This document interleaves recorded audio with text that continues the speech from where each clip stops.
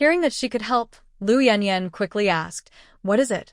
Xiao Sisi then mentioned little Lingzi, hoping they could teach her some etiquette of wealthy families and some embroidery skills, which she couldn't teach. Lu Yanyan replied, "You didn't need to mention it. Your mother and I were just planning to do that. We talked about it a few days ago and wanted you and Lingzi to spend a few hours each day learning. Thinking about learning etiquette and embroidery and possibly even music and arts." Xiao Sisi coughed lightly. "Mother, sister-in-law, I think I'll pass. There's too much to do at the estate." As she spoke, she made a face at Su Linfong, hoping he would help her speak. Su Linfong found it amusing, not expecting her to be afraid of anything. Seeing him still smiling, Xiao Sisi raised her eyebrows dangerously and shot him a fierce glare. Su Linfong quickly wiped the smile off his face and said, "Mother, I think Sisi should pass. She really has a lot on her plate, and I'll only be back for a few days before returning to the capital. She will have to handle everything at home." Su's mother did not agree with them this time. She had her own considerations. If one day they had to go to the capital, she did not want Shishi to be criticized for these matters. Xiao Shishi understood their concerns and finally agreed to study for an hour each night, while Xiaoling could learn more during the day when she had free time. Seeing her agreement, Su's mother smiled and nodded. "All right, you can study a little less. Let's serve dinner." The meal was very satisfying. The Su family's food had improved a lot, with meat, vegetables, and staple foods. Thanks to the profits from the southern village, everyone was becoming more financially comfortable, and life was getting better. After dinner, they each returned to their courtyards to rest. Su Linfong noticed Xiao Shishi walking quickly and called out to her from behind. She did not respond, and he thought she was upset because she didn't help him speak earlier, so he hurried to catch up. "Wife, are you angry? If you don't want to learn those things, I can talk to my mother and sister-in-law tomorrow. It doesn't matter whether you learn or not. You will always be my wife." Xiao Shishi came back to her senses, saw his worried expression, and smiled. "I'm not angry at all. Mother and sister-in-law are doing this for my own good. Learning now will help me avoid losses in the future. I also want a good reputation. I was just lost in thought about the textile industry. Can you help me analyze the court's policies to see if they are feasible?" She knew that the coastal pirates were rampant during the Southern Li dynasty, and the court had implemented a maritime ban. If they couldn't go to sea, the profits would be significantly lower, and competition within the country was fierce, risking conflicts over resources. After hearing a rough idea from Xiao Shishi, Su Linfong frowned in thought for a moment. "When my father and brothers were around, they often heard complaints about the surrounding strong nations. Back then, military salaries were delayed, indicating the national treasury situation was not optimistic. In recent years, there have been continuous natural disasters, and the treasury is likely even emptier now. Although the court has enforced the maritime ban for several years due to the pirates, I believe it won't be long before the court needs to reopen sea routes to earn money and replenish the treasury." Xiao Shishi narrowed her eyes. If that were the case, it would be a great opportunity. She understood that to prosper in an era, one must recognize trends and align with the court's policies to achieve great wealth. After hearing Su Linfong's thoughts, she was even more certain of her conclusion. The textile industry is not only feasible, but also has great potential. Su Linfong nodded slightly, feeling a bit concerned, "But will it be too hard for you?"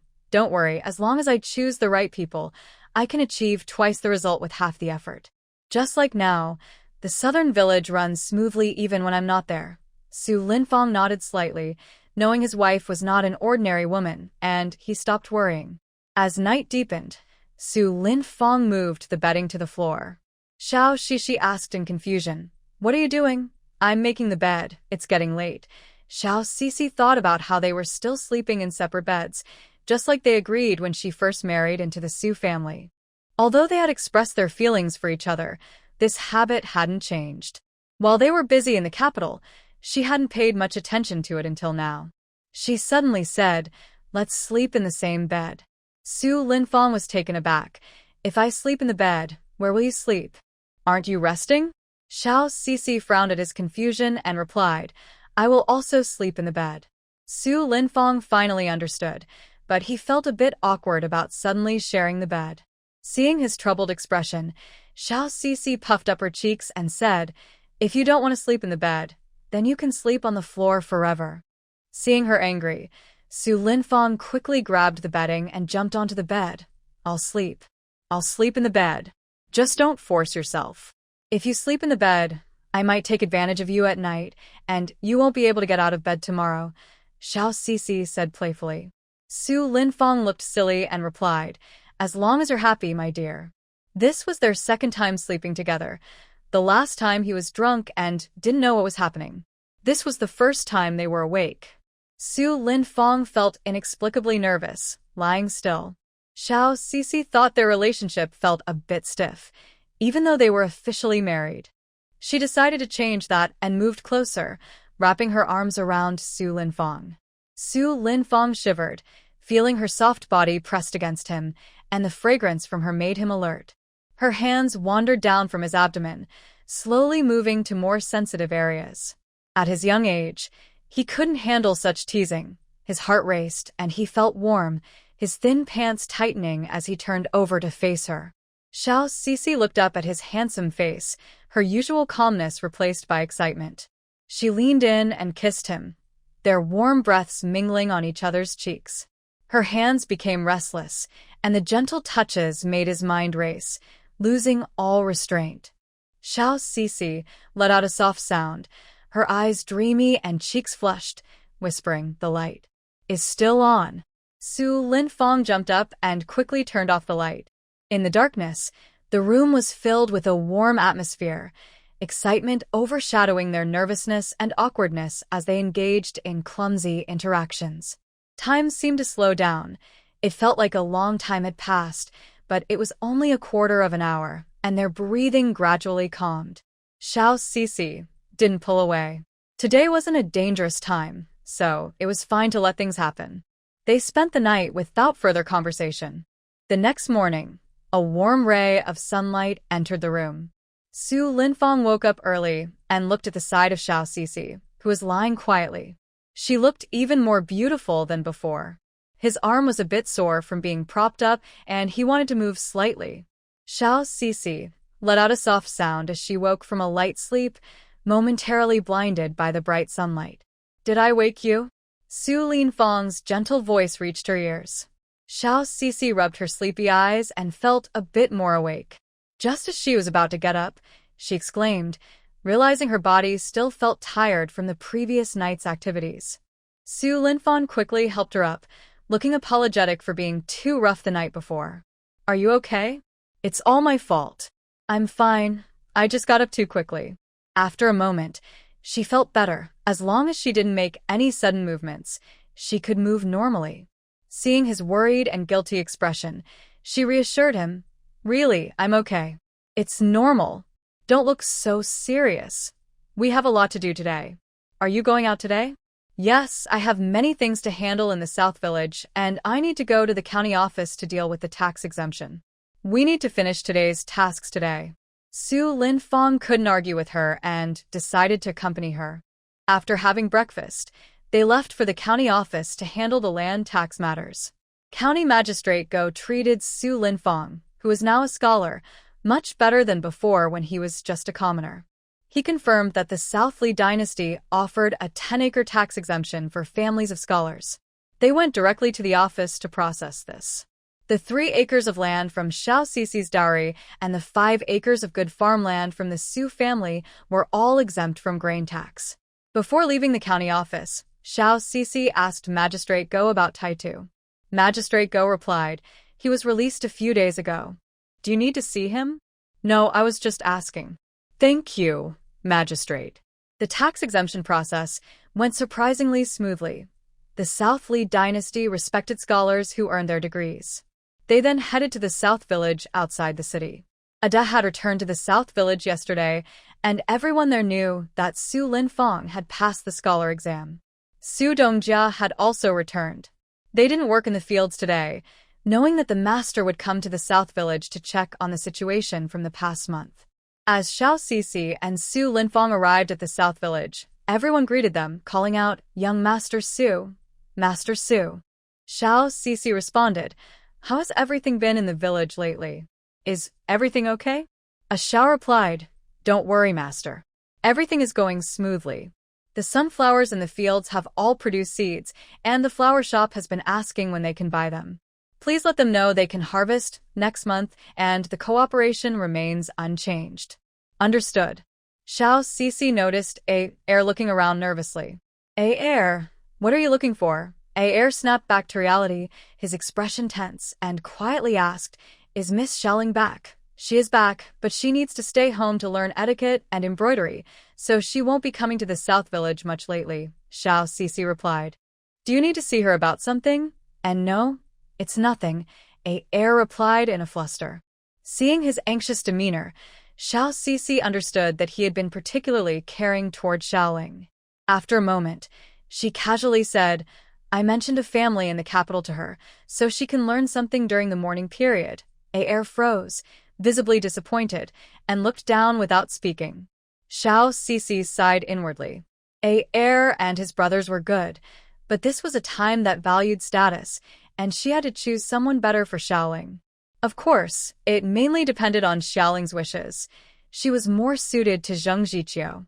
Xiao Sisi decided to let A Air face the truth sooner rather than later to avoid unnecessary worries. Putting that aside, she asked Old Gong, "Uncle Gong, how are the sows doing? Is there anything I need to know?" Old Gong replied, "We've completed the pairing of 20 sows, and there are clear signs of piglets. Once they are born, we might not have enough pens. Should I arrange for more pens or sell the unpaired boars?" She thought for a moment and asked, "Have the castrated boars been weighed?" "Yes, half of them are over 160 pounds, Old Gong answered. Xiao Sisi nodded slightly. "All right, let's start selling. Has anyone inquired about the price? What is the current market rate?" "The market is still 50 coins, but a couple of days ago, someone asked about the price. They said they needed mature boars for a big celebration in the capital and offered 1 silver coin per pound," Old Gong replied. Hearing such a good opportunity, Xiao Sisi became a bit cautious, as that price was double the market rate. "What did you tell them?" "Since you weren't here, I declined directly. They said they would wait for you at the inn in the county and that we could negotiate if it was a price issue. You did the right thing. These people are suspicious, offering such a high price. We need to be careful about their true intentions," Xiao Sisi said, frowning in thought. "Do they have any distinguishing features? Are they from the nearby county?" "No, they are a group of sharply dressed individuals in black cloaks, and they spoke with a northern accent." Su Lin's expression changed suddenly as he thought it might be the people from the night watch of the capital. He wondered if his exam in the city had been exposed, and if they were coming after him. Xiao Sisi noticed his concern and understood what he was worried about. Even if they were coming, it couldn't be that fast. To find out if they were here to cause trouble, they could just meet them. She then said, "Uncle Gong, please invite them over. If they are serious about buying at such a good price, we can sell to them." "Understood," Uncle Gong replied and immediately left to invite the group from the county. Su Lin snapped back to reality and couldn't help but say, "Sisi, I need to talk to you." The two stepped aside to speak privately. Su Lin looked tense and whispered, "Sisi, those people might be from the capital." Xiao Sisi saw the worry in his eyes, took his hand, and spoke more firmly. "Calm down. We've been in the city for half a month. Even if someone left the city to report to the capital, it would take more than half a month to come back. How could they have found us at Nanzhuang so soon?" Hearing her words and feeling the strength of her grip, Su Lin's chaotic thoughts began to settle. It seemed to make sense. Xiao Sisi paused and continued, "But just to be safe, you should meet them. I'll disguise myself as a man and see them. We'll know if they're friend or foe." Though Su Lin was worried, he also wanted to know if they were indeed after them, so he nodded, "Just be careful." Xiao Sisi acknowledged him and went to change into male clothing, asking him to go to the back and find a spot where he could see if he recognized anyone. Half an hour later, Old Gong arrived with a group of officials wearing black hats and straw sandals at Nanzhuang. Xiao Sisi sat in the main hall watching the visitors enter. These people wore straw sandals and walked steadily, showing they were skilled. Old Gong noticed Xiao Sisi's male disguise and paused for a moment, but thankfully the others were focused on Xiao Cici and didn't notice his reaction. He regained his composure and respectfully announced, "Master, the officials have arrived." Serve tea to the guests," Xiao Cici replied, lowering her voice to sound more masculine. The officials, hearing the voice that didn't match the boy's appearance, exchanged puzzled glances. The leading official said calmly, "Master, I believe your servant has informed you that we wish to buy the pigs you raise at 1 silver coin per pound." Xiao Cici shook her head before he finished speaking. "Sir, please don't rush.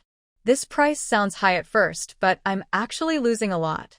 Normally, the price for a boar around the new year is 60 to 70 coins. By then, the boars in my pen would weigh at least 200 to 300 pounds, so it doesn't add up." The leading official frowned and spoke with a threatening tone. "Then name your price, but don't ask for too much. With your fierce look, how can I, a common person, dare to name a price? It's better if you offer one, and if I can accept it, I'll take a loss and sell it," Xiao Cici replied. The official in fine clothes looked dark, as he didn't see any fear on her face. Though he felt displeased, he had received strict orders to acquire a healthy boar and couldn't give up now that he found one in this small county. 2 coins. The people from Nanzhuang were shocked by this price, which was definitely lower than raising one until the new year. Just when everyone thought Xiao Cici would agree, she shook her head again and remained silent. She wanted to test these people. The other officials grew angry. "You little brat, you're getting too bold. Do you even know who we are? Don't ask for too much." Xiao Cici was not scared and replied firmly, "This boar is mine. No matter who you are, I won't sell it. Are you planning to take it by force? And what if we do?" The official stepped forward.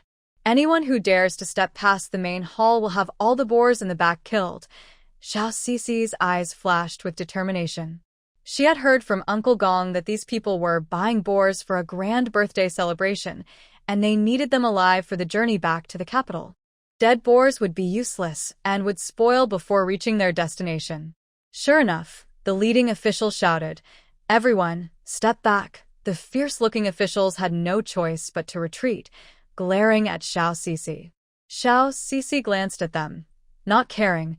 Their glares wouldn't take away her strength.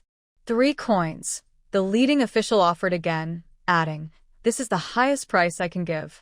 If it doesn't work, then forget it. This official misunderstands.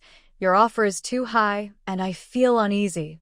You come from unknown origins, and if something happens after buying these boars from me, I would be in trouble. I can offer you 2 coins, but I need to know what you intend to do with them." "That's not too much to ask, is it?" After Xiao Cici finished speaking, the person across from her did not respond immediately. She wasn't in a hurry, letting the unfriendly officials drink tea. Everyone took a sip of tea to ease the atmosphere. The leading official in fine clothes said, "Someone in the capital is celebrating a big birthday and urgently needs strong pigs. We are just helping out and no, it's not much. We just want to earn a little money for our trouble." Xiao Cici noticed the other person's wandering gaze and clearly knew who was celebrating the birthday. With such a big event, it was easy to guess it was a close relative of the emperor. However, after a brief test, it was clear that these people were indeed here to buy pigs. "I see." Xiao Cici pretended to understand and nodded. "Since it's a joyful occasion, I naturally want to help. If you gentlemen are interested, I can sell them to you for 2 taels each." The leading official's gloomy expression softened when he heard that Xiao Cici was finally willing to sell. "Thank you very much." "Not at all," Xiao Cici casually replied. "By the way, I have 60 strong pigs available, each weighing around 160 pounds. Can you take them all?" The leading official thought Xiao Cici was worried they didn't have enough money, so he directly took out a banknote for 2,000 taels. "Don't worry, we'll take as many as you have." Seeing the shiny banknote, Xiao Cici smiled. "Then let's go to the backyard to take a look." Xiao Cici and Old Gong led them to the backyard, where the pigs were lively and well-groomed. "They are well taken care of. We'll take them all," said the leading official. Xiao Cici then instructed Old Gong and the others to start weighing them. In the end, they weighed a total of 9,900 pounds, averaging 165 pounds per pig. The other party directly gave Xiao Cici 2,000 taels, and he didn't need to return the remaining 20 taels as a gesture of thanks. Xiao Sisi accepted, without hesitation. If he had charged 3 taels, he would have made over 700 taels more, so he felt fine about taking the extra 20. Before long, they brought 10 large wooden carts to load the 60 pigs, leaving in the afternoon. After watching them leave, Xiao Sisi returned indoors, where Su Linfang came out from the inner room. They're gone? Yes, they went directly north on the official road, not back to the county town. Su Linfang pondered for a moment and said calmly, from the sound of their voices, they should be from the Ministry of Internal Affairs in the capital, responsible for royal matters. I suspected that, Xiao Sisi replied. With that sharp voice and no Adam's apple, they must be eunuchs from the palace. She then asked, can you guess whose birthday it is? Su Linfang thought for a moment. Considering the timing, it should be close to the Empress Dowager's 100th birthday, but that will be after the new year. The Empress Dowager? Xiao Sisi was a bit surprised. She had thought it would be someone from the royal family, but she didn't expect it to be the centennial celebration of Emperor Chongwu's mother. Suddenly remembering something, she asked, will there be a special county exam next year? Su Lin's expression changed. Thanks to Xiao Sisi's reminder, it seemed quite possible. The current emperor promotes governing the country with filial piety, and the Empress Dowager's 100th birthday will surely bring blessings to everyone, so it's very likely. Seeing Su Lin look serious, she knew he was putting pressure on himself again, so she playfully tapped his forehead. All right, no one knows about such uncertain matters. We can wait and see when the time comes. There's no need to worry unnecessarily. Besides, those people from the capital aren't looking for the Su family. You should relax. They might have already forgotten about you. Seeing her so optimistic, Su Lin didn't think too much about it. Overthinking was pointless. He nodded slightly. I'm glad to have you. Xiao Sisi smiled and waved the silver note in her hand. Of course. Finally, it's my turn to have some money. Nothing is happier than earning silver. Su Lin paused, feeling more relaxed, and joked, yes, from now on, my wife should take good care of me. Why wait for later? I'll take care of you now. As she spoke, Xiao Sisi took out 300 taels from the scattered 1,000 taels and handed it to him. Su Lin looked puzzled. Why are you giving me money? Don't you remember that you and your mother and sister each get a share from the South Village? We'll take 1,000 taels as profit and keep the other 1,000 for the textile business. Your mother and sister will also get their share just like now, Xiao Sisi explained. Before Su Lin could react, she had already pushed it into his hands, knowing he would likely refuse. You're going to study at the academy now, and you'll need money everywhere. I don't want people to look down on my husband. You should spend it, Xiao Sisi said. Also, your mother and sister need money too. They shouldn't live so tightly. Su Lin held the 300 taels, feeling their weight. He was touched and guilty, as if he had relied on her all this time. Seeing his troubled expression, Xiao Sisi laughed. All right, stop looking so serious. Giving you money isn't the same as borrowing. It's not like you owe me anything. This is a long-term investment. When you become a high official, it'll be your turn to take care of me. Su Lin stopped being stubborn and accepted it, secretly resolving to work harder at the academy. If there was a county exam next year, he would definitely pass. Xiao Sisi set aside the remaining 700 taels for her personal expenses and left the other 1,000 untouched for the textile business. Uncle Gong, please gather everyone. I have something to say, Xiao Sisi instructed. Old Gong then called the 3 brothers, Ada, Lu Shi, and sister Tai Tu, to the front yard. Boss, everyone is here, Xiao Sisi replied. Good. This time, we sold the public pig for such a good price thanks to everyone's hard work in Nanzhuang. Where there is effort, there is reward. Today, we will share the annual bonus based on everyone's hard work from the past 6 months. The 3 brothers, Ada, had been with Xiao Sisi the longest and had received a reward before, so they were not surprised. Old Gong and the others looked puzzled, not knowing what the annual bonus was. Xiao Sisi didn't explain much, saying that to make the horse run, it takes more than just words and goodwill. Everyone needs to live well. Although Uncle Gong hasn't been here long, He works hard and takes care of everything. The reason we could sell the public pig for such a good price is also thanks to him keeping the wealthy from the capital interested. He will receive a reward of 20 taels. The yard fell silent, and the three brothers were stunned. They thought they would receive a small amount of silver, not realizing it would be such a large sum. 20 taels is something most people wouldn't earn in a year without eating or drinking. Uncle Gong? Why are you just standing there? Come and get your silver. I won't bring it to you, Xiao Sisi said casually. Uncle Gong snapped back to reality, feeling a bit nervous. Boss, it's enough that you helped me when I was in trouble. This silver is too much. Since you call me boss, you should listen to me, Xiao Sisi said, pretending to be serious. Of course, I will listen to the boss. I will gratefully accept it, Uncle Gong replied as he took the heavy 20 taels, feeling very grateful and more determined to work for Nanzhuang for life. Ada, your trip to Xiaozhou to find a hoe was also done well, so you will receive 20 taels. Ada was surprised. His brothers A and A Xiao nudged him, and he quickly realized. Knowing the boss's character, he didn't refuse and simply said thank you as he accepted it. A Xiao, you both managed 10 acres of land well, even with a shortage of hands. The sunflowers have bloomed and produced seeds, so each of you will receive 15 taels. They exchanged glances, surprised at the amount. A Xiao, being lively, shouted, "Thank you, boss." A looked up, finally feeling a bit better after the troubles with Xiaoling, and quietly said, "Thank you, boss." Xiao Sisi nodded and handed them the silver, leaving her with 30 taels. She then turned to Lu Shi and Sister Tai too. Lu Shi looked much better than a few months ago when she had just left Mr. Huang's house. Although her skin was a bit darker, she had a smile on her face and a sparkle in her eyes. "Miss Lu, Sister Tai too." The two women's expressions tightened, and they replied in unison, "Yes, boss. Even though you have only been here for a short time, you have helped the southern village a lot, taking care of meals and working in the fields. I have heard from Uncle Gong and Xiao about your efforts."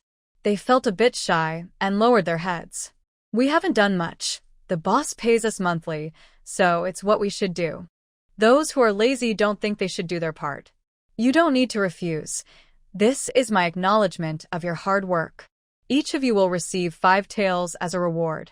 5 taels of silver was a huge amount for women like them, and they never expected to receive so much. "Boss, this." They wanted to decline. Xiao Sisi gestured for them to stop talking and handed them the silver. "Just accept it from the boss. You are alone, and one of you has children to support. You both need the money. Work hard in the future, and remember the boss's kindness. That is the best repayment," Uncle Gong advised from the side. Xiao Sisi looked at Uncle Gong again. He really knew how to express what needed to be said. Xiao Lu no longer hesitated and took the silver. Her parents had sold her for 5 taels to a man named Huang. She never expected to receive 5 taels today and couldn't help but cry. Sister Tai did not take the silver. Instead, she knelt down before Xiao Sisi. "Boss, I don't want the silver. Can I ask you for a favor?" "What is it?" Xiao Sisi asked. Sister Tai wiped her tears and said softly, "My husband, Tai Tu, whom you have met, just got out of prison a few days ago." "I know. Please continue." "He had a bad reputation before, and now that he has been in prison, no one will hire him. I know it's a lot to ask, but could you let him help at the southern village? I promise he won't cause any trouble. If he does, I will take my son and end our lives." Sister Tai spoke with strong emotions. Xiao Sisi didn't answer immediately. She handed her the 5 taels and helped her up. Sister Tai thought this meant rejection and lowered her head. "Boss, I'm sorry. I'm asking too much. Why are you crying with your head down? I was already thinking of letting him help at the village. He went to prison because of my plan, so let him come tomorrow." As Xiao Sisi spoke, her light clothing fluttered in the breeze, her gaze gentle, and a soft smile on her lips. Sister Tai was stunned, looking at her with teary eyes, as if she were a fairy from a story her elders told her as a child. If there were real fairies in the world, they would be like the boss. Everyone couldn't help but think that this was the best employer in the world. Su Linfong watched their reactions with caution, Her wife was certainly the best, and no one should try to compete with her. After distributing the silver, Xiao Sisi accepted the 5 taels from Sister Ironhead. She still had 20 taels left and said, "This remaining 20 taels was meant to improve everyone's meals, but I want to set it aside for Uncle Wang. Do you all agree?" The 3 brothers, Ada, immediately replied, "Of course, that's fine. If it's not enough for the 3 of us, we can contribute more." Although Old Gong had never met Uncle Wang, he had heard about the previous events in the southern village from Ayer, so he had no objections. The employer still remembered the elder who sacrificed for the southern village, which encouraged them. Improving meals could be funded by the employer's rewards. Lu and Sister Ironhead didn't know who Uncle Wang was, but everyone else had no objections, and they were even more supportive. Seeing their thoughtfulness, Xiao Sisi felt very touched. She took out an extra 10 taels from her own money and gave it to Old Gong, saying, "There's no reason for Uncle Gong to spend his silver. This 10 taels will be used for meal improvements, and just keep track of the accounts for selling the public pigs and the rewards." Uncle Gong agreed and replied, "The southern village still has over 40 taels in the account. With this 10 taels, there will be over 50 taels, enough for expenses and monthly payments until the end of the year. Last time, we had over 30,000 pounds, and there are still over 20,000 left, which can be used until next year." Xiao Sisi acknowledged with a sound, and then went to check on the sows in the backyard. Currently, there were still 40 pigs left in the backyard, and they had completed mating, just waiting for the sows to give birth in a few months. After checking the sows and seeing their bellies were swollen, she estimated it had been over a month. She arranged for the male pigs to be moved to the empty pens to avoid affecting the sows' breeding. After selling 60 male pigs, the southern village was no longer as short-staffed. Considering this, Old Gong proactively asked, "Employer, if Ironhead comes to the southern village, what task should he do?" Xiao Sisi felt a bit pleased that he could think ahead about this matter, proving that letting Old Gong manage the southern village was the right choice. She replied, "In a few days, the sunflowers in the backyard will be ready for harvest. We need to clear that land to expand the pens. Sows have 2 litters a year, and in 6 months, the current pens will definitely not be enough, so we need to build new ones in advance. Once the new piglets arrive, the farm will need at least 3 workers, and 2 will be needed for 10 acres. Once we have enough hands, you can focus mainly on the accounts and managing the southern village, without needing to spend energy on raising pigs." Gong Lao also thought about expanding the area. Hearing her say this, he immediately replied, "Don't worry, I understand." As it got darker, Xiao Sisi reminded Sister Taitu to take Taitu to the village tomorrow before heading back to the county town with Su Linfong while there was still some light. Once they arrived at the old house, Peng Mama was already waiting at the door. When she saw them return, she came forward. "Second young mistress, the madam said you should hurry to her courtyard to study." Xiao Sisi felt a bit bitter, almost forgetting about this. She looked at Su Linfong for help. Su Linfong cleared his throat and said, "I need to go back to my room to study. Call me for dinner when you're done." He didn't dare look at Xiao Sisi and quickly left. Seeing him run away so fast, Xiao Sisi felt helpless. There was no escaping it. She had to study. With her strong arms and legs, learning embroidery felt like a challenge, as if she were trying to learn something very delicate. Her mind understood, but her hands struggled. From Su Mu's courtyard, occasional sounds of discomfort could be heard. Xiao Sisi pricked her finger, and tears welled up, making her want to quit. Su Mu and Sister Su felt sorry for her, but insisted she learn the etiquette of young ladies from wealthy families in the capital. Little Lingzi joined her in learning. They started to practice walking and sitting properly, little by little. Watching Su Mu and Sister Su do this before, it didn't seem so hard, but now that it was her turn, every movement felt exhausting. Xiao Sisi was drenched in sweat. She had never learned these things before, and never realized walking could be so tiring, even more than working in the fields. Lu Yanyan encouraged her.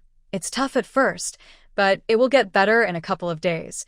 An hour felt like a century for Xiao Sisi, but finally, she heard Su Mu's voice signaling the end. Su Mu said calmly, That's enough for today. You can go back and eat. Xiao Sisi sighed in relief, glad it was over. She took a step forward and felt pain below, realizing it was from the issue left over from last night. Seeing her stop, Lu Yanyan hurried over, looking worried. Sisi, did you hurt yourself? It was hard to say, so Xiao Sisi took a breath and replied, Don't worry, I'm fine. I just need to rest a bit tonight. Little Ling helped me back to the east courtyard and you can eat with me there. Little Lingzi agreed and helped her back. When Su Linfang saw Xiao Sisi being supported back, he rushed over, looking anxious. What happened? Did you get hurt? Xiao Sisi glared at him. It was all his fault from last night, and he had just slipped away. Su Linfang touched his nose and helped her sit at the table. I'll go tell mother that studying shouldn't be practiced like this. What if you get hurt? Just as he was about to leave, Xiao Sisi called out to him, Don't go.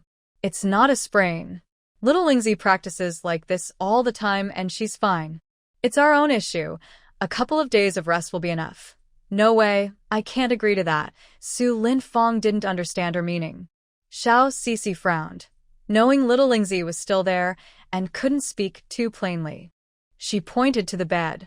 Su Linfang realized, his face turned red, and his tone softened.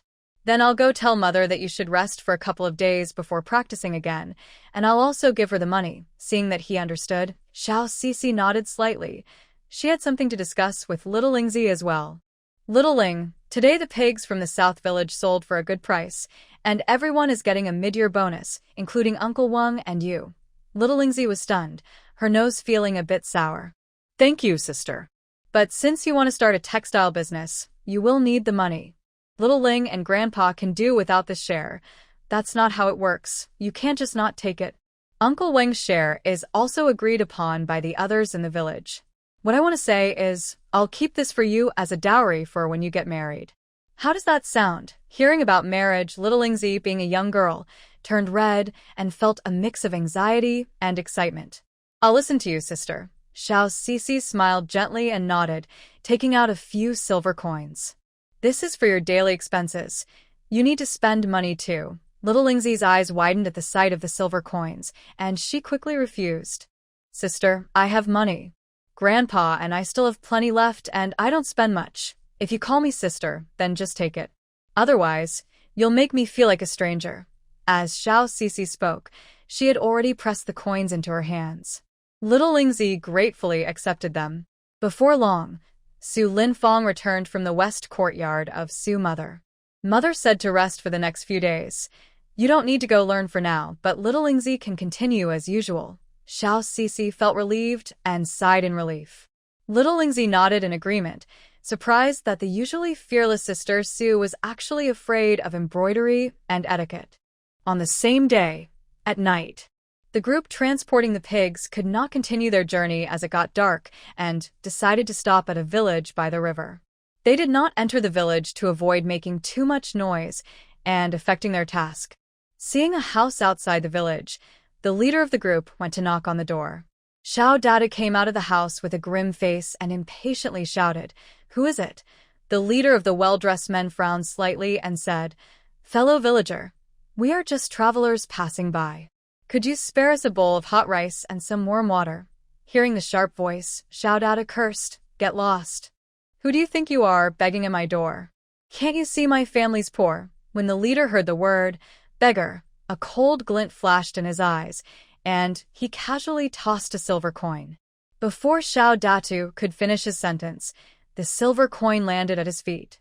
He quickly picked it up, a smile spreading across his face, and his earlier impatience vanished, replaced by clear greed. Sir, you dropped this. Get some simple food ready for my brothers, and this will be yours. Xiao Dada's eyes widened, and he hurriedly called out to Xiao Qinshi, Wife, hurry and cook the leftover rice. We have important guests. Xiao Qinshi, with messy hair and looking like she had just finished a fight, angrily said, You foolish man, you're thinking about that little rice we have left? What kind of friends? She didn't finish, as Xiao Dada rushed back inside to get the silver coin. Xiao Qinshi immediately shut her mouth, her eyes wide. Where did this come from? A generous guest gave it to me. Hurry and cook something. Don't keep them waiting. Xiao Qinsher quickly snatched the coin and ran off to prepare food, while Xiao Data led the guests into their home, grabbing a broken bowl to pour water. The house is small. I hope our guests don't mind. The leader of the well-dressed men looked at him with disdain, but didn't respond. When Xiao Qi arrived in the front room and heard the voices of outsiders, he looked tired and worn out. He had been studying at the Su family academy, but after the main house fell into decline, everyone not from the Su family was expelled from the academy, leaving him with no hope of studying and causing him to give up at home. Seeing his son in the front room, Xiao Data quickly approached. Qi, hurry and greet our guests. Xiao Qi noticed the guest's attire, and his weary expression brightened a little as he respectfully bowed. I am Xiao Qi. Pleased to meet you. Well, you seem sharper than your parents, the leader of the well-dressed men casually remarked. Xiao Qi, hearing the sharp voice, froze for a moment, instinctively showing disdain, and his respectful demeanor faded.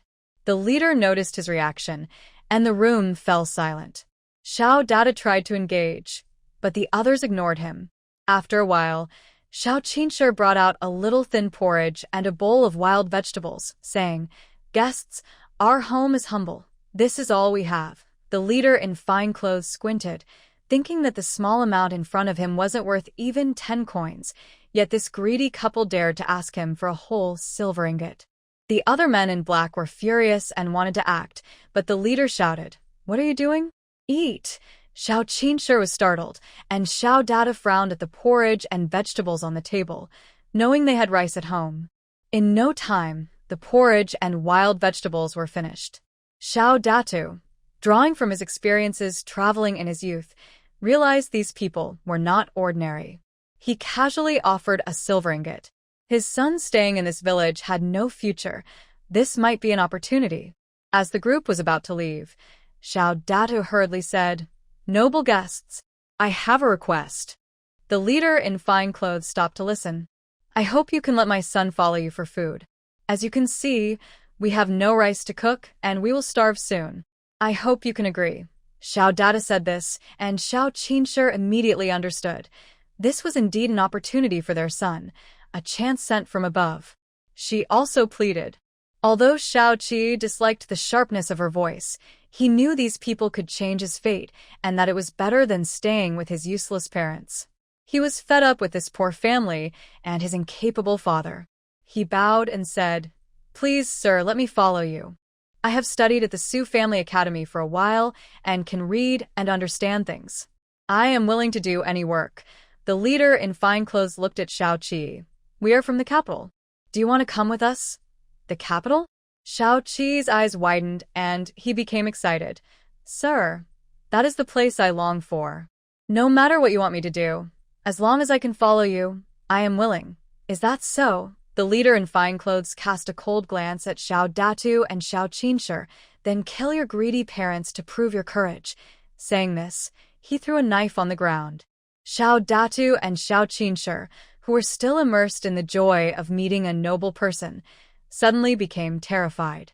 Xiao Qi hesitated for a moment, then picked up the knife with a fierce expression. Qi, what are you doing? We are your parents. Xiao Data shouted angrily and tried to hit Xiao Qi, but a man in black kicked him to the ground, making him cry out in pain. Xiao Qinsher was so scared that she knelt down and quickly took out the silver ingot. Sir, spare me and my child. Here is the silver for you. We also have rice and meat at home.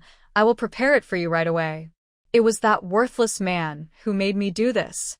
If you want to kill someone, kill him. Xiao Daitu angrily raised his head, his face turning pale with rage as he heard the words, You wretched person. Is this what you're willing to do? The leader in fine clothes noticed Xiao Qi standing still in shock and turned to leave. Even if he left, he wouldn't spare this family. Xiao Qi shouted and struck at Xiao Qin, blood splattering across his face. His hands trembled, filled with fear and anger. Xiao Qin fell down in pain, fear, regret, and disbelief, the smell of blood filling the entire room. Xiao Daitu wet his pants in fright and, ignoring the pain, tried to crawl away. Xiao Qi rushed over, stabbing him in the heart, his face numb, as if he weren't killing a person, not even his own parents. In his last moments, Xiao Daitu suddenly thought of his eldest daughter, Xiao Sisi, tears inexplicably falling from his eyes. Was it regret? Guilt? He didn't know.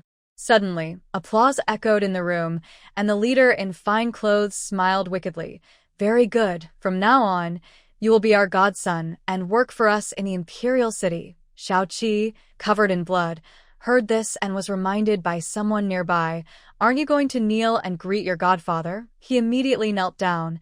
Greetings, godfather. Good. Cold-blooded enough, ruthless enough, heartless enough. That night, a great fire burned down the Xiao family's thatched house. The next morning, Xiao Sisi went to the southern village. Su Linfang was supposed to accompany her, but she asked him to do something else. Visit Kai Linsheng, who had previously vouched for him in the county exam, to express her gratitude. Su Linfang almost overlooked this matter. As a new scholar, he should indeed pay a visit. As soon as Xiao Sisi arrived at the southern village, Sister Taitu brought in a dejected Taitu. Seeing his gloomy face and lowered head, Xiao Sisi said lightly, "What's wrong? Are you too ashamed to face anyone?"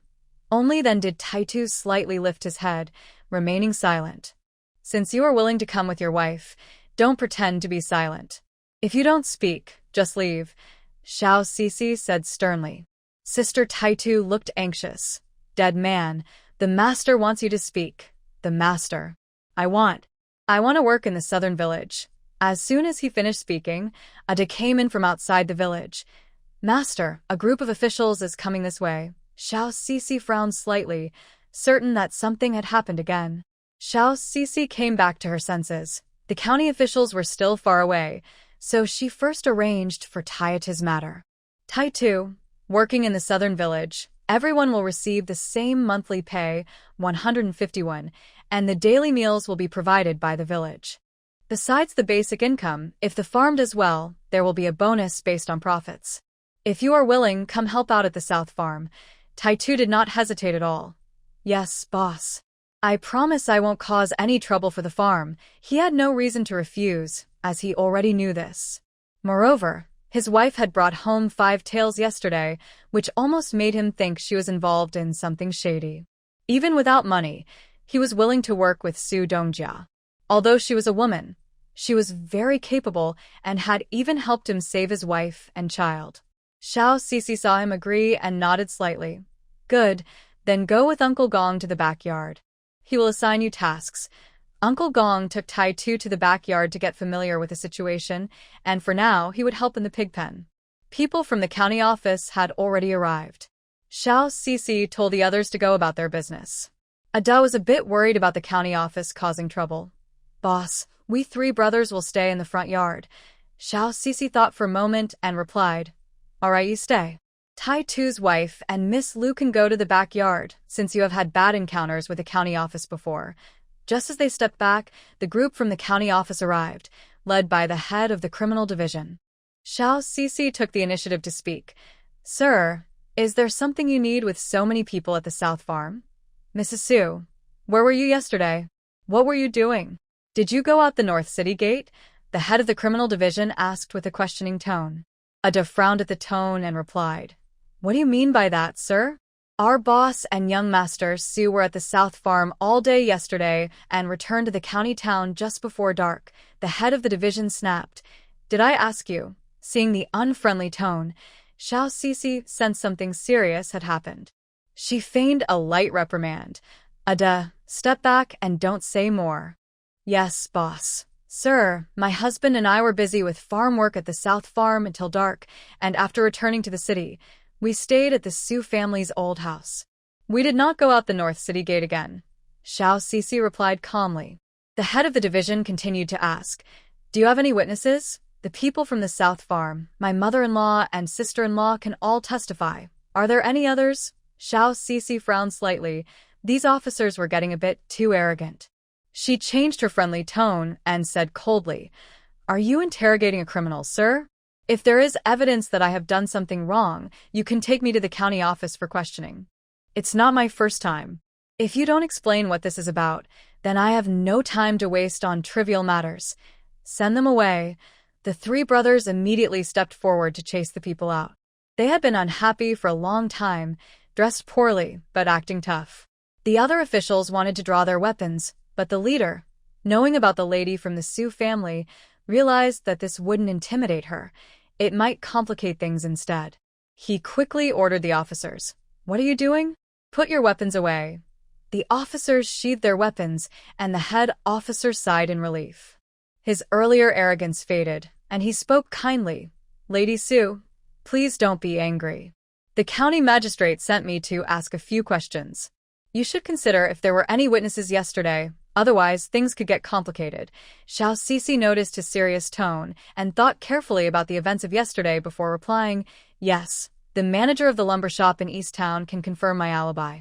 Yesterday, I sold a batch of pigs, and he helped deliver the large wooden box for them. I was there for 2 hours. On my way back to the city in the evening, I stopped by the pastry shop to buy some snacks, which should also serve as proof." The head officer signaled 2 of his subordinates to verify Xiao Sisi's statement. Xiao Sisi didn't invite them into her home or offer them water. She just stood outside, creating a tense atmosphere. The officials understood they were not welcome and felt hesitant to ask for water. Half an hour later, the 2 officers returned to the southern village and reported to the head officer. "Sir, it matches what Lady Su said. Both managers can confirm her story." The head officer finally relaxed and said, "Then we can rule out any suspicion against the lady from the Su family and the southern village." Xiao Sisi followed up with his words, "Sir, what exactly happened? Why is there such a big commotion?" The head officer, now certain she was not a suspect, revealed, "Xiao Datu and Xiao Qinshi died last night in a fire at their thatched house. The bodies were burned beyond recognition. The coroner said they were first injured by a weapon and did not die accidentally in the fire." Xiao Sisi was taken aback. No wonder the officials came to question her. Many knew about her poor relationship with her stepmother and father, so it was normal for them to suspect her. Seeing their reactions, the head officer continued, "Lady Su, do you remember the last time you saw them?" Xiao Sisi snapped back to reality, feeling no sadness. Their emotional ties had long been severed. If they had died, she doubted she would feel sorrow, and might even feel relieved. She collected her thoughts and replied, "It should have been a few months ago, just a few days after the former magistrate was taken away. They came to ask me to save Schalmeyer. As a woman, I had no power to help, so I refused, and I haven't seen them since." The head officer nodded. "Understood. We need to trouble Lady Su to come with us to the village to identify the bodies." Xiao Sisi agreed, curious to see how they had died. They were just 2 ordinary people. Who would go to such lengths to kill them?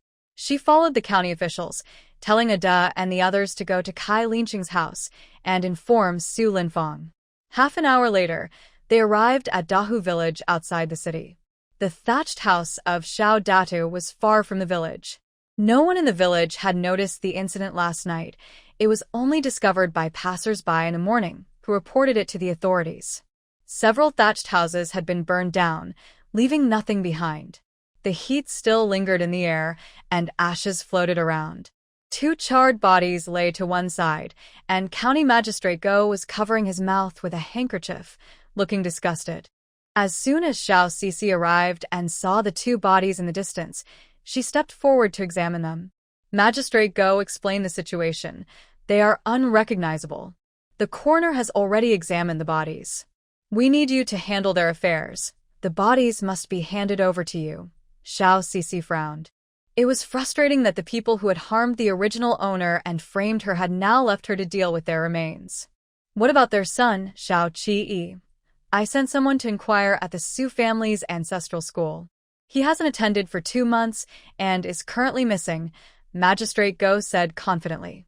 "I have determined that he killed his parents over a small matter and then set fire to the thatched house. The office will issue a capture warrant today." Xiao Sisi disagreed with his conclusion. The Xiao family didn't have such sharp weapons.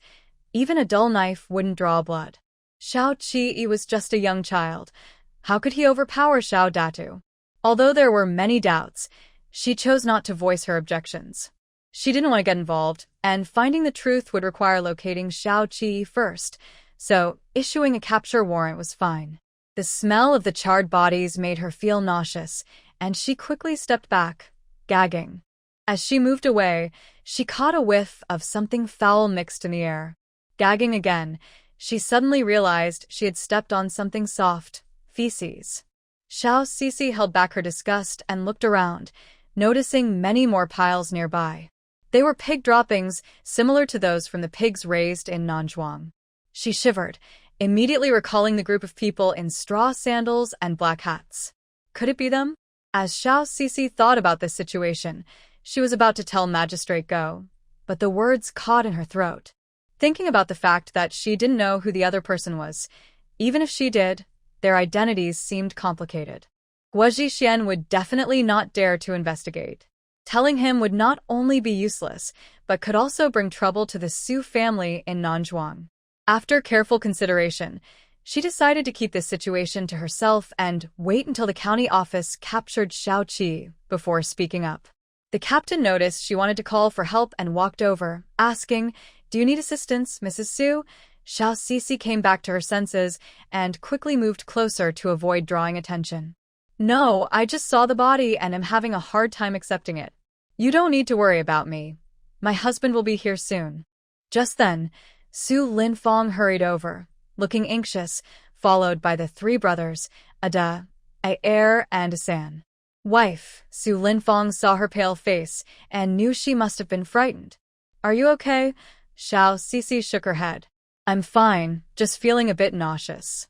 I'll be alright soon." Su Linfong's worry didn't fade with her words as he glanced at the ashes in the distance, frowning slightly. "On the way here, Ada told me a bit about the situation." "What's going on now?" Xiao Sisi's color improved slightly as she replied helplessly, "They are gone and Xiao Qi is missing. The county office plans to issue a search warrant to find him. Also, I need to handle the arrangements for those two people." Su Linfong's frown deepened. He clearly remembered the first time he accompanied Xiao Sisi back to her family and how the Xiao family had caused her so much trouble, almost leading to her death in prison. Now, she had to help with their arrangements after their tragic deaths. He knew that Sisi would be very unwilling, but in Nali Chao, filial piety was paramount. Ignoring it would surely bring criticism, and they would never find peace. There was even a chance that someone might make a big deal out of it, leading to imprisonment. However, he was even more reluctant to let Xiao Sisi deal with the two charred bodies. He said softly, "Leave this to me. You don't need to worry about their arrangements." Xiao Sisi initially wanted to insist on not getting involved, but then she remembered that Su Linfong was preparing for the imperial examination and didn't want to affect him. So she nodded. "Okay, thank you. Just burying them is enough. No ceremonies or tombstones are needed."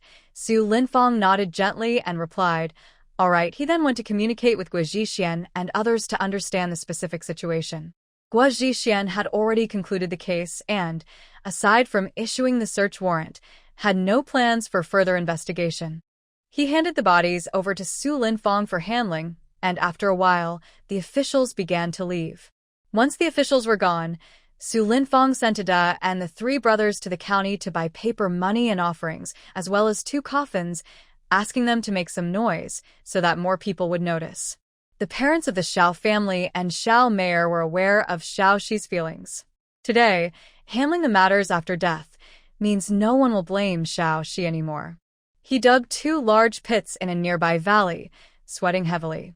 Xiao Xi wanted to help, but Su Linfong stopped her, saying it was better for fewer people to get involved. Xiao Xi rarely listened but quietly sat at a distance, watching with gentle eyes. In the afternoon, Ada and the others sent 2 coffins for burial. He held back his discomfort as he placed the 2 bodies in the coffins and buried them separately, fulfilling his duty to Xiao Xi. They worked until it got dark and finally finished 2 mounds. Xiao Xi looked at the 2 unmarked graves with a calm expression. Initially, she didn't want to light incense, but a deep-seated thought from the original owner made her do it anyway. She hoped all grievances would dissipate with the burning incense, feeling no emotional turmoil, as they were just familiar strangers to her. They returned to the county town before the city gates closed. Xiao Xi and Su Linfong went back to the old house and told Su's mother about the day's events. Sue's mother sighed, realizing that in life, no one would hold grudges against the dead. She felt relieved that Su Linfong and Xiao Shi could set aside past grievances to give the deceased peace, seeing them as kind and generous children. This event only stirred feelings within everyone but did not cause any uproar, and no one criticized their actions. By the third day, Xiaoxi moved on and began preparing for Su Linfong's school supplies, including several new outfits, stationery, daily necessities, and boots. Su Linfong accompanied her to shop, filling a small cart as if he wouldn't return for years. Seeing her excited demeanor, he didn't want to spoil her mood. Each item held Xiaoxi's care for him. Xiaoxi planned to buy him a bamboo cup to remind him to drink more water and wanted to surprise him by letting him choose something else. She entered a bamboo shop and immediately spotted a bamboo cup carved with a beautiful white bear, panda. "How much for this?" she asked. "This white bear bamboo cup costs 50 copper coins." "Okay, I'll take it." She took out a silver coin, but the shopkeeper had no change, so she set the cup aside and went to find Su Linfong for change. Being a little wealthy, she didn't carry many copper coins. After getting the 50 copper coins from Su Linfong and returning to the bamboo shop, she saw the cup she wanted in the hands of two men. She frowned slightly. "Shopkeeper, what's going on?"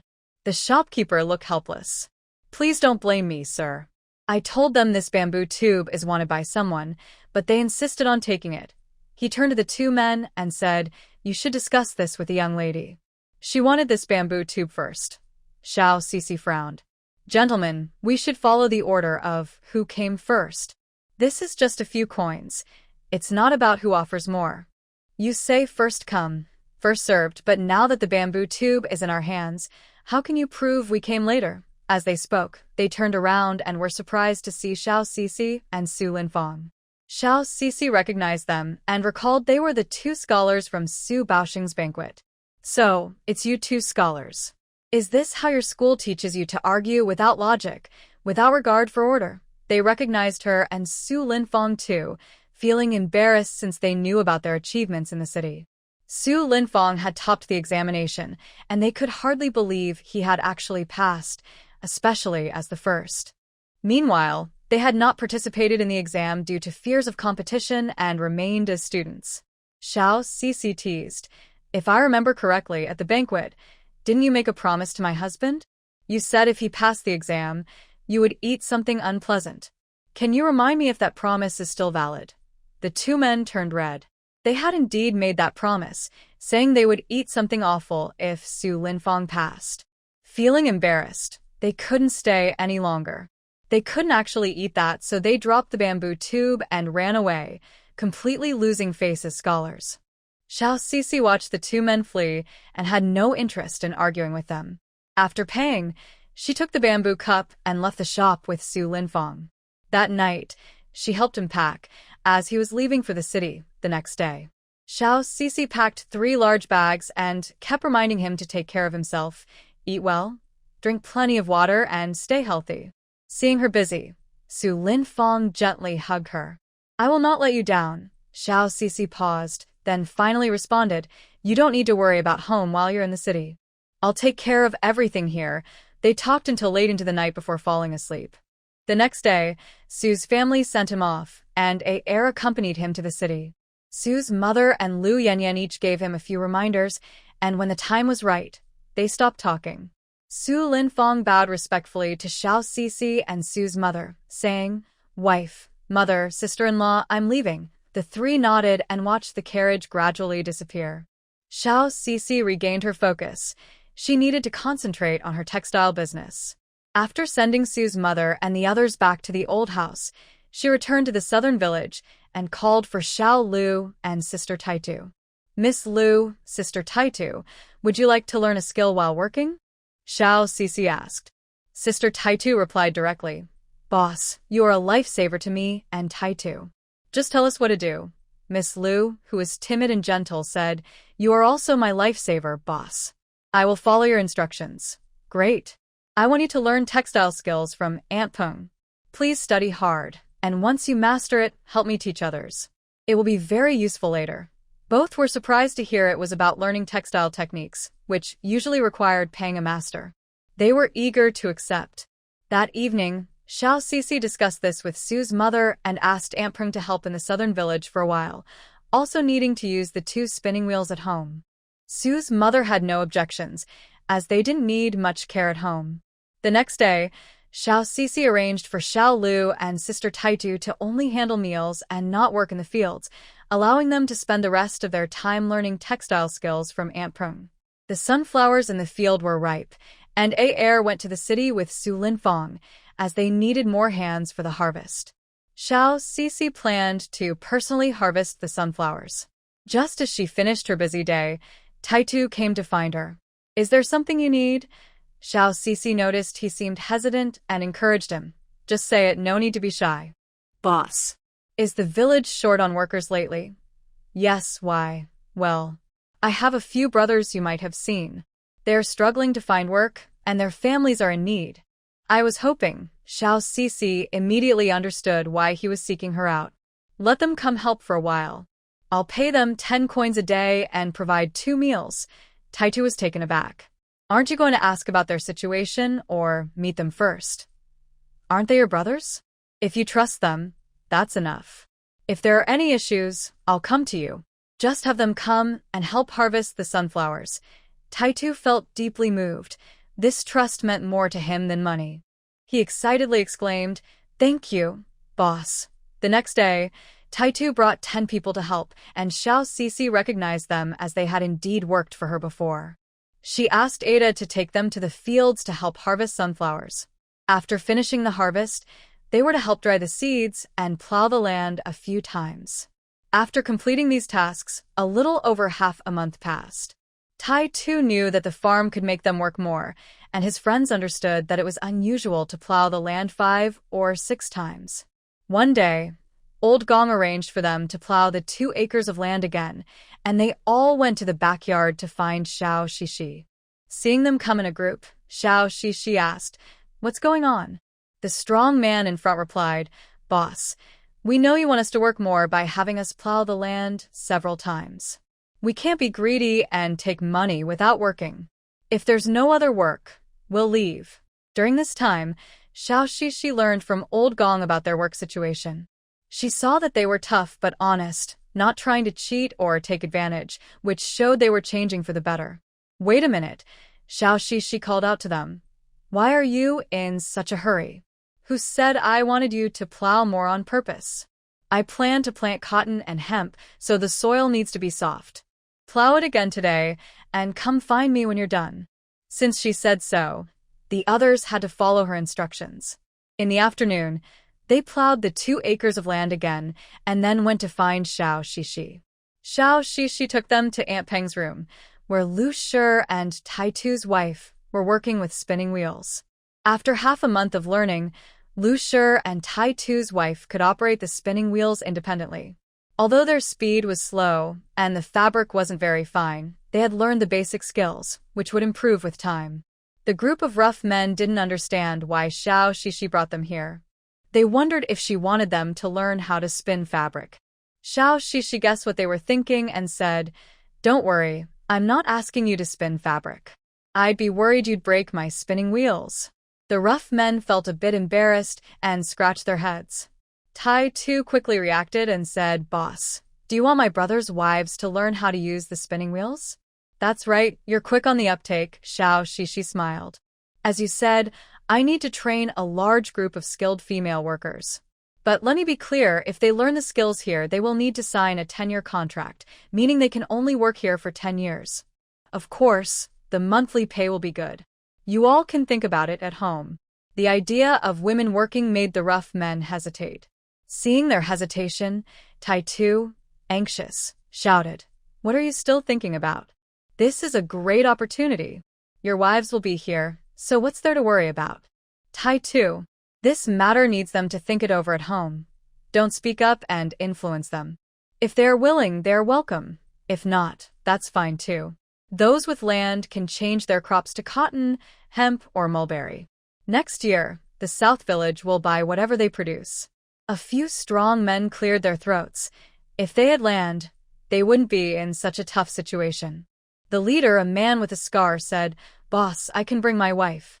She'll do well under your guidance, not just for 10 years, but even 30 years, as long as you want her." With him leading, others quickly agreed.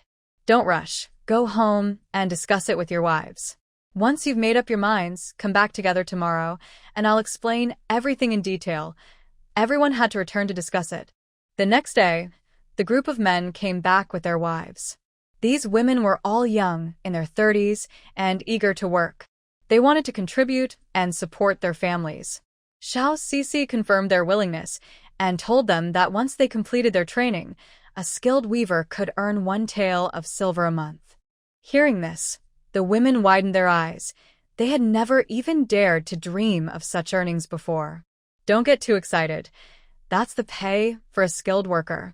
For now, while you're learning, you will receive materials from the South Village, and you can keep the fabric you weave. All right, those who are willing can sign a 10-year contract.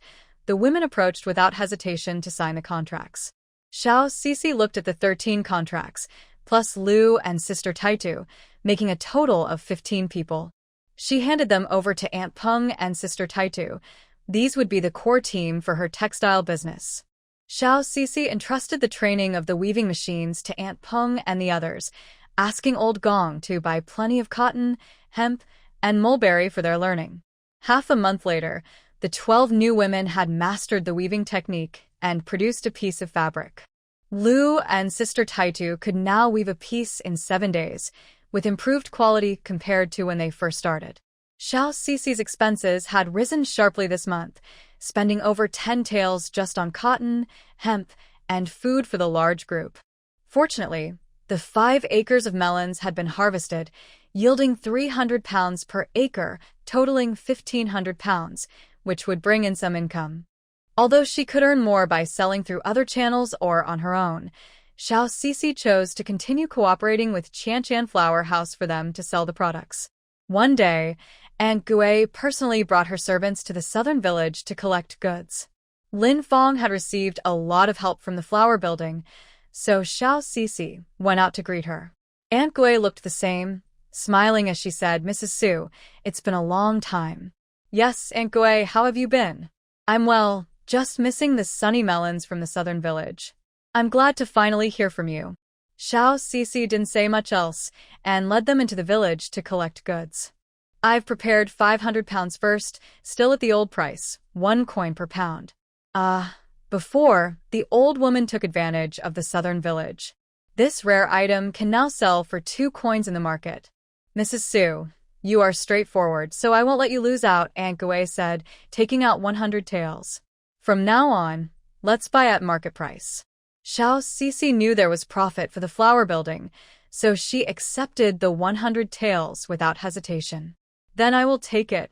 Aunt Gui took 2 carts of roasted seeds and left. After sending her off, Xiao Sisi stored the remaining 1,000 pounds, waiting to send more when she needed it. She taught the roasting technique to a Xiao, who had previously been in charge of the seed field. From now on, this task would be his responsibility. With some free time, Xiao Sisi thought of Su Linfang. It had been over a month since he left the county town, and she wondered how he was doing. In the capital city, at Xiaofu Academy, Su Linfang had participated in the entrance ceremony half a month ago.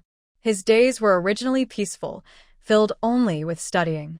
Suddenly, one day, news spread in the academy about his cheating during the entrance exam, causing the head of Xiaofu Academy to be imprisoned. He became a target of criticism among everyone. After the hearing, on his way back to his room, he heard a shout from behind. "Stop!" Su Linfang halted and saw a buck-toothed man leading a few others. It was clear they meant trouble. He asked in a deep voice, "What do you want?" "You are the one involved in the entrance exam case, Su Linfang, right?" the buck-toothed man asked, already knowing the answer. Su Linfang replied, "Don't you already know? It's unnecessary to ask." The buck-toothed man paused, then sneered, "So you are a troublemaker. I entered the academy 3 years before you, and you dare to disrespect the rules. Does how long you've been in school matter to me?" Su Linfang replied in a tone similar to Xiao Sisi's, "Since you've been here for 3 years, You should have taken the local exam. If you're still in the academy, you must not have made the list. If I were you, I would study hard at night instead of blocking others' paths. Their argument attracted the attention of passing students. The buck-toothed man was stunned, not expecting this weak scholar to be so sharp-tongued. Feeling embarrassed, he became angry. Sharp-tongued, you harmed the headmaster and still have the nerve to come to Xiaofu Academy. You should leave. The academy does not welcome cheaters. Isn't that right, everyone? The buck-toothed boy said this, hoping the students around him would agree, but no one spoke up, watching him coldly. They all understood the situation. They were not simple townsfolk easily fooled by a few words. Suddenly, a girl's voice came from the crowd. Duan Xiaoya, how can you say that? If it weren't for your father, the former headmaster, would you even be studying here? The former headmaster harmed Su Xingyuan and is now facing the consequences. If you have a problem, go talk to Lord Qi about it. The girl and a few classmates stepped forward. Duan Xiaoya frowned at them. Miss Wang, are you also sticking your nose into this? Be careful. Your father, the new headmaster, might also be harmed by this person. Wang Jing scoffed. Don't worry about me. You should take care of yourself. If you fail the next provincial exam, don't think you can keep hanging around the academy. Miss Wang's words reflect our feelings too. The academy is already short on dorm space. We can't let some unqualified people take up space. Seeing they were in the majority, Duan Xiaoya left angrily. Wang Jing, lively as ever, made a face at Duan Xiaoya and then smiled. I am the daughter of Headmaster Wang. This is Bai En and this is Zhou Xian, the nephew of Governor Zhou. Su Linfeng slightly bowed to them. Thank you for speaking up for me. I am Su Linfeng. We were just about to go home for tea and poetry. Would you like to join us, young Master Su? We have excellent tea, and my father has praised your writing. Wang Jing invited Su Linfeng, her eyes clearly showing admiration. Su Linfeng politely declined. Thank you for your kindness, Miss Wang, but my mother has advised me not to drink tea in the afternoon, so I will pass. Learning to refuse romantic advances is a basic trust in a marriage. It was important for Xiao Cici to know he was focused on his studies and not spending time with other girls. Wang Jing looked surprised. You are already married. Su Linfeng simply replied with a soft, yes, and then took his leave. Wang Jing showed her disappointment. It was rare to meet someone so refined and talented, yet he was already married. Miss Wang, if he doesn't appreciate your company, let's go ourselves, Bai En said calmly, his affection for Wang Jing evident in his eyes.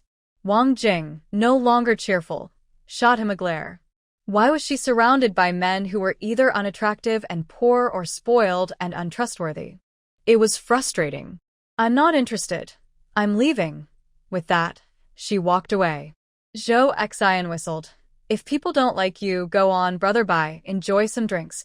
Xiao Cici snapped back to reality from her thoughts.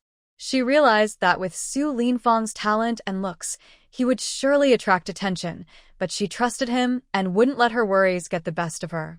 The next day, she planned to check the nearby land to see if she could find some cheap plots to grow cotton and mulberry. Growing cotton and mulberry wasn't cheap, so it was better to grow them herself. Unexpectedly, after a clear day, a heavy rainstorm hit at night, with thunder and lightning.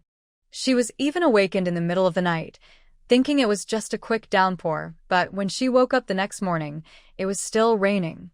Xiao Cici got up and looked at the heavy rain outside. It seemed like the rain had waited a few days to come. She had just harvested the sunflowers, or else they would have been ruined. She looked worried. Autumn rains could be fierce and lead to floods. She hoped this wouldn't cause any flooding.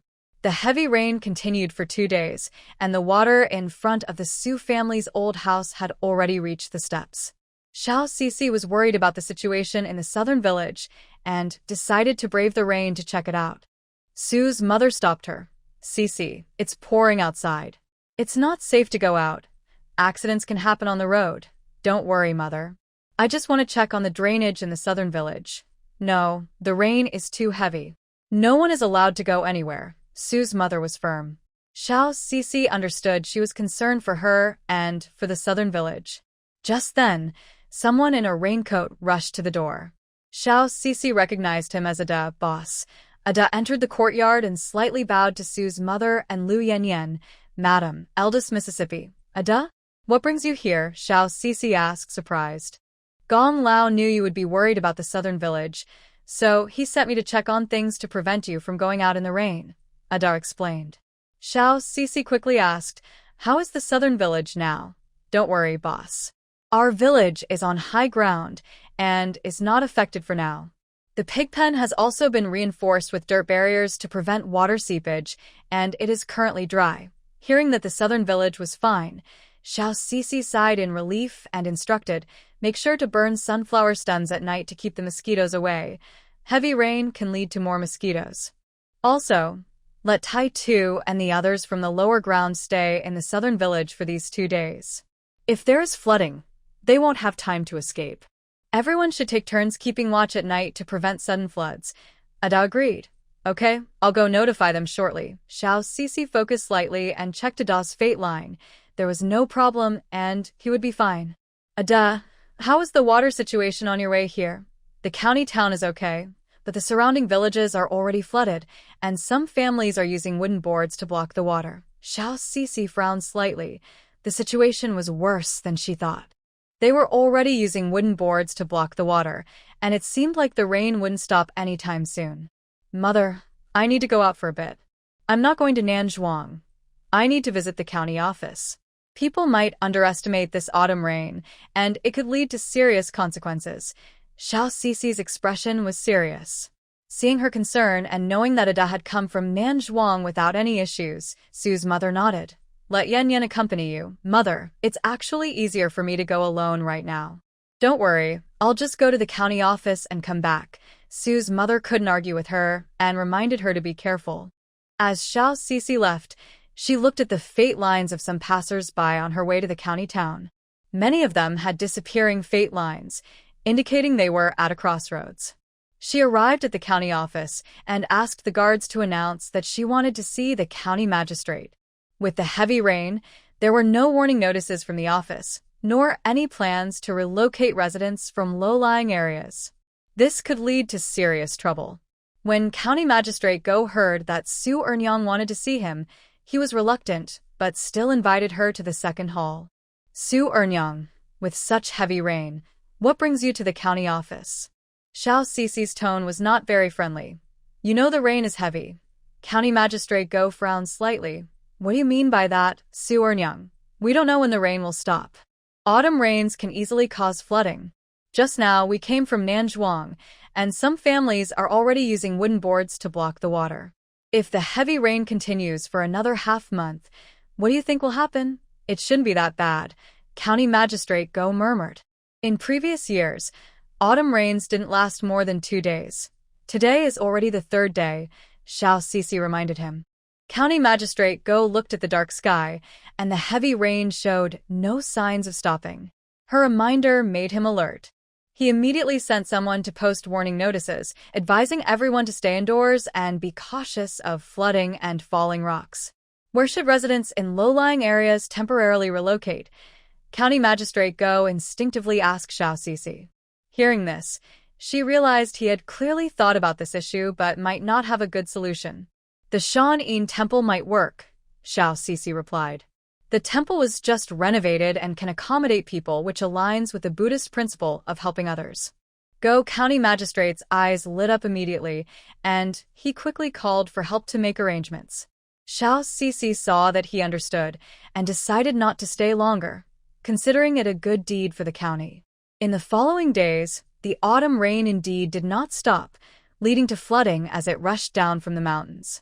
Fortunately, due to earlier evacuations, no one suffered, but the crops that were 2 months away from harvest were all destroyed. After half a month of rain, it finally stopped. As soon as the rain ceased, many families knelt in their fields, holding their ruined crops and crying loudly. Oh heavens! Oh divine spirits! It's over. This year is ruined. As Xiao Sisi passed by these areas and heard the heartbreaking wails, she felt a twinge of sadness. Farmers have always relied on the weather for their livelihood, working hard all their lives, yet misfortune often strikes the poor.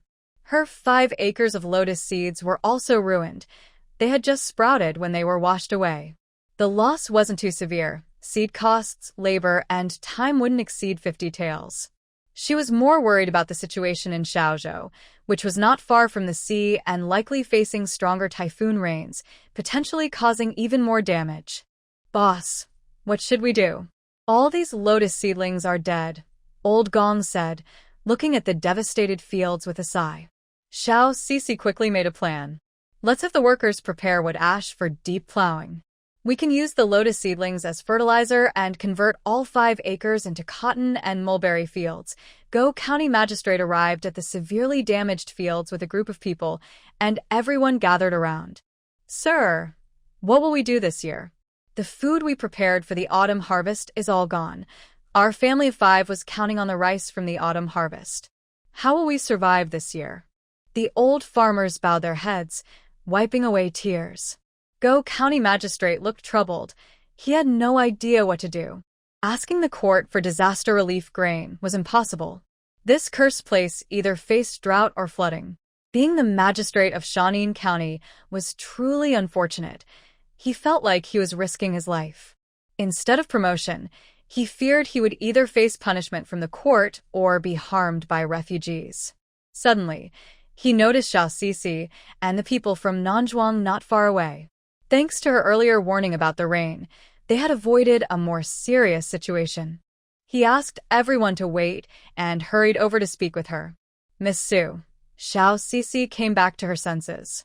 "This humble woman greets the county magistrate." No need for formalities," Go County Magistrate said kindly, without the arrogance of previous magistrates.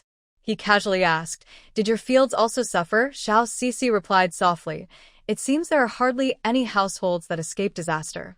Alas, it seems the court will have no time to allocate disaster relief funds. How will the people of this county manage?" Knowing the situation, he sighed repeatedly. Xiao Sisi had already thought carefully about this matter, which could be combined with her textile business. She slowly said, "If you really want to solve the current problem, there is a way." Go County Chief's face brightened. She indeed had a solution. He excitedly urged, "Madam Su, please tell me." Then he felt a bit out of control, tried to hide his excitement, and pretended to be calm. "This matter cannot be done by the county chief alone. It also requires the governor and the East River commander." Go County Chief was stunned, and the joy on his face turned serious. "What exactly is it?" "The governor is one thing, but how can we reach the East River commander?" "Change the land to plant mulberry trees and open sea transport." Xiao Sisi directly stated her plan. Without her mediation, Go County Chief knew it would be useless. Go County Chief's eyes widened even more. Just changing the land to plant mulberry trees was difficult, and opening up sea transport was even harder, like a fantasy. But he saw that Xiao Sisi was not joking. This woman always acted cautiously and thoroughly. She wouldn't joke about such matters. "What do you want to do?" "I need you, County Chief, to write a formal letter to the governor's office, explaining the current situation and challenges, and asking the governor to request funds from the court for disaster relief." Go County Chief frowned slightly. The Shaozhou Prefecture is likely suffering from autumn floods as well. How can they take care of Shanin County? "What does this have to do with your plan?" Xiao Sisi explained. "The governor's office cannot help the counties directly, and also knows they cannot ask the court for disaster relief funds. So, after you receive a clear response from the governor's office, you can write a personal letter explaining the request to change the land to plant mulberry trees. This can minimize food loss, and if the silkworms are raised to maturity before the autumn rains, they can avoid the floods. At that time, let me know, and I will deliver a second letter to the governor for you." Go County Chief's tightly furrowed brows relaxed slightly. She did have a point, but he thought of another issue. This can indeed avoid the autumn floods and prevent losses for the year, but who will buy the silk? Can it be exchanged for food? If we plant mulberry trees, there will be no land left for food. I will buy it all. Can't money buy food? Xiao Sisi countered. Go County Chief fell silent for a long time before saying, "I will do as you say, and write a formal letter to the governor's office." Xiao Sisi did not elaborate on what to do next. After the county official returned to the crowd, He assured the affected people that he would write a letter to the government office and that they would resolve the current difficulties. Xiao Sisi shared her idea of planting mulberry trees and raising silkworms with Ada and Elder Gong. They planned to clear 5 acres of land to plant mulberry trees before the end of the year and raise silkworms in February. She was thinking about who would be responsible for the mulberry trees and silkworms. Currently, the assignments in the southern village were: A Xiao was in charge of the sunflower and Qianqian flower tower. Air and Taitu managed the pig pen. Elder Gong handled the accounts and daily expenses, and Xiao Lu and Taiatu's wife were responsible for training weavers. Xiao Sisi calculated that they needed to invest a lot of money to find someone to train in mulberry planting and silkworm raising. Do you know anyone in the county who understands mulberry planting and silkworm raising? Ada and Elder Gong exchanged glances and shook their heads. We haven't heard of anyone in Shanin County raising silkworms. Just when Xiao Sisi thought she would have to go to the government office, Xiao suddenly said, "Boss, I know someone, but it might be a bit difficult." Oh. Who is it? Xiao Sisi asked. It's the dancer Xiao Ji from Qianqian Flower Tower. Her family used to be mulberry farmers, but they fell into disfavor with the powerful and lost everything, ending up in Shanin County as a dancer. Xiao Sisi was surprised and curious about how Xiao knew so much, so she asked, "How do you know?" Xiao looked nervous, as if he had done something wrong, and stammered, I've been there before, and got to know her. But I promise I didn't do anything wrong, just visited her and chatted a bit, and that's how I learned all this." Xiao Sisi didn't mind, saying, "Why are you so nervous? I haven't forbidden anyone from the southern village to go to Qianqian Flower Tower. You've done a great job for the textile business this time." Xiao reminded her, "Xiao Ji. Right, I'll talk to Aunt Gui about her and see if we can help her leave to work in the southern village." Xiao felt excited but didn't show it, just quietly replied, The next day, Xiao Sisi went to Qianqian Flower Tower to find Aunt Gui. She explained her purpose directly, wanting to bring Xiao Ji to the southern village to help with mulberry planting and silkworm raising. Although Aunt Gui was reluctant, she valued her relationship with Xiao Sisi and didn't ask for too much, only requesting a ransom of 100 taels. This amount was lower than what Xiao Sisi had budgeted. Before confirming the ransom, she wanted to talk to Xiao Ji to see if she was willing to come to the southern village to manage the training for mulberry planting and silkworm raising. Xiao Ji was a girl with a delicate appearance, but she was not particularly beautiful, and she always spoke in a soft voice. She heard that the owner of the South Village wanted to buy her freedom. First, she was surprised, then she cried tears of joy. She had heard so much about the second daughter of the Su family from a Xiao and admired her greatly. "As long as the owner does not mind my lowly background, I am more than willing to help at South Village. All right, you will work with me for 10 years, and after that, I will return your contract. During this time, you will have food and shelter, but no monthly pay." When little Ji heard she could regain her freedom in her lifetime, she nodded in agreement. Xiao Sisi then taught her some things about mulberry planting and silkworm raising, and little Ji answered easily, showing she was skilled at it. She was gentle and honest. That day, they confirmed with Aunt Gui to buy her freedom, giving the flower building 100 taels and bringing her back to South Village. Xiao knew the owner had gone to the flower building that day and kept glancing outside while working, distracted. Seeing the owner return with someone, she felt happy and hurried to greet them. Xiao Sisi noticed and frowned slightly. She did not want any trouble in the village. She warned, "Little Ji is here to work, and I don't want to hear any rumors. If anyone damages the reputation of South Village, don't blame me for not warning you. Anyone who does so must leave." Everyone replied in unison, "Yes." Xiao quickly hid her joy and lowered her head, knowing the owner was speaking about her.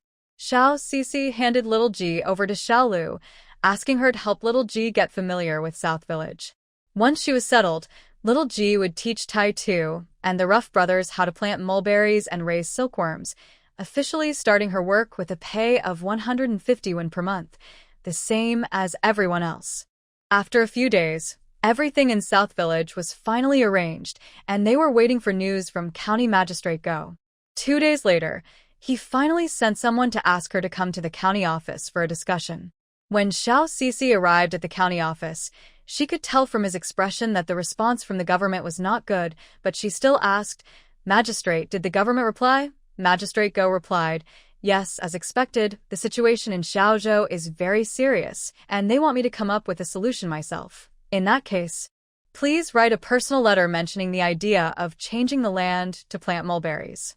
I hope the government will support it. I will persuade the governor and the superintendent to back it." Magistrate Go was somewhat skeptical, but since there was no other option, he agreed to do it. Otherwise, the hungry people in the county might turn against him. That night, Xiao Sisi received the magistrate's handwritten letter and explained the situation to Su's mother. Su's mother did not object.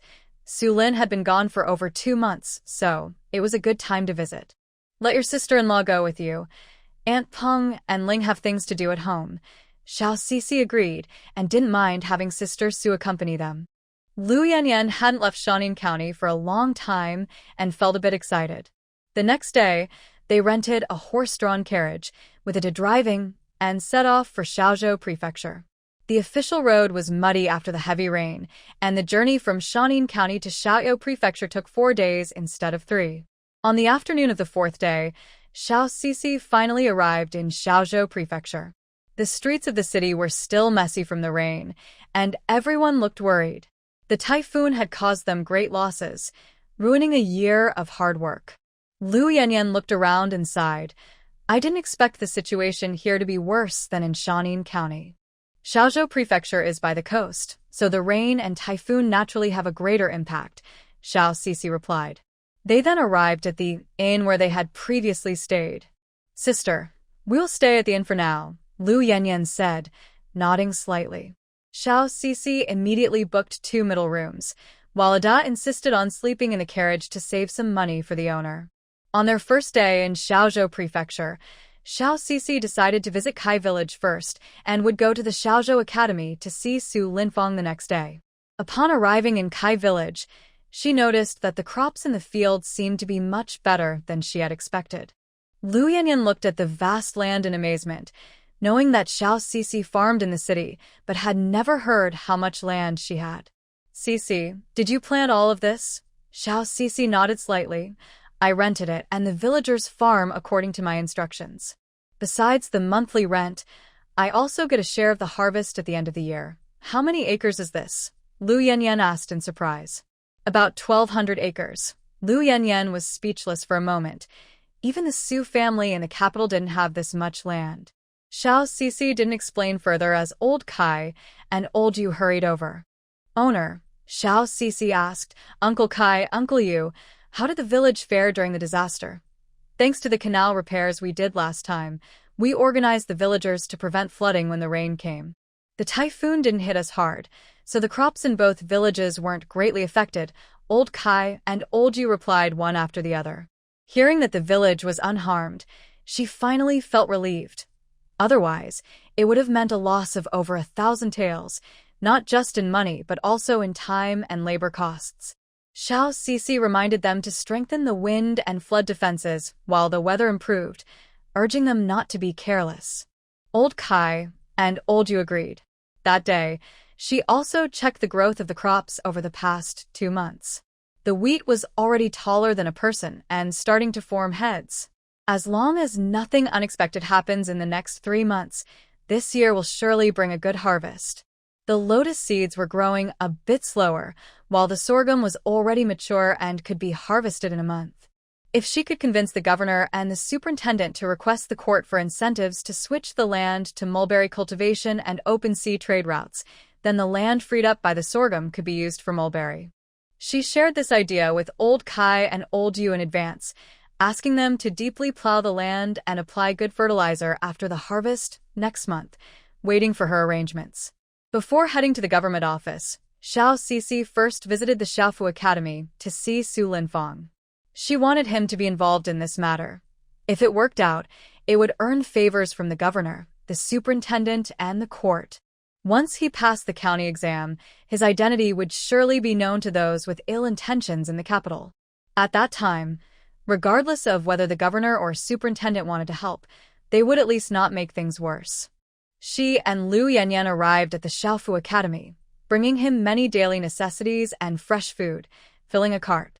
Soon, Su Linfang came out of the academy, talking to a beautiful girl, Wang Jing, the daughter of the academy's headmaster.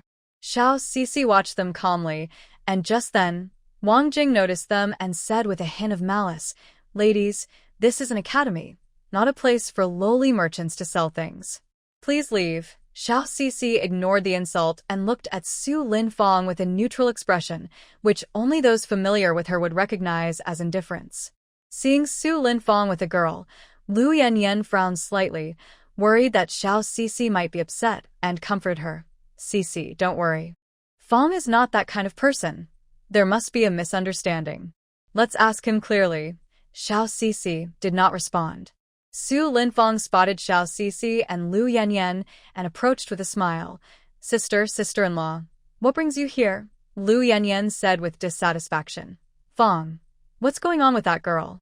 Do you think you're so impressive now that you've passed the exam? Just because you're away from home doesn't mean you should act like a wealthy young man. Don't forget, our family has come this far thanks to Sisi. If you bully her as your sister-in-law, I won't allow it." Su Linfang was taken aback. No wonder Xiao Sisi looked upset. He quickly explained, "Sister-in-law, you misunderstand. Miss Wang is the headmaster's daughter. She knows I have a wife." Lu Yanyan was not satisfied with his answer. "You should know you are a married man." "Shouldn't the headmaster's daughter be more respectful?" Wang Jing stood behind, listening to their conversation and eyeing Xiao Sisi with a sharp gaze. She thought to herself, "This woman doesn't look as good as me, yet Su Linfang keeps calling her my lady. What makes her better than me, a simple village woman?" Su Linfang turned to Xiao Sisi, wanting to explain, but Wang Jing stepped forward with a bright smile to interrupt him. "Brother Su, is this the sister-in-law you often talk about? She's really beautiful. I'm a bit jealous." "Sister-in-law, please don't misunderstand. I have no romantic feelings for Brother Su. I just admire his talent. I grew up without siblings, so I wanted to call him my brother." Xiao Sisi narrowed her eyes, surprised to encounter such a scheming person in this era. This girl seemed harmless, but was actually trying to undermine her. If she reacted, she would seem petty. If she didn't, it would imply she accepted their ambiguous relationship. Xiao Sisi smiled brightly, her charm evident in her demeanor. "Sister Wang, you flatter me.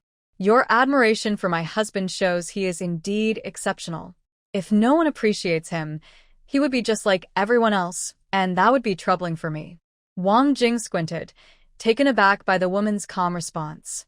She had expected a big scene, not this level-headedness. She feigned a gentle smile and said, "Sister-in-law, you are so generous. I apologize if my words were offensive. I thought you were a merchant selling goods at the academy, so I hope you—" "Stop right there. Please call me Mrs. Su Air, I don't know you." "It's a bit abrupt to call me sister-in-law on our first meeting," Xiao Sisi interrupted. "Even if my husband wanted to recognize you as a sister, it would require the consent of both families and a formal tea ceremony. Such customs don't seem to align with those of a village." Xiao Sisi said this with a hint of apology. "I'm sorry. I tend to speak frankly. I hope Miss Wang doesn't mind." Su Linfang added, "Miss Wang, I mentioned before that you should call me young Master Su. The term brother doesn't suit me, and I have no intention of recognizing you as a sister." Wang Jing's smile froze, and she could no longer force a smile. Tears welled up in her eyes, making her look pitiful. "I'm sorry. I didn't mean to offend Mrs. "So, I apologize." As she spoke, she bowed deeply to Xiao Sisi. Su Linfang frowned slightly, noticing the onlookers, as if they thought Xiao Sisi was bullying her. Xiao Sisi didn't mind and accepted it calmly. As the ancients say, acknowledging one's mistakes and correcting them is a virtue. "Miss Wang, just be more careful next time." Wang Jing remained bent over, her face turning green with anger.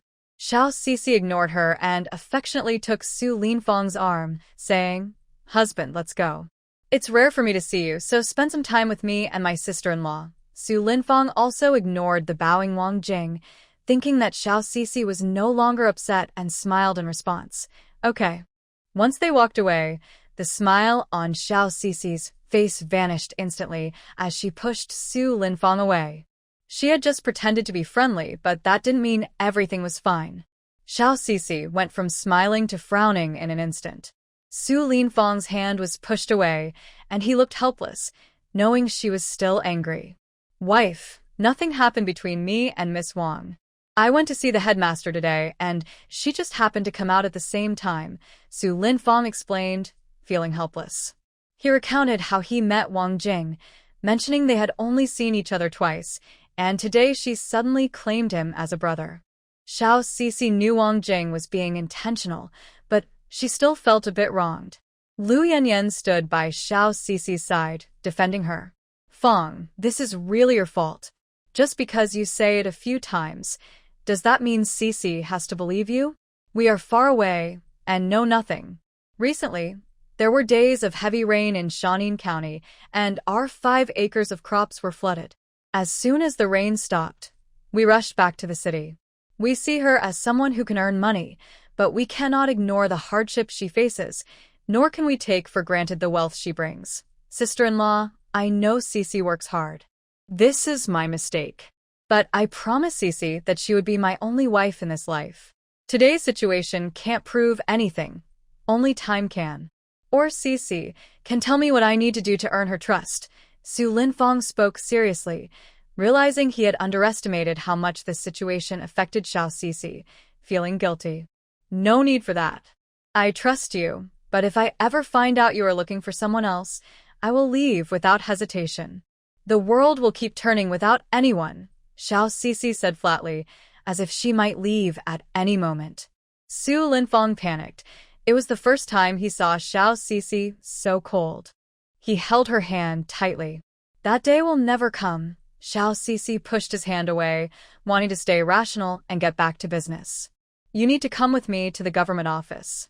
This matter requires your involvement, and I'll explain the details on the way. Su Linfang nodded slightly, knowing it was not the time to say much. On the way to the government office, Xiao Cixi shared her idea of changing the land to grow mulberry trees. This could solve the flooding issues in Xiaozhou and Shanin County and support her textile business. I think your idea is good, but will they agree? This is like changing the government's C-ban. They will agree. If not, I will persuade them with my words. As they spoke, they arrived at the government office. The guards recognized them and let them in. Soon, Governor Zhou invited them into the hall. Governor Zhou was busy dealing with a recent typhoon and flooding, looking exhausted from lack of sleep. Su Xiaoyu, Su Ernyang, I am very busy right now. Please get to the point.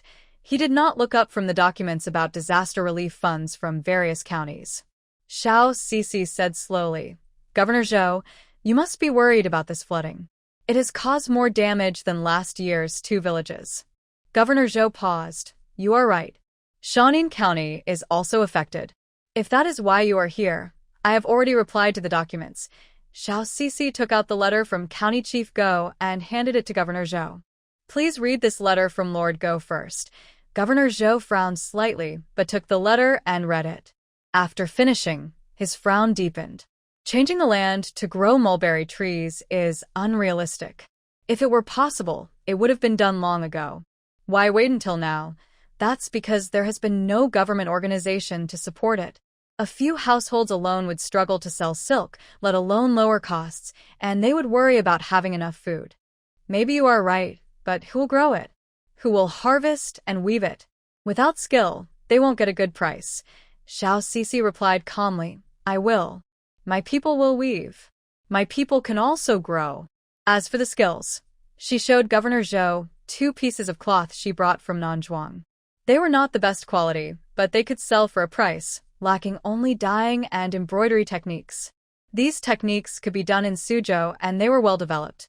His initially resistant expression softened. If it could be done, it might actually work. Although Governor Zhou had not known them long, the Su and Xiao families were not meddlesome people. You didn't come just to say this, did you? Let's discuss what needs to be done. I am interested in this idea. He set aside his work, stepped away from the desk, and listened intently to their thoughts. I need the governor to take us to see the East River governor. Whether this matter succeeds in the end depends on the governor's letter to the court. Governor Zhou looked hesitant. Xiao Sisi didn't rush him, allowing him to think it over. She didn't directly mention the need for sea transport, fearing it might scare him away from taking them to see the governor. After a while, Governor Zhou made a decision. All right, I will take you. Although it's hard to meet the governor, he is my mentor, so it shouldn't be too difficult to see him. Thank you, sir. If this works out, it will be a blessing for the people of East River and a great achievement for you. You will surely receive high marks in next year's evaluation, Xiao Sisi said, painting a bright picture for him. Governor Zhou paused, realizing her words struck a chord. If he failed to deliver this year, he might end up in the county town next year. He took Xiao Sisi and the others to the East River governor's office, which was much more guarded than the governor's residence, with many more guards present. After the guards reported their arrival, Xiao Sisi and the others followed Governor Zhou inside smoothly. Once they reached the main hall for discussions, Governor Zhou asked Xiao Sisi and the others to wait outside while he went in to explain the matter to the governor. Soon, they were invited into the main hall. An elderly man with gray hair and a serious expression sat upright, his gaze sharp as he assessed the newcomers. I heard from Governor Zhou that you want to change the entire county to grow mulberry trees. Have you considered that this might create new problems? Growing mulberries will reduce food production, and if you can't sell them, you might not even earn back the money spent on materials. Isn't this approach a bit naive? Lu Yanyan, who had followed them, felt nervous seeing such a high-ranking official for the first time, and the governor's words made her even more anxious. Xiao Sisi and Su Linfang, however, remained calm. The former smiled and said, "Since Governor Meng is willing to meet with us common folks, it shows that this idea isn't entirely naive." Governor Meng was taken aback. This woman was clever in her rebuttal, using his own authority against him, but he remained unconvinced about the proposal. "I will listen to 3 more statements." Xiao Sisi frowned slightly. This old man was tougher than Governor Zhou. After thinking for a moment, she slowly said, "If the court's disaster relief efforts in the capital can be changed under your leadership, it would be a great achievement." 2 more statements. "If this situation does not change, the people of East River will not receive the disaster relief funds from the court next year, and the 2 of you will witness starvation in Shaozhou." This time, Governor Meng's expression shifted slightly, but he still said, "You have 1 more statement." Xiao Sisi knew she had one last chance. If she couldn't convince the East River governor, this trip would end in failure. She said in a low voice, "In recent years, the Southern Li has faced continuous disasters and wars, leaving the treasury empty. If we can change the land in Dongjiang to grow mulberry trees, it will surely fill the treasury and benefit the people." Governor Meng's expression turned cold as he shouted angrily, "Nonsense! How dare you claim the treasury is empty? If you think what I said is wrong, you can execute me." Xiao Shixia replied fearlessly. Su Linfang stepped beside her and said, "Sir, I am Su Linfang. If my wife has spoken wrongly, I am willing to share her punishment." "I will too," Lu Yanyan quickly added. Governor Meng looked at Lu Yanyan and then at Su Linfang, frowning as he asked, "What is Su Jianan to you?" When the name Su Jianan was mentioned, the group was taken aback. Lu Yanyan quickly lowered her head, afraid her nervousness would be noticed. Governor Meng guessed something from their reactions and focused on Su Linfang. Su Linfang did not shy away and replied directly, "He is my father." Governor Meng did not seem surprised and said calmly, "You look very much like your father." "Do you know my father, sir?" "Yes, we have met a couple of times." Governor Meng turned his gaze to Xiao Shixia. "What you just said about changing the land to grow mulberry trees, how will that fill the treasury?" The Southern Li is already skilled in silk production, and other regions are doing the same. Increasing textile production in Shaozhou will only squeeze the markets of other regions and won't solve the problem you mentioned. Xiao Shixia continued. "That's why we need to open up maritime trade. Shaozhou is near the coast, and exporting silk will not only avoid squeezing our market, but also earn a lot of silver. That is why I came to see you. Open up maritime trade." Governor Meng frowned and asked Prefect Zhou, "Why didn't you inform me about this?" Prefect Zhou hurriedly explained, "Sir, I didn't know they were here for that purpose. I've told you many times to report such matters to the governor. Governor Meng said with irritation. Prefect Zhou quickly corrected himself. Yes, Governor, it was my oversight. They did not mention this to me, only that they wanted to change the land to grow mulberry trees. I will take them away now. After saying that, Prefect Zhou glared at Xiao Xixia and Su Linfang, whispering harshly, Why are you still here? Banning maritime trade is a major policy of the court. We cannot change it just because of the floods in Xiaozhou. Even if we did, it would have no effect and could attract pirates. No one can bear that responsibility. Xiao Xixia felt frustrated and retorted, then just wait for the tens of thousands of people in Xiaozhou to suffer next year. By then, it will be too late to help, and the people's suffering will be on your hands. The governor Zhou hesitated for a moment. Although what she said was correct, it was not something he could do, so he had to think of another way. Xiao Sisi saw their lack of response and felt helpless. It seemed this matter would end in failure. Governor Meng watched them walk away. What she said made sense, and suddenly she said, Wait a moment. The group turned back. Xiao Sisi was planning to arrange for the people of Nanzhuang to continue developing the market for Nanli, wondering if there was a chance for change. Governor Meng continued, I can submit a report in the name of the East River Governor to inform the court about this disaster, along with this solution, requesting disaster relief funds and reopening sea transport for mulberry cultivation, allowing the emperor and cabinet ministers to decide. Xiao Sisi secretly breathed a sigh of relief. Indeed, there was a turning point. Thank you, Governor. This is a blessing for the people of Xiaozhou. Governor Meng snorted lightly, noticing how quickly the woman's attitude changed. She had just spoken of the people's suffering, and now she spoke of their blessings. Afterward, Xiao Sisi shared her ideas about mulberry cultivation and reopening sea transport in detail with Governor Meng. He looked surprised. If they followed this plan, it could indeed solve the current crisis in Xiaozhou and East River. As long as sea transport was smooth, the empty national treasury could be filled.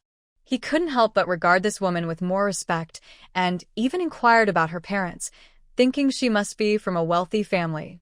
Xiao Sisi casually deflected the question, mentioning that Xiao Datu and Xiao Qinshi were farmers and that she had come up with this idea after reading it in a book. Just from a book, you dare to go from county magistrate to governor, and from governor to me, only to earn money from mulberry cultivation? Governor Meng looked at Xiao Sisi with doubt. Xiao Sisi wanted to say she really just wanted to earn money through the textile industry, but she knew he wouldn't believe her. She decided to use his words to connect with Su Lin. In front of the governor, I dare not hide anything. You know, my family comes from a family of criminals. My husband wants to take the imperial examination to become an official, and the journey will surely be full of dangers, possibly even life-threatening. As she spoke, Xiao Sisi pretended to wipe away tears. So, if this matter can succeed, I hope both governors can lend him a hand when he needs it. Governor Zhou, not deeply knowledgeable about the capital, thought too simply and said, What danger is there in taking the imperial examination? At most, he would just fail and return home. But Governor Meng understood the danger she referred to and calmly said, Don't worry. He is the only child left by old Su. If I know about it, I won't let him come to harm. Not everyone accepted the charges against old Su and his son back then. At least I did not. They guarded the border for 10 years without trouble. They are not the kind of people to abandon the city and flee. This is just the word of one military supervisor and should not be trusted. Xiao Sisi and Su Linfang were stunned. They did not expect Governor Meng to say this in front of them. If someone with ill intentions heard it, it could be seen as treason. Moreover, it seemed he had a close relationship with Su's father. Su Linfang asked, Do you know my father well, Governor? Governor Meng shook his head. I have only met him once, but I have heard much about him from many soldiers and respect his character. Su Linfang bowed deeply. Since his father and brother were labeled as traitors, this was the first time an official had spoken so sincerely about them. I thank you on behalf of my late father for your kind words, Governor Meng. Governor Meng waved his hand casually. No need for such formalities. Go on, and I hope you do not bring shame to your father and brother in your studies. Su Linfang bowed again, and Xiao Sisi followed suit. Things were going better than she had expected. Even if someone from the capital came, they would have more protection. Governor Meng glanced at Xiao Sisi, his expression softening a bit, and said to Su Linfang, "You have a good wife, brave and clever. Be sure to cherish her." Su Linfang agreed. He always knew he had a good wife. Afterward, the group left the governor's residence. Su Linfang escorted Xiao Sisi and the others back to the inn, wanting to explain the situation with Wang Jing to her. "All right, let's hurry back to the academy. If we're late, we might miss the gate. Focus on your studies." Su Linfang was unsure if she was still upset, but he followed her advice and returned to the academy. That night, urgent documents from the governor's office were sent out of the city to the capital. In the capital, in front of the Golden Yuan Hall, two factions were arguing fiercely. One led by the cabinet opposed dethroning the crown prince, while the other, led by Zhu Qiming, wanted to remove him. Emperor Chongwu felt overwhelmed and decided to put an end to the discussion, but no conclusion was reached. "Enough. I will consider what all of you have said," Emperor Chongwu said, looking displeased and coughing heavily. "Leave only the fifth prince. The rest of you, step back." Zhu Qiming was furious to hear that Emperor Chongwu was keeping Zhu Qiho behind. Back at the palace, he smashed the precious inkstones on the table into pieces, his eyes blazing with anger. "Fifth prince. Fifth prince. Father only cares about the fifth prince. If the crown prince is dethroned, I will be the rightful heir." Everyone was too scared to speak, kneeling on the ground, afraid that Zhu Qiming would take his anger out on them. "Hey Ba, have you found anyone else who saved the fifth prince besides the Zhu family?" The man known as Black Scar replied helplessly. "Your Highness, I haven't found anyone yet. Waste. Useless." Zhu Qiming kicked him over. He took the paintings from Black Scar and smashed them over his head, saying, "If you can't find someone with such clear images, I can't keep you around. Bring them out and execute them." Just then, a graceful figure approached, and a painting fell at her feet, depicting Xiao Meyer, who had left the brothel months ago. She was no longer in her previous disarray, dressed in expensive silk and adorned with gold and silver, her every move exuding charm. She walked up to Zhu Qiming, picked up the painting, squinted her eyes, and said in a soft tone, "Your Highness, there's no need to be angry. They're just a few lowly people. If I had seen this painting earlier, you wouldn't be so upset." Zhu Qiming looked at her coldly and said, "What do you mean by that? If you're trying to amuse me, you know the consequences." Xiao Meyer trembled at the thought of his frightening side but maintained her charming demeanor as she said, "The person in this painting resembles my half-sister, and the man is her husband, Su Linfang. The other is Qing Yining, the daughter of the Eastern Rivers Inspector, and they are closely related to Zhu Shuangshuang." Zhu Qiming took the paintings, crumpled them into a ball, and grinned. "No wonder we couldn't find them. You've done well. I will reward you tonight." A hint of disdain flashed in Xiao Meyer's eyes, but she pretended to be shy and nodded. Taking advantage of the moment, she told Zhu Qiming that she hoped to bring people with her to confront Xiao Sisi, as they had a deep-seated grudge. Zhu Qiming pushed her down, holding her hair tightly. Xiao Meyer went along with it, allowing him to toy with her. After all, it wasn't her body, and as long as she could stay close to this powerful man, she was willing to endure anything. Her posture amused Zhu Qiming, and he agreed to her request, allowing her to personally deal with Su Linfang and Xiao Sisi. Meanwhile, Zhu Qiming was kept in the palace by Emperor Chongwu. The emperor looked at his young yet composed fifth son, and a gentle expression softened his serious face. "Fifth, what do you think about the crown prince's matter? I haven't seen you speak during the discussions with the ministers. Your Majesty, I believe both the Prime Minister and second brother have valid points. There are reasons for any decision made, and this should be left to your Majesty's wise judgment. I should not interfere." The emperor listened to this and nodded in satisfaction, as this was his decision as the ruler, and there was no need for debate. "You are so selfless, my child. You should seek advice from the Prime Minister and the officials more often. If Father says I am selfless, I cannot accept that. I do have one request I hope you will grant," a host said as he knelt down. Seeing him show such respect, the emperor asked, "Such seriousness. What is it?" I wish for your permission to marry.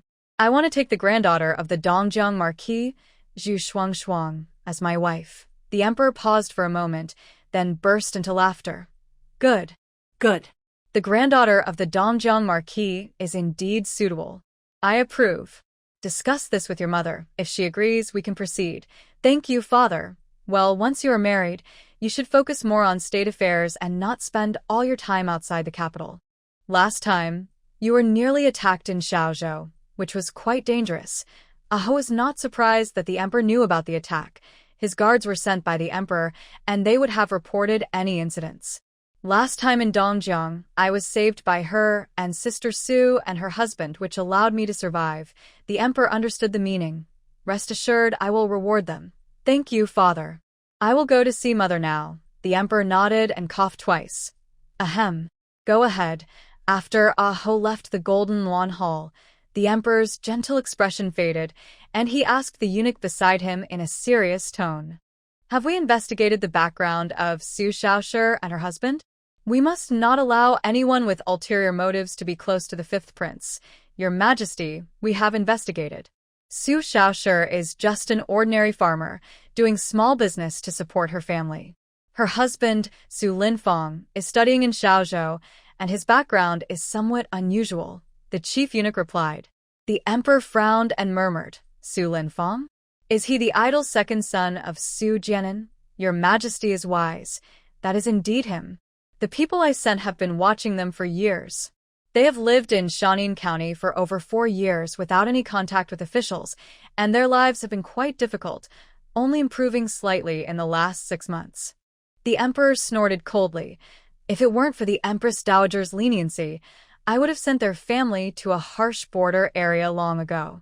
I trusted them so much, yet they dared to abandon the city in defeat.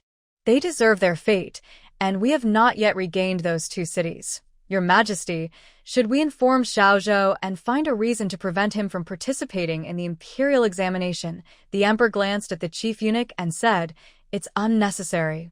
If I do this, it will make me seem petty.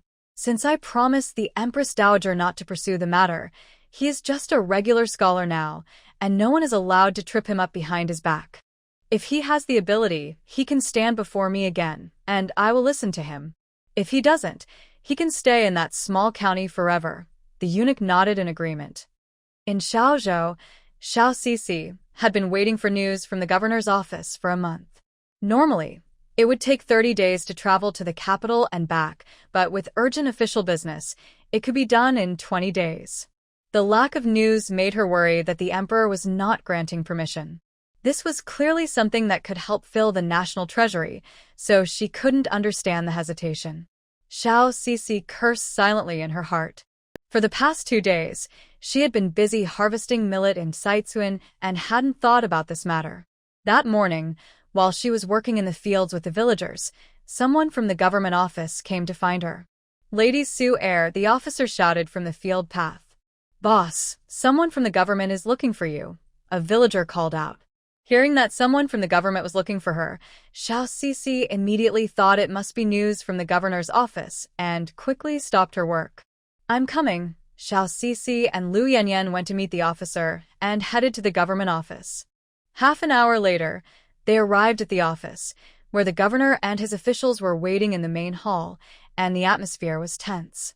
Xiao Sisi sensed the seriousness in the room and asked, Governor, why have you called for me? Lady Su Air, a special envoy from the capital, is looking for you and wants you to go to the Marquis' residence. The Marquis' residence. Yes, the officials will take you there. Xiao Sisi looked doubtful, worried that it might be something bad. She decided not to bring Lu Yanyan along and told her to return to the inn first. Concerned about potential trouble, Lu Yanyan went to the Shaozhou Academy to find Su Linfang, thinking that if there was an issue, he, being a scholar, would be able to handle it better than she could. When Xiao Sisi arrived at the Marquis' residence, a line of luxurious palanquins was parked in front. The servants at the entrance saw her and directly led her inside. As she entered, a cold gaze from a distance followed her. The persons slightly raised their head, revealing a scar on their face, their eyes icy. It was Xiaomeyer, who had just arrived in Xiaozhou after failing to find anything in Shanin County. She had seen Xiao Cece here today. Xiao Cece felt a chill run down her back and turned to look but saw nothing, slightly furrowing her brow. Governor Zhou noticed she had stopped and asked, "What's wrong?" "Nothing," she replied, still puzzled, and walked into the main courtyard, where she saw Marquis Zhu and Zhu Shuangshuang, both smiling and looking nothing like they were in trouble. Zhu he saw and immediately stood up to greet. "Your Excellency, Miss Su Air has arrived." A middle-aged man in a red official robe also stood up, his expression calm as he looked at Xiao Cece a few times, and then said in a high-pitched voice, "Su Xiao, the Zhu family young lady is here to receive the decree." Xiao Cece and Zhu Shuangshuang knelt down to receive the decree. The official then read the imperial edict, starting with a lot of flattering words before getting to the main point. As a reward for saving the fifth prince, both would receive 1,000 taels of silver, 1,000 bolts of silk, and Xiao Cece would be granted a large estate with 3 courtyards and 6 rooms, located in a prosperous area of Xiaozhou. Hearing all these rewards, Xiao Cece felt more alert than happy. The old emperor's blatant rewards clearly indicated that the people pursuing Zhu Qiho were the ones they had saved. This emperor was either truly foolish or very cunning, using them to bait the hidden enemies of his son. Either way, she was not pleased. The official then took out another decree and read aloud, "By the grace of heaven, the emperor decrees that Zhu Shuangshuang, daughter of Duke Zhu Mingde of Dongjiang, is elegant, modest, and of outstanding character. I am very pleased to hear this. The fifth prince, Ning Wang, is fond of her, and they are well suited for marriage. Since the Zhu family daughter is of marriageable age, it is destined that she and the fifth prince will become a beautiful couple. Therefore, I hereby betroth Zhu Shuangshuang to Ning Wang as his wife, granting her the title of Ning Wangfei." This is to be announced to the world. The Zhu family was stunned, and Zhu Shuangshuang was momentarily at a loss. The official called out, "Ning Wangfei, receive the decree." Zhu Shuangshuang came to her senses and accepted the decree, realizing he had truly kept his promise to have the emperor arrange the marriage. Duke Zhu wiped away his tears. Although his son had passed away, at least his granddaughter was doing well. The official then brought in the rewards, handing Xiao Cece 1,000 taels of silver, a land deed, and 1,000 bolts of silk. The remaining boxes were the royal betrothal gifts for the Zhu family, very grand. Xiao Cece accepted the rewards, feeling happy for them to have such an outcome. She focused on Zhu Shuangshuang's fate line, which had entered the brightest path, and like when she first saw Aho, her fate line now had a misty cloud, making it unclear. This was not a bad thing for her. At least it proved she was on the best path. Everyone was immersed in the joyful atmosphere when outside the courtyard. Su Lin rushed in, calling from afar, "My dear." Xiao Cece snapped back to reality, seeing him rush in with an anxious expression, his face gentle. She also had her own happiness. Su Linfang approached without paying attention to the many red gift boxes in the yard. He was only concerned about Xiao Cece's safety. Seeing her safe and sound, he sighed in relief. "Are you okay, my dear?" Xiao Cece shook her head. "I'm fine. Let's talk when we get back." The tension on Su Linfang's face eased as they moved forward to congratulate each other. After exchanging greetings with the envoy and Lord Zhu, they took their leave, knowing the others were busy and unable to entertain them. Lu Yanyan and Ada were waiting outside and rushed over when they saw them. "Cece, are you okay?" "I'm fine, let's go back." On the way back, Xiao Cece showed Su Linfang the imperial decree and land deed, briefly explaining the situation. Lu Yanyan noticed that the awarded residence covered several acres and estimated it would cost over 1,000 taels to buy. With the additional 1,000 bolts of silk and reward money, it could total around 5,000 taels. This is great news. That means we won't have to stay in an inn anymore, and inns can be quite expensive. Su Linfang also thought it was good news. They had saved the fifth prince, and these rewards were reasonable, indicating that the treasury was indeed tight. Who knows if it's good or bad? Xiao Cece didn't elaborate further to avoid worrying them. As soon as they returned to the inn, officials from the governor's office were waiting for them. The guard approached them, saying, "You all, the governor requests your presence at the governor's office." Xiao Sisi and Su Linfong exchanged glances, both thinking it was about the land conversion for mulberry planting, unsure how the court would decide. They followed the guards to the governor's office. Governor Zhou was also there and curiously asked, "Teacher, has the cabinet replied? What are their thoughts on converting the land for mulberry? Why the rush? Let's wait until they arrive to discuss it, so we don't have to repeat ourselves," Governor Meng replied casually. As soon as he finished speaking, Xiao Sisi and Su Linfong arrived. Governor Meng calmly sipped his tea. "Please sit. The cabinet's opinions and the emperor's approval have arrived." Xiao Sisi didn't rush to ask questions, waiting for him to continue. Seeing her reaction, Governor Meng didn't keep them in suspense. "It's approved. You are allowed to convert the land for mulberry. Open the ports, and the tax will be the same as for grain. There will be no additional grain tax for mulberry." Xiao Sisi sighed in relief. It was finally settled. Taxing mulberry like grain was a favorable policy, and the court would ensure local implementation. Governor Meng continued, "Additionally, the court has allocated 5,000 taels to support the conversion for mulberry planting. Our East River and Xiaozhou prefectures will contribute 5,000 taels, totaling 10,000 to support this initiative. Starting next year, for every 10 pounds of silk produced from mulberry, there will be a reward of 1 coin. Xiao Sisi was a bit surprised. She didn't expect such strong support from both the court and local authorities. They wanted to turn Xiaozhou into a hub for exporting silk products. Regarding the opening of the port, the Jiangsu and Zhejiang governor has dispatched 50 naval ships to deal with the pirates. This must succeed. No failures allowed. Governor Meng spoke with certainty. He hadn't anticipated that the emperor and the cabinet would elevate this matter to such importance. If it succeeded, it would be a significant benefit for the country and the people. Everything depended on Xiao Sisi, as she was the one who proposed the plan. Whether it could be achieved was entirely up to her. "Miss Su, do you have any questions?" Xiao Sisi felt excited inside.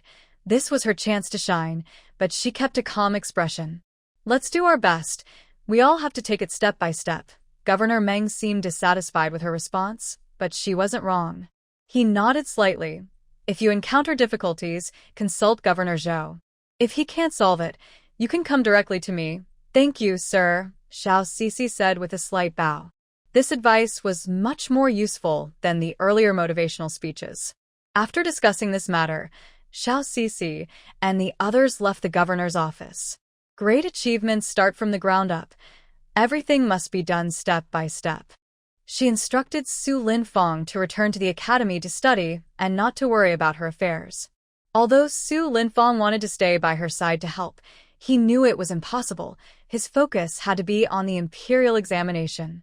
"Make sure to rest well, don't overwork yourself, and try not to stress too much." Seeing his furrowed brow, Xiao Sisi's expression softened. She recalled the strange feeling of unease she had been sensing and reminded him, "Be careful at the academy.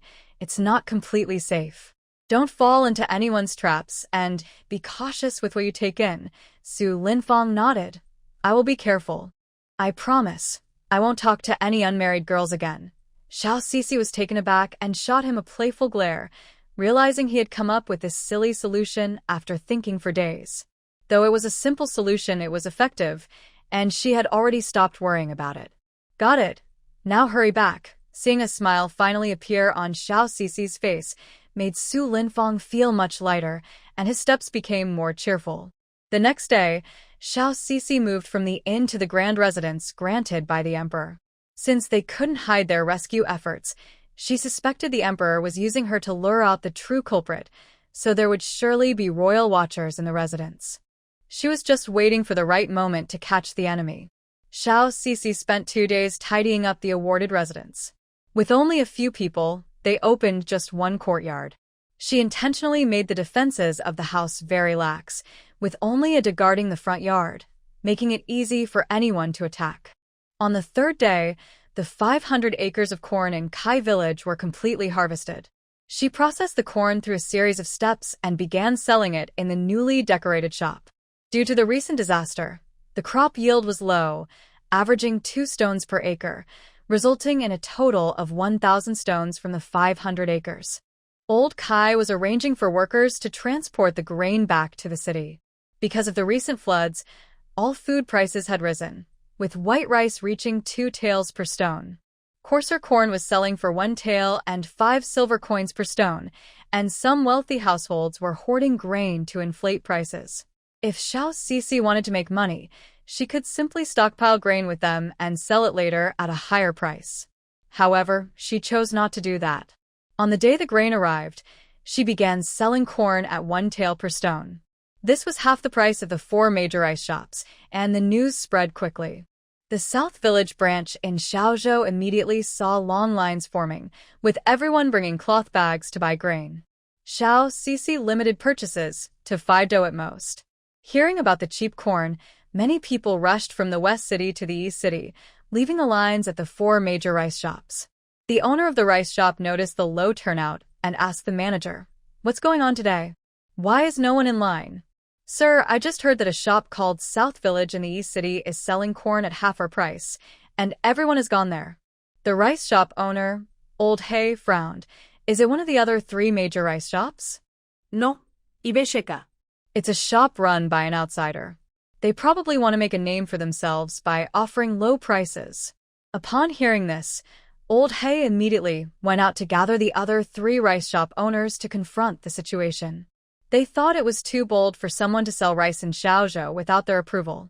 Meanwhile, Xiao Sisi was counting silver coins behind the South Village shop, recording the accounts for the 2 villages.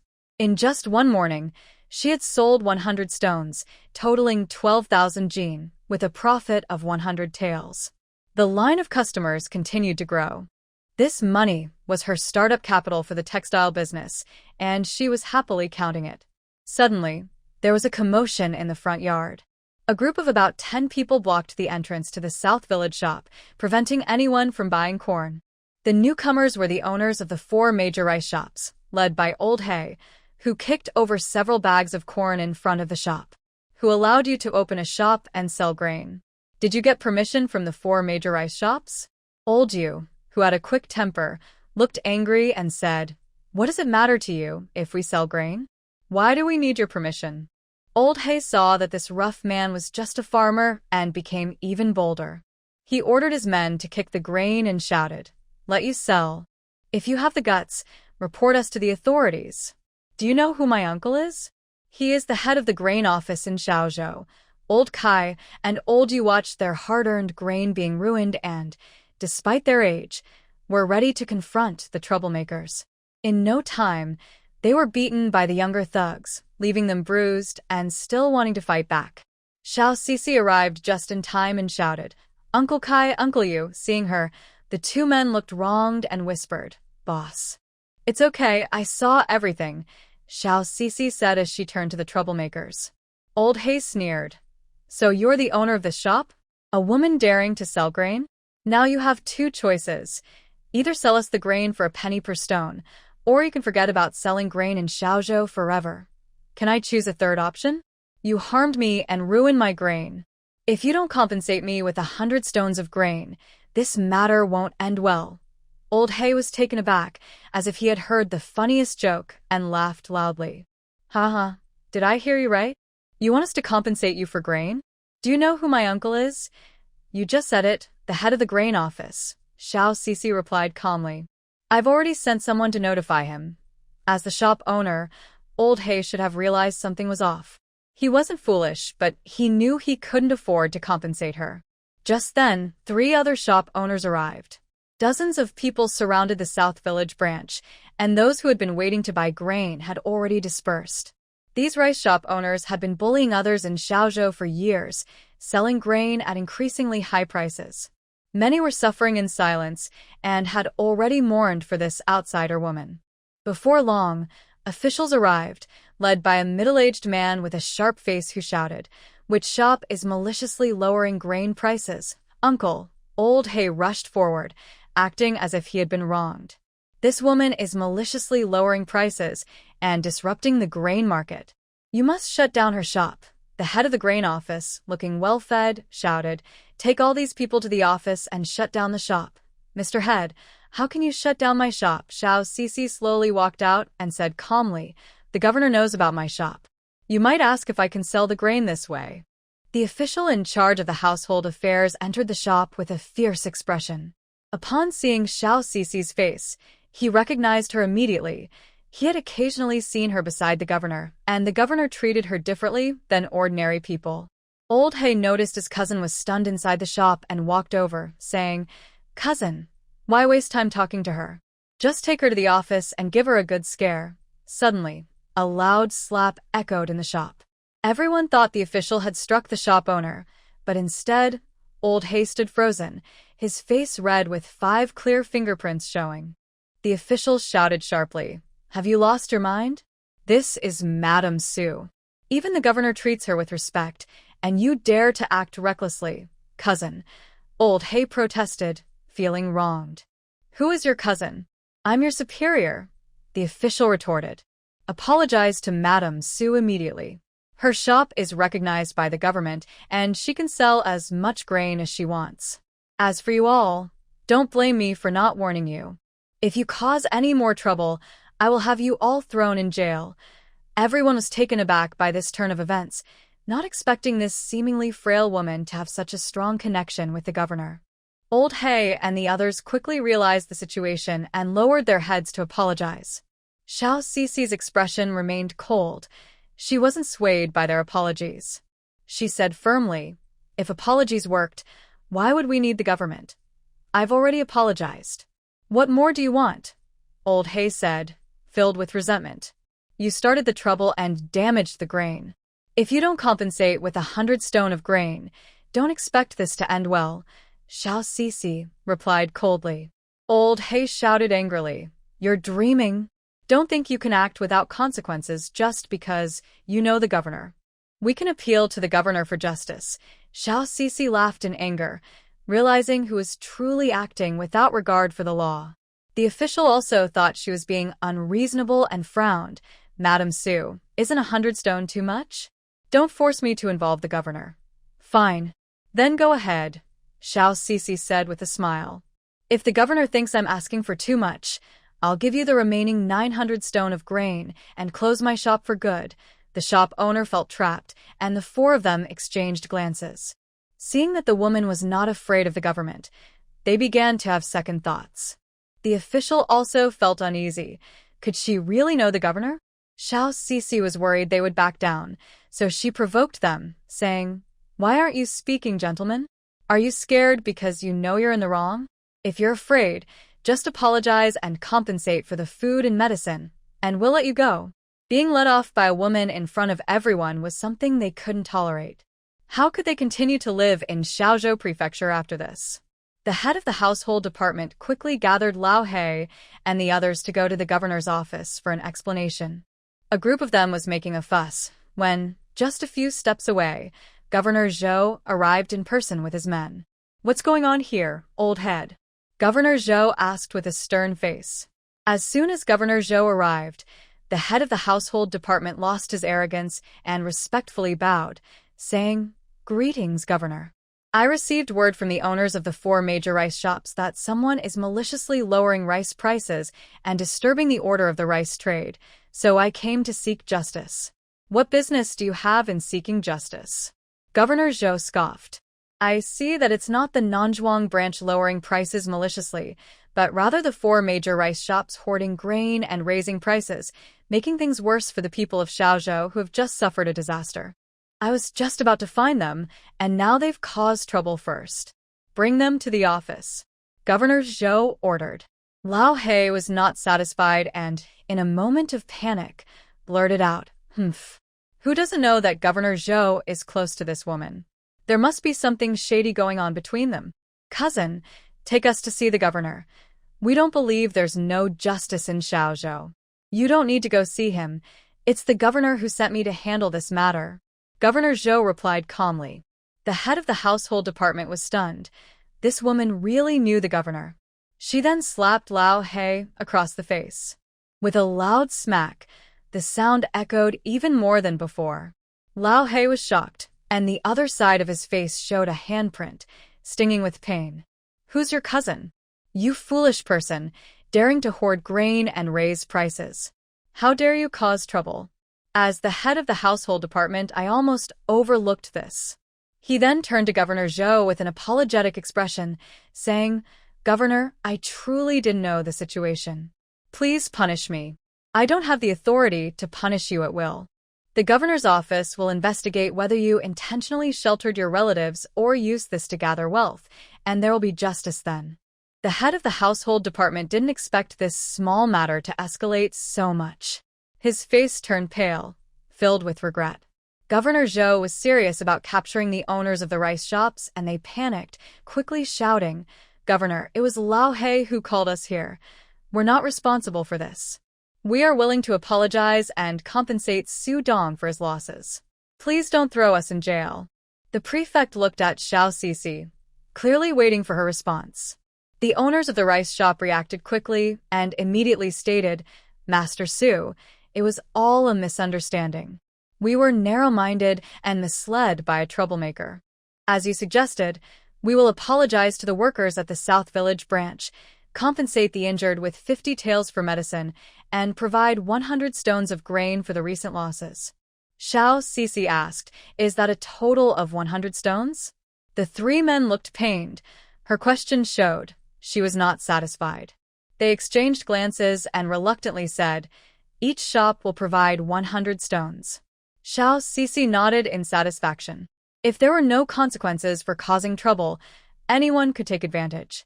With today's warning, those who wanted to cause trouble would think twice.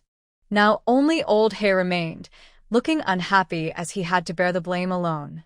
Xiao Sisi did not plan to let him off easily. She said calmly, Prefect, as the three shop owners mentioned, it was old He who led the trouble. The South Village branch agrees to the compensation and reconciliation proposed by the three shop owners, but the instigator should be punished by the authorities. The prefect nodded slightly, recognizing that Miss Su was clever. He immediately sent someone to bring old He in, while the other three completed their compensation. The prefect took a moment to speak with Xiao Sisi. Miss Su, how is the textile project progressing? The governor is pressing for updates. Seeing their anxious expressions, Xiao Sisi replied, Please tell the governor that haste makes waste. We are currently in the stage of gathering funds. Each spinning wool costs nearly 10 taels. It's not free. The prefect cleared his throat, worried she might ask him for money, and quickly said, You know, the government is also short on funds. This disaster relief is barely being managed with the money allocated by the court for mulberry planting. Xiao Sisi glanced at him. I wouldn't dare trouble the government for money. Don't worry, everything is progressing steadily. Hearing that she wasn't asking him for money, the prefect secretly sighed in relief and didn't linger any longer. Xiao Sisi had initially been angry about the trouble caused by the rice shop owners, but now, what seemed like a bad situation turned into a good one, bringing in an extra 300 stones of grain. She actually hoped for more troublemakers like them, as it was quicker than farming for money. However, that was just a thought. After this incident, there were no more troubles at the South Village branch. She arranged for old Kai to invite a doctor to check on everyone and get some medicine. If there were any leftovers, they would share with the injured. If not enough, they would cover it from the village funds. Due to this commotion, the grain price in Xiaozhou returned to 1 tael, and everyone remembered her kindness, prioritizing the South Village Xiaozhou branch for their grain purchases. 300 stones were sold out in just a few days, bringing in 300 taels. There are still 800 stones of millet left, which she entrusted to Ada to guard and sell. Her main focus is to develop the textile industry. Before that, she needs to gather as much silver as possible. She plans to convert the 1,000 bolts of silk awarded by the emperor into silver. Although it is a gift from the emperor, it is just ordinary silk, not the kind that cannot be sold from the palace. Currently, the price of silk is 3 taels per bolt. She will use 30% of the silk to repay the 1,000 taels borrowed from the money shop, which had an interest rate of 1%, resulting in 10 taels of interest paid back. The money shop owner will cancel the loan note, and Xiao Sisi will exchange the remaining silk at the money shop. Silk is a strong currency and sometimes worth more than silver notes. The money shop owner, very clever, accepted it at the price of 3 taels per bolt, adding another 2,000 taels to her account. Xiao Cici now has over 5,000 taels, 2,000 from selling pigs, 1,600 from other businesses, a few hundred from the melon seed business, and 1,000 taels given by a hoe. The emperor's reward adds another 1,000 taels, and selling cloth brings in 2,000 taels, while the grain sold from the southern shop just added 400 taels to her account. In Xiaozhou, a spinning will cost 7 taels, and a good one costs 10. She sets aside 1,000 taels to buy 100 good spinning wheels in Xiaozhou. She will use 500 taels to start buying mulberry seedlings, as old Kai has shifted his focus to mulberry planting. The 500 acres of land can be planted by the end of winter. As dusk fell, Xiao Cici returned to the new Su residence from the 2 villages. Ada and Lu Yanyan had not yet returned, and the yard was quiet. As she entered the house, she noticed that the mark she made on the threshold had been moved. She had mentioned this to Sister Su, and Ada would not enter the back courtyard. Xiao Cici frowned slightly. That piercing gaze that had been following her for half a month finally could not be restrained any longer. She wondered who it could be, Duan Tongpan? Duan Shan? Or perhaps the group chasing after a hoe had come. Xiao Cici noticed something unusual in the yard, but did not leave. Avoiding it was not an option. It was better to face it sooner rather than later than to be watched by an unknown person all day. She returned to the yard, pretending not to know, and called out deliberately, "Sister. Sister." Her voice echoed in the yard, but no one responded. Xiao Cici muttered to herself, "No one is home. It's just me. I guess the uninvited guest should come out now."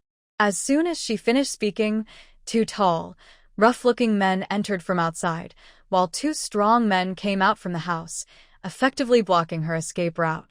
Xiao Cici glanced at their shoes, which were not muddy, indicating that these men had not been outside for long. "Why are you still hiding? Just come out together. It's uncomfortable to stay hidden." After a moment, a cheerful laugh rang out. "You're very sharp, just like my sister." Xiao Cici saw 2 more people come out, a man and a woman. The woman wore a veil but felt strangely familiar. "It's been a long time. Don't you recognize me, sister?" Xiao Meyer sneered, her voice suddenly cold. "I've been thinking about you day and night. Only by killing you will she find peace and let me be." Xiao Cici recognized the voice and was taken aback. "Xiao Meyer? Surprised? You didn't expect me to survive that place, did you?" "Not only did I escape, but I'm doing quite well, thanks to you." Xiao Meyer's tone made Xiao Cici uncomfortable. It was completely different from before, almost like how she used to speak when she first arrived. Frowning, Xiao Cici thought of a terrifying possibility, her expression changing drastically. Xiao Meyer was pleased with her shock and murmured, "Just as I guessed, you're a traveler.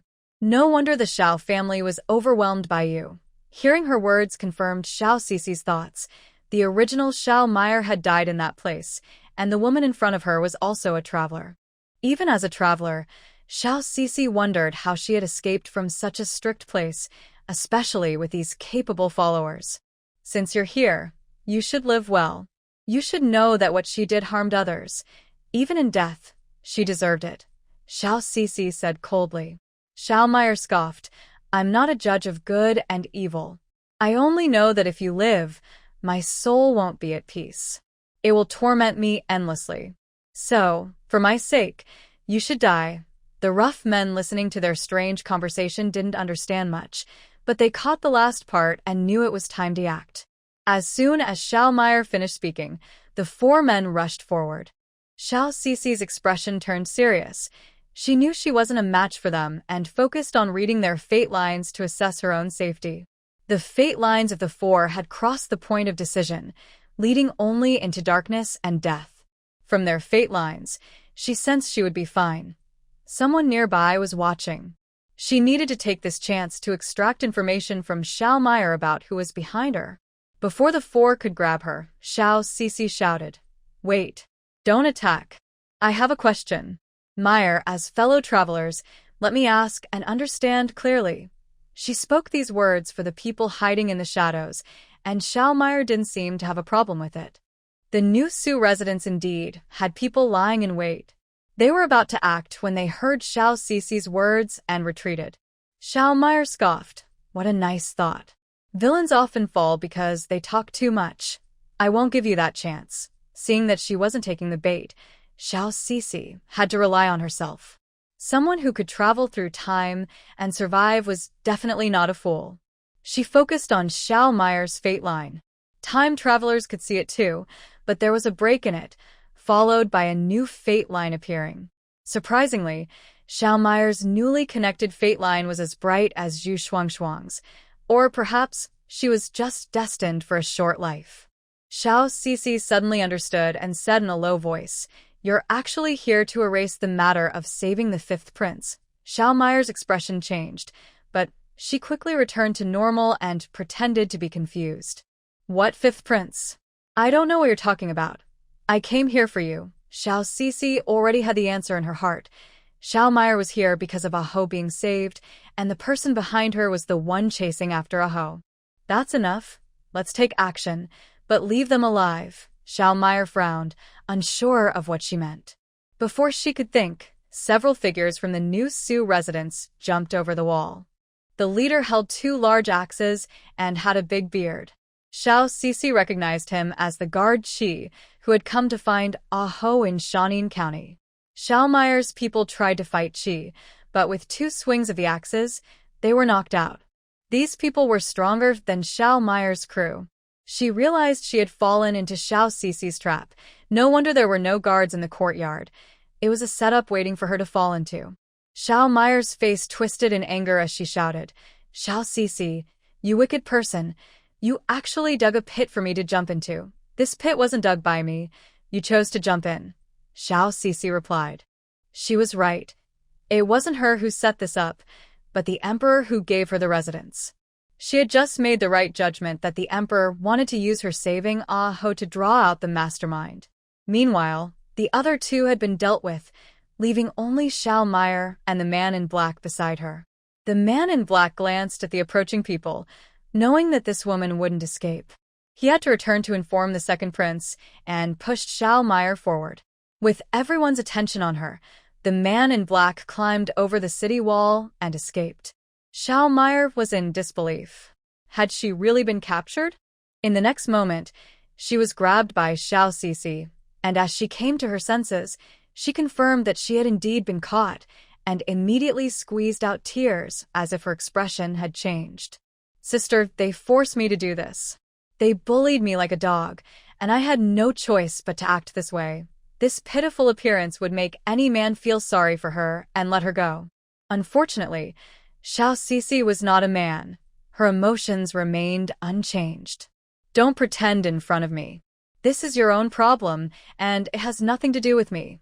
Guard Qi, hand her over to me. I will get the information the emperor wants." Guard Qi hesitated for a moment and nodded. "All right, we will separate these big men and question them one by one." He reacted slowly and only realized afterward, looking surprised. "How does Mrs. Su know I was sent by the emperor?" "Just a guess," Xiao Cici explained briefly and then pulled Xiao Meyer into the room. Xiao Meyer, desperate and out of options, shouted, "Gentlemen, Xiao Cici is not human. No, she is from another world. She will ruin all of Nanli. You must kill her.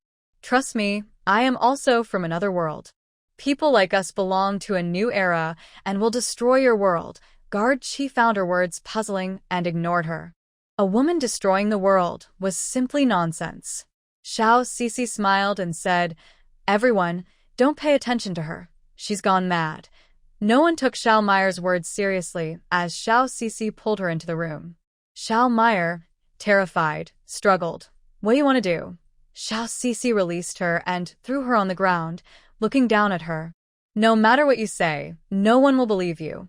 They will only see you as a madwoman and kill you, which would be your best outcome. The worst would be that you are treated as a sacrifice and burned alive, leaving nothing but a charred corpse." Xiao Meyer was stunned by her terrifying words and took a moment to regain her composure. "Someone will believe me. No matter what happens to me, you won't escape either. Are you still hoping for someone behind you to save you?" The one who just left is definitely a trusted aide of your backer. Do you think he would abandon you and run without orders? Even if I let you go now, do you think your master would still trust you? I could say everything I guessed was what you told me. What do you think your outcome would be? Xiao Cixi spoke with a hint of amusement. Xiao Meyer's eyes widened. She knew better than Xiao Cixi about Zhu Qiming's cruel methods. Unable to help herself, she trembled and suddenly looked up, glaring at Xiao Cixi. Despicable. You are a wicked and vile person, she shouted angrily, and wanted to rush over to fight Xiao Cixi. Xiao Meyer was no match for Xiao Cixi and was easily grabbed with one hand, thrown to the ground, and struggled helplessly. I can give you another choice. Although it won't be free, it can ensure you live peacefully for the rest of your life. Or I can just kill you now, Xiao Cixi said, a hint of menace flashing in her eyes. Xiao Meyer's struggles gradually calmed down. She realized she was like a fish on a chopping board, with no options left. It was better to live than to die.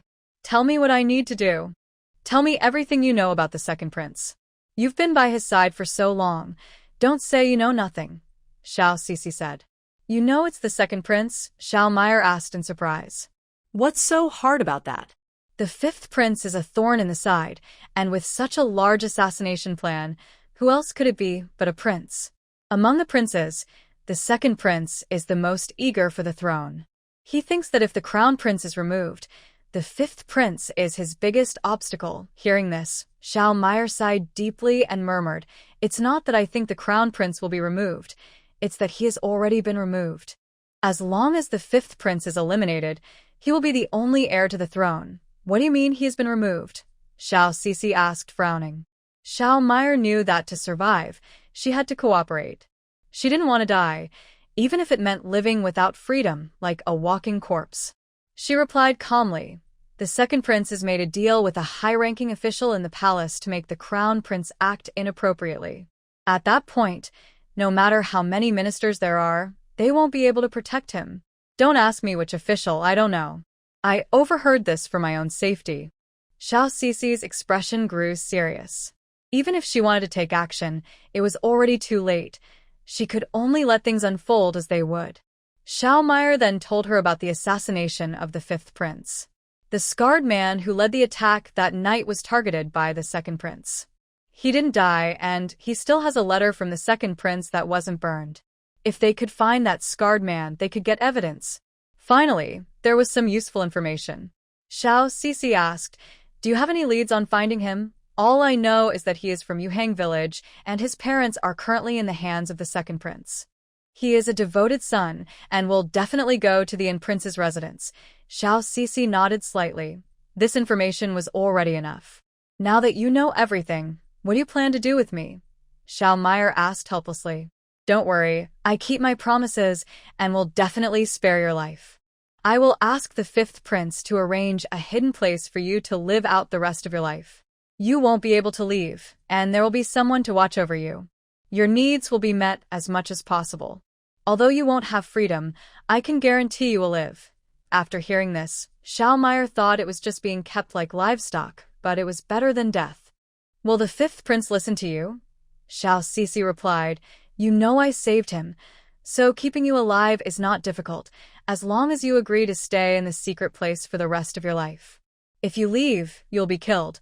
Xiao Meyer felt the pressure and finally sighed. Okay, I agree, but I have a request. Say it. I want 20 handsome companions to live with me on the estate forever, Xiao Meyer said shamelessly. Xiao Cixi frowned slightly. I can only let the fifth prince decide on that. He probably won't agree to that many, but 1 or 2 should be fine. Xiao Meyer nodded casually, not pushing further, accepting it as it was. That night, Xiao Cixi handed Xiao Meyer over to guard Qi to be escorted to the fifth prince for his decision, ensuring there were no accidents. She also reminded Xiao Meyer not to disclose any information, as the guard was loyal to the emperor and her life would be in danger if she did. Xiao Meyer saw that she kept her promise and reminded the guards to avoid any mishaps. Xiao Cixi was taken aback and asked in confusion, What is it? You don't want more companions, do you? Xiao Meyer's face turned red. No, I just want to talk privately. The two moved to a secluded spot and Xiao Meyer said, there's something I wasn't going to tell you, but since you kept your promise, I will share it. Seeing her mysterious demeanor, Xiao Sisi asked, "What is it? It concerns your husband and brother," Xiao Meier said, then asked, "Your father-in-law is General Su Jianan, right?" Xiao Sisi's expression changed, and she nodded, frowning deeply. Xiao Meier continued slowly. That day, the second prince summoned an old eunuch to the residence and asked him to help the crown prince enter the inner palace to create chaos. The old eunuch didn't want to harm the crown prince, but the second prince revealed something shocking. Xiao Sisi was anxious, wanting to know more immediately. Xiao Meier was pleased with her reaction and continued without any more theatrics. The second prince said he knows the truth about why General Su abandoned the city 4 years ago. It was due to the military's interference, which scattered their forces and led to the Su family army being completely wiped out, resulting in the deaths of your husband and brother. The eunuch commander retreated without fighting, abandoning 2 cities and fleeing back to the capital. He blamed the defeat entirely on the Su army. Only after hearing this did the Grand Council agree. Xiao Sisi's expression changed dramatically upon hearing this. The truth behind the incident that harmed the Su family for 4 years, leading to the tragic deaths of Su Linfang's father and brothers and earning them a lifetime of blame, was finally revealed. "Are you sure?" Xiao Sisi asked her coldly. Xiao Meier didn't mind the question. "I'm in this situation. Do you think I would lie to you? If you want to thank me, just remember that having male companions will be how you live your life from now on. Fine.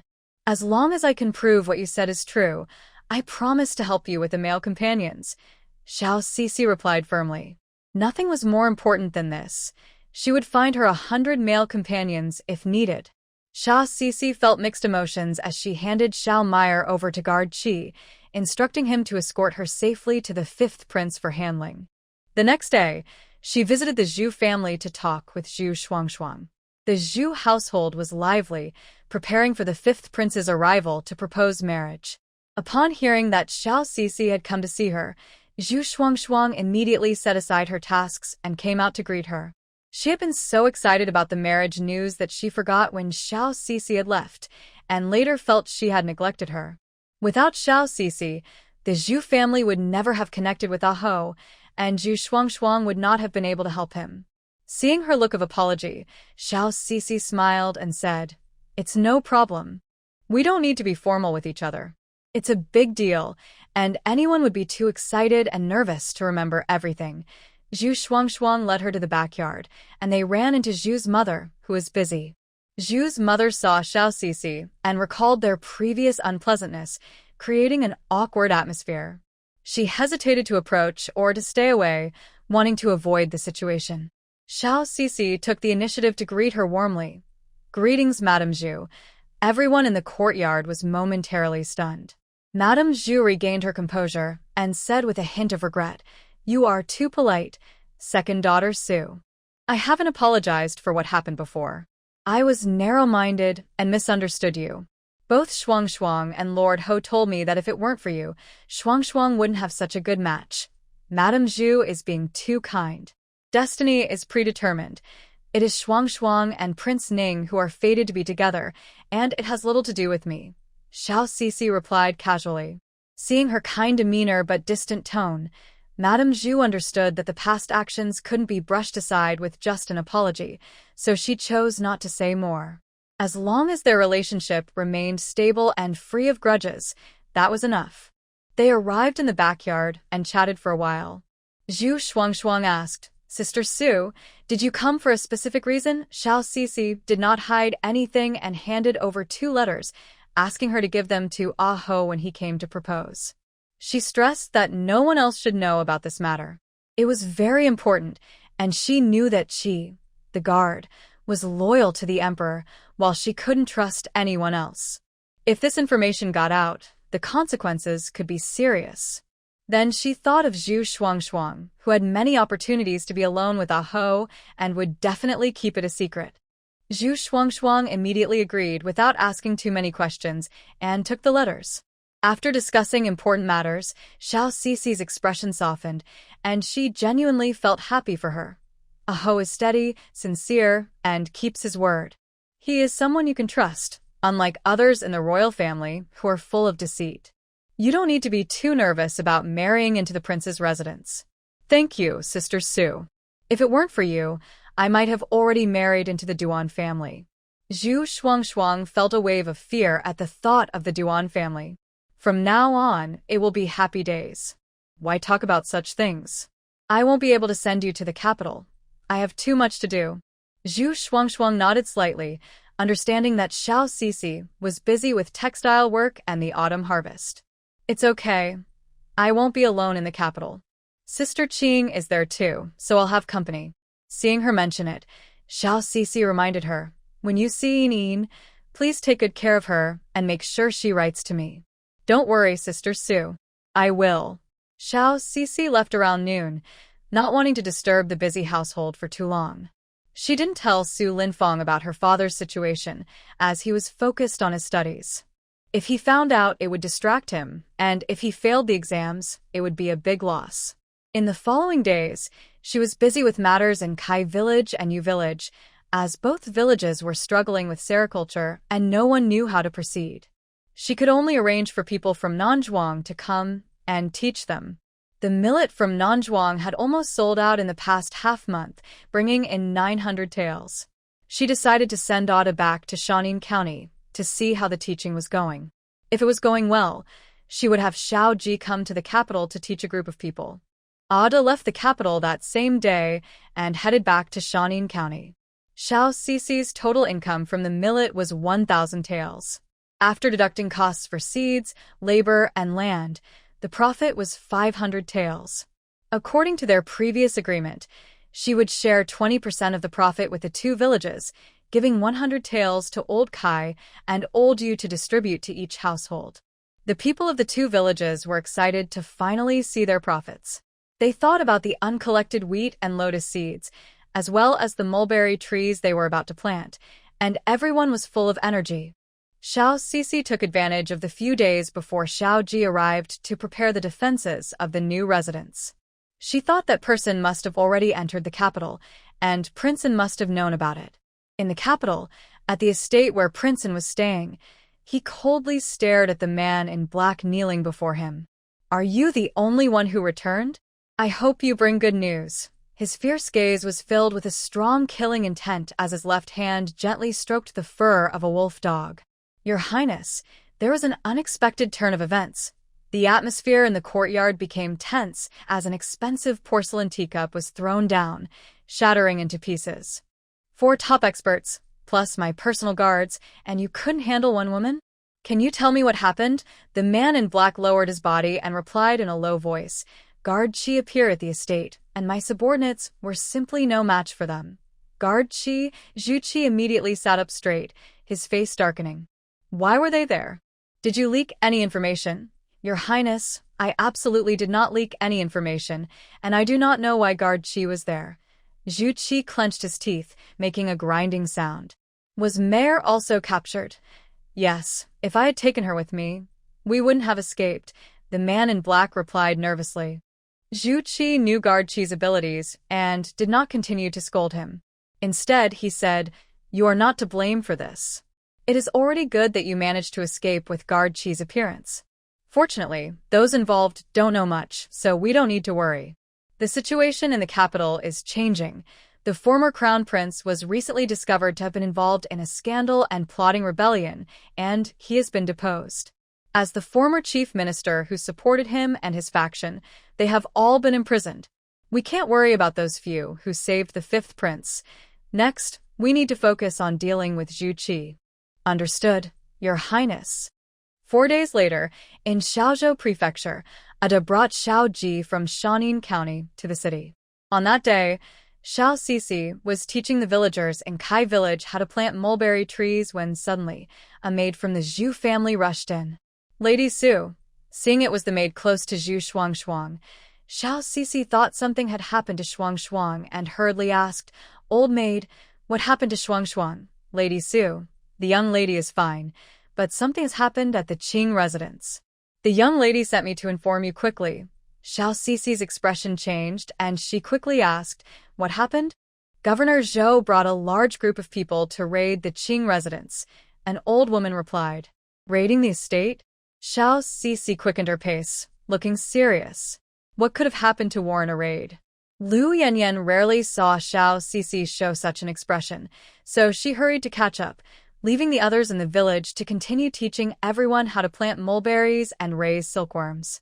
Cixi, what happened? Seeing it was Sister Su, Xiao Cixi replied. Sister, something happened at Madame Qing's house, but I don't know the details yet. Lu Yanyan's expression changed. Lord Qing was the inspector of Dongjiang, and a raid on his estate was a serious matter. Something big must have occurred. It was just like what happened to the Su family, where a respected general's household collapsed overnight. Madame Qing had helped the Su family a lot, and she was also very worried, so she followed along. The group arrived near the Qing residence, where Zhu Shuangshuang and Lord Zhu were also present. When they saw Xiao Cixi, they quickly came forward. Sister Su, Xiao Cixi slightly bowed, as she needed to show proper respect in front of others. Greetings, Princess Ning, Lord Zhu. What is the situation at the Qing residence now? Zhu Shuangshuang looked worried as she glanced at the officials in front of the Qing residence. It's still unclear. Governor Zhou has been inside for quite a while and hasn't come out yet. Just then, Governor Zhou emerged with 2 large boxes, nearly emptying the entire Qing household. Ignoring the officials blocking her way, Xiao Cixi rushed forward, needing to know what was happening. The officials stopped her, leading to a conflict. Seeing this, Governor Zhou shouted, "Step aside, let them through." The officials finally moved aside, allowing Xiao Cixi and the others to pass. Governor Zhou spoke sternly. "Mrs. Su, do you know what it means to bump into an official? I could have you thrown into jail, right now." He didn't dare to blame Zhu Shuangshuang and could only scold Xiao Cixi. Zhu Shuangshuang stepped forward. "Lord Zhou, it was I who asked Sister Su to come. If you must blame someone, blame me. Greetings, Princess Ning, I wouldn't dare." Governor Zhou's tone softened a bit. Although Zhu Shuangshuang had not officially married into the Ning royal family, the imperial decree had already granted the marriage, making her a princess, and he did not dare to be disrespectful. "This time I'll let it go, but if it happens again, I won't be so lenient." Xiao Cixi ignored his words and asked, "Sir, what did the Qing family do?" "I know Madame Qing and Miss Qing. Could you please tell me?" Zhou Governor frowned slightly and looked around, asking the guards nearby to step back. Once he was alone, he lowered his voice and said, "A command has come from the capital. The Crown Prince is accused of treason, and Lord Qing and the current Chief Minister have already been imprisoned.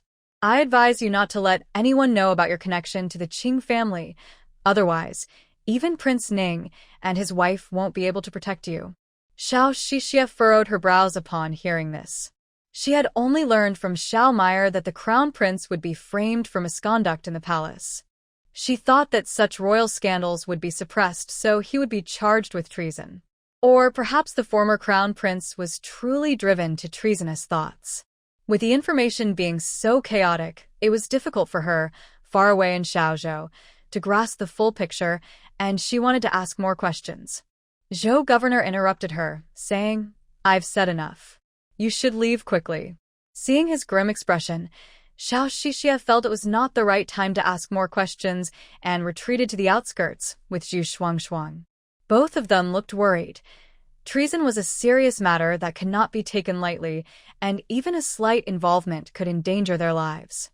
Zhu Shuangshuang comforted her. "Sister Su, don't worry. Prince Ning will come to propose marriage in 2 days. We can only ask the prince for help." Xiao Cixi thought for a moment. Aho probably didn't know about this yet, and the second prince might be hoping to involve him, which could lead to accusations of treason against him. This was no longer a simple matter of right and wrong but a struggle for power in the court. Although she did not intend to get involved in court affairs, she had already unwittingly become part of this fight for the throne and had chosen a side. If Aho lost, they would all suffer, so they could not act impulsively. It was a fight where either the enemy or they themselves would perish. She shook her head and said, "No. If we do that, it would play right into the hands of the schemers. The Ho family and the Wang family should not take any action until the situation is clearer."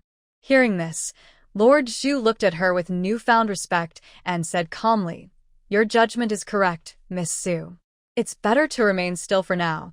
We need to find out what's really going on.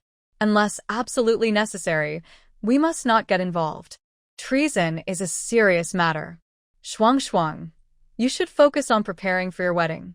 Zhu Shuang looked downcast, her eyes red. What about Sister Qing? Shuang, Lord Zhu is right. You should focus on your wedding preparations, and remember what I asked of you. I will take care of Yinin's situation, Xiao Shixie reassured her. Don't worry. I believe they will be fine. She said this not lightly. She had seen Qing Yinin's fate line before. As long as she could endure the hardships, she would come through safely, but she feared any unexpected changes. Seeing her confidence, Zhu Shuang nodded in agreement. Although she was worried, there was nothing they could do at the moment. The governor sealed off the Qing residence, leaving 2 guards to watch over it while he took 2 boxes of confiscated items away. Xiao Cixi watched the officials leave, noting that with only 2 boxes, Lord Qing must be an honest official. It all depended on what the old emperor thought. They then left the Qing residence, and on the way back to the Xinsu residence, Xiao Cixi and Lu Yanyan discussed the Qing family. Sister-in-law, if anyone asks about Lady Qing, our family should say nothing. At times like this, talking won't help the Qing family. Lu Yanyan understood the seriousness of the situation. The rebellion was more severe than the defeat of the Su family. She nodded slightly. I understand. I'm worried about my mother being alone in Shanin County. Xiao Cixi shared her concern, knowing that officials would go to the Qing family in Shanin County, but she couldn't leave right now. Lu Yanyan suggested, Cixi, why don't I go back to Shanin County first? Dongyue is busy, and you can't leave the capital. After thinking it over, Xiao Cixi agreed, as Shanin County was safer than Xiaozhou. She realized that Lu Yanyan hadn't told her about the assassination attempt at their new residence to avoid worrying her. That works. Sister-in-law, leave a few days later, and I'll have Xiao Ji accompany you back. Lu Yanyan agreed. Lu Yanyan stayed for 3 more days, during which Xiao Ji taught the villagers in Siteskin how to plant 500 acres of mulberry trees and how to handle common issues during the planting process. There was enough time to teach them sericulture this time, so Xiao Cixi planned to arrange for that next year when the mulberry trees matured.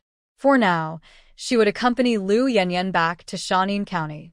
Xiao Cixi asked Ada to bring Xiao Lu from Shanin County, as she had learned most of the weaving techniques from Granny Peng and could teach others. Granny Peng was getting older and needed Xiao Cixi to come to Xiaozhou to teach the village women.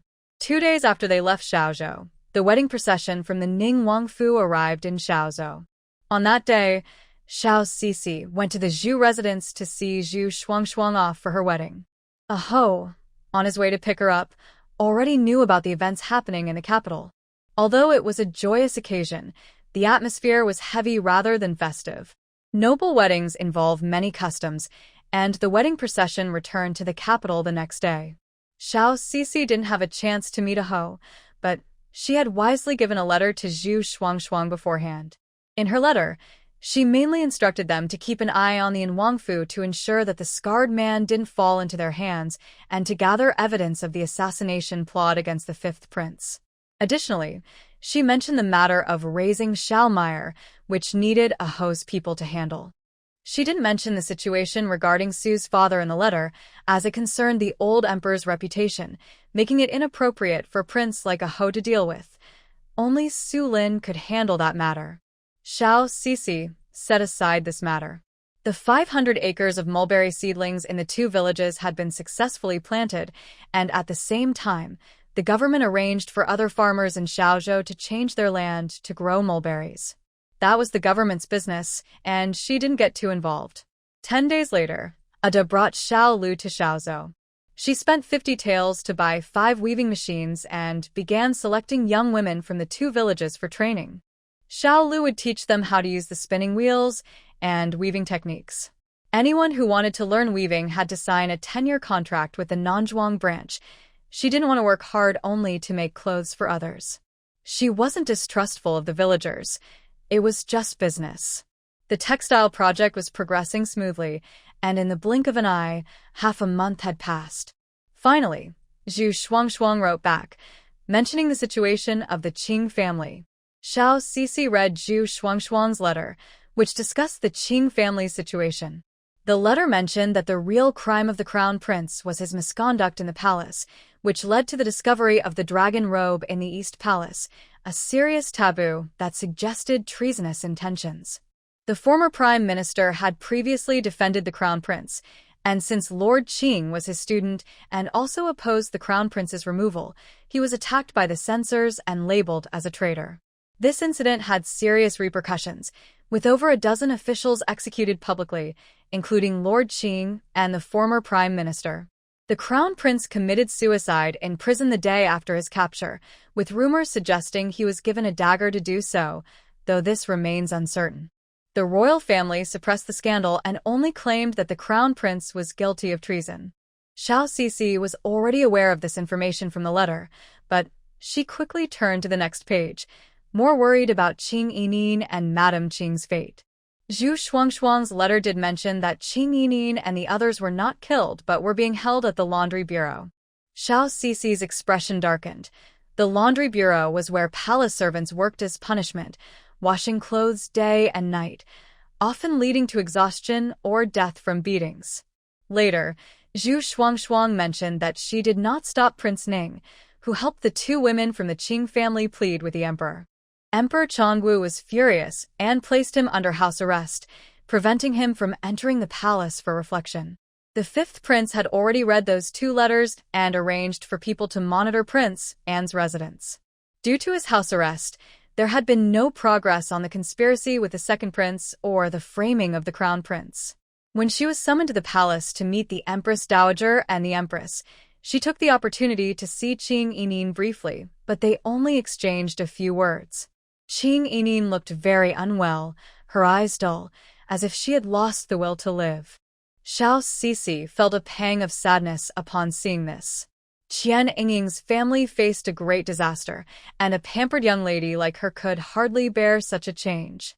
That night, she wrote a reply, urging Zhu Shuangshuang to persuade the fifth prince not to anger the emperor again. To save Qian Yingying, they must first deal with the instigator. She needed to regain the emperor's favor and visit the palace often to gather clues. She also included her previous advice to Qian Yingying in the letter, insisting that she must convey it to her. She told Yingying that she could not die. Lord Qian's injustice needed her to clear his name. Did she want Lord Qian to live forever with the label of treason? Xiao Sisi stayed up all night and finished the letter just before dawn. She called for Ada to deliver the letter to the capital and then relay information between the capital and Xiaozhou to prevent any leaks. Ada, this is a letter for the Princess of Ning. It is very important. If you encounter any unforeseen circumstances that might lead to a leak, burn the letter immediately. It must not be disclosed, she instructed. Ada nodded seriously. Don't worry, I will keep it safe. Xiao Sisi slightly nodded. He had been with her for over 2 years, so she trusted him, but she wanted to remind him again. Ada used to run errands for others and was good at reading situations and dealing with people. When you reach the capital, besides helping to contact the Ning prince's residence, make sure to gather information about the capital. The news from the streets can be just as valuable as official reports. If you come across any important information and there's no need to return to the Ning prince's residence, send me a letter. Once you find a good place to stay, I will also send letters if I have matters to discuss. Ada understands. After finishing, Xiao Sisi gave him 50 taels for expenses in the capital. Miss, this is too much. Ada hesitated to accept such a large sum. Xiao Sisi insisted, it's not just for food and drink, it's for building connections and buying information. As the saying goes, money can make things happen. Only then did Ada take the money. He felt grateful for Xiao Sisi's trust and was willing to work hard, hoping she would help him with a marriage proposal in the future. Seeing that he seemed to have something to say, Xiao Sisi asked, is there something else on your mind? Ada hesitated for a moment and then mustered the courage to say, Miss, once this busy period is over, could you help me with a marriage proposal? Xiao Sisi was momentarily surprised. It seemed she truly had a talent for matchmaking. Little Lingzi was paired up, Zhu Shuangshuang with a hoe, And now Ada was asking for her help too. She smiled and asked, "Do you have someone in mind?" Ada felt a bit shy and quietly said, "Yes. It's in our village." Xiao Cici casually replied, "You mean Miss Liu, right?" Ada was surprised and nodded. "How did you know? You were especially kind to Miss Liu when she was in trouble in Shaanxi County. Do you really think I would notice? I saw that she didn't seem bothered by you, or I would have said something." Xiao Cici glanced at him. Ada awkwardly scratched his head. "You don't mind her past with the Huang family? Don't think about taking advantage of her just because she has been through tough times. Marriage is a lifelong commitment." Ada became anxious and said seriously, "Boss, I don't mind. I've never cared about that. It wasn't her choice. I just feel really sorry for her and want to take care of her. She's been working so hard on her own." Seeing the rough man show tenderness when he talked about Miss Liu, Xiao Cici understood he was sincere and said, "I see. Just focus on your work. If you do well this time, I'll help you ask about it." "Thank you, boss," Ada replied happily. He knew the boss's character. She wouldn't easily agree to something unless she was sure. Once she agreed, it meant she had a high level of confidence. Xiao Cici smiled and sent him off to prepare for his trip to the capital. The next day, Ada set off for the capital. A month passed quickly, and the women from the two villages had trained a group of 5 weavers, which was a bit slow. Xiao Cici added 10 more spinning wheels, allowing them to train 15 skilled workers in a month. With each batch of weavers trained, she increased the number of spinning wheels and bought cotton for them to practice weaving, gradually forming a larger operation. By the end of winter, the western wheat from the two villages was ready for harvest, and they prepared to continue investing in the textile business. At the end of winter in Xiaozhou, the weather had turned chilly. Before it got even colder, Xiao Cici led the villagers from Yu Village and Kai Village to harvest the western wheat. With 500 acres of land and over 1,000 workers from the two villages, they finished harvesting the wheat in just 2 days, leaving the stalks in the field for fertilizer. Xiao Cici organized the villagers to dry the wheat grains and then separate them, yielding 200 pounds per acre, totaling 100,000 pounds. Half of it was ground into flour, and the other half remained as grains, all sold at the South Village store in Xiaozhou. The western wheat can be used as a staple food or as feed for expensive livestock, priced at 8 yuan per pound. It's not cheap, but in Xiaozhou, there's no worry about selling it. Plus, with the good reputation of the South Village store, the residents of Xiaozhou are willing to come here to buy. Ada went to the capital, and since there were no other helpers at the South Village shop, Xiao Cici could only ask old Kai and old Yu to come and assist. The accountants from both villages also came to keep the records. As the year-end approached, everyone needed to store grain for the next spring. The shop's grain was sold out in just half a month, earning 800 taels, with a profit of 300 taels after deducting various costs. The profits from selling the western wheat were shared with the village as usual before the new year, and 60 taels were set aside, giving each household a little over 1 coin. The 500 acres of land used for growing western wheat were now free, and Xiao Cici arranged for deep plowing before planting mulberries for silkworms. That day, Xiao Cici was busy in the village when Su Linfang came from the academy to find her. Xiao Cici was surprised to see Su Linfang. "What brings you here? Is your winter break already?" Seeing her with her sleeves rolled up and sweating from work made Su Linfang feel a bit sorry for her. He was able to study peacefully at the academy thanks to her hard work. He casually wiped the sweat from her forehead and said, "It's a short holiday today, so I came to see you. It's been over 2 months since we last met, and you seem to have lost weight." Xiao Cici, not shying away from his affectionate gesture, replied, "I didn't even notice the time. You're just in time. I have some things to discuss with you. If I had known you were coming during your break, I wouldn't have come to the village and would have spent more time with you." Su Linfang also regretted the lost time, as he had to return to the academy before dark. On their way back, Xiao Cici shared the news about the Qing family and the prince's conspiracy with him. Upon hearing about the Qing family, Su Linfang sighed and murmured, "I didn't expect so much to happen during this time. We have received much help from Madame Qing and Miss Qing, but unfortunately, without any official title, It's hard to assist them. What surprised him even more was the turmoil in the capital, with the prince's failed conspiracy leading to bloodshed and a vacancy for the crown prince. Seeing his furrowed brow, Xiao Sisi comforted him. "You don't need to worry too much. Shuang Shuang is already married in the capital. She wrote last time that she met Yinin and will do her best to take care of her. The only thing you can do now is to focus on the imperial examination and support the fifth prince. If you want to clear your family's name, you can only rely on him." Su Linfang replied with a soft realizing that worrying wouldn't help. Now that he was in the capital, he couldn't do much, so he needed to focus on the exam. By the time they finished talking, they had returned to the new Su residence, which was Su Linfang's first visit. Xiao Sisi showed him around the house, which now had 2 courtyards, with one courtyard reserved for Miss Liu and her friends to rest. They wandered around the residence before heading back to the eastern courtyard. Xiao Sisi mentioned to him the incident where Xiao Meyer was attacked. Although Xiaozhou Prefecture has been very calm recently, they are unsure when the mad dogs from the capital might turn on them, so he should be careful. Su Linfang was surprised to hear she had been attacked. "You weren't hurt, were you?" "No. It was all part of the emperor's plan. He arranged for Qi to guard the house, catching them off guard, so nothing happened. Because of this, we learned about the second prince's scheme." Xiao Sisi spoke lightly, not wanting him to worry too much, and smiled. "Let's not talk about them. Are you planning to stay here for the new year, or go back to Shanin County?" Before Su Linfang could respond, they heard a loud commotion outside, with drums and gongs, along with noisy shouts. They went to the front yard and saw many officials passing by. The Ministry of Rites announces, "The Empress Dowager's 100th birthday is coming. May we all share in the blessings and joy." The court has decided to hold a special local examination next autumn to select talented individuals. Clang, clang, clang.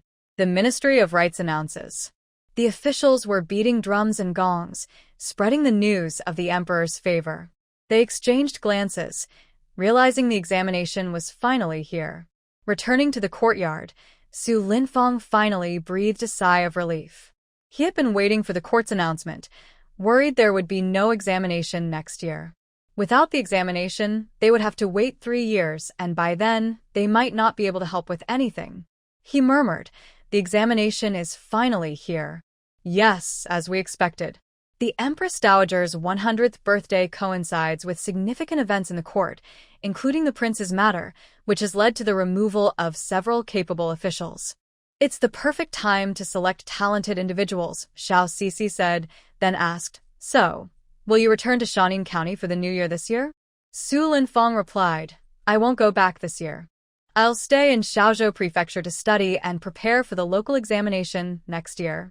Xiao Sisi nodded slightly. "That's fine.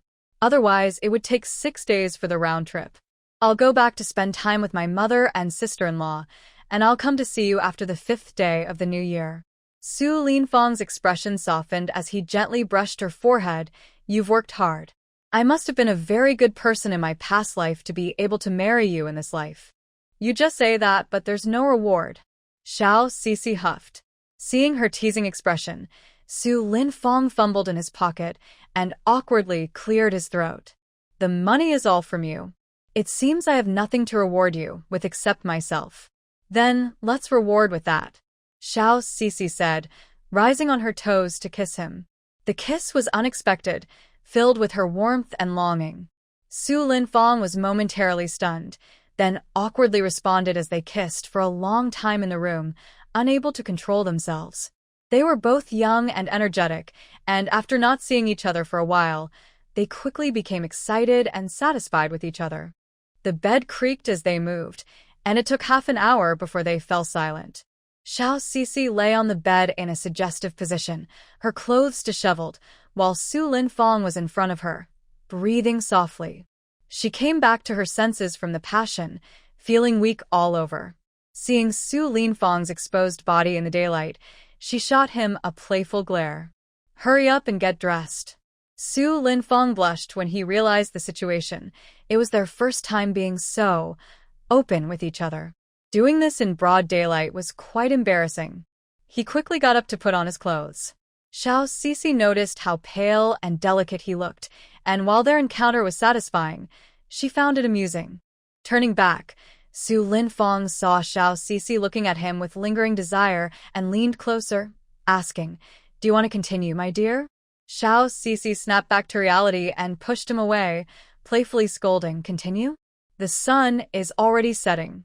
If you stay any longer, you won't be able to enter the academy." Su Linfong glanced outside and felt regretful. He could have continued but had to hold back, teasing, "Then we'll save it for next time." Xiao Sisi rolled her eyes at him, noting how energetic he was. Xiao Sisi saw Su Linfong out and coincidentally met villagers returning Xiaolu. She secretly felt relieved that they hadn't continued, as any noise would have been too embarrassing. Xiaolu was surprised to see Su Linfong. "Young Master Su?" Su Linfong awkwardly replied and kept his distance from Xiaolu and the others. He then told Xiao Sisi, "I'll head back to the academy now, you don't need to see me off." Back in the courtyard, Xiao Sisi asked Xiao Lu about the women in the village and whether they needed more spinning wheels.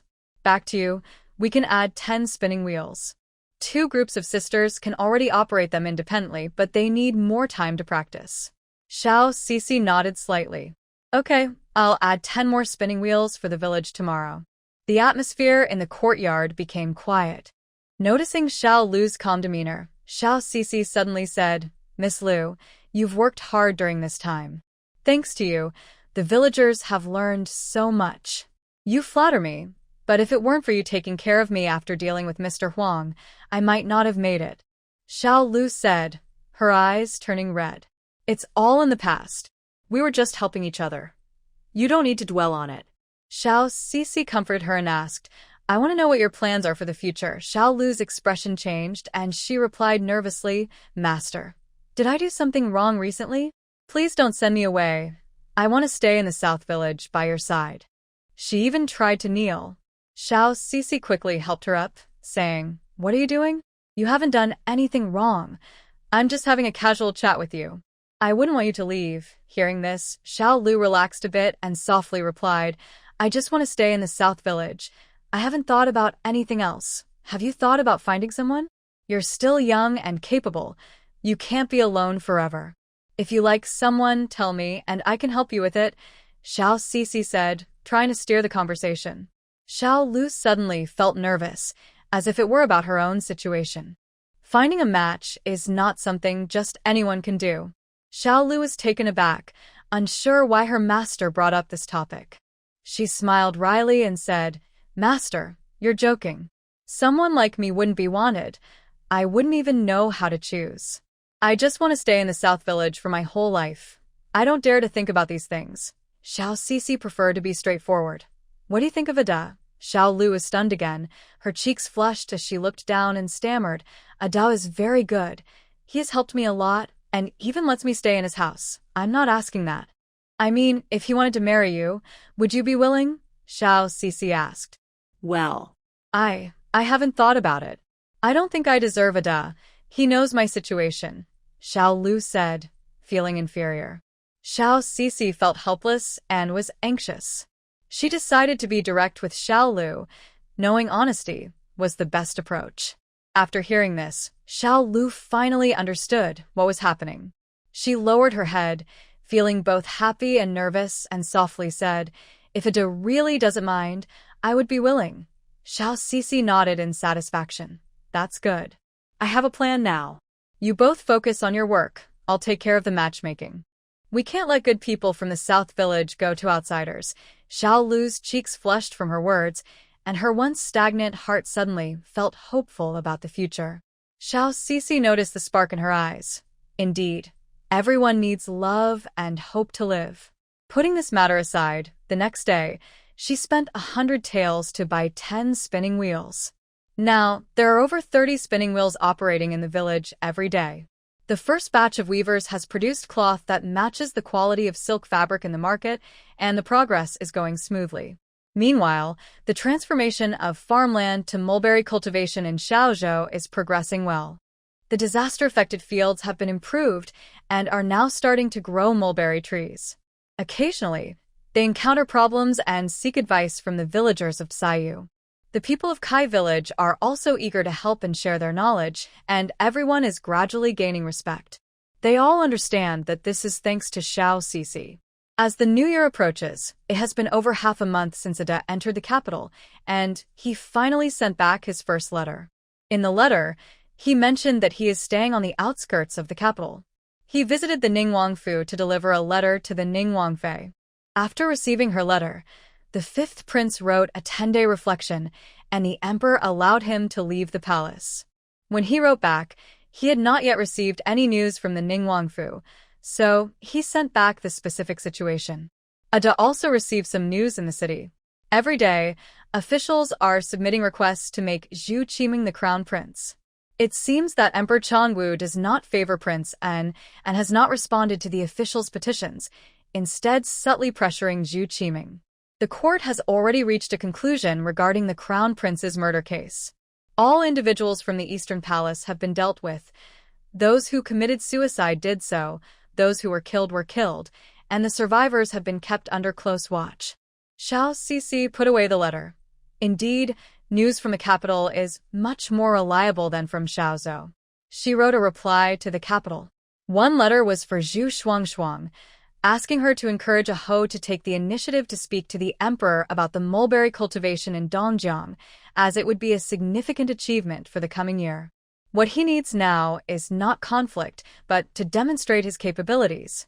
The other letter was for Ada, instructing him to spread rumors that the crown prince was harmed by the second prince, mixing truth with falsehood. The more sensational, the better, just like they did in Nanzhuang County. Just this rumor alone would be enough to trouble Zhu Qiming, allowing the fifth prince to develop quietly during this time. After sending the letters, Xiao Cixi hurried back to Shanin County to celebrate the new year, bringing Xiao Lu along with her. They returned to the county town on the 29th day of the year, where every household was putting up couplets, hanging lanterns, and preparing to welcome the new year and ward off the year beast.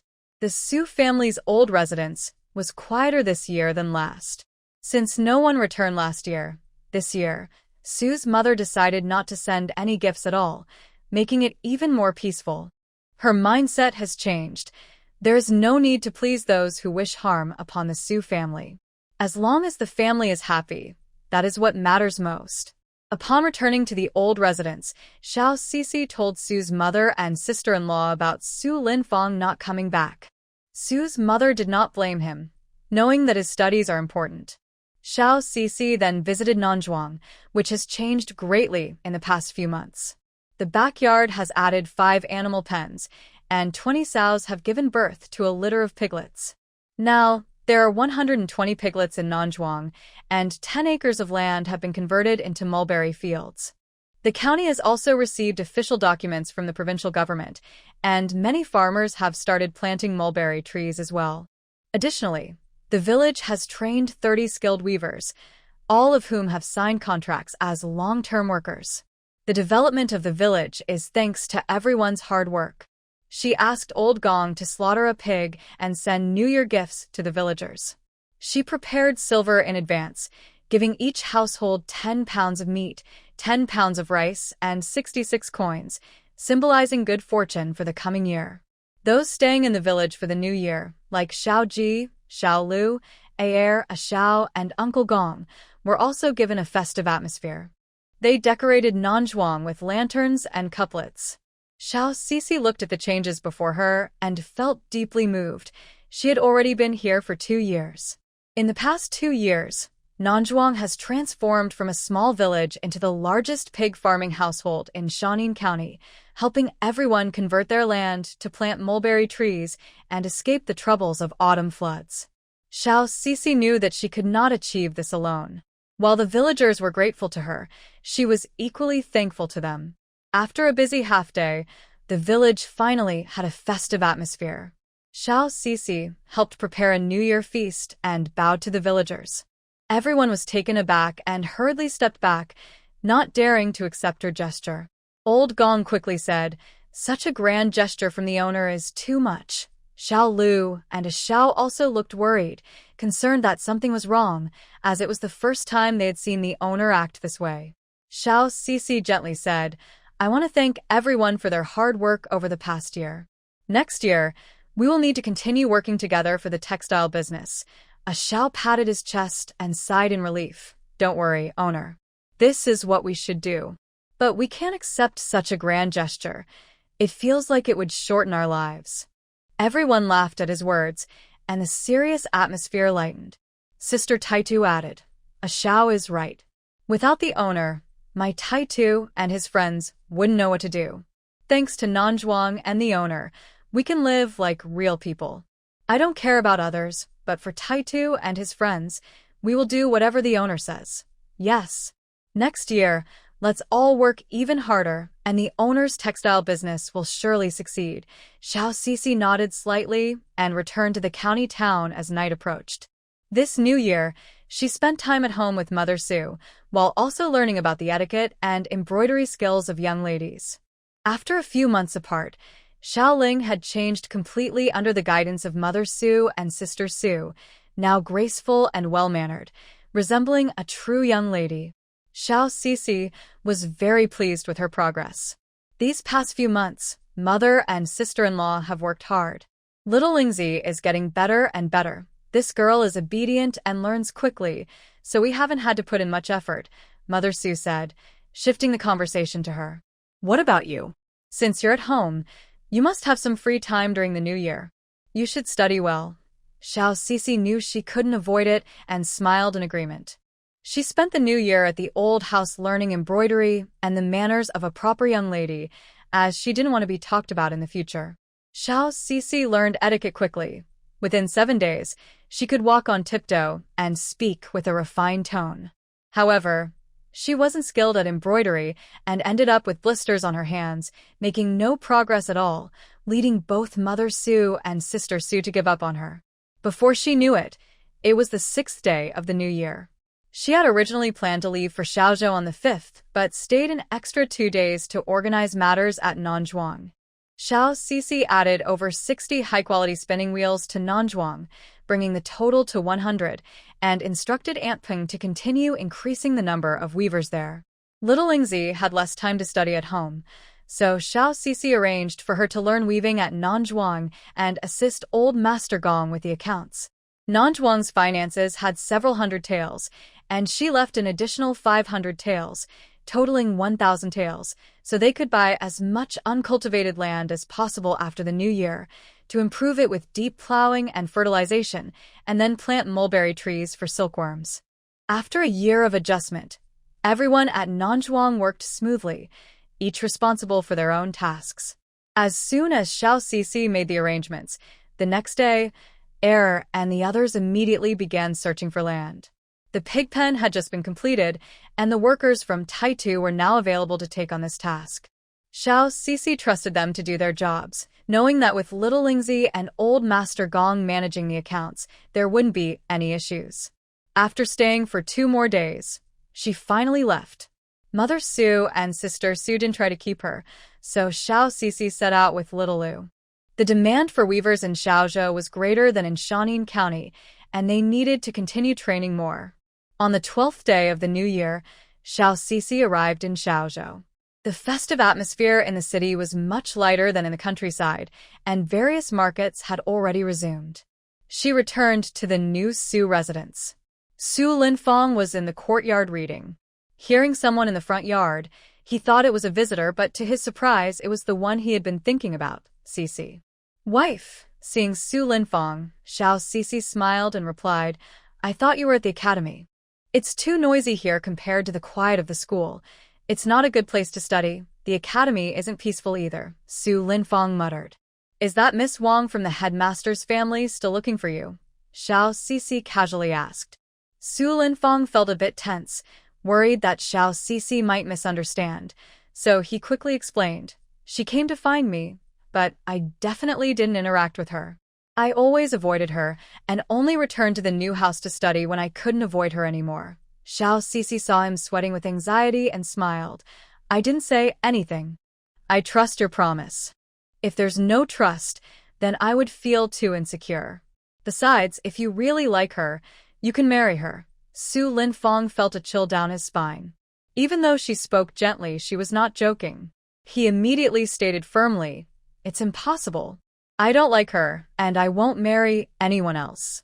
If I were to marry someone just because I passed an exam, that would make me unfaithful. I promised under the moon that you are the only one I will have as my wife in this life. Xiao Lu, who was nearby, felt awkward watching their exchange and didn't know whether to interrupt or leave. Xiao Cixi playfully glared at Su Linfang. I get it, but why say it so loudly? You're making Miss Lu so uncomfortable she could dig a hole to hide in. Su Linfang cleared his throat. He was just worried she might misunderstand. All right, after this, I'll talk to her. You don't have to hide from her at home. You can't avoid the academy forever, Xiao Cixi said. Su Linfang nodded in agreement and helped her carry things into the courtyard. Once they entered, Xiao Cixi stopped him. Don't work too hard yet. Come with me to the Marquis's house to deliver gifts. You probably haven't been there, right? No, I haven't. Xiao Cixi mainly wanted to see if Zhu Shuangshuang had returned. This year was her first year of marriage, so she should come back to visit her family. The two prepared New Year gifts and headed to the Marquis's residence. After the servants announced their arrival, Madame Zhu personally came out to greet them. Madame Zhu, you are too kind. You could have just sent a servant to bring us in. There's no need for you to come out personally, Xiao Cixi said politely. Madame Zhu smiled warmly. It's no trouble at all. You are a distinguished guest of the Marquis's house.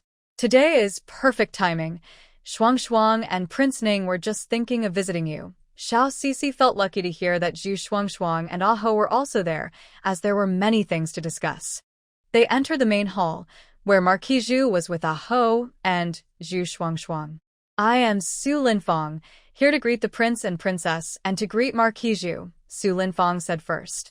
Xiao Cixi followed closely. I am Su Xiaoshi, here to greet the prince and princess and to greet Marquis Zhu. Ah Ho stood up. There are no outsiders here, so Sister Su and brother-in-law don't need to be so formal. Marquis Zhu added, yes, there's no need for so many formalities. Please have a seat.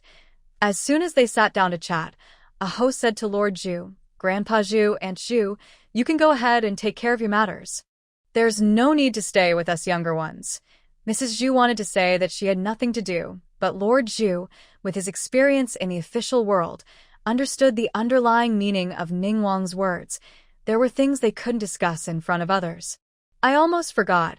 I do have some matters to attend to, Lord Zhu said, pulling Mrs. Zhu to leave the main hall.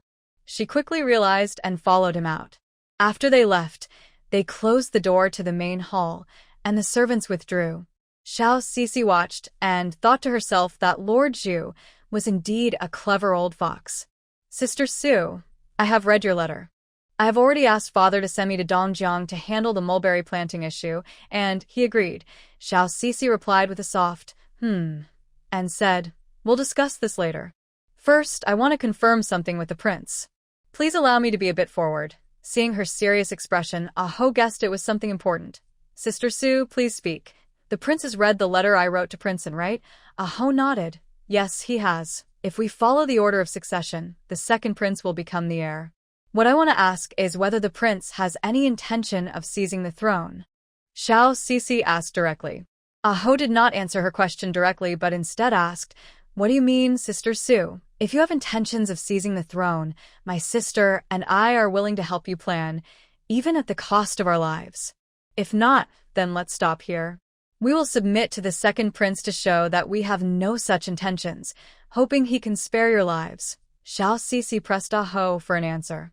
If he had no such intentions, she would need to reconsider her and the Su family's plans. Zhu Qiho fell silent. Su Linfang was also surprised by Xiao Cixi's words. They were quite bold. He worried that Ningguang might react at any moment and quickly took over the conversation. Your Highness, the second prince is ruthless. He would harm his elder brother for the throne, showing no regard for family. If he were to inherit the throne, the people of Nanli would suffer greatly. That is why my wife asked this, with no intention of offending the royal family. Zhu Shuangshuang was seeing Ah Ho so serious for the first time and worried he might blame Xiao Cixi. She quietly said, Your Highness, Sister Su definitely means no harm. Zhu Qiho's expression softened, and he said calmly, Don't worry. How could I blame Sister Su? You are my saviors and the only ones I can trust.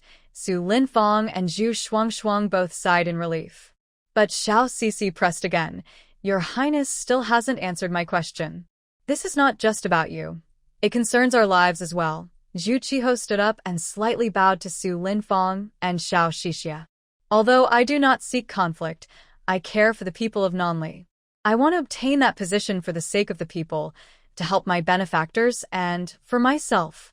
I ask you both to help me plan for the future. Seeing him perform such a grand gesture, Xiao Xixia and Su Linfang quickly stood up and knelt to show their respect. In Nanli, kneeling is rare, so they used this moment to express their determination. This was the answer Xiao Xixia wanted to hear.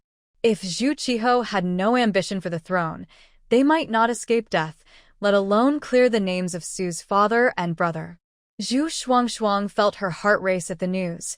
That position was of utmost importance, and her heart couldn't help but race, leaving her in shock for a while. Zhu Qiho urged them to rise, and once they were seated again, Xiao Xixia spoke up about her request. I will risk my life to help you succeed, but I have one request I hope you can agree to. Speak, Sister Su. If you succeed, I would like to ask you to reopen the investigation into the old case of the Su army's defeat and surrender, Xiao Xixia said. Zhu Qiho was not surprised by her words. He already knew Su Linfang was the son of General Su. He replied seriously, even if you hadn't mentioned it, I would have done so. General Su taught me how to wield a spear. They were loyal subjects of Nanli, guarding the borders for many years. How could such loyal people abandon their city out of fear? When I was young, I knew nothing and had no chance to investigate. Now that you mention it, regardless of the outcome, I will definitely look into this matter. Hearing this, Su Linfang felt a lump in his throat. He once thought everything his father and brother did was not worth it. Dying for such a court and country seemed foolish. He had preferred to remain despondent rather than face this issue until he met Xiao Xixia, left the county, and encountered the Qing family, Governor Meng, and even Prince Ning. They never believed his father and brother were cowards, and surely there were more loyal people in Nanli. In earlier years, he had done nothing and dismissed everything. Now he realized he should not have. Fortunately, he met Xixia and everything began to change after she entered his life. He didn't expect she had kept this matter close to her heart. Xiao Xixia was also surprised by Zhu Qiho's firm words. The loyalty of Su's father and brother was deeper than she had thought. However, this was not the time to discuss such matters. They first needed to survive the pursuit of the second prince. As long as you agree, that is enough. It is not the right time to investigate this matter. It could alert our enemies. Xiao Sisi said, what you need to do now is to work hard and win the favor of the emperor. Zhu Qiho nodded slightly. Sister Su asked me to come to Dongjiang to take over the land reform for this reason, right? Yes, if this is successful, it will not only solve the long-standing flooding issues in Dongjiang Prefecture, but also create a lot of tax revenue. We won't need to rely on the court for disaster relief, and it will fill the national treasury. This is a great benefit to both the people and the country, and it must not fall into the hands of others. After hearing this, Zhu Qiho felt no hesitation. What do I need to do? He knew that Sister Su must have already planned the next steps for him. She wouldn't just send him to take credit. The prince needs to clear all the obstacles in your fief, Ningbo Prefecture. There will definitely be dye houses and silk merchants who worry we will take their business and will secretly try to sabotage us. Xiao Sisi was not speaking lightly. On her way to Xiaozhou Prefecture, she discovered that some people had started rumors that the land reform would ruin good farmland and lead to food shortages. Some farmers were being stirred up to refuse cooperation with the government and even cause disturbances to prevent others from planting. If there were no mysterious forces behind this, who would believe it? After hearing this, Zhu Qiho understood what he needed to do. Will the customs office at the trade port also be a hindrance? I will take care of that too. That would be best. They continued discussing other matters. Su Linfang also offered many constructive suggestions. His understanding of the political situation was better than that of Xiao Sisi and Zhu Qiho. Especially after coming to the capital and getting to know the political landscape, he was very familiar with the six ministries and the cabinet, providing Zhu Qiho with great advice on building relationships with officials. Zhu Qiho was still young, and the complexity of the political situation was beyond his understanding. Su Linfeng perfectly filled this gap. He had been influenced by his family since childhood and had a perspective that was far beyond ordinary people. Xiao Sisi then asked Su Linfeng to continue with his civil service exams while also teaching Zhu Qiho about state affairs. Zhu Qiho had only noticed Xiao Sisi before, and under her brilliance, Su Linfeng had not seemed very prominent. After their recent conversation, he realized that in terms of politics, state affairs, and civil administration, Su Linfeng was much more insightful than the boastful officials he had encountered, and he analyzed issues with great detail. After a moment of silence, he suddenly said, "Su brother, can you be my teacher?" Su Linfeng was taken aback and looked at Xiao Sisi. Xiao Sisi's expression was gentle. She had always known he was very talented. Zhu Qiho's initiative to bring this up showed his admiration for Su Linfeng's insights, and she had no reason to stop him. Zhu Qiho looked at Xiao Sisi earnestly and asked, "Sister Su, is that okay?" "I'm serious." Xiao Sisi replied, "Of course, if you believe that Linfeng can help you grow." Zhu Qiho nodded confidently. He had already gained a lot from their conversation. Xiao Sisi naturally hoped that Su Lianfeng could become a host teacher, but the decision was ultimately up to him. Su Lianfeng was very cautious. Zhu Qiho had a special identity, and if he became the crown prince in the future, then Su would be his teacher, and if he inherited the throne, he would be the imperial teacher. He said seriously, "If the prince has any questions in the future, you can always ask me. I will share everything I know. But the meaning of having a teacher is different, so think it over carefully. I have thought it through clearly. This is not a whim. Once a teacher, always a teacher. A teacher's status will change with my own status. But no matter what my future identity is, you deserve to be my teacher," Zhu Qiho replied. Su Lianfeng was taken aback. As the fifth prince of the royal family, he understood the distinction well. He nodded slightly. "If the prince is sure about making me your teacher, then I will humbly accept the role. I may not be able to provide answers to everything, but I will certainly share all I can." Zhu Qiho immediately stood up, poured a cup of tea, and handed it to Su Lianfeng. "Please have some tea, teacher." Su Lianfeng hurriedly stood up and accepted the tea. "All right, I will definitely honor the identity of the prince's teacher." He took a sip of tea, secretly resolving to study harder. Only by excelling could he be worthy of being an imperial teacher. Xiao Sisi's expression softened. This was the outcome she hoped for. She smiled and said, "Then you can't call me Sister Su anymore, or else the titles will get mixed up." Zhu Shuangshuang laughed and added, "Sister Su is right. You should call her Teacher Su." Zhu Qiho cleared his throat. Although Xiao Sisi was only a few years older than him, calling her teacher made her sound old. However, there were rules about titles, so he respectfully called her Teacher Su. Xiao Sisi smiled and agreed. This title was more appropriate. Otherwise, calling her Sister Su felt awkward. "Teacher Su and Teacher's wife, I will arrange for 2 bodyguards to ensure your safety in case something like the last assassination attempt happens again." Xiao Sisi and Su Lianfeng did not refuse, as they were unsure when someone might strike again. Speaking of the last assassination, Xiao Sisi asked about Xiao Meier's situation. "Prince, did I arrange for Qi to send her to a safe place?" Zhu Qiho nodded slightly. "She has been placed in a safe estate on the outskirts of the capital, which meets her requirements. I arranged for 10 male companions for her." "Okay, take good care of her. We will need her for something later." After discussing important matters, they chatted about recent daily life. Before long, it was getting late outside, and Xiao Sisi and Su Linfeng decided to leave. The Zhu family offered them dinner, but they politely declined, saying it was not convenient for their family gathering and promised to visit next time. Mrs. Zhu did not insist. Before leaving the estate, Zhu Shuangshuang invited them to the Lantern Festival on the 15th day of the first month. "Sister Su, the Lantern Festival in Xiaozhou is very lively every year, with still performances and lantern displays. This is your first year celebrating in Xiaozhou. The governor has already invited Grandpa and us to enjoy the festival together. Would you like to join us? Xiao Sisi and Su Linfong exchanged glances, and the latter asked, "Is the prince going too?" "Yes," Zhu Qiho replied. "Don't worry, teacher. I don't believe they would dare to attack in public. We can't let fear stop us from doing anything." Su Linfong looked at Xiao Sisi for her thoughts. Xiao Sisi focused on Zhu Qiho's fate line. Although it was unclear, she could see a fork in the road not far ahead. After she finished, she said, "We will also go to the Lantern Festival. It's my first time celebrating in Xiaozhou, and I enjoy the lively atmosphere." After agreeing on this, the Zhu family sent a carriage to take them back to the Xian Su residence. On the way, Su Linfong asked Xiao Sisi, "Dear, you usually don't like crowds.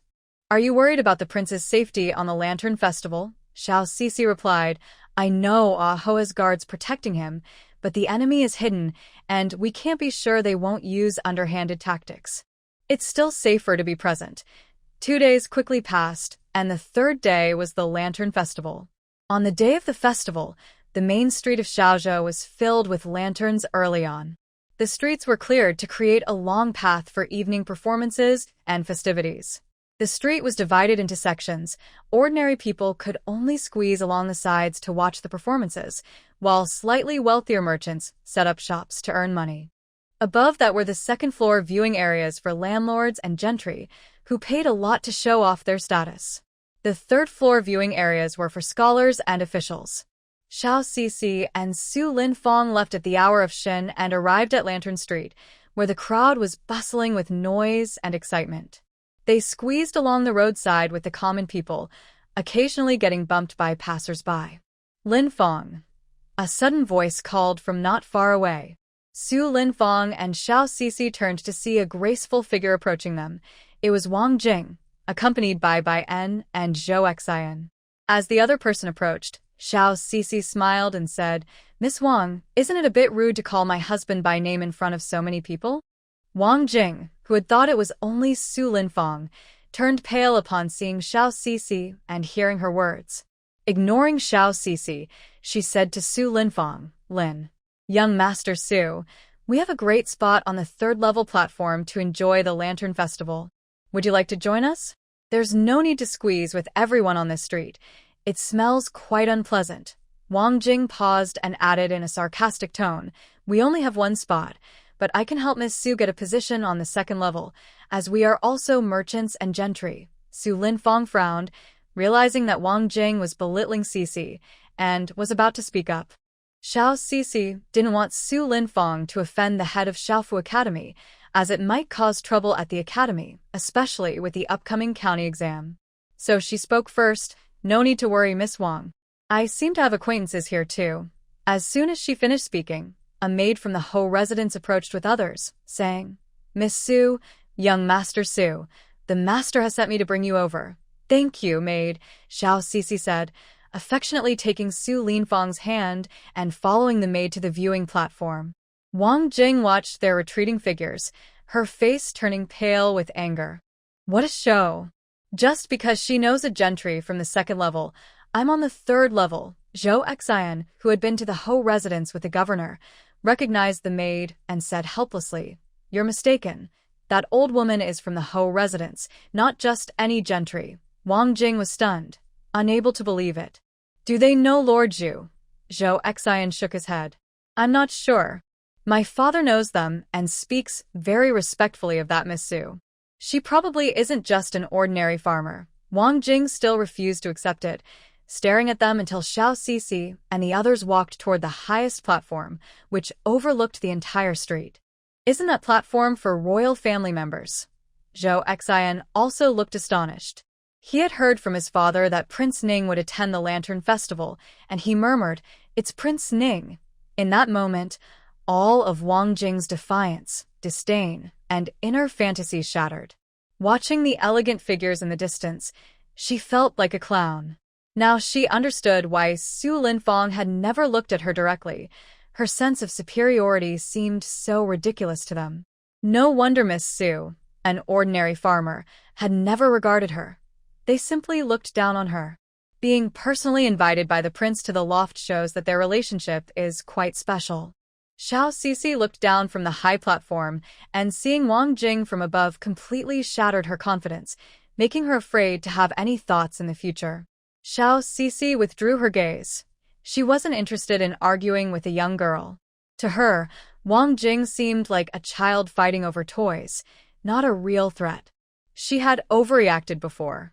Wang Jing watched as they entered the loft, her eyes red. She felt defeated and wanted to find a sense of worth through Baiyan. Baiyan. Didn't you always want to propose to my father? As long as your achievements are better than Su Linfang's, I will marry you. Baiyan looked at her calmly and pushed her hand away. I am not someone you can summon at will, nor am I a toy for you to compare with others. You can play. I'm going back to the academy. Wang Jing was stunned. Even this person she had always looked down on was trampling on her dignity. She shouted angrily, "After tonight, don't regret it." Baiyan's figure had already disappeared into the crowd, and Zhou Xian saw that Wang Jing had lost interest in the lanterns, so she sent someone to take her back to the academy. Xiao Sisi arrived at the loft, unaware of what had happened below. Zhu Shuangshuang and Aho were already there and greeted them. "Teacher, Mrs. Teacher." Xiao Sisi and Su Linfang sat down, casually asking, "Aren't the Marquis and the governor here to enjoy the lanterns?" Zhu Shuangshuang pointed to the lower level in the distance. "They're down there." Xiao Sisi looked down and truly felt the clear divide of social classes from her high vantage point. This was a product of the times, something she couldn't change, nor did she wish to. The Lantern Festival began as the night fell, with the sound of the qin and bamboo flute creating a beautiful melody. The lanterns lit up the night, and the streets became lively. A courtesan carrying a beautiful large lantern started to parade, followed by a performance troupe. While the crowd below was lively, the loft was very quiet. Watching the performances and admiring the lanterns was indeed a pleasure. A large group of stilt performers crossed the street, showcasing their excellent skills as they walked on stilts as if they were on solid ground, with some daring moves that drew gasps from the crowd. Everyone's attention was captured. The stilt performances in Xiaozhou were always a highlight. It was also the first time for Xiao Sisi and Su Linfang to see such a wonderful performance, and Zhu Shuangshuang and Aho were also watching intently. Outside the loft, 2 maidservants brought tea and snacks, and the guards were distracted by the stilt performance below, not noticing that these 2 maidservants were not their own, but simply wore similar clothing. 2 maids were approaching Aho with snacks and tea, but hidden in their trays were sharp daggers. Xiao Sisi was watching a stilt performance below when a sudden flash of white light caught her attention. She felt a jolt and turned around, focusing on the fate lines of Zhu Shuangshuang and Aho. The dark lines of choice were expanding, and she quickly looked at the 2 maids nearby, shouting, "Your Highness, be careful." Aho and Zhu Shuangshuang turned their attention from the stilt performers and saw the 2 maids drawing daggers to attack them. Xiao Sisi grabbed the steaming tea from the table and splashed it on their faces, slowing their movements. Su Linfang rushed forward and tackled Aho, shielding him. The 2 maid assassins, realizing they had been discovered by Xiao Sisi, lost their chance and, before the guards could catch them, committed suicide. Chaos erupted in the loft, and the stilt performers below, seeing the commotion, jumped down with shiny knives, charging toward the loft. Governor Meng and Prefect Zhou's faces changed dramatically. If anything happened to the 5th prince in Xiaozhou, they would be held responsible. They hurriedly shouted for the guards to protect the prince. Before the officials from the governor's office could arrive, the guards Qi and Taishan blocked everyone at the bottom of the loft, creating a tight defense around it. Xiao Sisi stepped forward to confirm that the 2 maids were dead, then turned to see Su Linfang protecting Aho and went to help him up. "Are you okay?" Su Linfang shook his head. "I've fine." "How are you, Your Highness and Princess?" Aho got up and checked on Zhu Shuangshuang. "Sister Zhu, are you all right? It was my carelessness that almost put you in danger." He looked guilty. Zhu Shuangshuang quickly reassured him. "Your Highness, please don't say that. I'm really fine." She had only brushed against the table. Otherwise, she was unharmed. Xiao Sisi added, "We were all distracted by the stilt performers below. This was a planned attack. Are those two maids your people?" Ah Ho glanced at her. No. They just wore similar clothes. His tone turned serious as he shouted at the guards watching the loft. "How could you not see this? What use are you if you can't even notice that?" Thinking back, he felt a chill. If it weren't for his teacher's timely warning, they might not have survived the night. Xiao Sisi frowned slightly. He knew there was danger tonight, and it wasn't entirely the guard's fault. If he were younger, he wouldn't be able to handle being a wise ruler. She was considering how to correct his thinking when Su Linfong had already taken action. He didn't advise directly, but reacted with even more anger than Ah Ho, shouting, "The prince should have all these guards killed." Knowing the dangers tonight, they still dare to be distracted. Just taking out their eyes is not enough to scare the enemy. We must make an example of them so that no one dares to be distracted again. Everyone was startled by Su Linfong's reaction. Xiao Sisi immediately realized he was hinting at Zhu Qiho. These guards were not enemies, and harsh measures would not intimidate the enemy. Instead, it would only make those around him fearful. It depended on whether Ah Ho could understand this. Seeing Su Linfong lose his temper, Zhu Qiho calmed down and grasped the meaning behind his words. "Teacher, what is it?" Su Linfong said deliberately. "If the prince cannot bear it, I can take action." Zhu Qiho sighed. "Thank you, teacher. I was impulsive just now. I knew the danger tonight, but got distracted by the stilt performers downstairs.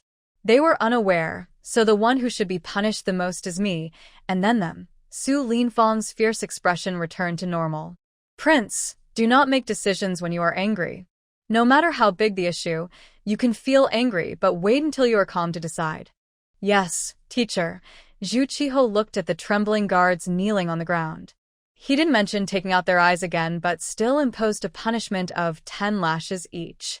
Su Linfong's expression softened, and Xiao Sisi nodded slightly. This punishment was reasonable. Zhu Shuangshuang had also been frightened by Zhu Qiho's words. If he had really taken out so many people's eyes, she would have felt uneasy and was secretly grateful for the wise guidance of her teacher and friends. The guards Qi and Taishan watched the events unfold in the loft and couldn't help but glance at Su Linfong. This matter needed to be reported to the emperor. Outside the loft, the guards Qi and Taishan had already dealt with the attackers and returned inside, carrying a strong smell of blood. Zhu Qiho asked in a low voice, "Did you capture any survivors?" Guard Qi replied, "Prince, these people were assassins. Anyone we caught committed suicide, so there are no survivors." Zhu Qiho frowned upon hearing this. "Can we find out their origins?" Both guards shook their heads. "This must be investigated by the Night Jean Guard in the capital." Zhu Qiho's expression darkened, but there was no other option. He could only let them go and arrange for it, not holding out much hope for finding evidence. Governor Meng and Lord Zhu hurried over and sighed in relief when they saw that Zhu Qiho and Zhu Shuangshuang were unharmed. "Frost, are you and the prince okay?" Lord Zhu asked with concern. Zhu Shuangshuang shook her head. "Thanks to Sister Su for discovering it in time. Otherwise, the consequences would have been unimaginable." Lord Zhu and Governor Meng both looked at Xiao Sisi with gratitude. If anything had happened to the fifth prince, they would all be in serious trouble. Xiao Sisi didn't mind. They were all in this together with Zhu Qiho, and Su Linfong was Ah Ho's teacher, so how could they ignore it? Governor Meng suddenly said, "Your Highness, given what happened tonight, it's too dangerous for you to go to Ningguo Mansion. If necessary, I can go there myself." Zhu Qiho was not a timid person. It would be too cowardly to hide when trouble was at his doorstep. "Thank you for your kindness, but I will handle the matters at Ningguo Mansion myself," Zhu Qiho replied, his tone softening a bit. "Everyone, rest assured, I will be careful." Governor Meng looked at Lord Zhu, hoping he could persuade the prince. Lord Zhu knew he wouldn't be able to change the prince's mind, so he turned to his granddaughter. Zhu Shuangshuang shook her head.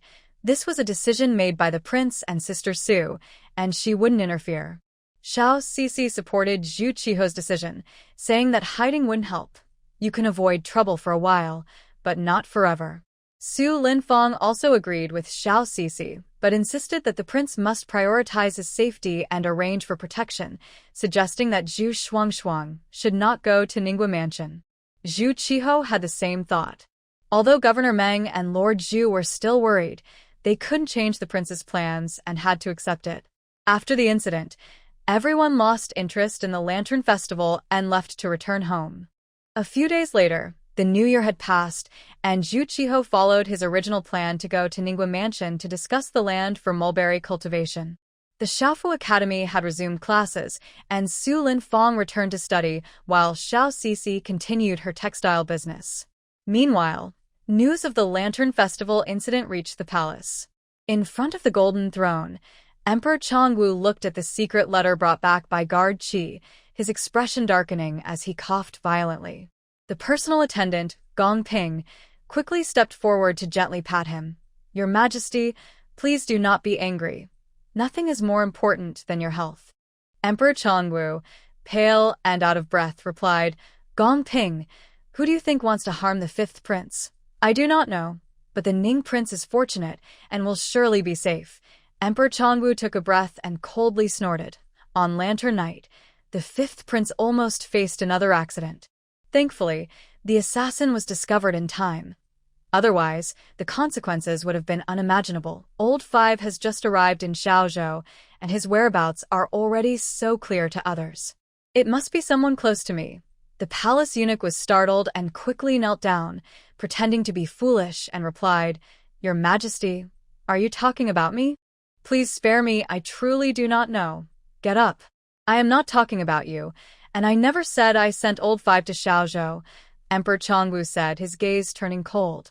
"Do you think it could be second brother?" The eunuch, hiding from the emperor, briefly showed shock on his face before returning to his foolish demeanor, massaging the emperor's shoulders. The second prince is usually kind and values family ties. When the crown prince had an accident, he even pleaded for mercy and was scolded by your Majesty. It shouldn't be him. Emperor Chongwu turned to look at the eunuch, who realized he had spoken too much and immediately knelt down, slapping his own face. I spoke too much.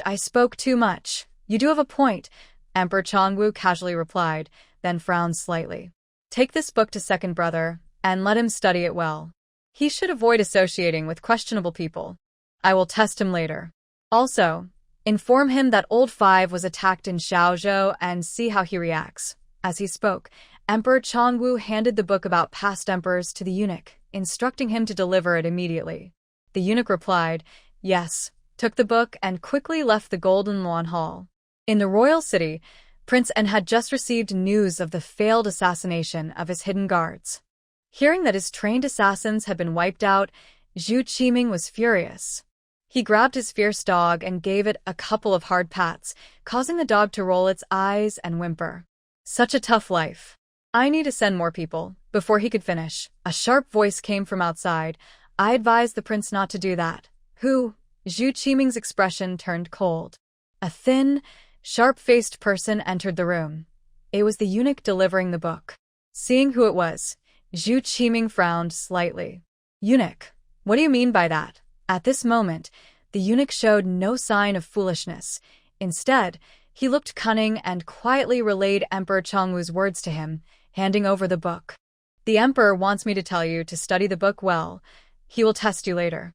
Also, on the Lantern Festival, Prince Ning was attacked again. "The emperor wants to see your reaction." Zhu Qiming took the book, his expression changing. "Eunuch, does father suspect me?"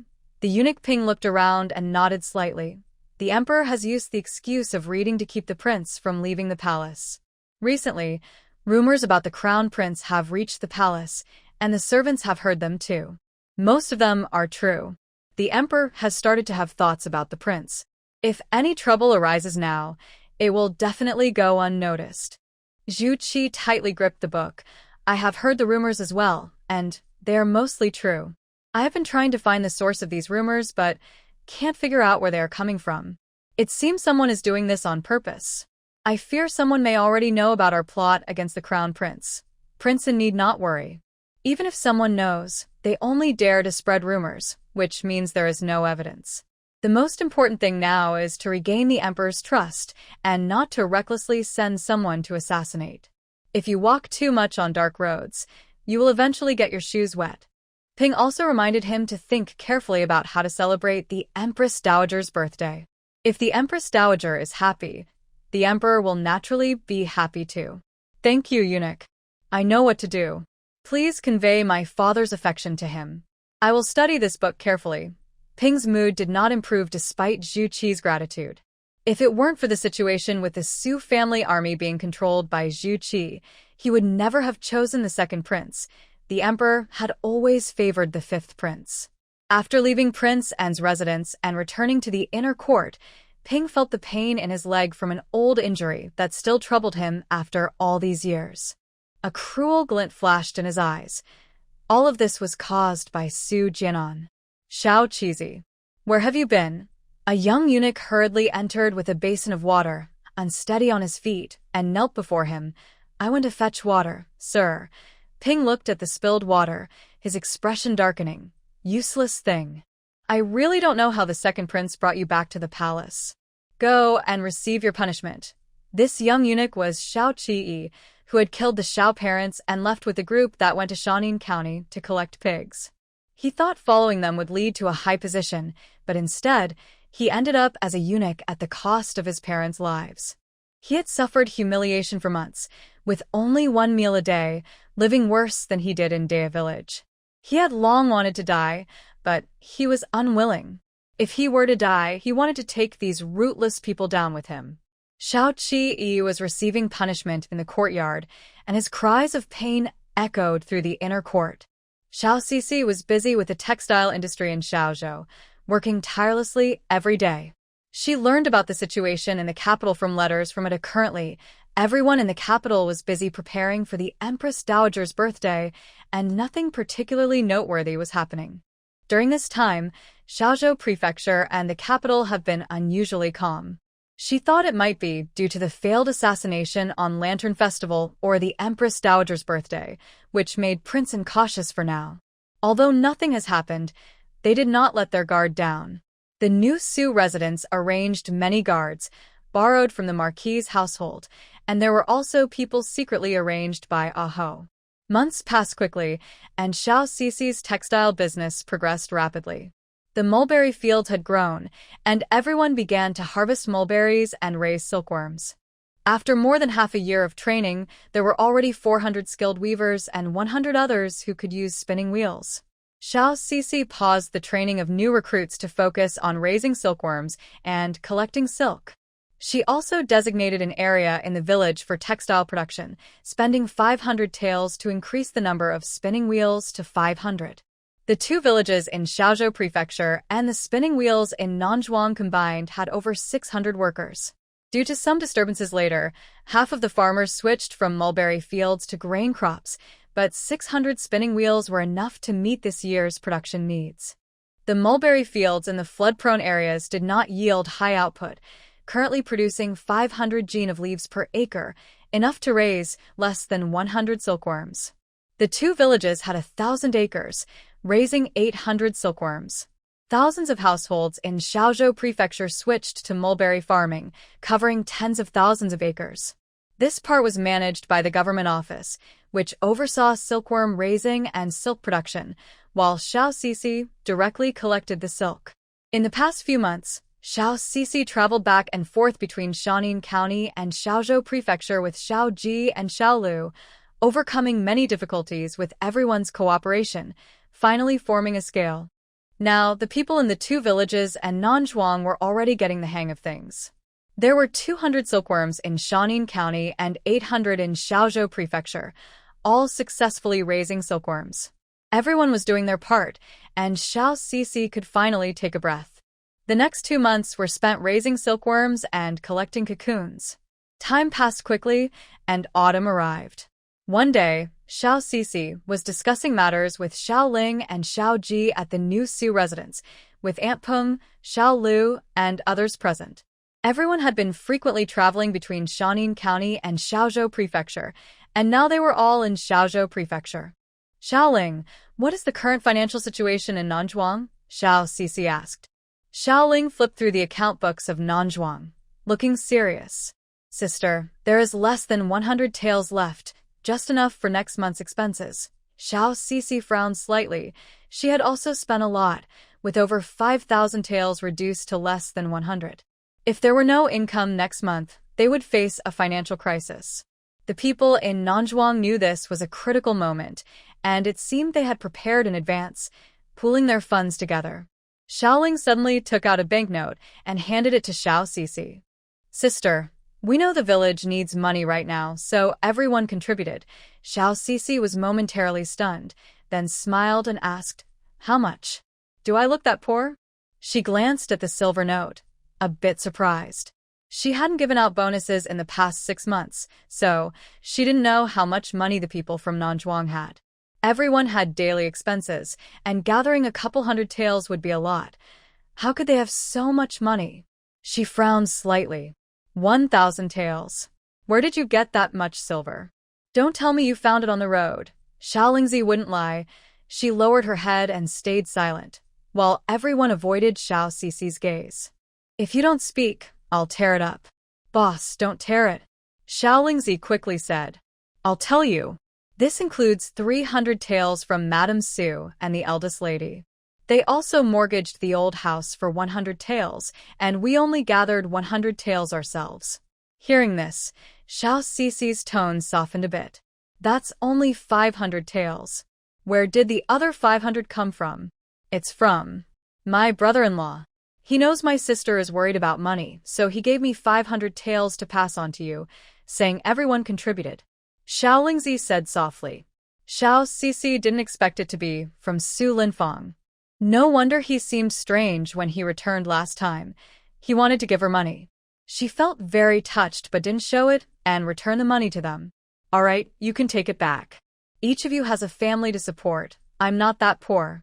Xiaolingzi hesitated, seeing that Xiao Cici didn't intend to keep it, so she took it back and asked, Sister, what about the farm next month? Put Linfang's 500 taels into the Nanzhuang account. That will keep us going. Return the money to mother and sister-in-law, and tell them we're not short on silver. Xiao Cici reminded her, next time, don't mention the difficulties here. We don't want them to worry. Xiaolingzi lowered her head. I'm sorry. When Madame Su and the eldest lady asked, I just told them the truth. I know. I'm not blaming you. Xiao Cici let everyone get back to work. Once they finished, she took the dried meat and various dried goods to the academy to see Su Linfang. When Su Linfang heard that Cici was coming to see him, he put down his heavy books and ran outside, spotting Xiao Cici from a distance. As he got closer and saw Xiao Cici's tired face, he showed concern. Wife. What brings you here? Is something wrong? Xiao Cici replied irritably, Yes. The farm and the shop in Xiaozhou are too big, and we haven't sold any fabric yet. We're in a money crisis. Su Linfang wasn't surprised and immediately asked, How much more silver do you need? I'll find a way. You mustn't worry or hurt yourself. We need 1,000 taels to keep going, Xiao Cici said deliberately.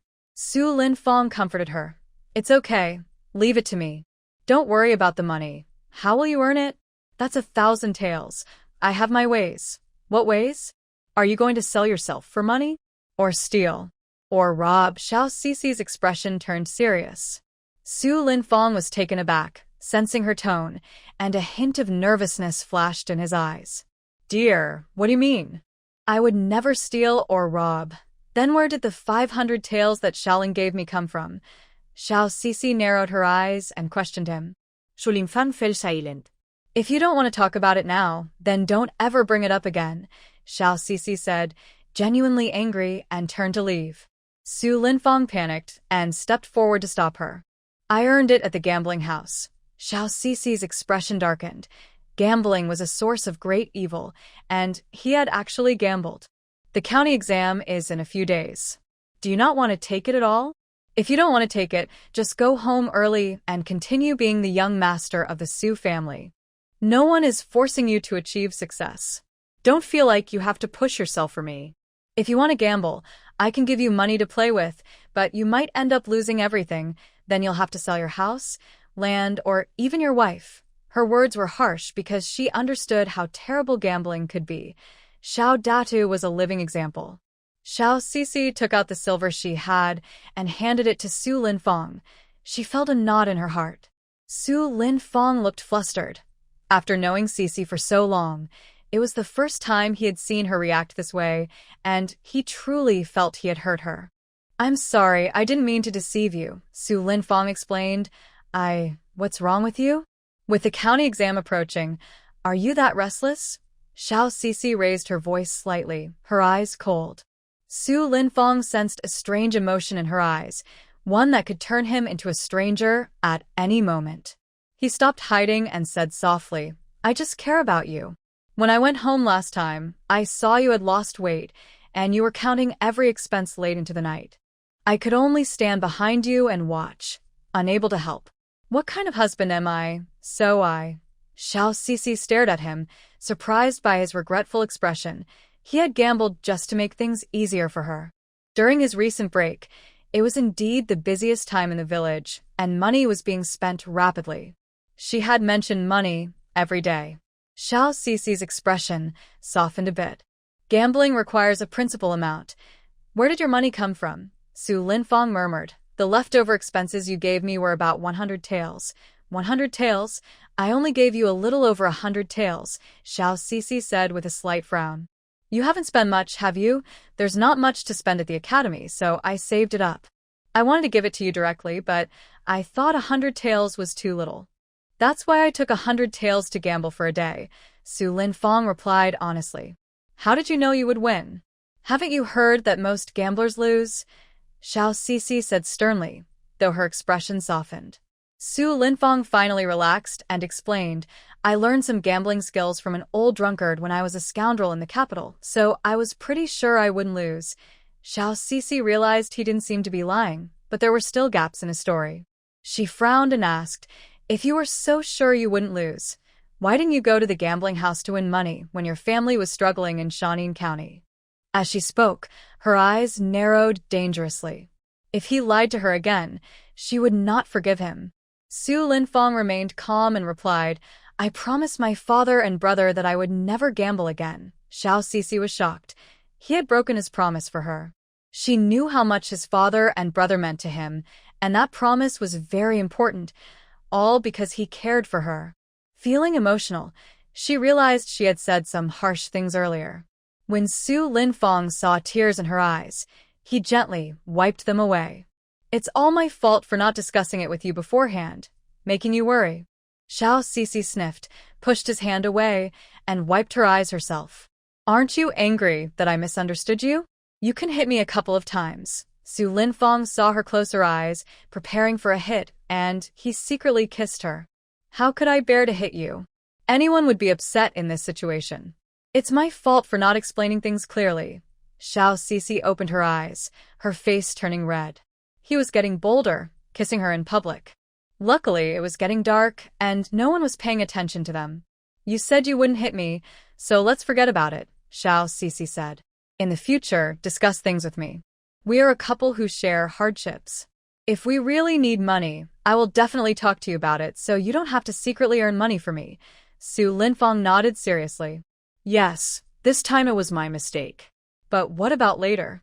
Don't you still need a few thousand taels? Don't be silly, I was just teasing you. If we really need money, just the more than 100 pigs from Nanzhuang can bring in over 1,000 taels, not to mention the hundreds of spinning wheels," Xiao Sisi added. "However, your 500 taels have been contributed to the public fund, and Nanzhuang needs money for circulation." Su Linfang, hearing there was no crisis, smiled and nodded.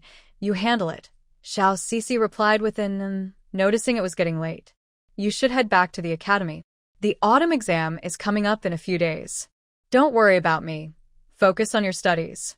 I'm counting on you to pass and reduce our taxes." Su Linfang, with a determined look, agreed. "Be careful on your way back. Don't worry, I'll watch you go in," Xiao Sisi said. As she watched Su Linfang head back to the academy, she put away her smile and showed a hint of guilt. She realized her lack of trust in him was the reason for her feelings. With a sigh, she thought that if Su Linfang trusted her more, he wouldn't doubt her. Xiao Cixi reflected on herself, believing that after this incident, they would trust each other more.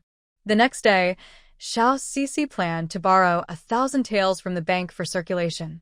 Just as she was about to leave, old Kai and old Yu came to find her, looking excited. Boss. Seeing their enthusiasm, Xiao Cixi offered them some tea to calm down and asked, "What's making you so happy?" Old Kai replied, "The silkworms have started to spin cocoons." Xiao Cixi jumped up, "Really? How many?" No wonder she was excited. The previous silkworms hadn't spun cocoons, and the quality of the silk was poor, making it hard to weave high-quality products. If just one started spinning, the rest would follow smoothly. Old Yu responded, "We checked, and 800 trays have spun cocoons." A smile spread across Xiao Cixi's face. Finally, she wouldn't have to borrow money. She immediately called for Xiaoling, Xiaoji, and Xiaolu, and they all headed to the silkworm room in Kai and Yu villages. When they arrived at the silkworm room and saw the clusters of cocoons, everyone breathed a sigh of relief. Xiao Cixi quickly organized the silk collection and began reeling the silk.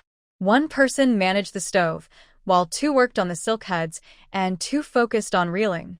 Together, they could reel 30 pounds of silk each day. Xiao Cixi handed several pounds of silk to Xiaolu, whose skills were the most refined, nearly matching Aunt Peng's. "Xiaolu, Xiaoji, you two come and weave our first silk cloth after working hard for half a year." Though nervous, the 2 understood the significance of the first cloth. They took the reeled silk, and the advanced spinning wheel began to turn under everyone's eager gaze. Everyone's hearts raced with the sound of the spinning wheel, and as the day darkened, no one left, waiting for the first cloth. With the 2 working skillfully together, the silk gradually transformed from thread to fabric, increasing meter by meter. Xiao Cixi quietly waited, and time seemed to pass quickly. Soon it was dawn again. Everyone had stayed overnight. There were many people, but it was especially quiet, with only the sound of the spinning wheel moving. Xiao Lu and Xiao Ji did not stop. The silk fabric grew longer and longer, smooth and delicate. Even though it was not yet dyed or embroidered, the quality of the silk was already evident. One by one, people came over to touch the silk, their faces showing joy. Finally, at the moment when the evening light came in, the sound of the spinning wheel stopped. Xiao Lu sighed with relief and said softly, "Boss, the first piece of fabric is ready." Xiao Cixi looked at the silk on the ground, her expression gentle. "You all worked hard." "Everyone has worked hard." Xiao Cixi slowly rolled up the long piece of fabric. The feel of the handmade silk was truly different. Even she, an outsider, could sense its quality. "You all should go home and rest well. I need to take this fabric to the government office to see what price I can get." The weight that had been on everyone's minds for the past 6 months finally lifted, and they could finally sleep soundly. Xiao Cixi asked Xiao Lingzi to accompany her to the government office. When Governor Zhou heard she was visiting and knew it was about textiles, he immediately set aside his work to see her. "Madam Su." Before Governor Zhou could greet her, he noticed the fabric in her hands. "Is this the fabric you all wove?" Xiao Cixi nodded slightly. "This is pure silk fabric, a whole piece just finished." Governor Zhou stepped forward to examine it closely, touching it and praising. "High-quality silk, exquisite craftsmanship. This is truly fine fabric." Xiao Cixi pulled the fabric back. She didn't need him to tell her it was good, as she was there to ask about the price. "What price can you offer for fabric of this quality?" "If it's not high, I can sell it myself to foreign merchants." Previously, the government office and the governor's office had informed her that the government had received large orders from foreign merchants, and they would take all the fabric she produced. She could actually sell it overseas herself, but that would be a huge undertaking for just one person. Governor Zhou did not answer her and said, "This matter cannot be decided by me. You should go to the governor's office with me." They arrived at the governor's office, where Governor Meng carefully felt the silk fabric. Having seen good things before, he couldn't help but exclaim, "This is indeed fine fabric. I'm somewhat reluctant to sell such good fabric to those ignorant foreign merchants, but unfortunately, there is a contract." Xiao Cixi pulled the fabric back and reminded him, "Governor, you haven't even told me the price per piece yet." Isn't it a bit too soon to discuss the next steps? Governor Meng's expression froze for a moment. This woman was indeed good at calculations. He smiled and said, "Don't worry, you won't lose out. We will pay you 3 taels for each bolt of plain silk. The government will handle dyeing, embroidery, transportation, and sales." How does that sound? Xiao Sisi had originally expected a price of over 2 taels, so 3 taels was much more than she anticipated. It seemed that selling overseas could fetch 7 or 8 taels per bolt, but she wasn't greedy enough to take it all. The risks of overseas trade were too high for her. "All right, 3 taels per bolt. However, I have a request that I need your help with." Governor Meng felt pleased. The textile business was a great achievement for them. He smiled and replied, "Go ahead. I need you to arrange for the best dyeing workshop to dye this silk a bright red and have skilled embroiderers create a pattern of abundant harvests and the words for a long life within 7 days." Governor Meng immediately understood. She wanted to present this silk from Xiaozhou to the palace, showcasing the success of the mulberry planting initiative. This would be the perfect gift for the Empress's birthday. He agreed, saying, "Don't worry, I will ensure the best embroiderers are assigned." Xiao Sisi slightly bowed in gratitude, saying, "Thank you, Governor Meng." Governor Meng waved his hand casually. No need for formalities. It's a win-win. The government needs tens of thousands of bolts of fabric this year, and it will rely on you, rest assured. As long as the silk from other farmers is sufficient, we will meet the quantity," Xiao Sisi confidently replied. She now had 1,000 weavers. With enough silk, they could produce even 100,000 bolts in a year. In the following days, people from both villages were busy collecting cocoons, reeling silk, and weaving fabric. 800 spinning wheels were working simultaneously, creating a spectacular scene. The weavers in Kai village had become very skilled, able to weave a bolt of fabric in 3 days. Xiao Sisi took the mulberry trees from her 1,000 acres and the 800 pounds of cocoons to the government office to claim her reward. For every 10 pounds, she would receive 1 coin, and each cocoon could yield 80 pounds of silk. For 100 cocoons, she would earn 8 taels. For 800, that totaled 640 taels. After receiving the silver reward from the government, she immediately arranged for Uncle Kai and Uncle Yu to start collecting cocoons. "Uncle Kai, Uncle Yu, we will begin collecting cocoons tomorrow at 15 won per pound." The two immediately agreed, knowing that the production from just the 2 villages was too low to support the weaving speed of 800 spinning wheels. Currently, with normal techniques, each cocoon could yield 80 pounds. For those with less skill, it could be around 60 or 70 pounds. Farmers can earn over £1 for each silkworm. Families that switched to mulberry farming raised dozens of silkworms, allowing them to earn over 10 pounds in 6 months and more than 30 pounds in a year. After deducting costs, they can still make a pure profit of over 20 pounds, not including government rewards, which is much better than growing other crops. After receiving their rewards from the government, everyone brought their silkworm cocoons to the South Village shop to sell. In just a few days, the shop spent 600 pounds and collected 40,000 pounds of cocoons. One day, while she was organizing the silk reeling in the village, someone from the governor's office came to find her. Xiao Sisi thought it was time for the harvest painting to be ready. When she arrived at the governor's office, the originally plain silk had been dyed and embroidered, looking completely different. This piece would likely sell for no less than 20 pounds in the market. "It's so beautiful," Xiao Sisi couldn't help but exclaim. Governor Meng spoke with a hint of pride. "Of course. This is from the best dye house and embroiderers in Ningguo. Thanks to Prince Ning, we were able to bring them here." Xiao Sisi understood that he believed she wanted to present the fabric to the Empress as a personal favor, which was clear from his mention of Prince Ning. She didn't explain further, took the fabric, thanked him, and left the governor's office. She then took the fabric to the Zhu family's residence and saw Zhu Shuang and Aho preparing to leave in a carriage.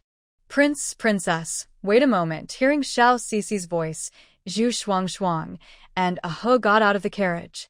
"Sister Su, are you heading back to the capital?" Aho replied, "Yes, we didn't send anyone to inform you, fearing it would delay your work. I almost missed you," Xiao Sisi said, handing him the fabric. "This is a gift for the Empress." Aho and Zhu Shuang opened it and were amazed by the fabric. "Sister Su, where did you get such fine fabric?" Xiao Sisi smiled. "It's from South Village. This is the first silk produced after a year of hard work, marking the success of the mulberry farming initiative. The prince's mission has also yielded results, which will silence those in the court who doubt him and the new farming method." Zhu Qiho's eyes widened. "Thank you, Sister Su. This is perfect timing. I was worried about what to give to my grandmother. She will surely love it." Xiao Sisi sighed in relief. "I'm glad. You should hurry on your way and not miss your time to enter the capital." With time pressing, Aho and Zhu Shuang quickly packed up the fabric and set off for the capital. 3 days after they left Xiaozhou, the imperial examination also began. Xiao Sisi took a break from the busy village tasks to dry meat and various dried fruits to send to the academy for Su Linfang. Su Linfang was waiting at the gate, feeling more nervous about the county exam than in previous attempts. When he suddenly saw Xiao Sisi and Xiao Ling coming, he quickly approached them, saying, "Wife, little sister Ling." Noticing his tense expression, Xiao Sisi playfully pinched him to distract him from his anxiety. Su Linfang exclaimed, confused, "What are you doing, wife? Are you still nervous?" Xiao Sisi asked casually. Su Linfang paused, then felt more closely. "I guess. I'm not nervous anymore." Xiao Sisi handed him a package, saying, "This is for you. The county exam is tougher than before, lasting 3 days for each of the 3 sessions. Inside, I prepared some flatbread and food that quickly replenishes energy and fills you up." As Su Linfang accepted the package, seeing her made him feel less anxious and filled him with determination. Xiao Sisi walked him to the examination hall and stopped to watch him enter the testing area. She knew that the county exam was the real challenge for scholars, with a very low acceptance rate. Out of hundreds of candidates, only a few dozen would pass. The county exam consists of 3 sessions, each lasting 3 days. During each session, candidates must stay in the examination tents, including eating, drinking, and sleeping. After sending Su Linfang to the examination hall, Xiao Sisi left, knowing he wouldn't come out until the last session was over. She returned to the weaving house in the village and heard the sound of spinning wheels from a distance. A few days ago, they collected 40,000 pounds of silkworm cocoons in Xiaozhou and finished reeling the silk, with a loss of 1,000 pounds, resulting in 39,000 pounds of silk. Using advanced spinning wheels, they produced 1 bolt of cloth from an average of 30 pounds of silk. 800 spinning wheels took 4 days to turn the silk into plain silk fabric, totaling 1,300 bolts.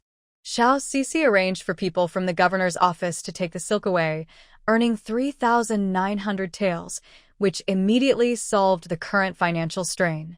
She took out 900 taels and gave them to Xiao Ling and Xiao Ji, instructing them to return to Shanin County with the money and start collecting silkworm cocoons at the same price of 15 won. Xiao Ling, coordinate with Uncle Gong on the collection of silkworm cocoons, and arrange for the finished plain silk to be transported to Xiaozhou by Taitu and his brothers. Xiao Ling replied, "Sister, don't worry, I understand." After giving them a few more reminders, Xiao Sisi sent them out of the city and returned to Kai village once their carriage was far away. In the past few days, the 2 villages collected 64,000 pounds of silkworm cocoons, with a loss of 1,000 pounds during reeling, resulting in 63,000 pounds of silk.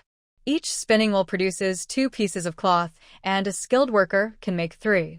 9 busy days passed quickly, and Xiao Sisi almost forgot that the village exam was ending today. She only remembered when she heard people talking about it on the way to the village, so she hurried to the examination hall. When she arrived at the entrance, students were just coming out.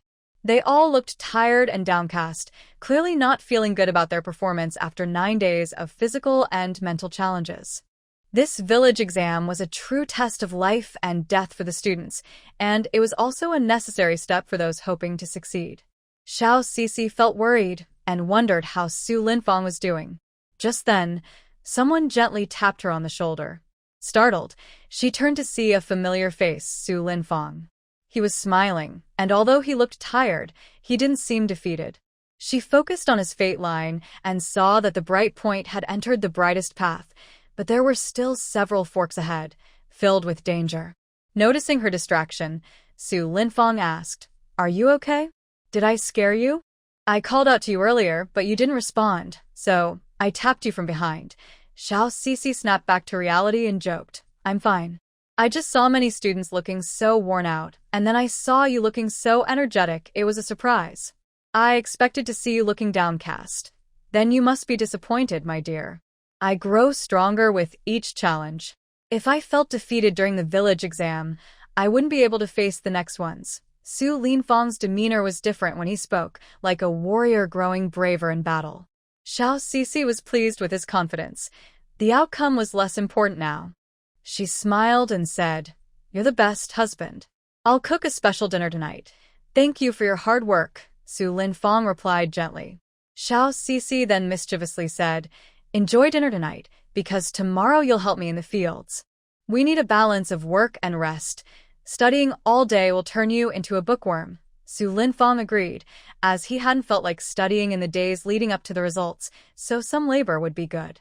That evening, Xiao Sisi prepared a lavish dinner, and everyone celebrated happily until late into the night. The next day, Xiao Sisi took Su Linfang to the village weaving and silkworm houses to work. Although it was called work, it was really to help him understand farming and distract him.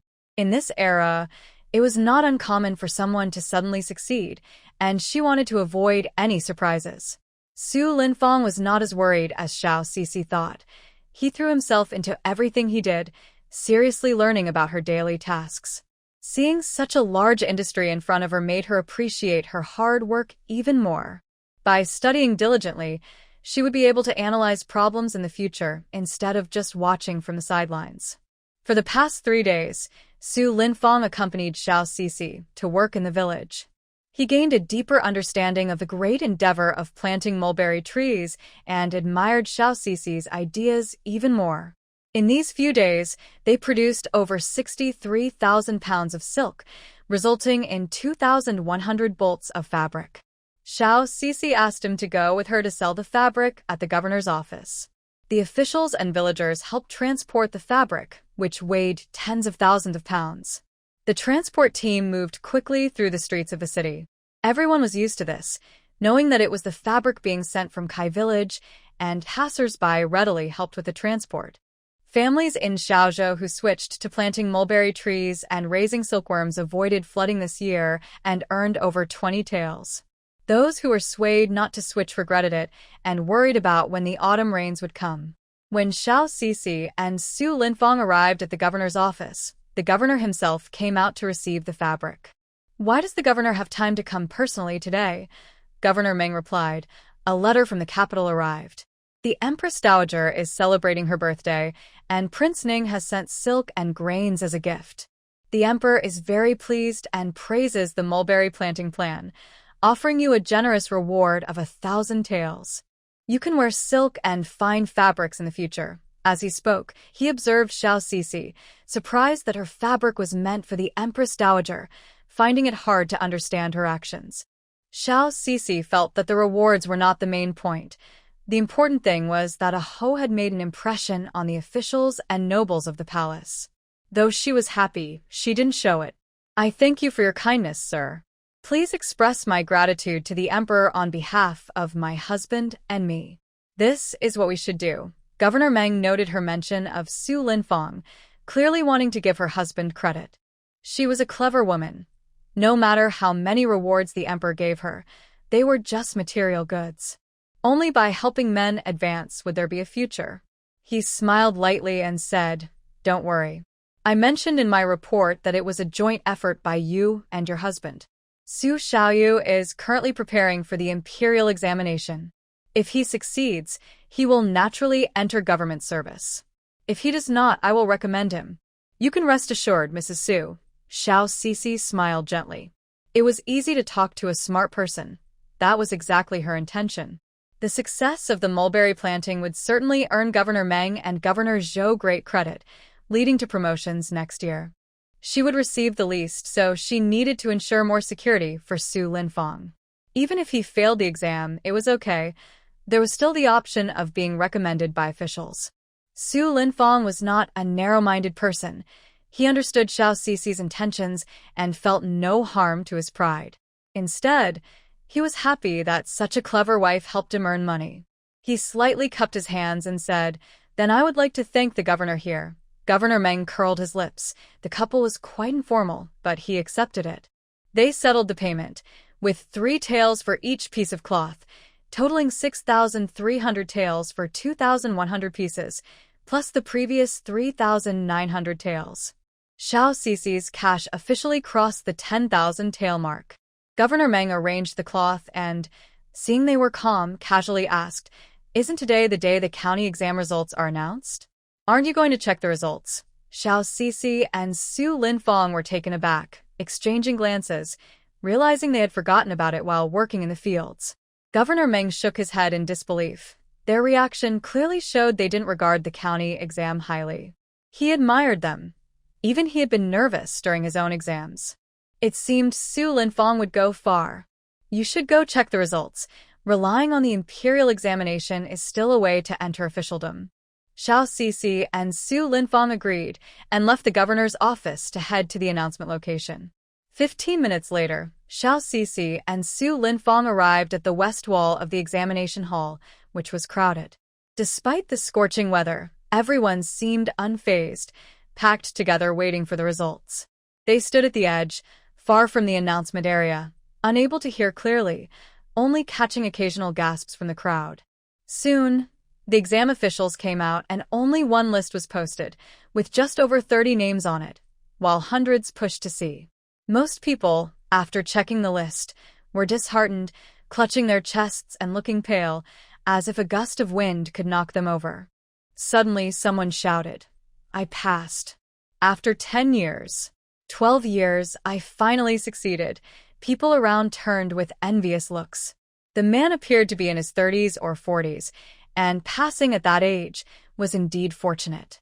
Among the crowd, an elderly man with white hair sighed and shook his head as he left. Before they could fully absorb the crowd's envy, the middle-aged man fainted from joy, causing another wave of gasps. The official on the platform was not surprised by this scene. He was used to it and quickly arranged for someone to take him to a clinic. Xiao Cixi observed the crowd. The emotions at this exam announcement were much more intense than in previous ones. Some who failed cried openly, others pounded their chests in despair, while those who passed shouted joyfully. Some even fainted or spoke nonsense. She glanced at Su Linfong, relieved to see him calm. In the crowd, someone asked, "Sir, who is the top scorer of this year's local examination?" The official glanced at the speaker and slowly replied, "The top scorer is Su Linfong from Shanin County, Xiaozhou Prefecture." The once noisy crowd fell silent, then erupted in surprised whispers as people looked around, asking who Su Linfong was. Many shook their heads in confusion, as if he had appeared out of nowhere, while only the students from Xiaofu Academy who took the exam were searching for Su Linfong. Someone spotted Su Linfong standing at a distance, seemingly unaware that he was the top scorer. Someone shouted, "That young man in the blue robe is Su Linfong." 100 gazes turned towards them, and Xiao Cixi frowned. "What's going on?" Su Linfong also frowned. "I don't know. Isn't it strange for such a young top scorer?" "There must be something wrong with the exam," an older person exclaimed. Nearby students who didn't make the list echoed, "There must be an issue. Xiaozhou has never had such a young top scorer." As the crowd murmured, Xiao Cixi sensed their emotions shifting from surprise to anger. She focused on their fates and found nothing unusual. The voices grew louder, and Xiao Cixi and Su Linfong heard them say he was the top scorer. Clearly, they thought there was a problem, as if removing the top scorer would allow them to succeed. Before Su Linfong could speak, officials from the government stepped forward. Governor Zhou had arrived, looking displeased. "Enough. Anyone spreading rumors about the examination, regardless of their status, will face imprisonment." Governor Zhou's words quieted the doubts. He continued, "The local examination is overseen by the emperor's appointed scholars and officials, with several respected Confucian scholars evaluating it. They unanimously ruled out the top 3 candidates. Instead of blaming others, you should read more and improve your own work. It's shameful for scholars to act this way. The students felt embarrassed by Governor Zhou's words, realizing their earlier doubts were just a way to vent their frustrations. They knew such a rigorous examination could not possibly be flawed. They all bowed to Su Linfang, apologizing. Sorry, Su, we were blinded by our emotions. Su Linfang did not hold it against them and understood their feelings. After the brief commotion, the news of Su Linfang being the top scorer was accepted, and their reactions became more calm and composed. Everyone admired him quietly. No wonder he was able to top the exam. His character was stronger than anyone else's. Governor Zhou approached with a friendly attitude, knowing that passing the local exam meant he would soon become an official, leaving behind his commoner status. Congratulations, Scholar Su, he said. Su Linfang cupped his hands in thanks. Thank you, Governor. Governor Zhou felt emotional seeing Xiao Xixie and Su Linfang. In just a year and a half, they had impressed everyone. Even their teacher praised them. One had changed to mulberry farming in Xiaozhou and succeeded, while the other had directly passed the exam with top honors. Such a young scholar had a bright future ahead. Xiao Xixie and Su Linfang were unaware of Governor Zhou's feelings. After leaving the announcement place, they learned the exam results and had many arrangements to make.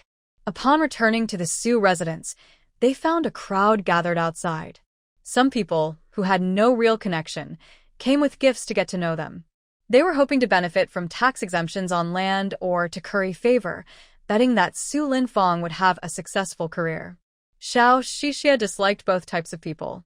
She politely sent them away, ensuring Su Linfang didn't defend the local gentry and attract trouble. That evening, Scholar Hao came to congratulate them. They gathered at home and discussed the celebration, with Su Linfang having a few more drinks. Xiao Xixie arranged for someone to take Scholar Hao back to the academy and help Su Linfang to their room. She knew he had been under a lot of pressure lately, even if he didn't show it. She was initially worried, but after seeing him relax and express his feelings while drinking with Scholar Hao, she felt much better. Dear, you still owe me one, Su Linfang said, lying on the bed and pulling Xiao Xixie close. Xiao Xixie was taken aback and eventually realized he was referring to their intimate moments. Annoyed, she said, "You're still thinking about that after drinking? I can't tell if you're really drunk or pretending." As she spoke, she drew the curtains. Today was a day for him to unwind from over a year of stress, so she decided to indulge him. The night was filled with ups and downs, settling down only in the early hours. Xiao Xixie got up to clean herself and helped him as well, finally going to bed just before dawn. The next day, they woke up around noon. Su Linfang had a headache from drinking, and Xiao Xixie prepared him some hangover tea. Seeing him in a daze, she reminded him, "You can only handle a little alcohol. Don't exceed that amount, or you'll get too drunk and could be taken advantage of." Su Linfang took the tea and nodded slightly. "Thank you for the reminder, dear. But why do I feel so exhausted all over?" Xiao Xixie's face turned red. Last night, she was upset and ended up feeling tired after several attempts. She vaguely said, "Maybe I drank too much. If you're tired, you should rest more. In a few months, we need to prepare to go to the capital for the exam, and time is tight." When she mentioned going to the capital, Su Linfang's expression became serious. He was familiar with the capital, and the people there would recognize him. It was possible that his current identity was already known to them. In the capital, Prince N. Zhu Qi rushed into his residence. A sharp voice came from outside. "Prince N, why did you summon me?" "It's better if we don't see each other too often if someone finds out."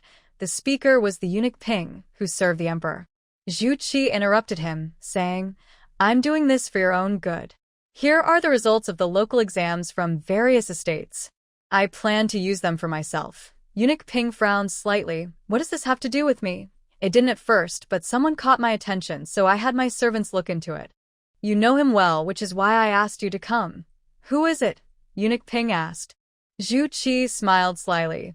"The top scholar from Xiaozhou's local exam is Su Linfang, the second son of Su Jianan. Do you still think this doesn't concern you? His success in the exams is surely for his father and brother. Eunuch Ping's expression changed drastically, and he trembled at the thought of that father-son duo. He actually dared to leave Shanin County and participate in the exams. As he spoke, Eunuch Ping knelt before Zhu Qi, saying, "Please, Princeton, help me get rid of him. From now on, I will follow your lead."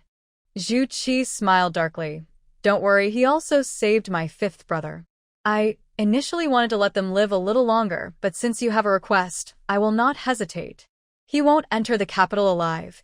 Thank you, my lord." In Xiaozhou, Xiao Sisi was unaware of the conspiracy between Prince En and Eunuch Ping, but she knew from Su Linfang's fate that the road ahead was full of danger. Su Linfang would return to the academy to continue his studies for the next 3 months, and the 2 secret guards arranged by a Ho would not be enough. On the same day that Su Linfang returned to the academy, the first batch of cloth from Nanzhuang County, 1,000 rolls of plain silk, arrived in the capital. Xiao Sisi was about to head to the governor's office when she saw Taitu and the others arriving. Taitu and his group replied, "Boss. The cloth from Nanzhuang has arrived." Xiao Sisi glanced at the several carts of cloth and asked, "Did you encounter any trouble on the way?" "We encountered a few thieves who tried to rob us. Since there were many of us, we quickly scared them away," Taitu replied casually. Xiao Sisi noticed their clothes were torn and took out some silver coins, saying, "After we finish, you all should get new clothes." Everyone worked hard this time. They all insisted it wasn't hard work and accepted her offer. Xiao Sisi then had them transport the fabric to the weaving bureau, where 1,000 bolts of cloth were recorded as 3,000 taels. She instructed Taitu and the others to make clothes while she went to see Governor Meng at the governor's office.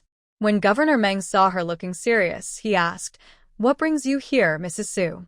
Is there a problem with the weaving?" "No, Governor, everything is going smoothly with the weaving. I just delivered 1,000 bolts of plain silk to the weaving bureau." "I have another matter to discuss," Xiao Sisi replied. "Please go ahead," Governor Meng said. Xiao Sisi continued, "My husband has returned to the academy, and I believe the capital has received the results of the provincial exams. Lin Fang's identity cannot be hidden any longer. There are many in the capital who resent the old general and would not want the Su family to return." Governor Meng, experienced in court matters, understood her concern. "Do you wish for me to protect him?" Xiao Sisi nodded slightly. "In Xiaozhou, I believe even the power of the capital cannot act recklessly. I hope you can help." Governor Meng tapped the table, not immediately agreeing, but instead asked, "I can arrange for protection, but I need you to answer a question honestly." Xiao Sisi felt a sense of caution, but kept her composure. "Please ask, Governor." Governor Meng waved for the guards to leave, leaving just the 2 of them. "Are you supporting the 5th prince, hoping he can take the throne?" His question was direct, and Xiao Sisi was taken aback, the room falling into an unusual silence. She wasn't surprised. She was considering that if Governor Meng was aligned with the 2nd prince or other royal family members, he would not help and might even eliminate them. If he also supported the 5th prince, he would do everything to assist them. Seeing her usually calm demeanor change, Governor Meng realized the answer was clear. No wonder she sent that fabric to the 5th prince for the Empress Dowager. Perhaps the 5th prince's visit to Xiaozhou to discuss mulberry planting was also her idea, which was a significant achievement. Just as Xiao Sisi was about to take a risk and tell him the truth, he spoke first. "You don't need to answer, Mrs. Su. I already have my answer. I will communicate with the academy and arrange for 10 capable guards to pose as students to protect Su Jiyuan's safety. Does that sound good?" Xiao Sisi stood up to thank him, saying, "Thank you, sir." She then left the governor's office, feeling a bit less anxious after arranging everything. Xiao Sisi asked Taitu and the others to stay in the city for a few days until she returned to Shanin County with them. During these days, she organized the silkworm breeding and weaving rooms in the village, distributing the profits from the recent sales. Kai Village earned 3,900 taels from selling cloth and 6,300 taels from local silkworm farming, totaling 12,200 taels. After deducting the previous costs of 5,200 taels, the profit was 5,000 taels. She decided to share 20% of the profit with the village, giving 1,000 taels to Old Kai and Old Yu to distribute among each household. With 400 households in the village, each family received over 2 taels, and she set aside 800 taels for the weavers' monthly wages. This year, each household earned more than before. Xiao Cici currently had 8,400 taels left. She took out 3,600 taels to give to the Nanzhuang branch to continue purchasing silkworm cocoons at 15 won per pound. This funding could buy 240,000 pounds of cocoons, resulting in 7,800 rolls of silk after accounting for losses. Uncle Kai, Uncle Yu, I need to return to Shaanxi County tomorrow. Please take care of things here, mainly collecting cocoons and making cloth. I will sell it to the government when I return. Old Yu and Old Kai replied, Rest assured, boss. Xiao Cici asked Xiaoling and Xiaolu to stay at the house, as the funds were increasing, and she needed someone to keep an eye on things. She had 4,800 taels in flexible funds left and set aside 800 taels in the Nanzhuang branch's account for purchasing silkworm seeds and paying the monthly wages for silkworm farming. After organizing everything, just as she was about to leave, Old Kai and Old Yu exchanged glances and quickly called out, Boss, we need to discuss something. What is it? We heard that Master Su has passed the imperial examination and we were thinking. Xiao Cici furrowed her brow, knowing they wanted to put the village's land under Su Linfang's name to avoid taxes. Before they could finish, she interrupted, If you're thinking about avoiding taxes, there's no need to say more. As citizens of Nanli, we should contribute to the country. The government provided aid during disasters, and we can't think of avoiding taxes now that things are better. If everyone did that, the country would be in trouble. Her words were firm, meant to discourage anyone with such thoughts. Old Kai and Old Yu's faces turned red with shame. Sorry, boss. We won't think like that again, Xiao Cici replied. Focus on collecting silkworm cocoons. The costs next time won't be high, and the more the village earns, the more everyone will receive. We should think about earning more, not taking shortcuts. They nodded seriously in agreement. The next day, Xiao Cici left Xiaozhou and returned to Shaanxi County. She had arranged for Su's mother and Su's sister-in-law to come to Xiaozhou, discussing it with Su Linfang beforehand. The officials knew that they were from Shaanxi County, and staying at the old house was risky, so it was better for them to be together in Xiaozhou. News of Su Linfang topping the county exam had spread in Shaanxi County, a significant event that hadn't happened in decades. Every day, local gentry and townspeople gathered at the Su family's old house, waiting for Su Linfang to return in glory. Visitors came daily to the old house, mostly women, and each was received. Even the local officials sent people to ensure everything went smoothly and to prevent any incidents. County Magistrate Guan knew what it meant for someone to top the exam. It usually led to a government position starting from the state capital, and he couldn't afford to offend him. He secretly felt relieved that he hadn't crossed Su Linfang. 3 days later, Xiao Cici and Taitu returned to Shaanxi County and saw a crowd around the old house from a distance. Boss, something seems to have happened at the old house, Taitu said urgently. It's nothing. It's probably just visitors, Xiao Cici replied, knowing that news of Su Linfang's success had reached Shaanxi County. Everyone likely wanted to win him over or, like Old Kai, hoped to secure land. As the carriage slowly stopped in front of the old house, people quickly surrounded it. Master Su has returned. Master Su, our families are old friends. We've been busy these past 2 years and neglected this matter. Please don't hold it against us. Master Su, I played with your father when we were kids. I even held you. Don't forget to take care of us. Xiao Cici stepped out of the carriage, her expression cold as she scanned the crowd. These so-called friends had not shown up when the Su family's second branch was in trouble, and now they suddenly appeared, revealing their selfishness. I've been married into the Su family for over 2 years. If you visited the Su family, please come inside to talk. The smiling faces froze. Not to mention 2 years, the second branch of the Su family hadn't received any visits in over 5 years. Xiao Cici sneered, If you don't know me, then step aside. I don't have time to chat with strangers. The crowd could only hold their gifts and silently make way. Once inside, Xiao Cici found Taitu and the others waiting by the door, looking fierce. Those who had lingered outside quickly recognized them as troublemakers and hurriedly dispersed. Sue's mother and Sue's sister-in-law heard the commotion outside and sent Aunt Pring to check what was happening, only to see that Xiao Cici had returned. Xiao Cici called out, "Aunt Peng, Second Miss has finally returned. The lady has been saying that you all need to go to Xiaozhou Prefecture," said Aunt Peng with a smile. "Where are mother and sister-in-law?" "In the back courtyard. Recently, many visitors have been coming," Aunt Peng replied, then asked nervously, "Second Miss, did the young master really pass the exam?" Xiao Cici nodded with a smile, and then went to the back courtyard to chat with Mother Su and sister-in-law Su. When Mother Su and sister-in-law Su heard that Su Lin had passed the exam, they were not particularly happy. Instead, their faces were serious because the next exam would be held in the capital, which would surely be very dangerous. Xiao Cici understood their worries and comforted them, saying, "Don't worry, Mother. We are prepared for what lies ahead. Now that we have come this far, let the storm come even stronger." Mother Su sighed, realizing that there was no way to stop him now. She should have thought about this day when she agreed to it in the first place. Xiao Cici then told them that she wanted them to go to Xiaozhou Prefecture together this time, so they wouldn't have to travel back and forth. Mother Su and sister-in-law Su did not object. They also thought about going to Xiaozhou Prefecture, as it would be better to be together as a family. In the following days, Mother Su and sister-in-law Su began packing their belongings, as they didn't know when they would return after this departure. Xiao Cici was arranging rewards for the South Farm, as this trip had brought in 3,000 taels from selling cloth, which deserved recognition.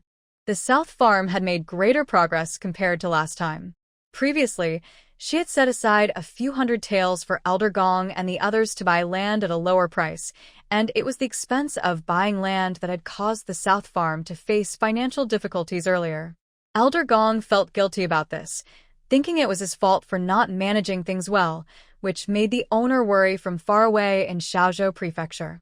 Seeing Elder Gong with his head down, looking remorseful, she didn't say anything to comfort him. He needed to grow as well. "Elder Gong, how many acres of land does the South Farm have now?" Elder Gong came to his senses and replied softly, "Most of the 1,000 taels you left were used to buy land, averaging 3 taels per acre. Now, the South Farm has 210 acres, Xiao Cici responded with a satisfied, as she was pleased with this number. Next year, the South Farm would have over 200 acres of mulberry trees. Everyone did a great job. This time, we sold 1,000 bolts of cloth for a good price, so I will reward everyone." Elder Gong was taken aback and quickly said, "Owner, I apologize for the financial difficulties at the South Farm last time. Elder Gong, that was my decision to have you buy land. You did nothing wrong. Learn from this experience, and just don't make the same mistake again." "I didn't pay attention to it either." Elder Gong nodded earnestly. "Thank you for still trusting me, Owner." Xiao Cici didn't mention the matter again. She took out 1,000 taels, depositing 600 taels into the account for the textile workers' wages for the next 3 months. Previously, Su Linfong had spent 100 taels from the 500 taels, leaving 400 taels for the other workers. The total of 1,000 taels was enough to last until the end of the year. Xiao Cici decided to use the remaining 400 taels as rewards. She gave authority to Elder Gong, Air, and Xiao Ji to distribute the rewards among their respective groups. The textile group received 200 taels, with Xiao Ji distributing 1 tael to each textile worker. Elder Gong, who managed the pig farmers and transportation team of over 40 people, allocated 1 to 3 taels based on their hard work.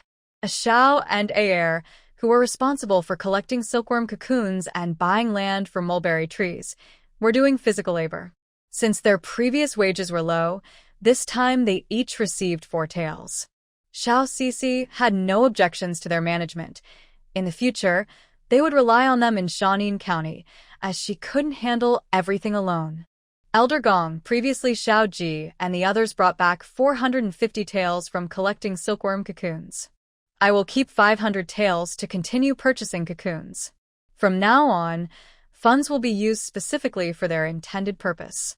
If any funds run low, we will replenish them with the earnings and just record it." I'll be visiting Shaanxi County less often and will focus on Shaozhou Prefecture. Understood, boss. While they were talking, a commotion was heard outside. Let us see your boss. Hearing the noise, Xiao Sisi went outside and saw it was the clan leader Su and elder Su San. They no longer looked extravagant, dressed in ordinary clothes like common elderly men. She frowned slightly, thinking they were shamelessly trying to request land again. If you two are here to ask for land from Linfang, you don't need to speak. The clan leader quickly waved his hand, shaking his head. Miss Su, you misunderstand. We wouldn't dare to ask for land. We just have one request. Seeing they weren't there for land, Xiao Sisi relaxed her frown. Go ahead, what is it? This year, we planted over 100 acres of mulberry trees and raised silkworms, but for some reason, they aren't producing cocoons. Could you please help us take a look? If it fails, our two families might. The clan leader's voice was low. He deeply regretted his past actions against the Su family's second branch. Otherwise, they wouldn't have fallen to this state, especially after hearing that Su Linfang excelled in the county examination, which made his remaining resentment dissipate under the stark contrast. I can't help with that, Xiao Sisi replied. The two elders were taken aback, thinking she still held a grudge and was unwilling to help, showing expressions of helplessness, but they could only blame themselves. Xiao Sisi looked at them. They were no longer her opponents, and she wasn't worried about them making foolish decisions again. Let my people help you take a look. The two initially looked disappointed but quickly regained hope and bowed to Xiao Sisi, saying, Thank you. Xiao Sisi avoided the bow and arranged for Xiao Ji to assist, with a Xiao and Tai Tu accompanying her. After that, Xiao Sisi didn't pay attention to the matter anymore. She returned to the old house to help Sister Su tidy up and prepare the carriage. This trip also included 500 bolts of cloth going to Shaozhou Prefecture, traveling with the transport team from Nanzhuang. Meanwhile, the assassins sent by Prince and had already arrived at Shaozhou Prefecture. They had been watching near the academy for several days, learning about Su Linfang's habits, knowing he liked to read alone in the pavilion at night, which was the perfect opportunity to strike. As night fell, several figures in black quietly entered the academy. The leader's hoarse voice commanded, Target. Eliminate Su Linfang at all costs. Move. That night, the evening breeze was gentle, and Su Linfang was alone in the pavilion, studying and writing. He was lost in his own world, completely unaware of the strangely quiet atmosphere around him. Several shadows entered the academy, with some standing guard around, knocking out anyone who passed nearby. A dozen figures in black surrounded the pavilion. Suddenly, a sneaky-looking assassin sneered, The master is overdoing it. Sending so many brothers for this weak scholar? I could handle him alone. The leader in black scolded in a hoarse voice, You have no right to question the master's decisions. There is a reason for this arrangement. Underestimating the enemy is the most foolish act, the sneaky-looking man replied quietly but looked unconvinced. He wanted to prove his point and pulled out a dagger, attacking Su Linfang directly. Only then did Su Linfang realize what was happening and exclaimed, Who are you? Go ask the King of Hell. The sneaky man laughed coldly. Just as he thought he had succeeded, a strong wind shot from the shadows, accompanied by the leader's warning of, Be careful. The sneaky man suddenly froze, disbelief on his face as he fell. The surrounding assassins instantly became alert, and the leader shouted, Who? Two figures in elegant clothing, wearing ugly iron masks and equipped with crossbow launchers, slowly approached from a distance. The leader of the black-clad assassins recognized them. They were part of the royal guards. Why were they here? The others quickly recognized them too, and nervously asked, Boss, what do we do now? The leader of the assassins quickly steadied himself, saying, What are you panicking for? It's just two people. This time, we must complete our goal and eliminate him before we retreat. As he spoke, he whistled, and the black-clad assassins surrounding them rushed over. The leader of the assassins personally led a group of over 10 to surround the two shadow guards, while 5 others were sent to deal with Su Linfang. Su Linfang was on high alert. There was no way to escape, so he had to fight back. The 2 shadow guards were skilled, but they couldn't reach Su Linfang in time, and their distraction only made things worse. No matter how hard Su Linfong fought, he couldn't match the 5 assassins. Just when he was in a life-and-death crisis, a group of over 10 white-clad scholars suddenly charged in from all directions. Their movements were nothing like those of typical students, and Su Linfong had seen them around recently, feeling wary and unsure if they were friend or foe. The black-clad assassins, seeing so many people appear, initially thought they were just ordinary students from the academy, but were surprised to find they had fighting skills. By the time they realized it, they were already subdued. Meanwhile, the shadow guards managed to injure the group of assassins. Seeing that Su Linfong was unharmed, they concluded that the white-clad scholars were not enemies and knocked out the leader of the black-clad assassins to take him away. The group of white-clad scholars captured all the black-clad assassins, and the leader approached Su Linfong, asking, "Are you all right, Su Jiyuan?" Su Linfong cupped his hands in thanks, saying, "Thank you all for your help. I am fine." "You're too polite, Su Jiyuan. We were sent by the governor to protect you," the leader replied. Su Linfong looked puzzled, not expecting the governor to send someone to the academy for his protection. The leader of the guards added, "It was Madame Su who asked the governor for help. She mentioned that someone might try to harm you." "Madam?" Su Linfong was momentarily stunned, feeling touched. He hadn't realized how much she had done for him behind the scenes, and a wave of longing surged in his heart. He wanted to see her right away. The governor's guards didn't mention this again and returned to the matter of the assassins. "Su Jiyuan, we need to take these people back for questioning. We will inform you of any news. The remaining guards will continue to disguise themselves as scholars to protect you." "All right, thank you all for your hard work." What was supposed to be a certain assassination ended with the complete defeat of the assassins. This incident heightened the academy's awareness of safety, prompting the government to send guards to protect it. With this 3-layered defense, it would be extremely difficult for anyone to break in and cause harm. 5 days later, Xiao Sisi and Su's mother arrived in the city with their carriage, carrying goods, which slowed their journey significantly.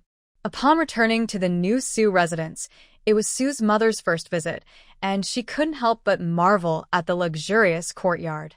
Xiao Sisi then shared the story of the courtyard's origins with her, something she had not mentioned before. Su's mother was shocked to learn that Aho was actually the 5th prince. "No wonder I felt like I had seen him before. He is Prince Ning. I met him once when he was very young. I didn't expect him to have grown up so much. I've been away from the capital for too long and couldn't remember him at all." She trembled as she spoke. "Does the emperor know about our Su family? If he knows and has granted us a house, what does that mean?" Xiao Sisi comforted her. "Mother, there's no need to guess the emperor's intentions. Whether he knows or not, we should continue as we have." Lu Yanyan chimed in. "Sisi is right.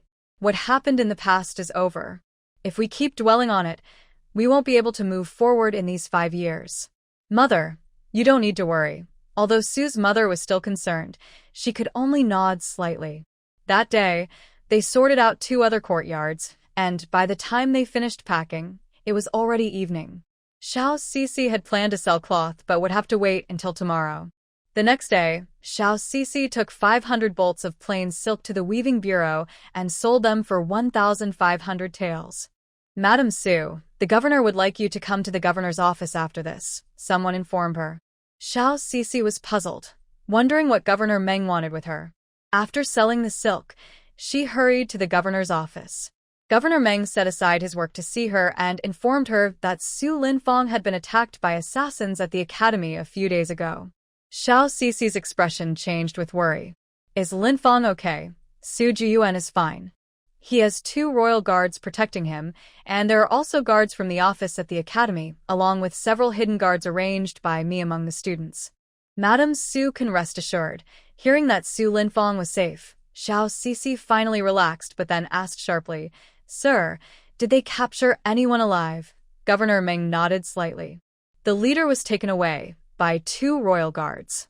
The rest, about 10 people, were just following his orders and know nothing." Xiao Sisi frowned, realizing that sending so many assassins at once showed that people in the capital were truly intent on killing. "Thank you for your arrangements, sir. I understand. If there's nothing else, I will take my leave." "Wait a moment. I didn't call you here just for this matter, Governor Meng said. Do you know Sun Qing? I know him.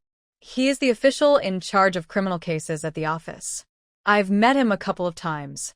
What happened? Xiao Sisi was puzzled about why Governor Meng mentioned him. Sun Qing said there has been progress in the murder case from the previous Shaanxi festival.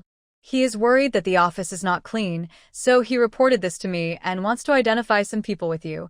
Xiao Sisi was taken aback. She had thought he was just talking casually, but it seemed he was quite serious. All right, then let's meet at the governor's office. Governor Meng nodded slightly and then instructed someone to invite Sun Qing to the governor's office. Half an hour later, Sun Qing arrived at the governor's office. After several months, he looked much the same, though he appeared tired and a bit thinner. His eyes remained sharp and serious. I greet you, Lord Meng, Sun Qing said. There's no need for formalities, Lord Sun. You two can talk here. I have official documents to handle, Lord Meng replied as he left the main hall. Xiao Sisi slowly said, I greet you, Lord Sun. I didn't expect you to still be investigating the case from the Shaanxi festival. I'm not sure how I can help. Sun Qing took out a drawing and asked, Do you recognize this person, Madame Su? Xiao Sisi glanced at the drawing, which depicted the scarred man who had chased after Aho that night. She narrowed her eyes. This person was among those at the Shaanxi festival. I have him in my custody, Sun Qing said calmly. Xiao Sisi's expression changed. According to Xiao Mei, the scarred man had evidence of the second prince chasing after Aho. She felt that Sun Qing's reason for seeking her out was more than just identification. She said, Lord Sun, you probably don't need me to identify him. If there's something else, please speak directly. Sun Qing's expression was calm. He knew that Madame Su was clever, or she wouldn't have shared such important information with him. Instead of directly answering Xiao Sisi, he began to recount the process of capturing the scarred man. I brought a few of my men and, after much effort, discovered that this man is from Donghua village, where he has an elderly mother. We waited near the village for months and witnessed a tragic incident where the village was destroyed, and his mother was taken by a group of mysterious people. After staying an extra couple of days, we saw the scarred man return to the village and capture him. From him, we learned some information and would like to ask Madame Su to help confirm its authenticity. Upon hearing this, Xiao Sisi realized it matched what she already knew. No wonder Aho had been missing from the Yin Prince's residence for so long. Even the Yin Prince couldn't find him. No one would have expected he was in Sun Qing's hands. Please continue, Sun Qing went on. He said that night he was chasing after the Ning Prince on behalf of the Yin Prince.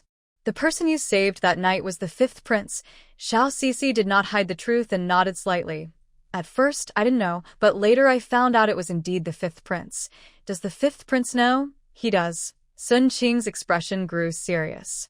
He realized he had unwittingly become involved in a major situation and continued. It seems that the scarred man has evidence of the Yin Prince chasing the Ning Prince, but he wants to use it to save his mother. Xiao Sisi interrupted him, saying, You shouldn't get involved in this matter anymore. Just leave it to me. Do you think I can back down? Sun Qing replied sharply. Besides, I never intended to retreat. Anyone who breaks the law must be punished, regardless of their status. The second prince cruelly killed everyone in Donghua village for his own selfish reasons. If I were to hesitate out of fear for my position or my life, I would betray the hundreds of innocent souls. Xiao Sisi was taken aback. He was truly a remarkable person, unafraid of power or death. She didn't dislike someone so resolute. If you trust me, take me to see him. He has a letter that contains the notes from Princeton, which led them to hunt the fifth prince. Sun Qing thought for a moment and nodded slightly. I will take you to see him. They left the governor's office, and Xiao Sisi followed him to a rundown straw hut on the outskirts. It was indeed the scar-faced man she had seen on the day of the festival. The scar-faced man recognized her immediately, saying, It's you? Yes, it's me. I was the one who rescued the fifth prince that night. Xiao Sisi replied casually. Wu Daba furrowed his brow. What do you want? If it's my life, take it. If you die, what will happen to your mother? Wu Daba was stunned. Xiao Sisi continued. Your mother is currently at Prince Anne's residence. You know his character better than I do. Even if you hand over the evidence and your life to him, your mother won't survive." Wu Daba hesitated, wanting to argue but finding no words. He knew she was right. He had no other choice. Seeing his reaction, Xiao Sisi pressed on. "Your only chance now is to give the letter to the fifth prince. Only if the second prince is punished can your mother have a chance to live. Why should I trust you? Because your life is in my hands. I am the fifth prince's savior. It may be difficult to spare your life, but I can help your mother. This is my only visit. After this, you won't have another chance." Xiao Sisi silently counted to 10, and when she saw he was still hesitating, she turned to leave. Sun Qing was about to persuade her, but Wu Daba, feeling anxious, said, "Fine. I'll give it to you. My life doesn't matter. I just hope you can save my mother." Xiao Sisi stopped, turned her back to him, smiled, and said, "Deal." Then, Xiao Sisi wrote a letter and asked Sun Qing to secretly take Wu Daba to the capital to find the fifth prince. Sun Qing agreed, as he had less to manage at the office now, and could simply inform Governor Zhou. Xiao Sisi nodded slightly and focused on his fate line, noticing several forks ahead, indicating a change towards a brighter path than before. Suddenly, she remembered Qing Inin's situation. To save her, she needed to prove that the crown prince was framed or that the Qing family had nothing to do with the case. Only then could Ah Ho help. She wasn't good at investigations, but Sun Qing was skilled in solving unusual cases, so perhaps he could assist her in the capital. "Lord Sun, I have a request." Seeing her seriousness, Sun Qing knew it was important, but didn't hesitate. "Please, Madam Su, go ahead." "Do you remember Miss Qing?" Sun Qing immediately recalled the lively girl from the Qing residence and nodded slightly. "Yes, she is a cheerful and straightforward girl." Xiao Sisi explained her family's situation and the incident involving the crown prince, revealing that he was framed by the second prince and a certain eunuch. "What I ask is for you to stay in the capital and help investigate this matter." Sun Qing widened his eyes, surprised that she would share such information with him. "Why do you trust me? Don't you think I would tell the second prince to gain wealth and power? Because you said that the emperor is not above the law, just like common people. You are a rare and upright person, not swayed by power or fame. If I can't trust you, who can I trust?" Sun Qing was taken aback. People had always called him strange, and he hadn't realized he had so many good qualities. She was indeed a remarkable woman. With just a few words, she made him feel he had to act. "All right, I will stay in the capital to investigate, but I can't guarantee I will find useful information." Xiao Sisi slightly bowed. Someone who could firmly believe in their judgment and stay in the wilderness for months would surely uncover some clues. Just do your best. "I thank you on behalf of the Qing family." Sun Qing shook his head helplessly. "They should thank you." The next day, Sun Qing set off for the capital with Wu Daba. Xiao Sisi sent a message with him that simply read, "Reliable helper." On the day Sun Qing's carriage left Xiaozhou, Xiao Sisi specifically visited Su Linfang at the academy, both to check on him and to update him on her family's situation and Wu Daba's involvement, seeking his thoughts on her plans. Su Linfang agreed with her approach, believing that Sun Qing was indeed an honest official. He had persisted in investigating the matter for over half a year during the Shaanxi festival, while others would have given up long ago. It was a situation where failing to find results was not a fault. After Xiao Sisi and Su Linfang met, she felt relieved and allowed him to focus on his studies while she dedicated herself to the textile business again. For a month, she worked hard on the textile industry, standardizing processes, reducing waste, and increasing efficiency. 800 spinning wheels consumed most of the silkworm cocoons in Xiaozhou, which was quite impressive. Meanwhile, after a month, Princeton received news that the assassins he sent had all failed in their mission. In the capital, at Prince N's residence, Zhu Qiming was frustrated that the fifth prince had overshadowed him during the Empress Dowager's birthday celebration.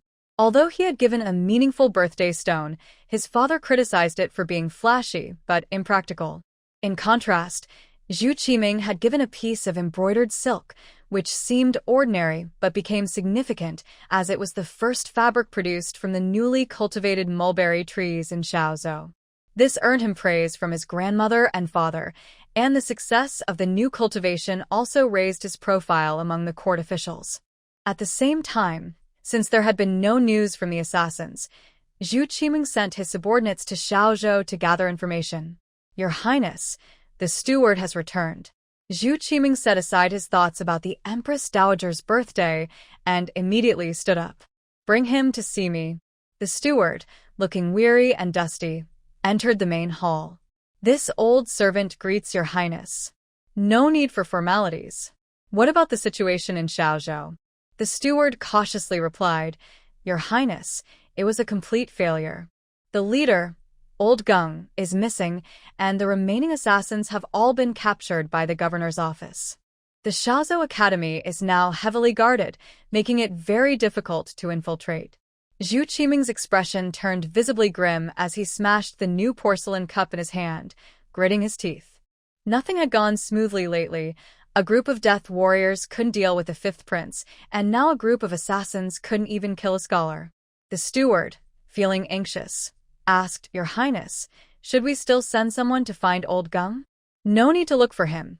He's just a bunch of useless people who know nothing," Zhu Qiming said, frowning. "That scholar is someone the eunuch Ping wants dead. To win him over, we still need to deal with him." The steward suggested, "Your Highness, if we act at the academy, there are people from the governor's office there. If we make a big move, it might cause problems. Why not send someone to watch the roads into the capital and deal with him on the way?" Zhu Qiming narrowed his eyes, a cold glint flashing across them. Good. "You go arrange it." The steward agreed and quickly left to make arrangements. Half a month later, Sun Qing quietly entered the capital with Wu Dabin, using the contact information provided by Xiao Cixi. They first found Ada, who took them to meet a Ho. Sun Qing met a Ho outside the city and handed him the letter from Xiao Cixi. Seeing the letter, a Ho trusted Sun Qing completely and was very friendly, which surprised Sun Qing. He directly gave Wu Daba to the fifth prince and told him about the agreement between Su Nyangzi and Wu Daba. A Ho glared at Wu Daba with anger, recalling how he had killed 2 of his own men on the night of the Shangxi festival. Controlling his urge to kill, he coldly said, "What Su Shenyang agreed to is what I agree to. I will save your mother, but you need to give me the evidence you have." Wu Daba borrowed a dagger, and the people around immediately became alert. A Ho handed him the dagger. Wu Daba used it to cut open his straw sandals and took out a handwritten letter, handing over the second prince's note. A Ho examined it closely. It was indeed the second prince's handwriting, but he could easily deny it was a forgery. This alone was not enough to pose a threat. He needed evidence of collusion to frame the crown prince. "Take him away, and keep a close watch." After Wu Daba was taken away, a Ho said to Sun Qing, "Thank you, Sir Sun, for bringing him here. I will remember your kindness. Su Shenyang mentioned you would be in the capital for a while. You can stay at the royal estate during this time. If you need anything, let Guard Chi arrange it." "Your Highness is too kind. This is my duty," Sun Qing replied, then mentioned another request from Xiao Cixi. "I have a somewhat abrupt request and need your help." "Please, Sir Sun, go ahead. I need to meet the princess and learn about the Qing family, especially Miss Qing."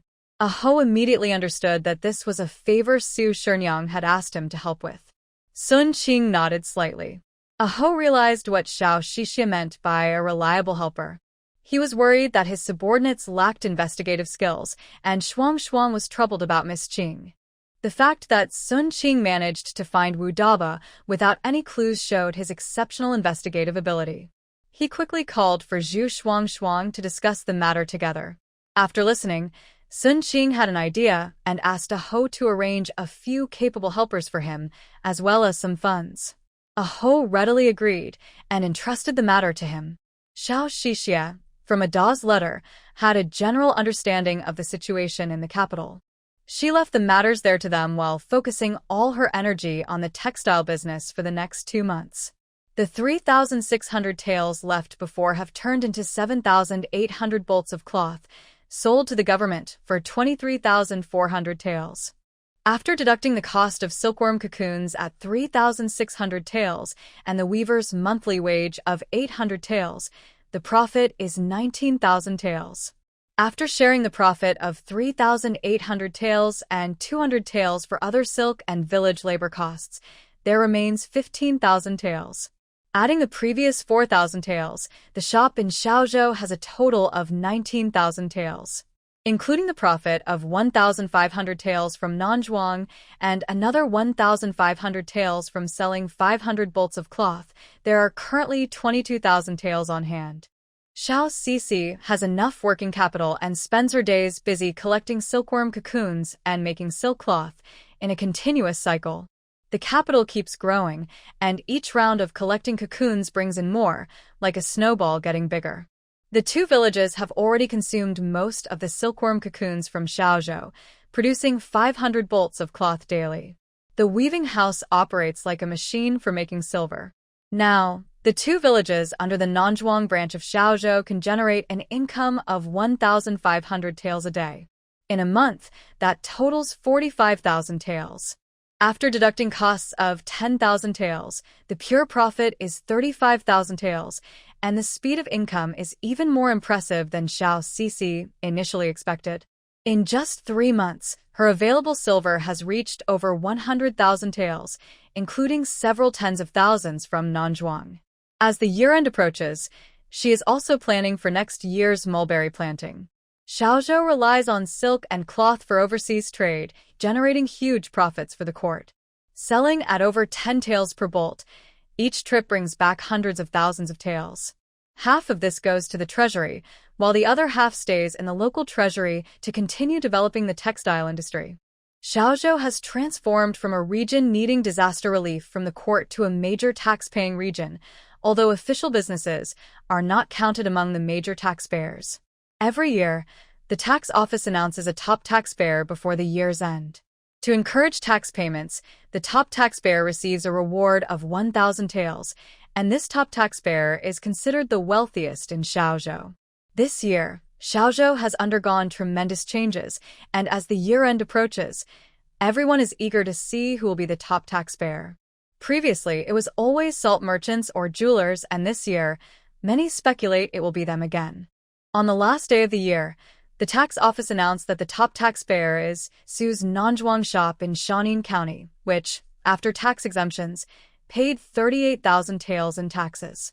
The tax office brought a reward of 1,000 taels from the local government to the new Su residents, and it was then that Xiao Cici realized she had inadvertently become the wealthiest person in Xiaozhou. The news that Xiao Cici had become a major taxpayer in Xiaozhou quickly spread throughout the city. This caused quite a stir, and many people came to visit, hoping to benefit from the textile industry. However, no one managed to see the owners from the two villages, and after several attempts, they gave up. As the new year approached, the excitement died down, and everyone focused on celebrating. This year, many families finally had enough food and money for a good celebration. The Shaofu Academy also closed for the new year, allowing students to return home. Those who passed the exams would soon head to the capital for the imperial examination. Su Linfang returned to the new Su residence for the new year. Xiao Cici was not surprised to know he would be back. Su's mother and sister-in-law were pleasantly surprised and spent the whole day chatting with her, only returning to the east courtyard after dark. Xiao Cici waited for him in the courtyard and greeted him as he returned. "Have you eaten?" "Not yet. Mother and sister-in-law didn't keep me for dinner and told me to come back to eat with you," he replied. Xiao Cici had the kitchen heat up some food and sat down to eat with Su Linfang.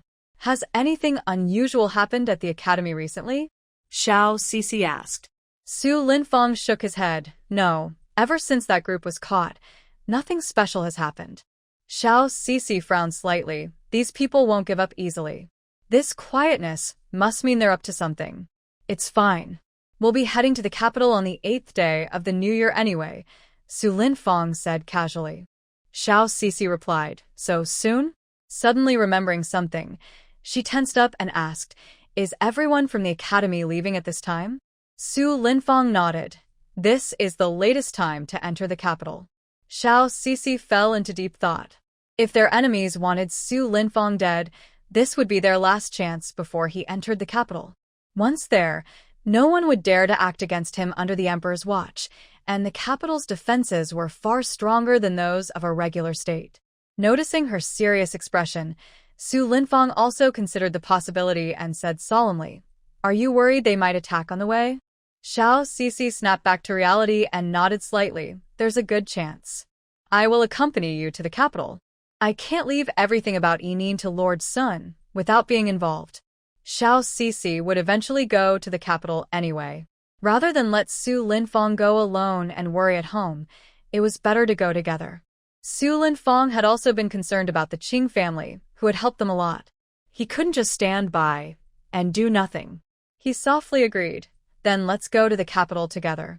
If they want to come for us, let them try." Xiao Sisi had already thought of a way to solve the problem and smiled.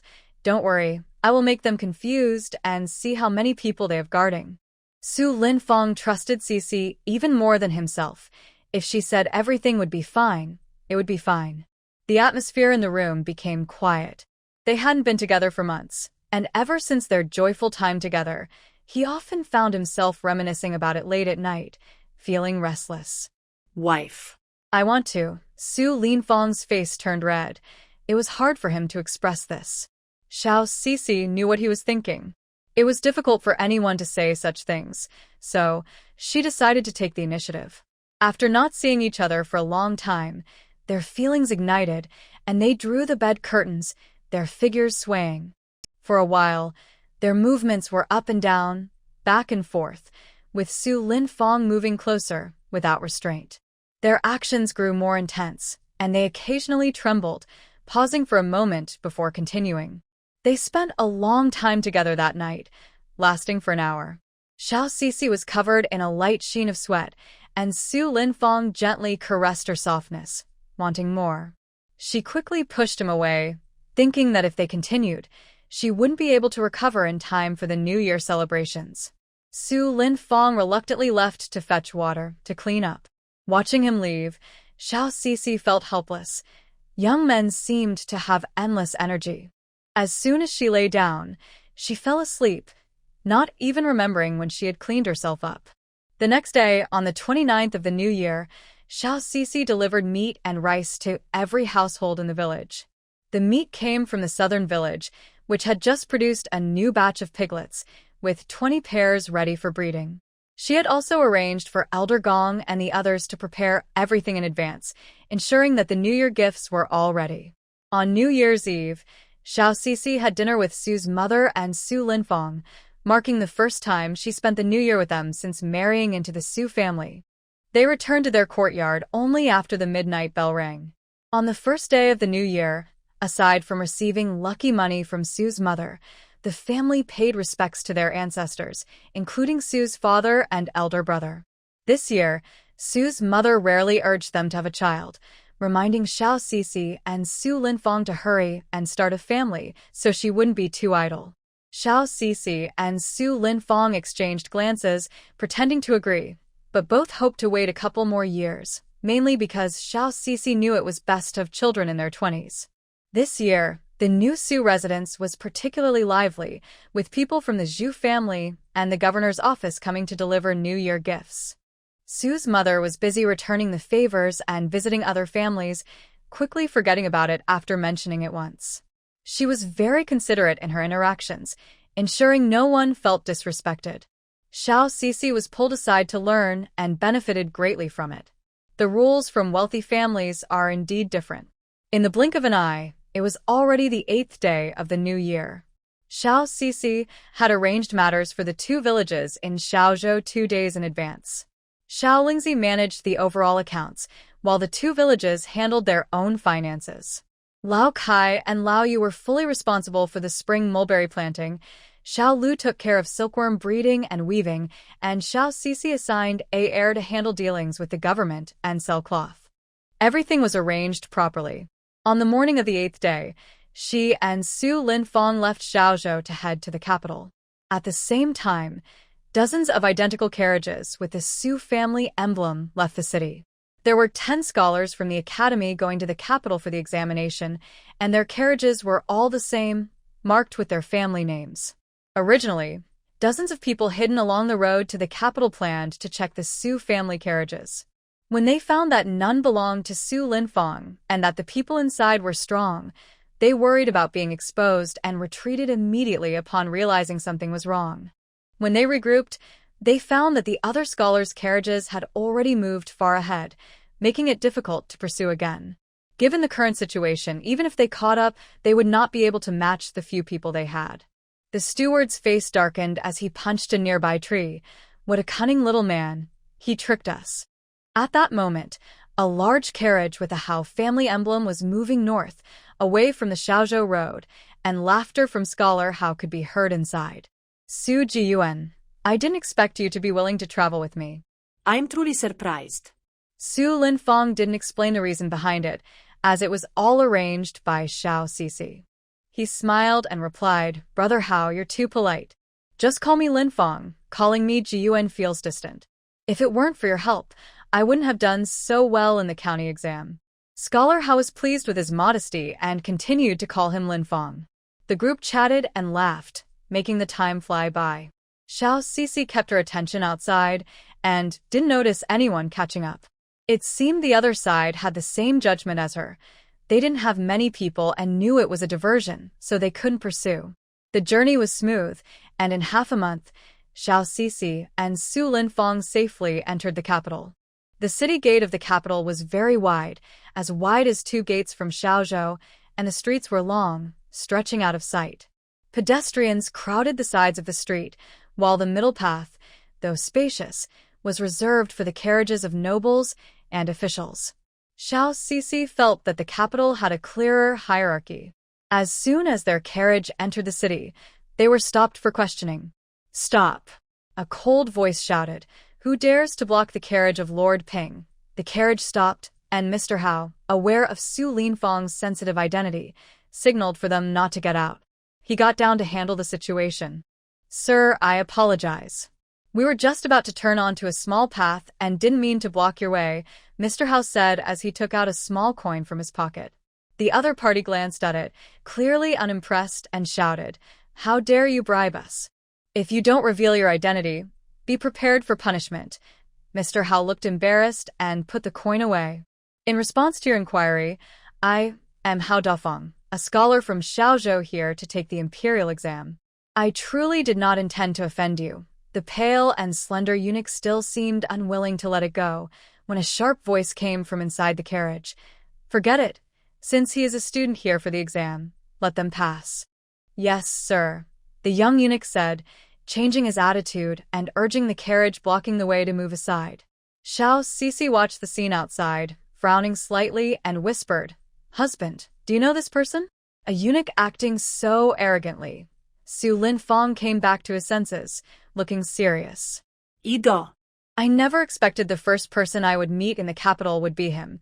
Who is he? This man is Eunuch Ping, who has served the emperor closely for over 30 years and has his full trust, Su Linfang replied. Xiao Cici noticed the barely concealed anger in his tone and asked, Does our family have a conflict with him?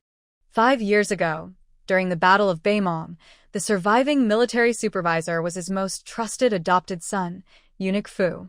It was because the emperor trusted Eunuch Ping more that he concluded our father and brothers fled the city in fear, leading to the complete destruction of the Su family army. Su Linfang spoke of this with lingering resentment, suppressing his inner fury.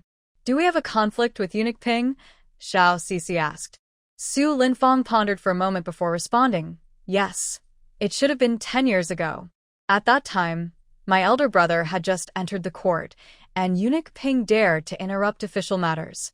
My father publicly reprimanded the eunuchs for interfering in politics and demanded the emperor execute Eunuch Ping to set an example. In the end, the emperor only punished him with 20 lashes and spared his life, but he was left with a disability. As he spoke, his expression changed dramatically as he realized something. His eyes widened. Could it be that our family's defeat on the battlefield and the complete destruction of the Su family army are related to him? Xiao Cici nodded in realization. It's possible. He certainly has a motive, but without evidence, we can't be too certain. You shouldn't focus on him right now. Even if it is him, given the current situation, we can't do anything about it. To avoid affecting his exam mindset, she didn't tell him that Xiao Meyer overheard the conversation between the second prince and the eunuch. She wanted to confirm if it was Ping Gonggong. She just needed to let Xiao Meyer listen to the voice to find out. Su Linfang suppressed his anger. Knowing that Cece was right, his most important task now was the imperial exam. The eunuch's carriage passed by, and Xiao Cece looked outside through the curtain. She couldn't see Ping Gonggong inside the carriage, only a few eunuchs following it. She was shocked to see one of them. It was Xiao Qi. How did he end up here? And, as a eunuch, the deaths of Xiao Datu and Madame Qin remained a mystery. No wonder there had been no follow-up on the sea capture document from Shanin County. She didn't expect he had already arrived in the capital and entered the palace. Seeing him so thin and haggard, with sunken eyes and a pale complexion, it was clear he had been through a lot. Su Linfang noticed her strange expression and quickly asked, "Wife, what's wrong?" Xiao Cece snapped back to reality. "I saw Xiao Qi." Su Linfang's expression changed. "Where?" "Among the eunuchs that just passed by." By the time Su Linfang looked, the carriage had already moved far away. Xiao Cece frowned in thought. She recalled the group of men in straw sandals who bought pigs in Shanin County, and the manure found outside the Xiao family's thatched house. Suddenly, everything made sense. It was that group who bought piglets. They passed by the Xiao family, killed Xiao father and Aunt Qin, and took Xiao Qi away. That's one possibility.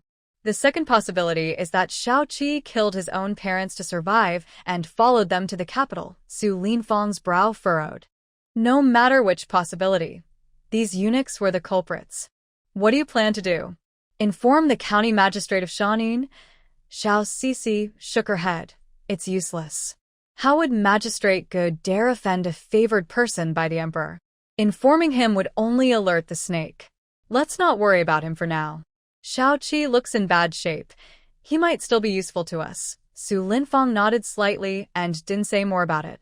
Hao Dafeng returned to the carriage, muttering, "What bad luck, running into eunuchs as soon as we enter the capital." Seeing Su Linfang and Xiao Cece's unusual expressions, he thought they were scared and comforted them. "Don't worry, it's fine." "Thank you, Brother Hao," Su Linfang replied gratefully. Hao Dafeng waved his hand casually. "Let's go.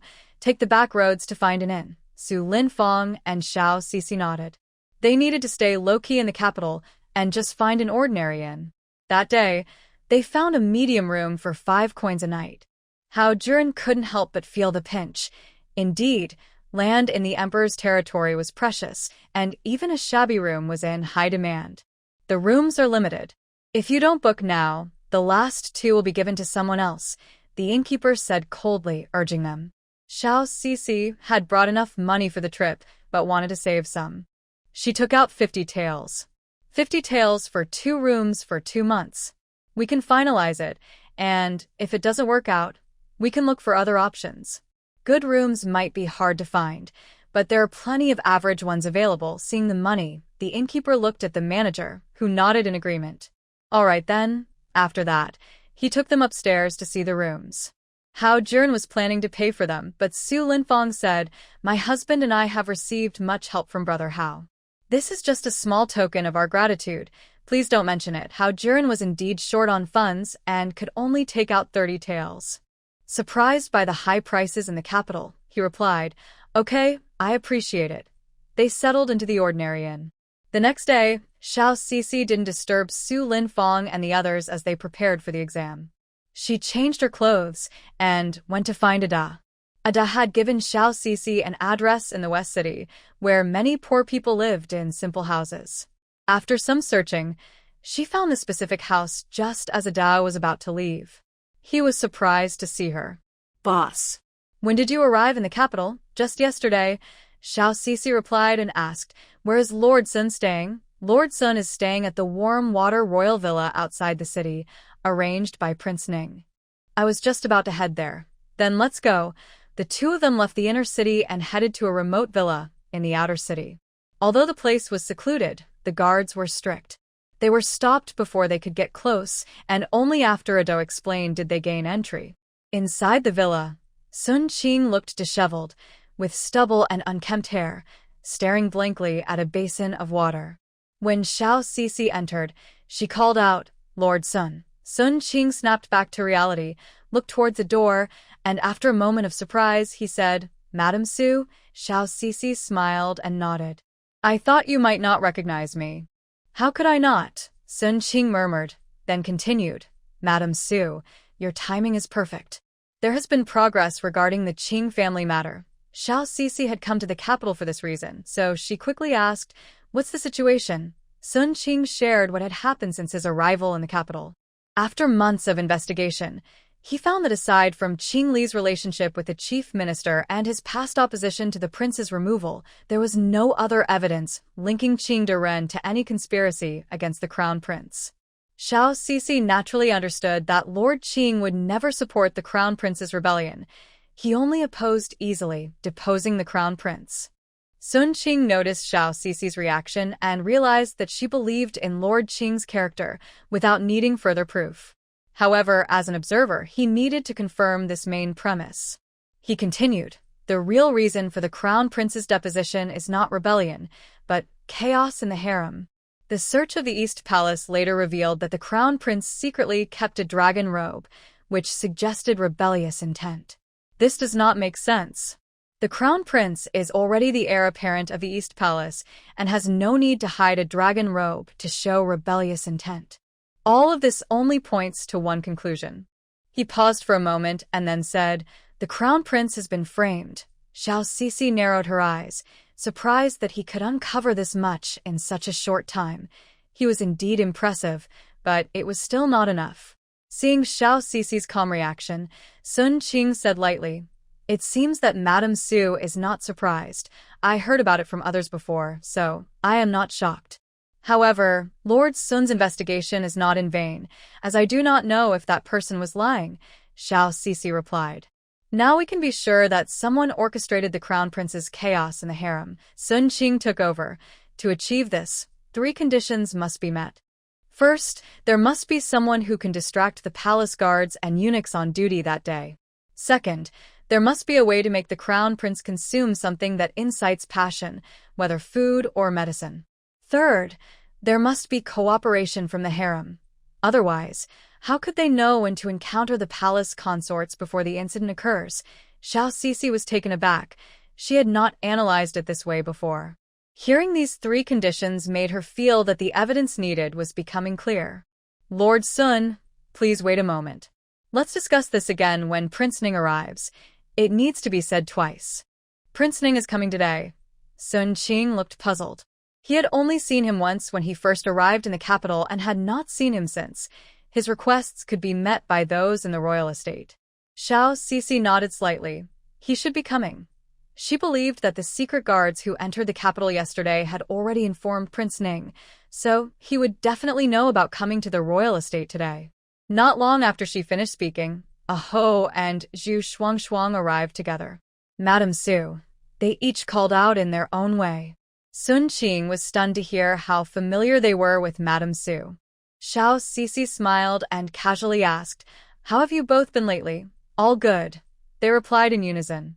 Aho then asked, "Has the teacher also come to the capital?" "I received news months ago that the teacher topped the provincial exam, but due to complicated circumstances, I haven't been able to congratulate him. He has entered the capital just to avoid drawing attention. He is staying at an inn, so there is no need for the prince to congratulate him specially." Aho nodded slightly, as he thought the same. The capital seemed calm on the surface, but a storm was brewing. Sun Qing, listening nearby, felt a bit confused. The teacher the Ning prince mentioned must be Su Linfong, but he didn't expect Su Linfong to be the Ning prince's teacher and the top scholar in the provincial examination. After a few pleasantries, Xiao Sisi brought the conversation back. Princess, you arrived just in time. I was discussing the crown prince's conspiracy and the Qing family's situation with Lord Sun." Aho then said to Sun Qing, "Lord Sun, I apologize for my recent neglect.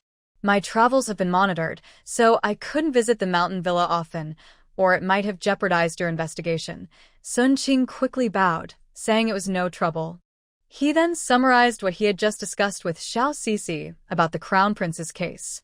Aho was surprised by the 3 conditions and encouraged him to continue. There are only a few major supervisors who can control the palace's defenses and the eunuchs. There hasn't been progress in investigating the palace, but we have leads on who could have fed the Crown Prince food or medicine. Xiao Sisi and the others tensed up as Sun Qing continued.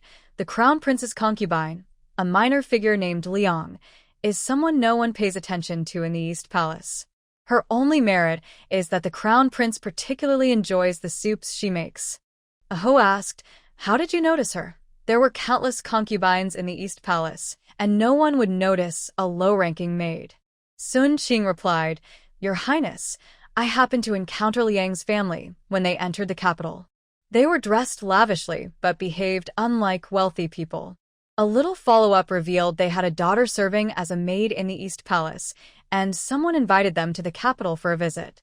At that time, the Crown Prince was already in trouble. Who would invite a maid of a criminal? I tracked them for 2 days and they were all killed. Did you find out who did it?"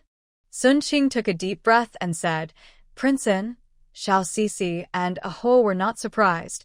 Who else could have the means and motive? If we can find Liang and inform her of her family's death, we can extract useful information. This would prove the Crown Prince was framed, and the Qing family would naturally receive a pardon." Sun Qing said calmly. Xiao Sisi asked, "Where is Liang now?" Aho replied, "All the women from the East Palace are kept in the inner court's laundry department. We must find a way to see her. Prince An must have promised her something significant to act so boldly. No matter how great the benefits are, they cannot compare to a mother's influence." Xiao Sisi said as she looked at Zhu Shuangshuang, knowing that only she had the chance to go to the laundry room in the palace. Aho also turned to her.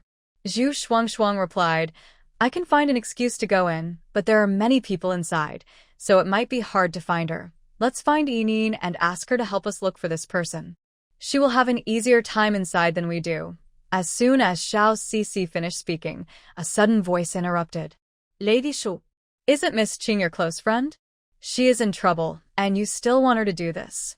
Isn't that too heartless?" Xiao Sisi was surprised to hear this from Sun Qing, who usually had a calm expression but now showed some anger. Zhu Shuangshuang explained for Xiao Sisi, "Lord Sun misunderstood Sister Su. Sister Su is anxious to find Liang Shi as quickly as possible. If she were heartless, how could she have invited you to the capital to investigate this matter?" Sun Qing calmed down and apologized. "I'm sorry, I spoke impulsively just now." He didn't understand why he suddenly felt so concerned for the cheerful girl he had only met a few times while investigating the Qing family's affairs. Hearing that she had to endure more made him feel a surge of anger. Xiao Sisi looked at him for a moment and said, "You are just worried. No need to apologize." When Sun Qing heard, "worried," a hint of nervousness flashed in his eyes, which Xiao Sisi noticed. "Princess, let's do it this way. We will ask Yinin for help. I know she's not that fragile." Zhu Shuangshuang nodded in agreement.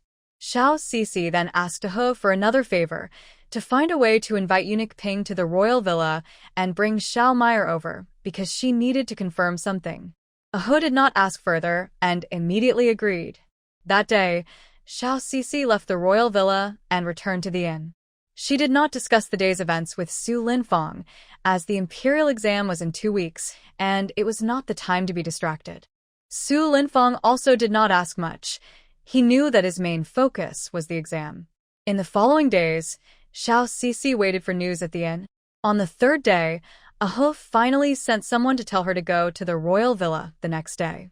The next day, Xiao Sisi disguised herself and hurried to the warm water royal villa, where Zhu Shuangshuang and Sun Qing were waiting. "Sister Su, Miss Xiao is behind." Xiao Sisi followed her to a side room, where Xiao Meyer was. When they met again, Xiao Meyer looked the same, but her smile was even more charming. "Why did you call me here?" Seeing her rosy complexion, it seemed she had been well taken care of lately. Xiao Sisi replied calmly, "Help me identify the voice you heard that night." "Oh," Xiao Meyer raised an eyebrow, half smiling. "So you need something from me. We should discuss what benefits I might get from this." Xiao Sisi interrupted her. Hold on, I'm not asking you for anything. This is part of our previous agreement. If that condition doesn't exist, I wouldn't mind having the prince change your surroundings and remove your companion, so you can experience what confinement feels like. Xiao Meyer was taken aback. She couldn't imagine a day without her companion. With a huff, she said, I was just joking. Helping you is what I meant. Soon, a maid rushed in beside Zhu Shuangshuang. Princess, the prince has arrived at the estate. Zhu Shuangshuang looked at Xiao Sisi. Xiao Sisi quickly covered Xiao Meyer's mouth with a cloth to prevent any trouble. Seeing her caution, Xiao Meyer stayed quiet. The group listened through the door as Aho's voice came through. Thank you for your hard work today. Please take this spring tea to the emperor. The prince is too kind. This is what I should do, replied the sharp-voiced eunuch Ping. Aho then instructed a servant to fetch it and invited eunuch Ping to sit down. It might take a while. Please have a seat. Thank you, your highness. I can stand, eunuch Ping replied respectfully.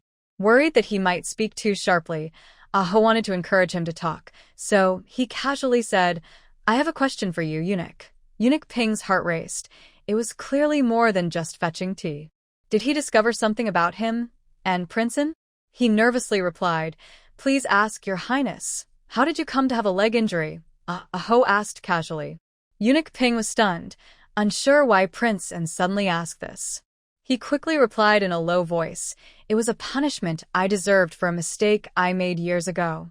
Noticing the tremor in his voice, Aho continued, What mistake was that? Eunuch Ping tried to appear calm, but inside he was very angry. It was nothing serious. I spoke out of turn during court matters. The emperor, being merciful, spared my life. Aho nodded. Oh, I see. I've heard about that incident. It was General Su who publicly reprimanded you and asked the emperor to execute you.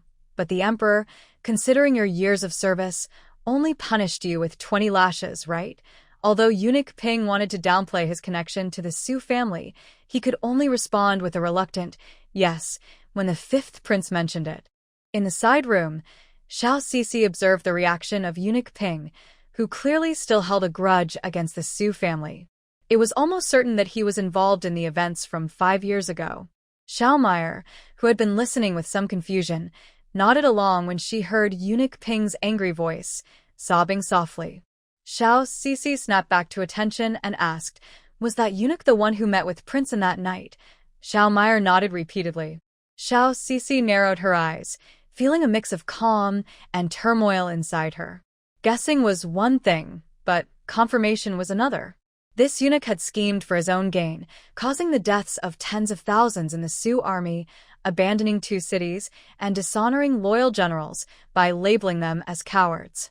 No amount of punishment could quell her anger towards such a despicable person. The others in the room noticed Xiao Sisi's intense anger, which was rare for her, and fell silent. In the main hall, a servant returned with tea, just as Aho handed the first batch of spring tea from the royal estate to eunuch Ping. Once Ping left the estate, Aho made his way to the side room. Sensing the atmosphere, he asked, What's going on? Can you confirm it? Xiao Sisi regained her focus and took the cloth from Xiao Meyer's mouth. Speak up. If you lie in front of the prince, you will face the consequences. As she spoke, she glanced at her fate line, which showed no diverging paths, indicating she would not lie. Xiao Meyer replied honestly, It was him. When he gets angry, he instinctively stutters. That night, when Princeton mentioned the Su family, he also stuttered in anger, which is why he agreed to help Princeton frame the crown prince. It was this eunuch. No one was surprised. When Xiao Sisi invited eunuch Ping to the royal estate, they had all suspected his involvement, and he fit the 3 criteria set by Sun Qing perfectly. Aho frowned. What about the Su family? What could have happened that would make eunuch Ping agree to help Zhu Qi frame the crown prince? Xiao Meyer glanced at Xiao Sisi, wary of speaking too much. Xiao Sisi replied calmly, Let's discuss this with the prince after the test. Please take Meyer back to the Forbidden Estate. Although Aho was curious, he didn't press further, knowing she had her reasons for not speaking. He quickly arranged for Xiao Meyer to be taken away. Once Xiao Meyer was gone, Xiao Sisi asked Zhu Shuangshuang, Princess, have you seen Yin? Zhu Shuangshuang nodded slightly. Earlier, Xiao Meyer had been unable to speak, but now she said, Liang Shi is dead. Xiao Sisi and Sun Qing were taken aback and quickly asked, how did she die? She drowned after falling into the water. Xiao Sisi frowned tightly. This was unusual. How could someone drown in the laundry bureau? It was clear that someone had done this on purpose. Zhu Shuangshuang noticed her serious expression and continued, Sister Su, don't worry. There is still a chance to turn this around. She told them what happened next. It seemed that Liang had sensed something in the days leading up to her death. She had made a point to befriend Yin Yin and confirmed that Qing Yin Yin was from the Qing family. Then, she entrusted a piece of blood-stained cloth to her, which recorded how Prince An had plotted to frame the crown prince. After hearing this, Xiao Sisi felt relieved that the situation had not reached a dead end and that there was still a chance to investigate. Zhu Shuangshuang then took out a dirty piece of blood-stained cloth that had a strange smell. Aho, and Zhu Shuangshuang had already seen it. Xiao Sisi glanced at it and handed the cloth to Sun Qing, saying, I told you, Yin is much stronger than we think. Sun Qing coughed lightly. He had been impulsive last time and now looked down at the contents of the cloth. It detailed how Prince An had cultivated Liang to enter the Eastern Palace and how they had communicated. Every detail was clearly written, including how their correspondence was hidden under the floorboards in the Eastern Palace, containing evidence of their secret dealings. After everyone read it, Aho said, I will find a way to get the evidence from the Eastern Palace before the imperial examination. We can discuss other matters after the exam. Xiao Sisi agreed with this plan. The issues with the Su family must be resolved by Su Linfang himself. Sun Qing nodded in agreement. 10 days passed quickly, and the day of the imperial examination arrived. The imperial examination of the Southern Li dynasty was similar to the provincial examination, consisting of 3 sessions over 3 days, held at the examination hall. The Ministry of Rites presided over it, with Hanlin academicians serving as examiners. On the eve of the examination, Zhu Qiming suddenly realized that Su Linfang was actually in the capital. He had searched every inn in the city, but couldn't find anyone with the surname Su, thinking that Su Linfang hadn't arrived yet. It wasn't until he saw the list of candidates from various regions that he realized he had been mistaken. Before he could make arrangements, Eunuch Ping came to the residence. Eunuch Ping looked unhappy. He knew that the second son of the Su family, Su Linfang, was set to participate in the examination and came to question Zhu Qiming with a dark expression. Does the prince know that Su Jianan's second son, Su Linfang, is participating in the examination? Zhu Qiming frowned slightly. I just found out. Eunuch Ping was tense. It felt as if the grievances of the Su family were haunting him. Angrily, he said, what did the prince promise our family before?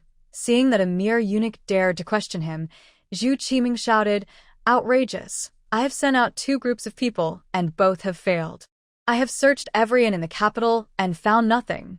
What else do you want me to do? So, the esteemed prince and can't handle a simple matter? Eunuch Ping said coldly. It has always been me helping you, framing the crown prince and getting rid of Liang. You haven't helped me with anything.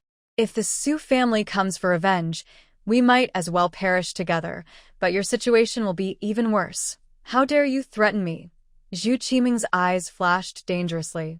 Eunuch Ping sneered and mentioned the last time the 5th prince summoned him to the royal estate, deliberately being vague to force Zhu Qiming to eliminate Su Linfang. He feared no one except the Su family. He was ready to risk it all. Zhu Qiming's face turned pale with anger. Eunuch Ping knew too much. If anything went wrong, there would be no chance to recover. He considered whether to eliminate Eunuch Ping now. Eunuch Ping seemed to sense his thoughts and smirked. If I don't return tonight, everything you have done will be exposed tomorrow. Zhu Qiming suddenly grabbed Eunuch Ping by the neck, staring fiercely at him. You are asking for death. Eunuch Ping's face turned red from the grip, but he managed a twisted smile.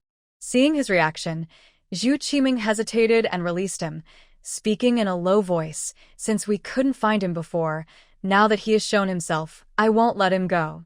I don't need your reminders. Eunuch Ping coughed and eventually replied, as long as you deal with Su Linfang, my promises remain unchanged. I hope you remember this. If you threaten me again, I won't be so forgiving." Eunuch Ping agreed, and then left the prince Anne's residence. Neither of them were good people, and after this incident, they both knew they could no longer trust each other, but they had to use one another since they had no way out. If the fifth prince ascended to the throne, the Su family's army would surely be investigated again, and both Eunuch Ping and Zhu Qiming would face dire consequences. Xiao Sisi was on her way to the Tribute Academy with Su Linfeng, knowing that Prince An must have realized they had appeared and was likely planning how to eliminate them. Seeing her frown, Su Linfeng smiled and reassured her, "Don't worry, no matter how powerful they won't be foolish enough to storm the academy." Xiao Sisi snapped back to reality and, not feeling relaxed by his words, cautioned, "Who says they won't be that foolish? Don't let your guard down just because we're at the academy." "I understand." As the two talked, they arrived at the examination hall. Xiao Sisi helped him adjust his clothes. Su Linfeng held her hand and said, "Seriously, my dear, after the exam, tell me everything. I don't want to see you facing it all alone. I am your husband, and we will face everything together." Xiao Sisi was momentarily stunned, then smiled and nodded slightly. "Even if you don't say it, I will tell you everything after the exam." Su Linfeng replied, "Okay," and then turned to enter the examination hall.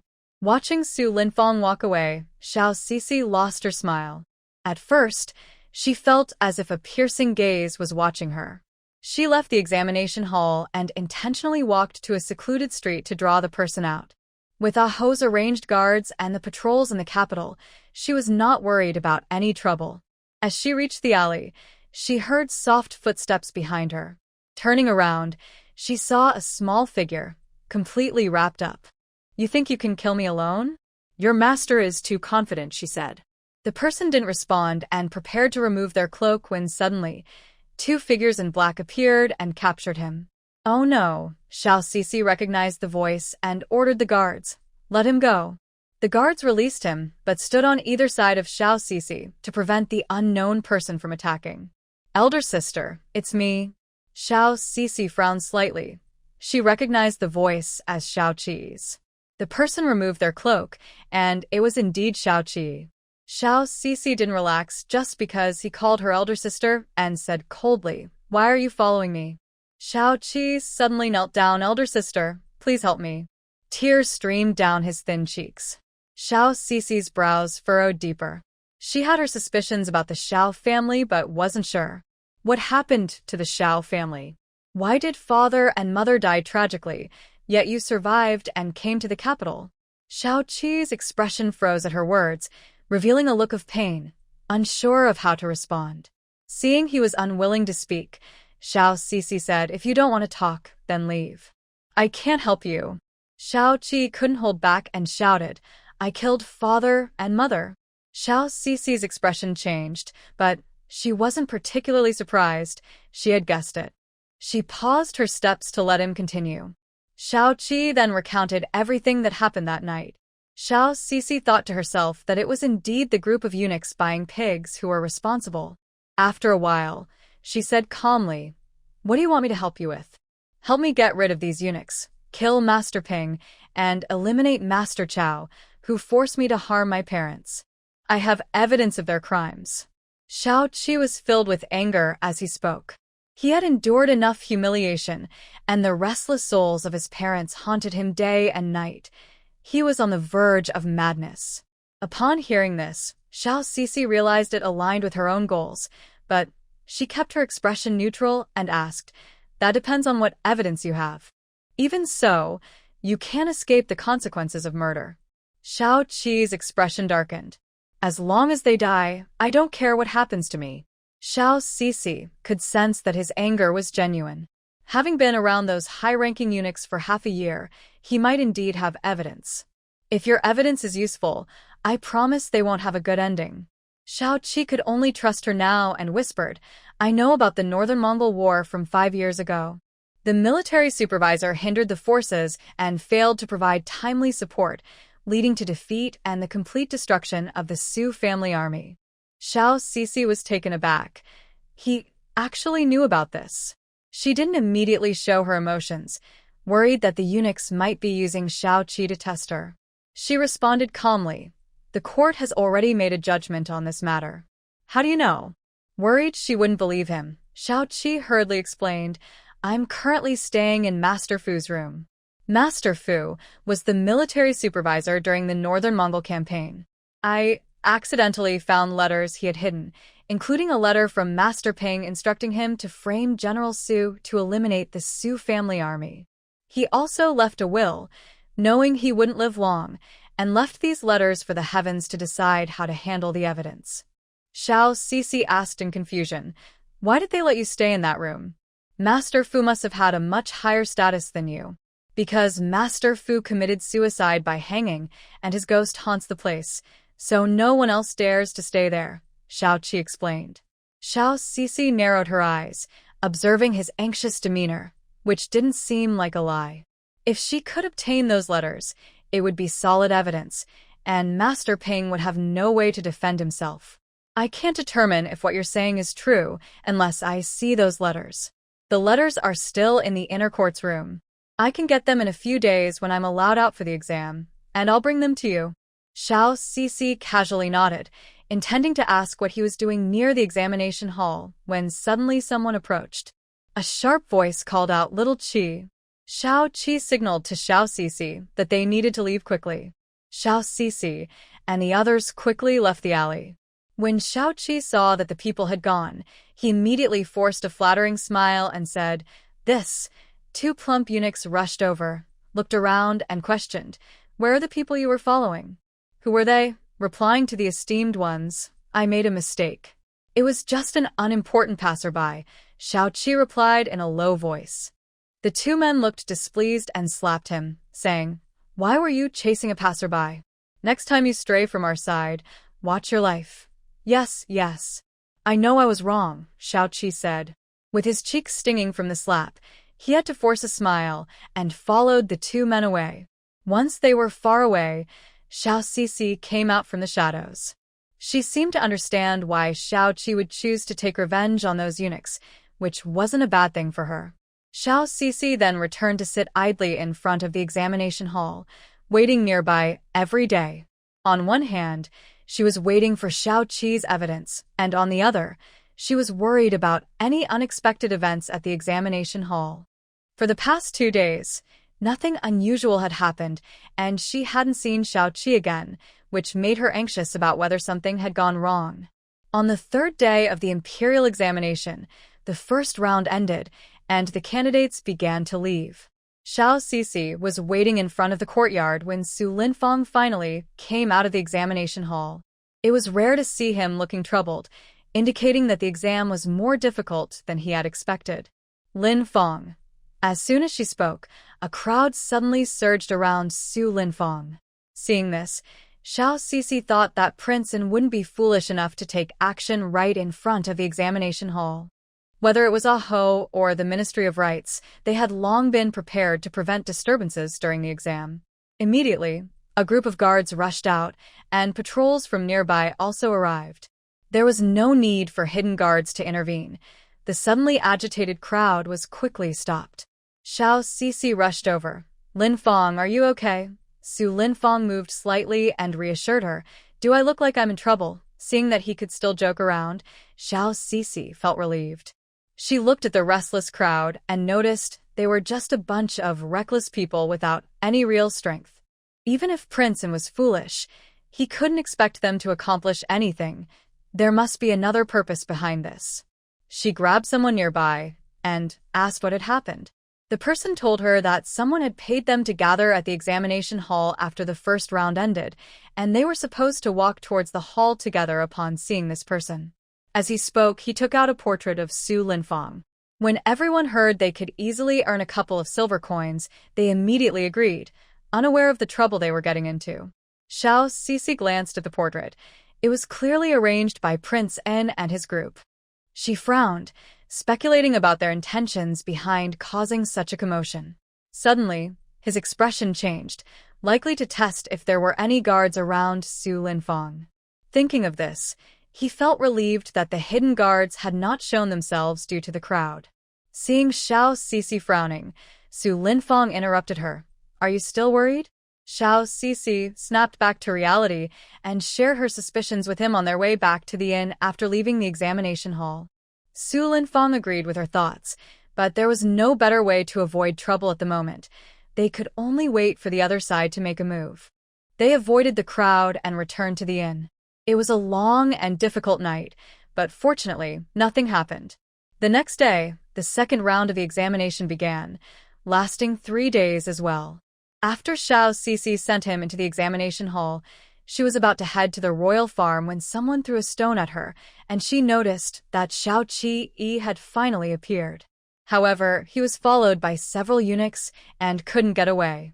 Xiao Sisi quickly put her knowledge to use, finding a group of idle people and giving them some silver to create a disturbance and surround the eunuchs. Seeing the easy silver, the idle people quickly agreed, causing a scene and pushing to surround the eunuchs. Xiao Qi pretended to be pushed aside and called out as he approached Xiao Sisi. The two went into an alley. Let's hurry, they won't cause a scene for long, Xiao Sisi urged. Xiao Qi then pulled out a stack of yellow paper from under his feet. This is what Master Fu left behind. Xiao Sisi took a look. The details on it indeed described events from 5 years ago, enough to prove that the Su family army had been framed. She tucked the letter away and noticed that Xiao Qi's cloth shoes were worn out. She shook her head and handed him 1,000 taels in silver notes. Use this to take care of yourself. Xiao Qi was taken aback, his eyes suddenly moist. His family had treated him poorly before, and he felt embarrassed to accept it. Consider it payment for your information, Xiao Sisi insisted, pressing the money into his hands before he could refuse. Now go, or those old eunuchs will be after you again.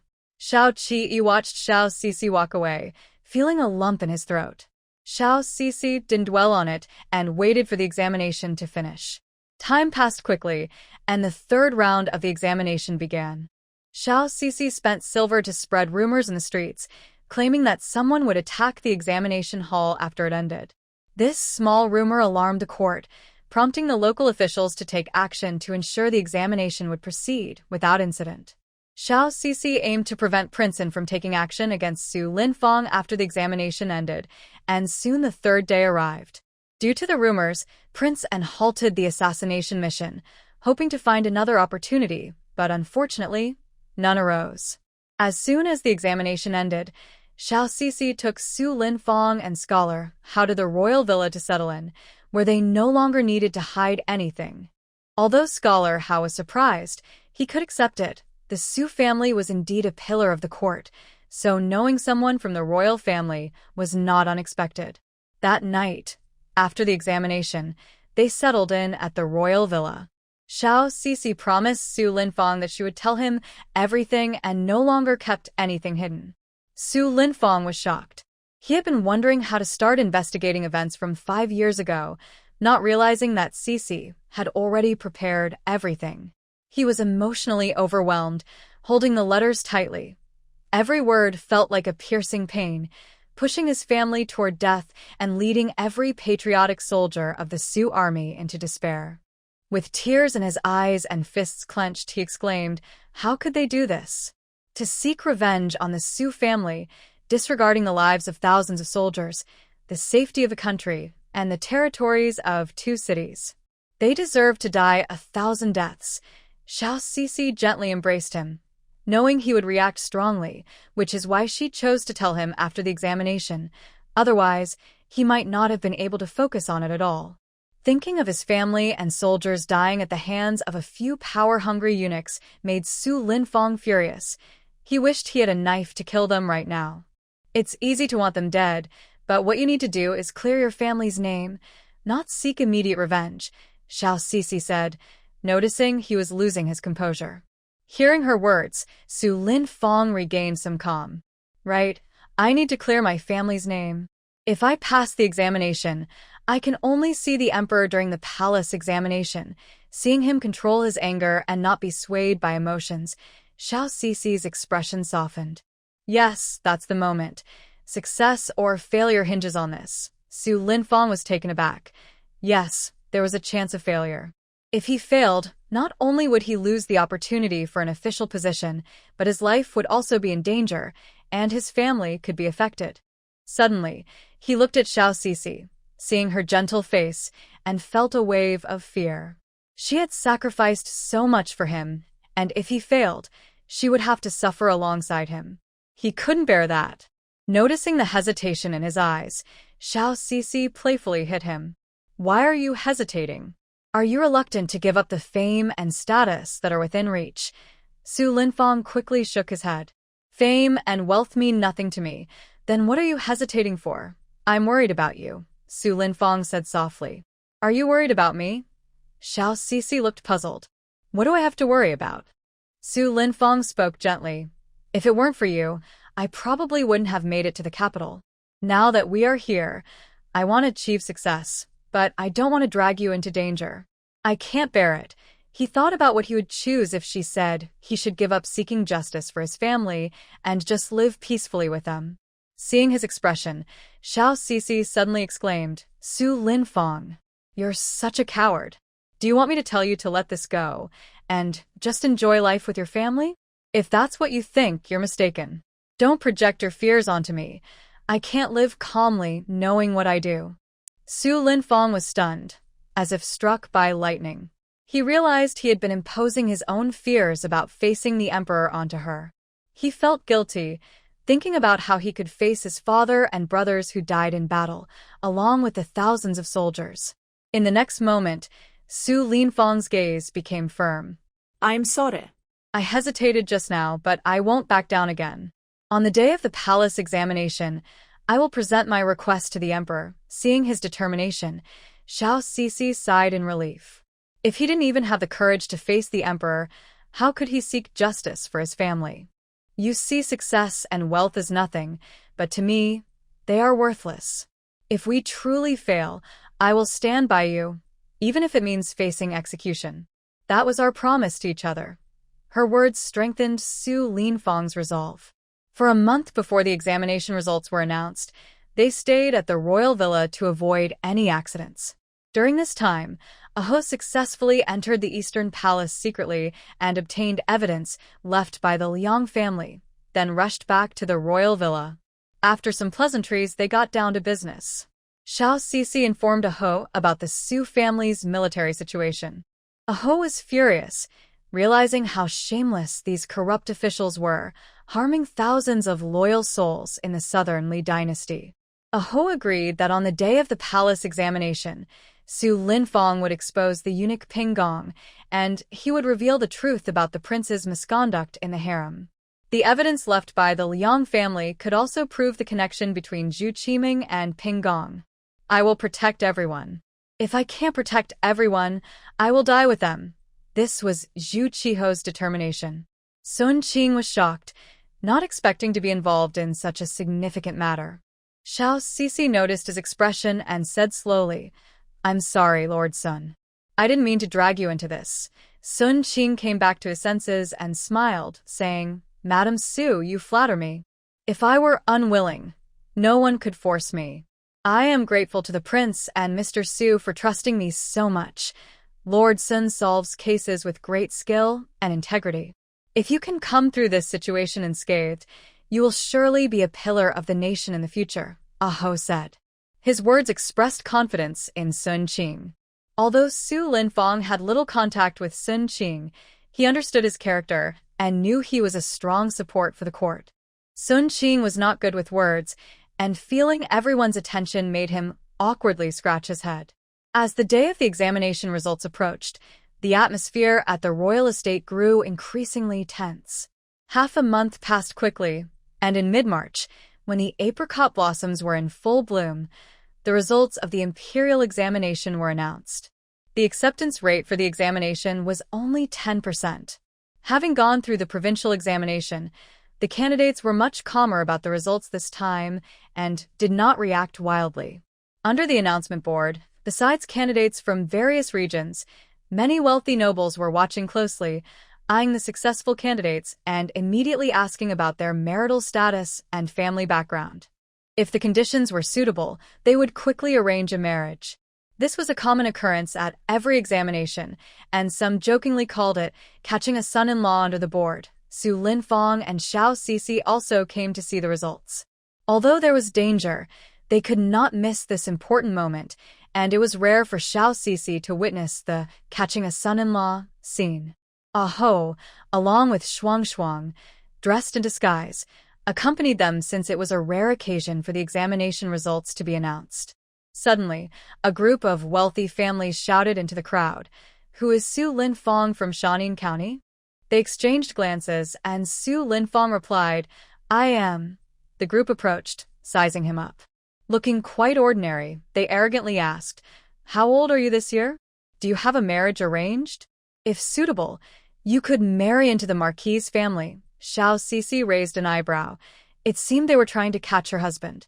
Su Linfong was taken aback, and before he could respond, Xiao Sisi stepped forward, saying, "I am his wife, and I appreciate your kind offer on behalf of my husband." The lady from the Marquis family glanced at her, sneering at her village attire. "You overestimate yourself. How can a countrywoman like you be worthy of the top candidate of this examination?" Top candidate. The wealthy lady, seeing they seemed unaware, mocked. "Indeed, country bumpkins. The first place in this imperial examination is Su Linfong from Shaanxi County." Xiao Sisi and Ah Ho looked surprised, and Su Linfong was equally taken aback. He had not been fully confident about passing the examination, so he was shocked to find out he had come in first. It seemed he was not the only one who found it difficult. The wealthy lady said to Su Linfong, "Young Master Su, entering government requires some connections. It's rare for my daughter to take a liking to you. With the support of my family's Lord Ho, you'll surely have a smoother path and achieve great success. But having a burden by your side won't get you far. It could even trip you up." Xiao Sisi understood that the burden referred to her. She smiled and didn't mind. Her husband being noticed by a wealthy family showed her good judgment, and she felt happy instead of angry. Su Linfong quickly expressed his gratitude, slightly bowing. "Thank you for your kindness, madam, but I already have a wife and will not take a concubine." The wealthy lady was taken aback. How could this young scholar disrespect their Ho family by saying he wouldn't take a concubine? What she meant was for him to marry into their family. How dare you? A mere scholar thinks he can insult my Ho family? Do you really believe passing the exam means you can enter government? Offending my Ho family will make it easy for you to lose your chance at an official position. Su Linfong remained calm. His goal was not to pursue an official career. He just wanted to see the emperor clear his father and brother's names, and didn't want to argue with her. Xiao Sisi and her husband didn't want to get involved, but as they were about to leave after learning the results of the exam, the wealthy lady insisted on blocking their way. "Do you think you can just walk away after insulting my daughter's reputation?" Xiao Sisi frowned slightly and replied coldly, "You are the one who approached us first, mocking us country folks, and then sent your servants to block our path. Are the nobles in the capital so shameless? Blocking the street, trying to force a marriage or separation. What a sharp-tongued woman. Do you think a few words will let you off the hook? Insulting the Ho family could land you in jail. Lady Lei, does that include me as well?" Ah Ho couldn't stand by any longer. This person was bullying his teacher's wife. Lady Lei trembled. In the capital, only a few princes dared to call themselves this king. She widened her eyes and looked behind Xiao Sisi, her heart skipping a beat, her voice shaking. Fifth prince. Ah Ho scoffed. For the Lei family, a noble of the royal court, to openly try to take another's husband is too overbearing and brings shame to the royal family. I will report this to my father tomorrow and seek punishment for such misconduct. Lady Lei's face turned pale. She never expected that the Prince Ning would be among this group of simply dressed people. Prince Ning was the most favored among the princes, and currently, only the second prince and fifth prince remained in the capital, while the other princes had long gone to their fiefs after being granted titles. The reason the emperor has not named the second prince as the heir is clear to everyone. It is because of the fifth prince. We cannot afford to offend them. Without thinking too much about the situation, I hurriedly explained, "Your Highness, please forgive me. This was all my mistake, and it has nothing to do with the Marquis or his family. Please do not trouble the Emperor with such a small matter. Aho looked at Xiao Sisi and Su Linfang, clearly seeking their opinions. Although Lady Lei was reluctant, she had no choice but to apologize to them. I apologize to young Master Su and Madam Su. I was too concerned for my daughter and acted foolishly, putting pressure on both of you and tarnishing the royal family's reputation. I only ask for your forgiveness, and this will never happen again. Xiao Sisi noticed her unwillingness, but did not care whether she was sincere or not. It was better to avoid further trouble, so she calmly said, "Madam, you are too kind. We country folks cannot accept your apology. If you truly feel bad, perhaps you could help us with a small favor." Lady Lei was taken aback and asked, "What do you want us to do?" Xiao Sisi smiled and whispered her request. Lady Lei hesitated for a moment, but eventually nodded in agreement, realizing that refusing would only complicate matters further. Seeing this, Aho did not pursue the issue any longer but warned them before they hurried back to the royal estate. The news of Su Linfang becoming the top scholar reached Prince and immediately. Overnight, he became the center of attention, making it harder for anyone to harm him. Zhu Qimeng was at home when eunuch Ping arrived. Upon hearing the servant announce his arrival, he instinctively frowned and couldn't help but curse. This old man just won't go away. He harmed the Su family before and left behind this troublesome second son. He deserves it. After venting his frustration, he still had the servant invite the eunuch in to discuss what to do next. Eunuch Ping looked displeased. He regretted believing Prince N's words and suspected it was intentional. The second prince, who should be capable, couldn't even handle a simple matter and had now become a significant problem. Your Highness, that young man from the Su family has become the top scholar. I assume you are aware? Zhu Qimeng snorted coldly. I know. I have already found out that he has the fifth prince's secret guards with him. He is not an ordinary person. If you came to question me, there is no need to speak. Eunuch Ping shook his head. We have no interest in arguing. There are still 2 weeks until the palace examination when he will meet the emperor. Zhu Qimeng narrowed his eyes. They are currently at the fifth prince's estate. Are you suggesting that you want to invade the royal estate? The emperor's health has been increasingly unstable lately, and all political matters have been handed over to the cabinet. Recently, the emperor has met with several old princes from the royal family, and their discussions have mostly revolved around Prince Ning. Lord Ping paused and noticed Zhu Qimeng's face turning sour. Father wants to make the fifth prince the crown prince. Zhu Qimeng gritted his teeth. Father clearly looks down on me. I am the best candidate for the rightful heir. Seeing that he had successfully angered Zhu Qimeng, Lord Ping continued in a sharp voice. We have a group of loyal warriors, and with the prince's people, breaking into the royal estate is not impossible. If Prince Ning and Su Linfang don't survive, there will be no way for us to live. Zhu Qimeng, who had been hesitant, immediately turned fierce. Good. Prepare the people. We will deal with them before the palace examination. A cunning glint flashed in Lord Ping's eyes. In fact, the emperor had never met the old ministers and lords from the previous dynasty. At the Warm Water Royal Estate, Xiao Sisi knew that the coming days would be the most dangerous. When a dog is cornered, it will jump over the wall. The royal estate would not be completely safe. Everyone was aware of the situation and remained vigilant. Ahu even tried to increase the number of people at the estate, but it was still quite limited. As the days passed, the palace examination approached. That night, birds and beasts were startled, and shadows moved.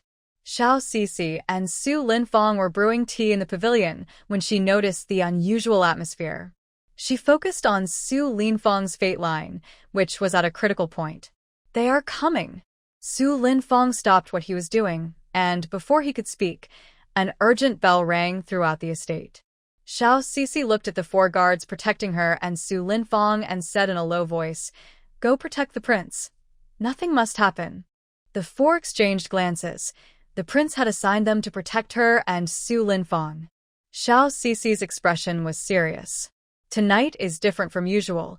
The prince cannot be harmed. One of the guards replied, We should leave 2 here. The prince and princess are with guards Qi and Meng. Xiao Sisi nodded slightly. There was no time to waste. 2 guards stayed close to them, while the other 2 went to Aho and Zhu Shuangshuang. The front of the estate was in chaos, with dozens of black-clad intruders charging in fearlessly. The royal guards were overwhelmed, suffering heavy casualties, and the smell of blood filled the air. Su Linfang stayed close to Xiao Sisi, his eyes alert. Though he was not strong, he would never let Sisi come to harm. Seeing his tense expression, Xiao Sisi smiled and said, "Don't worry. Your wife is not that foolish. She knows this is the most dangerous time and has no backup plan." Su Linfang pondered for a moment and asked, "The Lei residence? Is that what you discussed with Lady Lei that day?" Xiao Sisi smiled and nodded. "It seems my husband is not foolish." Su Linfang scratched his head and said, "Thank you for the compliment, my dear. But does the Lei family have enough people?" Xiao Sisi explained, "You might not have noticed, but the eldest son of the Lei family is in charge of the capital's defense and has hundreds of elite soldiers. I made sure to find out when I entered the city." Su Linfang nodded in realization. If the southern city military could arrive, along with the royal guards, it would be impossible for the enemy to succeed unless they mobilized an army. Sure enough, the situation at the foot of the mountain changed. Torches suddenly lit up the surroundings, and the assassins who had rushed in to continue their attack were blocked from retreating.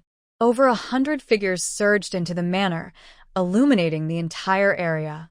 The group of black-clad assassins was surrounded, looking shocked and trapped. A tall, rugged man entered the manor holding a torch, saying, "So there really are people trying to attack the royal manor." He looked at the group of black-clad men and asked, "Will you put down your weapons yourselves, or do you want to fight me first?" The leader was a close guard of Princeton, who had aimed to succeed tonight but was caught off guard and lost everything. The steward of Princeton recognized him and said in a low voice, "Lei Jing from the Southern City Military. Are you meddling in affairs that don't concern you? Do you know this will bring disaster to the Lei family?" Lei Jing grinned broadly.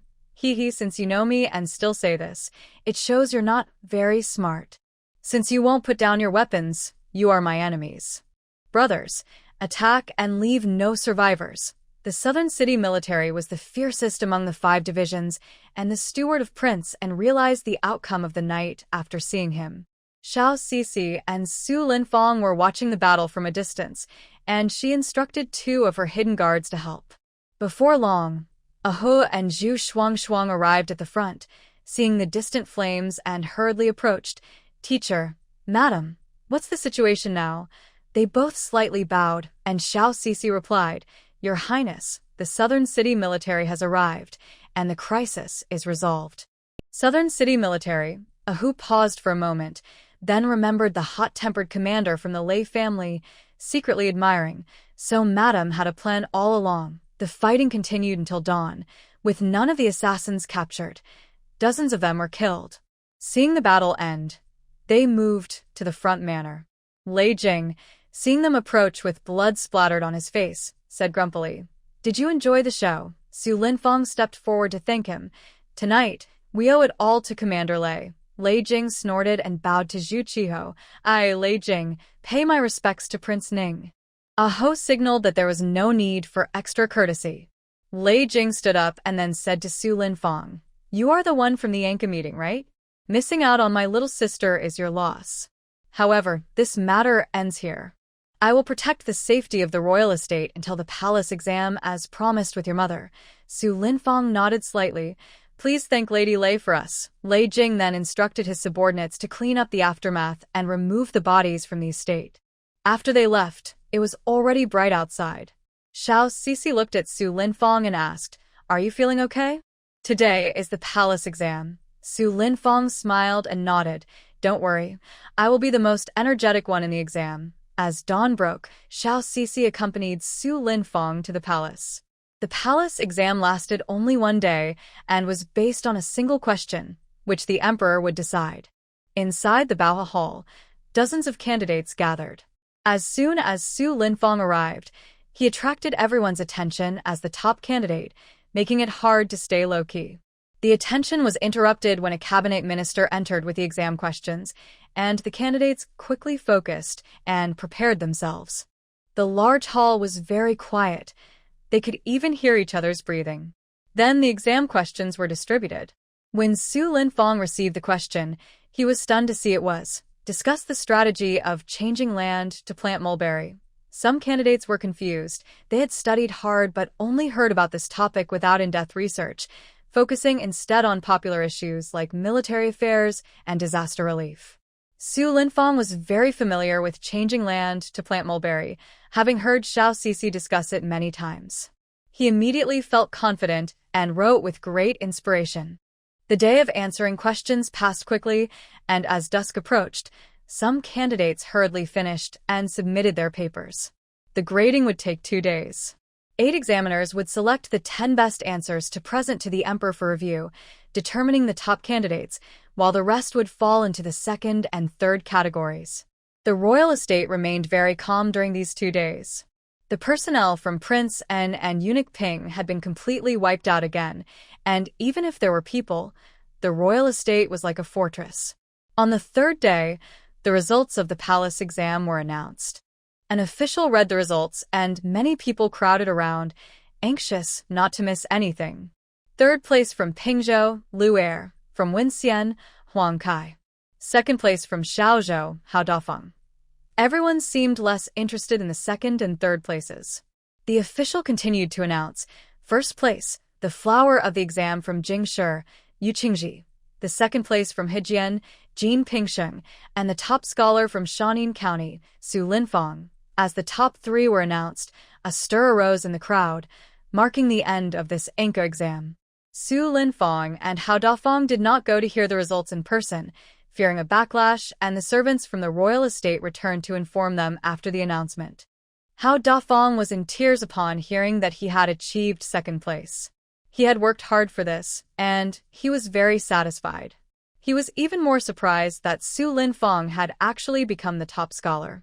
It seemed that after getting to know them, his own luck had improved.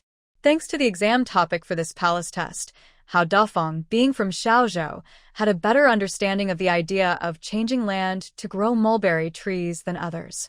Xiao Sisi was also surprised to hear that Su Linfong had become the top scholar. She never expected that the boast he made in Shaanxi County would actually come true.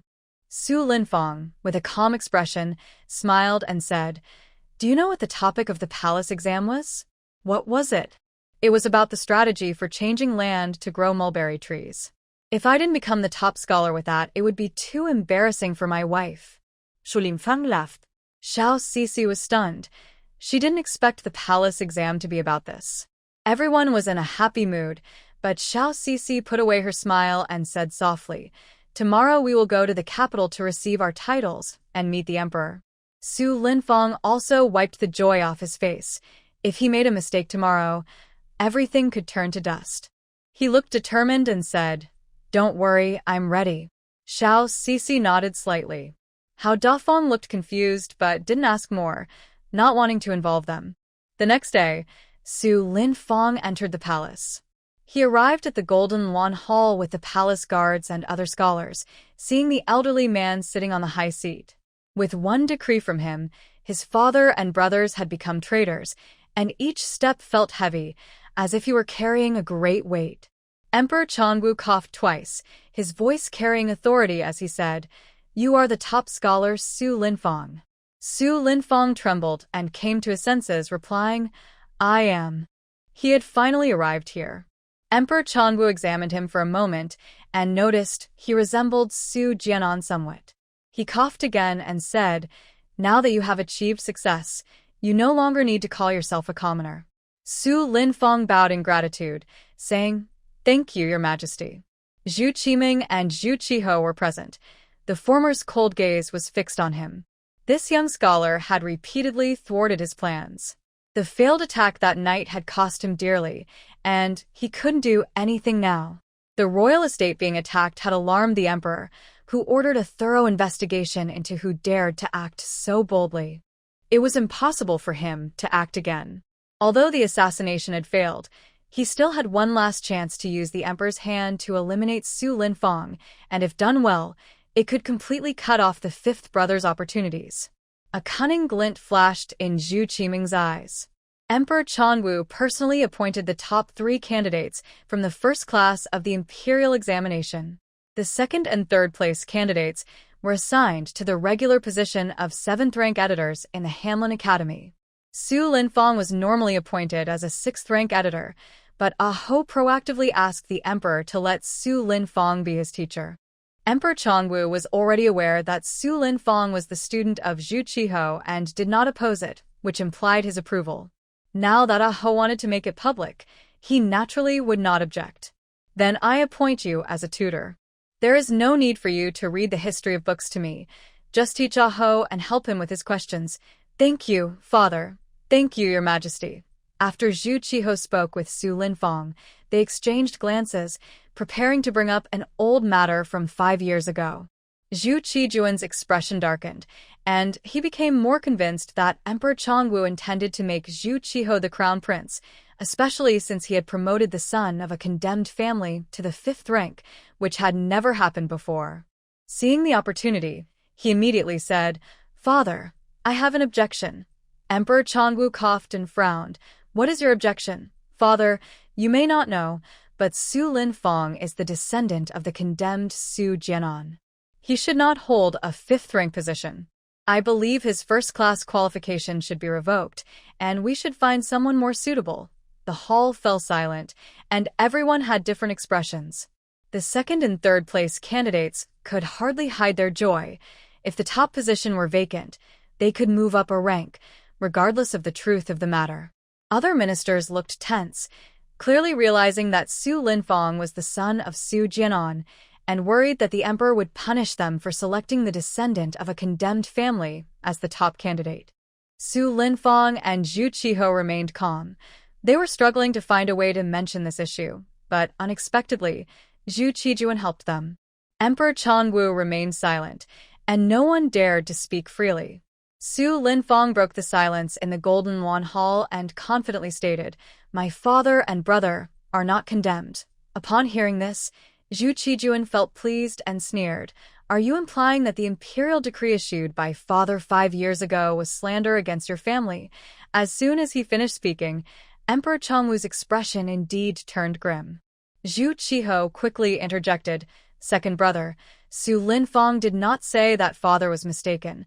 Father was misled by treacherous officials." "Oh? Are you suggesting that father is too old to distinguish between pearls and stones?" Zhu Qijuan immediately twisted their words. Emperor Chongwu's fierce gaze fixed on Zhu Qiho, and Su Linfang realized he could not let the other party take control of the conversation. He quickly knelt and said, "Your Majesty, you judge events based on evidence and testimony, and you are certainly correct. But what if the evidence and testimony are wrong?" Su Linfang immediately pressed Zhu Qimin. "Does the second prince dare to guarantee with his life that the evidence from 5 years ago is true?" "I can guarantee with my life that the evidence from 5 years ago is false.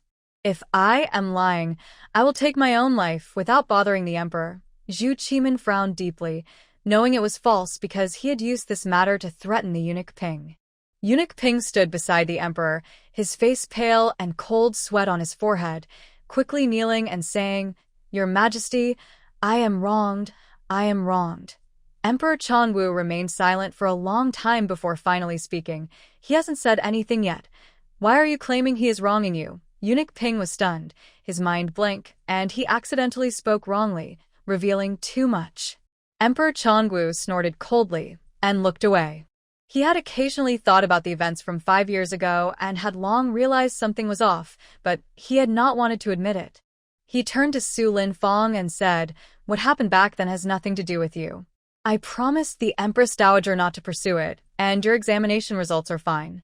You can either continue to be a Huz teacher or resume the previous topic. If you speak recklessly, I will take your life." Zhu Qimin frowned, realizing this effectively dismissed his request. A normal person would choose wealth and power. Who cares about the past? Unfortunately, Su Linfang was not a normal person. Without hesitation, he presented the evidence he had prepared, starting with the conflict between his father and eunuch Ping.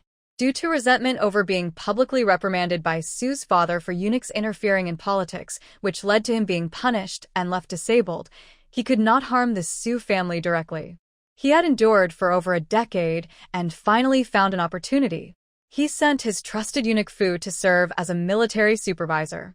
When the Su family's commander and deputy planned to flank and defeat the enemy, eunuch Fu received a letter from the capital instructing him to harm the Su father and son. Therefore, eunuch Fu insisted on taking the main force into battle, otherwise, he would not agree to pursue the enemy.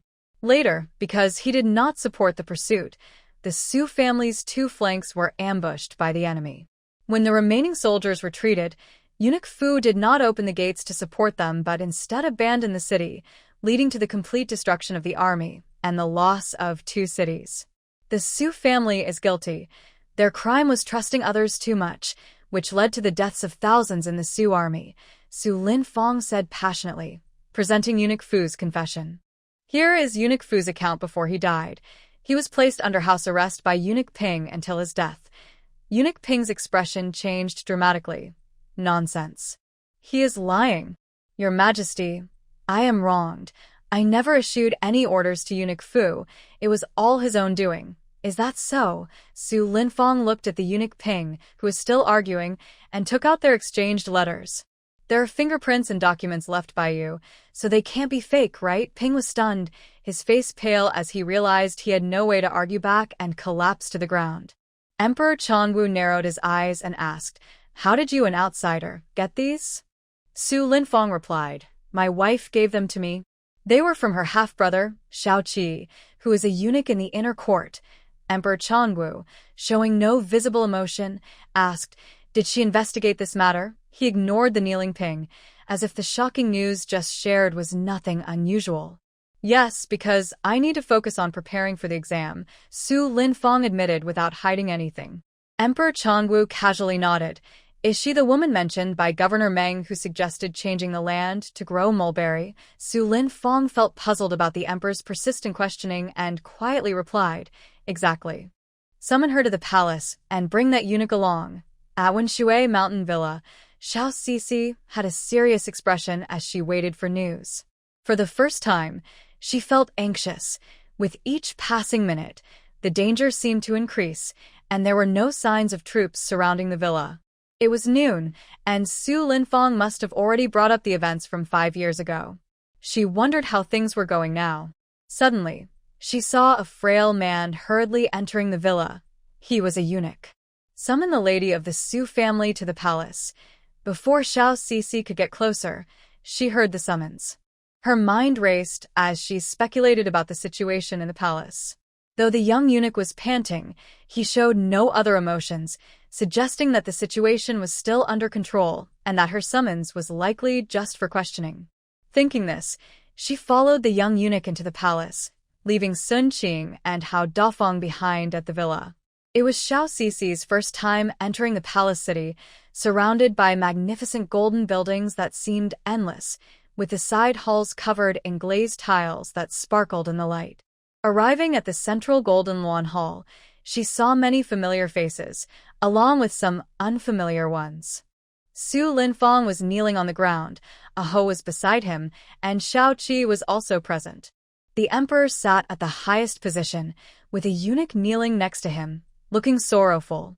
Shao Sisi guessed this person was the eunuch Ping, who had persecuted the Su family army. She focused on him, sensing that his fate was nearing its end, with no future ahead. She focused again on Su Linfang's fate line, which showed no dark lines or signs of disappearing. It seemed that today's crisis could be resolved. She sighed with relief, withdrew her gaze, and knelt to pay her respects, saying, "This humble woman, Su Shaoshi, greets your majesty." Emperor Changwu coughed twice and weakly said, "Get up." Shao Sisi noticed his poor complexion. He looked very unwell, almost as if he were on the brink of death. No wonder the second prince had barged into the royal estate like a madman. Thinking of the second prince, she glanced at the man opposite Aho, who resembled Aho but was much older. This man was the second prince, and he did not seem to be a good person. Zhu Qi happened to look at Xiao Sisi with an unfriendly gaze. He knew that the Su family was just a minor player, but from his subordinates' reports and Xiao Meier's words, he learned that this woman was the true mastermind behind everything. Xiao Sisi did not shy away, even adding a hint of sarcasm. I have met Prince En and Prince Ning. Emperor Changwu interrupted her, asking, Su Linfang said you investigated these matters. Tell me, where did you get this evidence? Xiao Sisi had no need to hide anything and recounted everything in detail, from encountering the eunuchs collecting pigs in Shanin County to the burning of her father and others, and how she obtained the information from Xiao Qi after entering the capital. Xiao Qi had already recounted these events, and his account matched hers perfectly. Eunuch Ping stared intently at Xiao Qi, realizing that he had fallen because of this young man. If it weren't for him, they would not have obtained the evidence. Emperor Chongwu's reaction indicated that there were issues with the events from 5 years ago, and he sighed in relief, asking, What do you hope for? Su Linfang was stunned. After waiting for years, he finally reached the moment to clear his family's name. He said, I hope your majesty will reinvestigate this matter and restore my family's honor, as well as reveal the truth to the world. Emperor Chongwu suddenly coughed again, fearing he might be labeled a foolish ruler. He had little time left and was indifferent to such matters. 5 years ago, the Baemon case will be reinvestigated by the Fifth Prince in collaboration with the Dali Temple, the Ministry of Justice, and the Censorate. Imprisoned Eunuch Ping, Xiao Sisi, and the others collectively sighed in relief. Emperor Chongwu was more generous than they had expected. She thought he would be a tyrant. A host suddenly knelt down, indicating that the matter was not yet over. Emperor Chongwu slightly lifted his eyelids. Fifth Prince, I have agreed to reinvestigate this case. What else is there? His tone clearly showed his displeasure. Aho presented the evidence and testimonies left by Liang Shi, along with the letters from Wu Daba chasing after him, saying, Father, the crown prince did not intend to disrupt the harem but was harmed by others. This is the evidence left by the concubine Liang from the Eastern Palace, along with testimonies. I also have proof of the assassins chasing me. Please take a look, Father. Emperor Chongwu breathed heavily and instructed a young eunuch to bring it forward. After skimming through a few pages, he slammed it on the table and coughed violently. Second son, what do you have to say for yourself? Zhu Qi was shocked. He never expected they would find evidence against Liang and know about his plot to frame the crown prince. His reaction was the same as the eunuch's. He immediately cried out in protest, and then knelt down, saying, Father, I did nothing wrong. I don't even know who Liang is. Then how does the concubine from the Eastern Palace have the jade belt I gifted you? Emperor Chongwu stood up angrily and shouted, Are you still trying to argue? Do you want me to kill you before you confess? As he coughed, he swayed unsteadily. A group of cabinet ministers quickly knelt down, exclaiming, Your Majesty, please take care of your health. As they shouted, Emperor Chongwu collapsed and lost consciousness. Father, call the royal physician quickly, Aho shouted, regretting bringing up this evidence at such a moment. The situation with the crown prince was far more shocking than events from 5 years ago. 5 years ago, although foolish, the Su family's army had died in battle, not at the emperor's hands. He had only let down a few dozen people from the Su family. But the crown prince was different. He was Emperor Chongwu's own son, and with the entire Eastern Palace in danger, how could the emperor not be furious? Zhu Qi pretended to step forward. If the emperor died now, he would bear the blame for being unfilial, and he could easily inherit the throne. Fifth brother, look at what you've done to anger father. If anything happens to him, you will be held responsible. Aho felt guilty and did not argue back. Xiao Sisi saw the situation was dire. She could not bear the blame for being unfilial.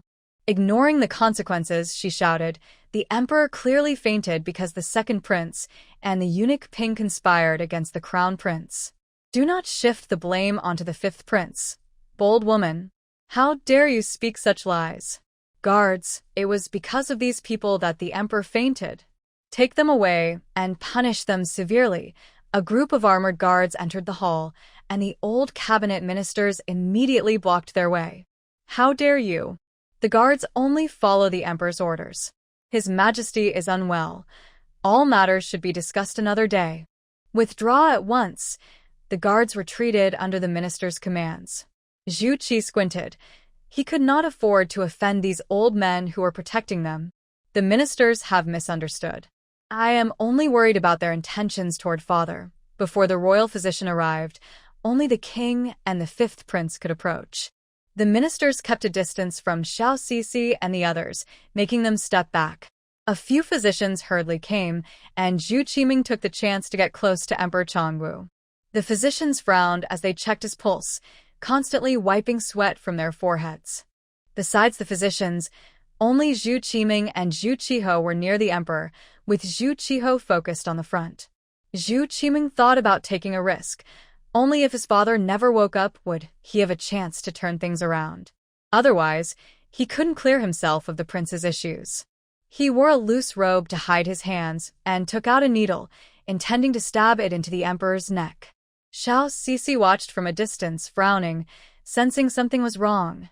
Xiao Sisi wanted to step forward, but was stopped by palace guards, unable to see what Zhu Qiming was doing. While the physicians were checking the emperor, Zhu Qiming's hand had already reached the emperor's neck.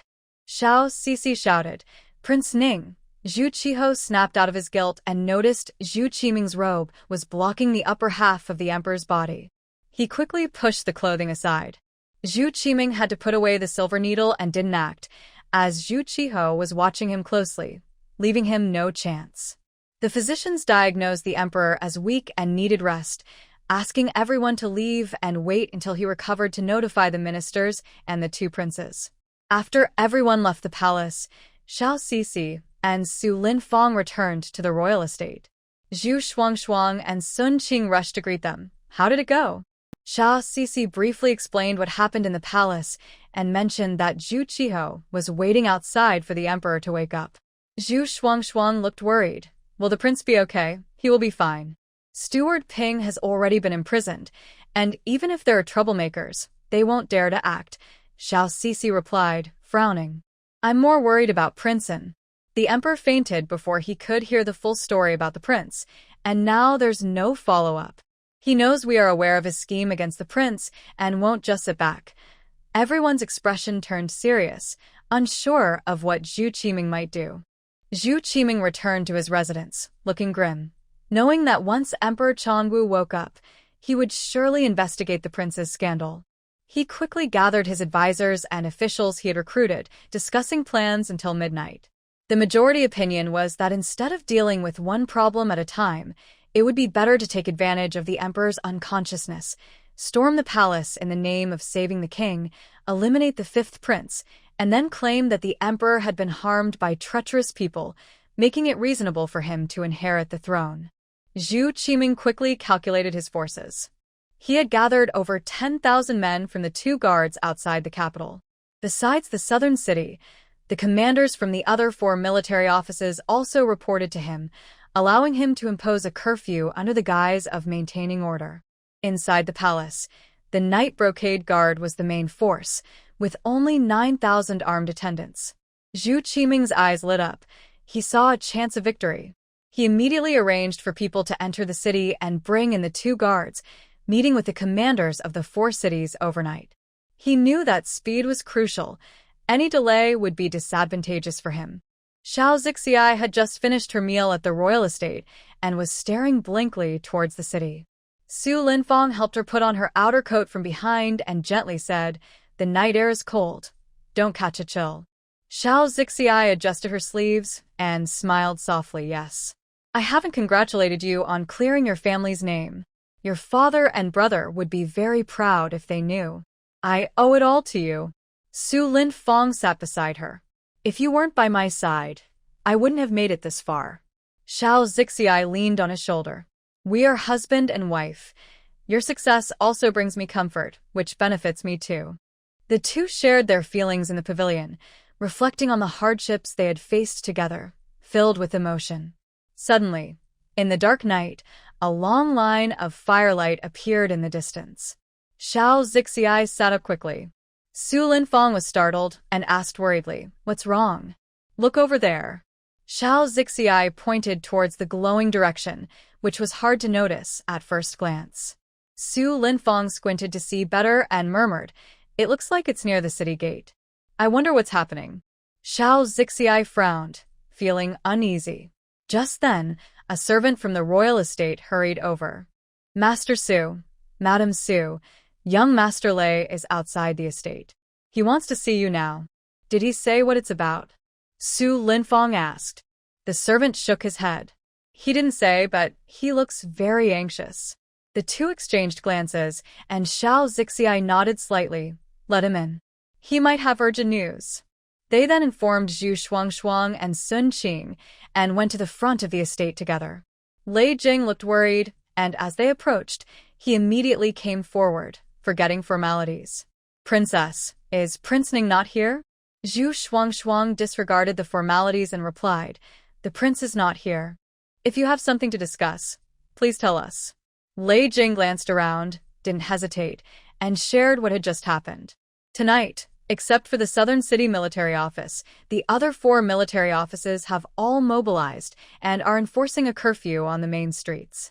I received word from friends in the other cities that the commanders from the 4 cities met with Prince tonight. Something big might be about to happen." Xiao Cixi squinted her eyes, not surprised by the situation. Su Linfang and the others looked shocked. Zhu Shuangshuang asked, "What does Lord Lei think will happen?" Lei Jin hesitated to speak and first asked, "I would like to know if something has happened in the palace. Today is the day for appointments, and I believe young Master Su should know." Su Linfang informed him about the emperor's serious illness, mentioning that the 5th prince was waiting outside the hall for Emperor Changwu to wake up.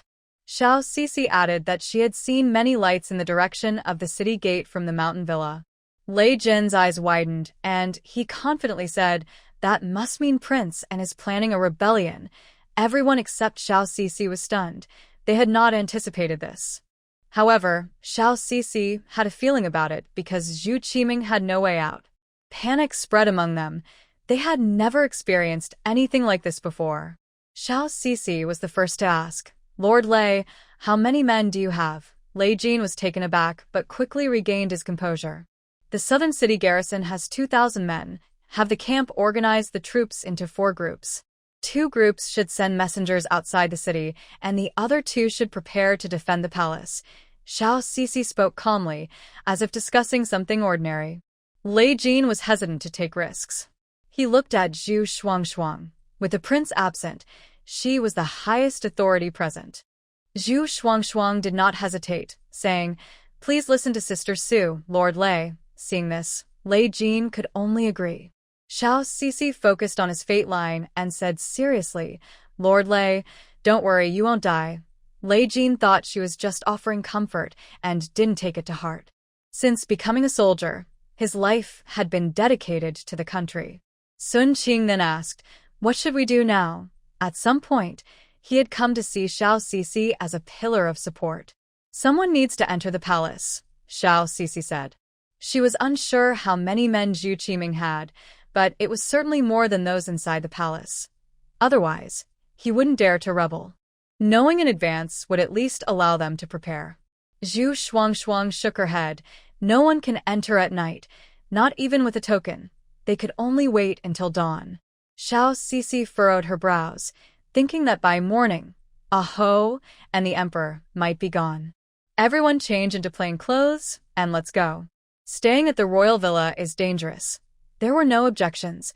They quickly changed into casual attire and entered the city through the southern gate, heading for the palace.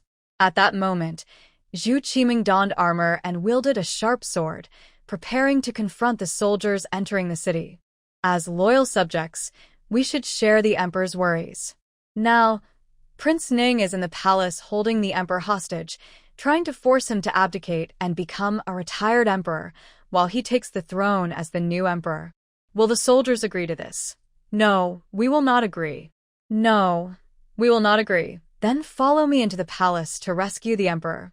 After saying this, he immediately led his men toward the palace. Inside the palace, Zhu Qiho was kneeling outside the hall, unaware of what was happening inside. The emperor had already woken up, or rather, he had never fainted. He was pretending to be unconscious to see how his two sons would react. Kneeling beside him was an armored guard. "Your Majesty, Prince N is bringing people to the palace." The emperor coughed angrily, spitting out blood. "Open the palace gates and let them in." Zhu Qiho heard the coughing from inside the hall and snapped back to reality. He turned to a nearby young eunuch and said, "What's wrong with father? Please go in and ask the doctor." The young eunuch went inside to ask and then came out. "My lord, the emperor wants you to enter the hall. Father is woken up?" Zhu Qiho quickly followed him inside and saw the emperor lying on the dragon bed, still pale and bloodless. "Father," the emperor slowly opened his eyes and looked at him, "come closer," and continued discussing the crown prince's matter. Zhu Qiho was taken aback and didn't mention it. "Father, let's wait until you are better to talk about this." The emperor coughed lightly. "It doesn't matter. Zhu Qiming is bringing troops to the palace." Zhu Qiho was stunned again. "Father, what's going on? I didn't faint yesterday. I was pretending to see your reactions." "I didn't expect the second one to be so anxious, unable to sit still in less than a day. He said you were holding me hostage in the palace and planning to raise troops." The emperor appeared calm, but he was actually holding back his anger, his chest rising and falling. Seeing this, Zhu Qiho could only tell the emperor everything he knew about Prince and chasing him, about Prince and killing the Liang family, about Prince and slaughtering an entire village, and about Prince and framing the crown prince for chaos in the harem.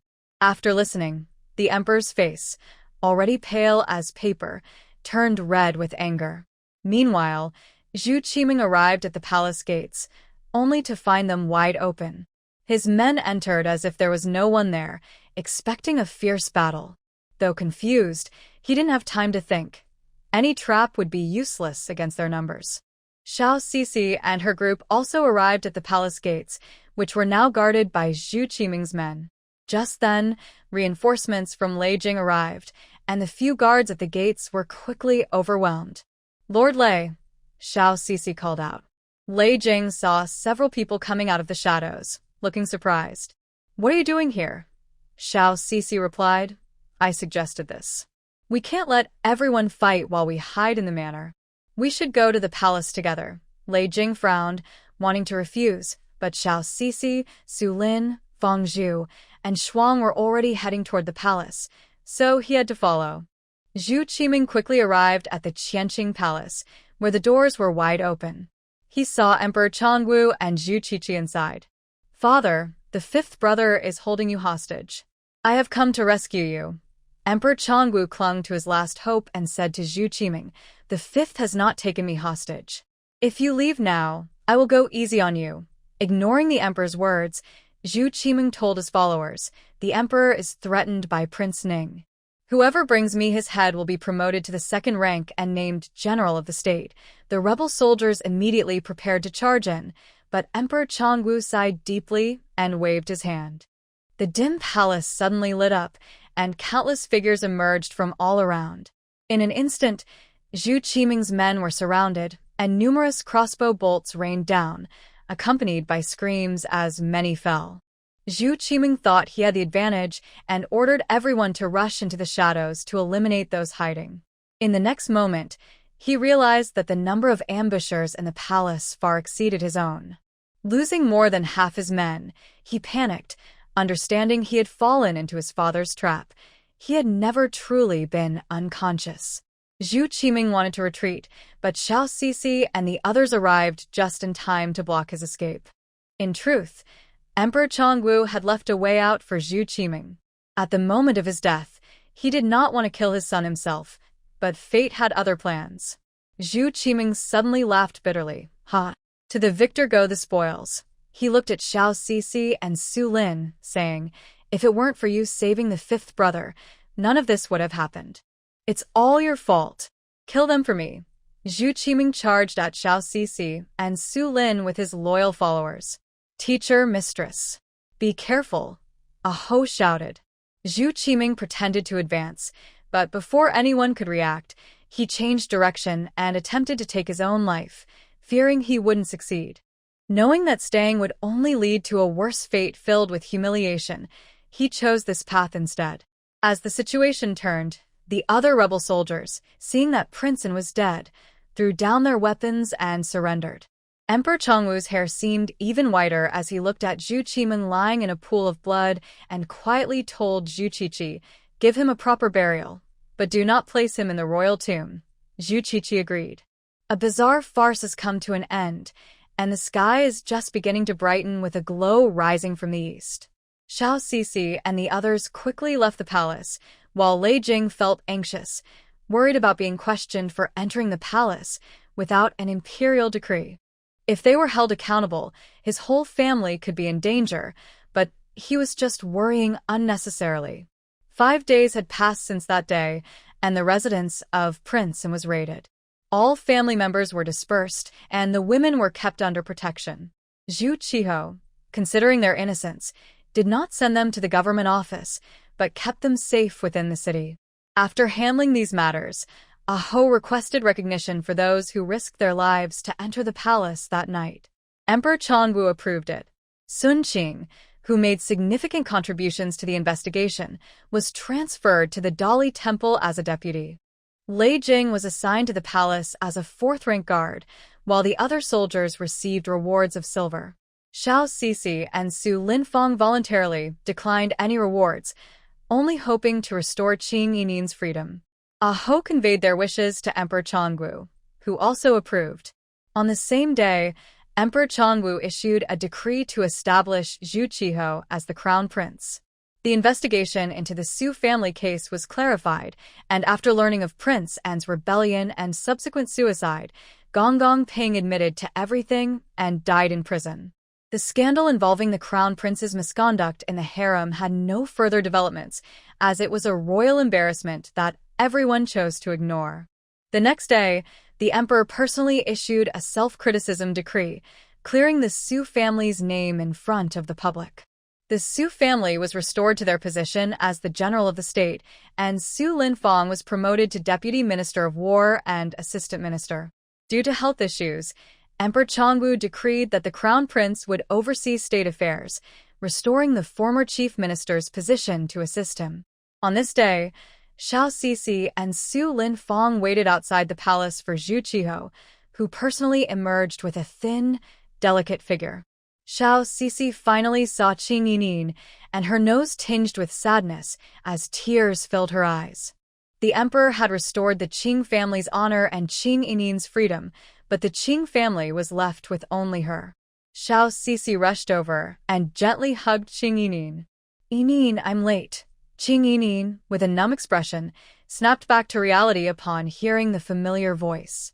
The moment she saw Xiao Sisi, she burst into tears. "Sister Sisi, I have no family left." Xiao Sisi held her, allowing her to cry, believing that expressing her grief and pain would help her feel better.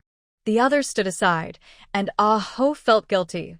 At such a time, any comforting words would only hurt more. Once Qing Yinin's sobs softened, Xiao Sisi said, "I am your family. I have always considered you like a sister." Zhu Shuangshuang also chimed in to comfort her, saying, "Sister Qing, I am your family too. I have always been alone. If you want, you can be my sister." Qing Yinin wiped her tears and looked at her friends. Thankfully, she still had these close friends. Otherwise, she wouldn't know how to get through this. "Thank you all." I'm fine. Thanks to Sisters Su and Shuangshuang, I could hold on until today. Don't worry about me. We can't do much on our own. Lord Sun and the Crown Prince helped a lot. We should thank them. Xiao Sisi intentionally brought them up, as she didn't want Qing Yinin to hold a grudge against Aho because of the Qing family's issues. Aho quickly said, "This is what I should do. Lord Qing serves the country and the people. It is the court that has wronged him. I will make sure this doesn't happen again." Qing Yinin didn't blame Aho. This matter had nothing to do with him. If anyone was to blame, it was the schemers and her father's lack of social skills. Although she didn't blame him, there was a sense of distance. She didn't want to be connected to the royal family. Seeing this, Aho didn't say more. The pain of losing family couldn't be eased by just a few words. Xiao Sisi then briefly explained how Sun Qing helped, specifically mentioning that Sun Qing had argued with her for her sake. Qing Yinin looked at Sun Qing in surprise. She had only met him a few times in Shaozhou and thought he was upright and serious. She didn't expect him to come to the capital to help. She slightly bowed to thank him, saying, "Thank you, Lord Sun." Sun Qing became flustered and nervous, quickly replying, "Miss Qing, you flatter me. I only helped investigate a bit. I didn't do much. I should be the one thanking you, and also thank you, Lady Su, and Your Highness. Regardless, I should thank you, my lord. If you ever need anything, please just ask." As Qing Yining spoke, she bowed again. Sun Qing felt embarrassed.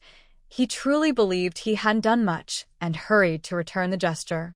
Everyone watched as the two exchanged bows, and Xiao Cici teased, "You don't need to be so formal. If you keep bowing, it will be dark by the time you're done." At her comment, Sun Qing looked embarrassed, and Qing Yining's cheeks turned red as she playfully scolded, "Sister Su." Seeing her slightly angry expression, Xiao Cici felt relieved and changed the subject to ask about her plans. Qing Yining composed herself. She wanted to visit the place where her parents were buried. Xiao Cici had anticipated this and had previously asked Sun Qing and Aho to help find the burial site of Lord Qing and Lady Qing so they could pay their respects. They took Qing Yining to a remote burial ground, and Xiao Cici said, "Before the Qing family regained their reputation, we could only come here to pay our respects secretly."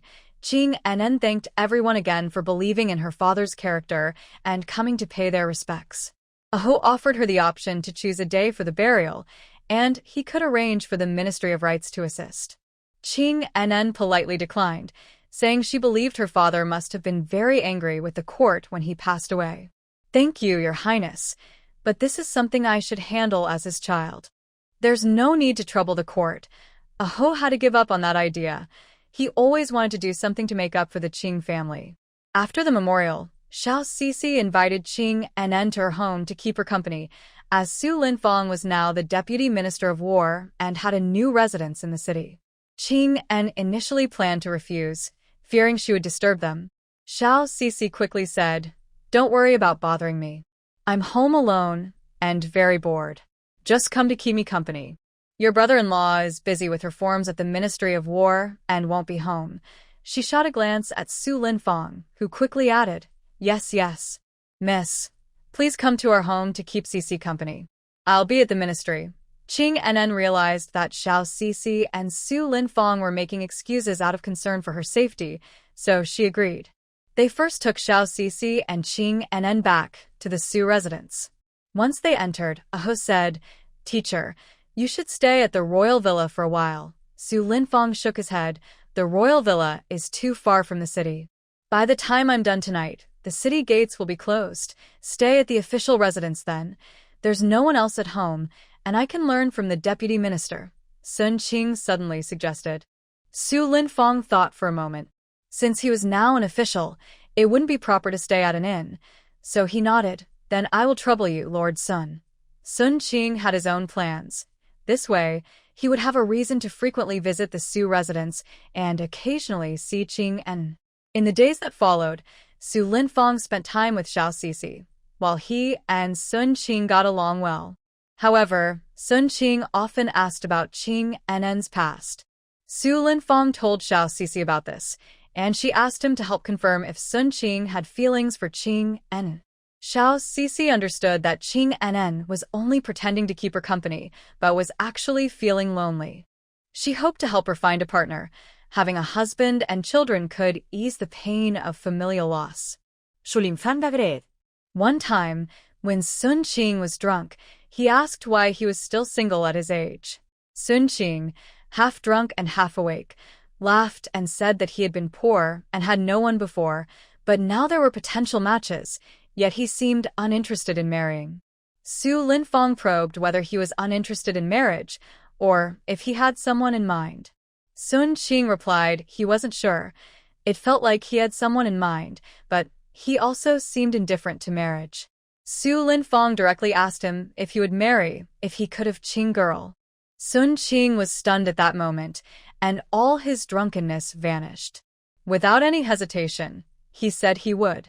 However, the next day, after sobering up, he denied it, claiming it was just drunken talk and that Qing Yining was in mourning, so they shouldn't discuss it.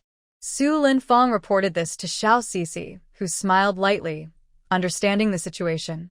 Xiao Sisi knew Qing Yining was in mourning and didn't bring it up. She had learned from her past experiences that such matters should not be rushed. Meanwhile, they were welcoming Su's mother and sister-in-law to the capital. Early that day, Xiao Sisi and Qing Yining waited at the city gate and saw the Su family's carriage approaching. It had been over 5 years since Su's mother and sister-in-law had the chance to return to the capital. To them, the capital had not changed much over the years.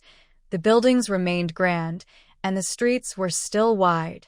They recalled the scene when the Su army celebrated their first great victory, walking through the streets as the people welcomed them and the emperor came to greet them. Now, everything felt different. Su's mother and sister-in-law saw Xiao Sisi and Qing Yining as they got out of the carriage.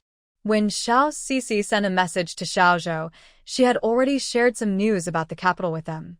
They were aware of the situation with the Qing family and saw that Qing Yining was doing well.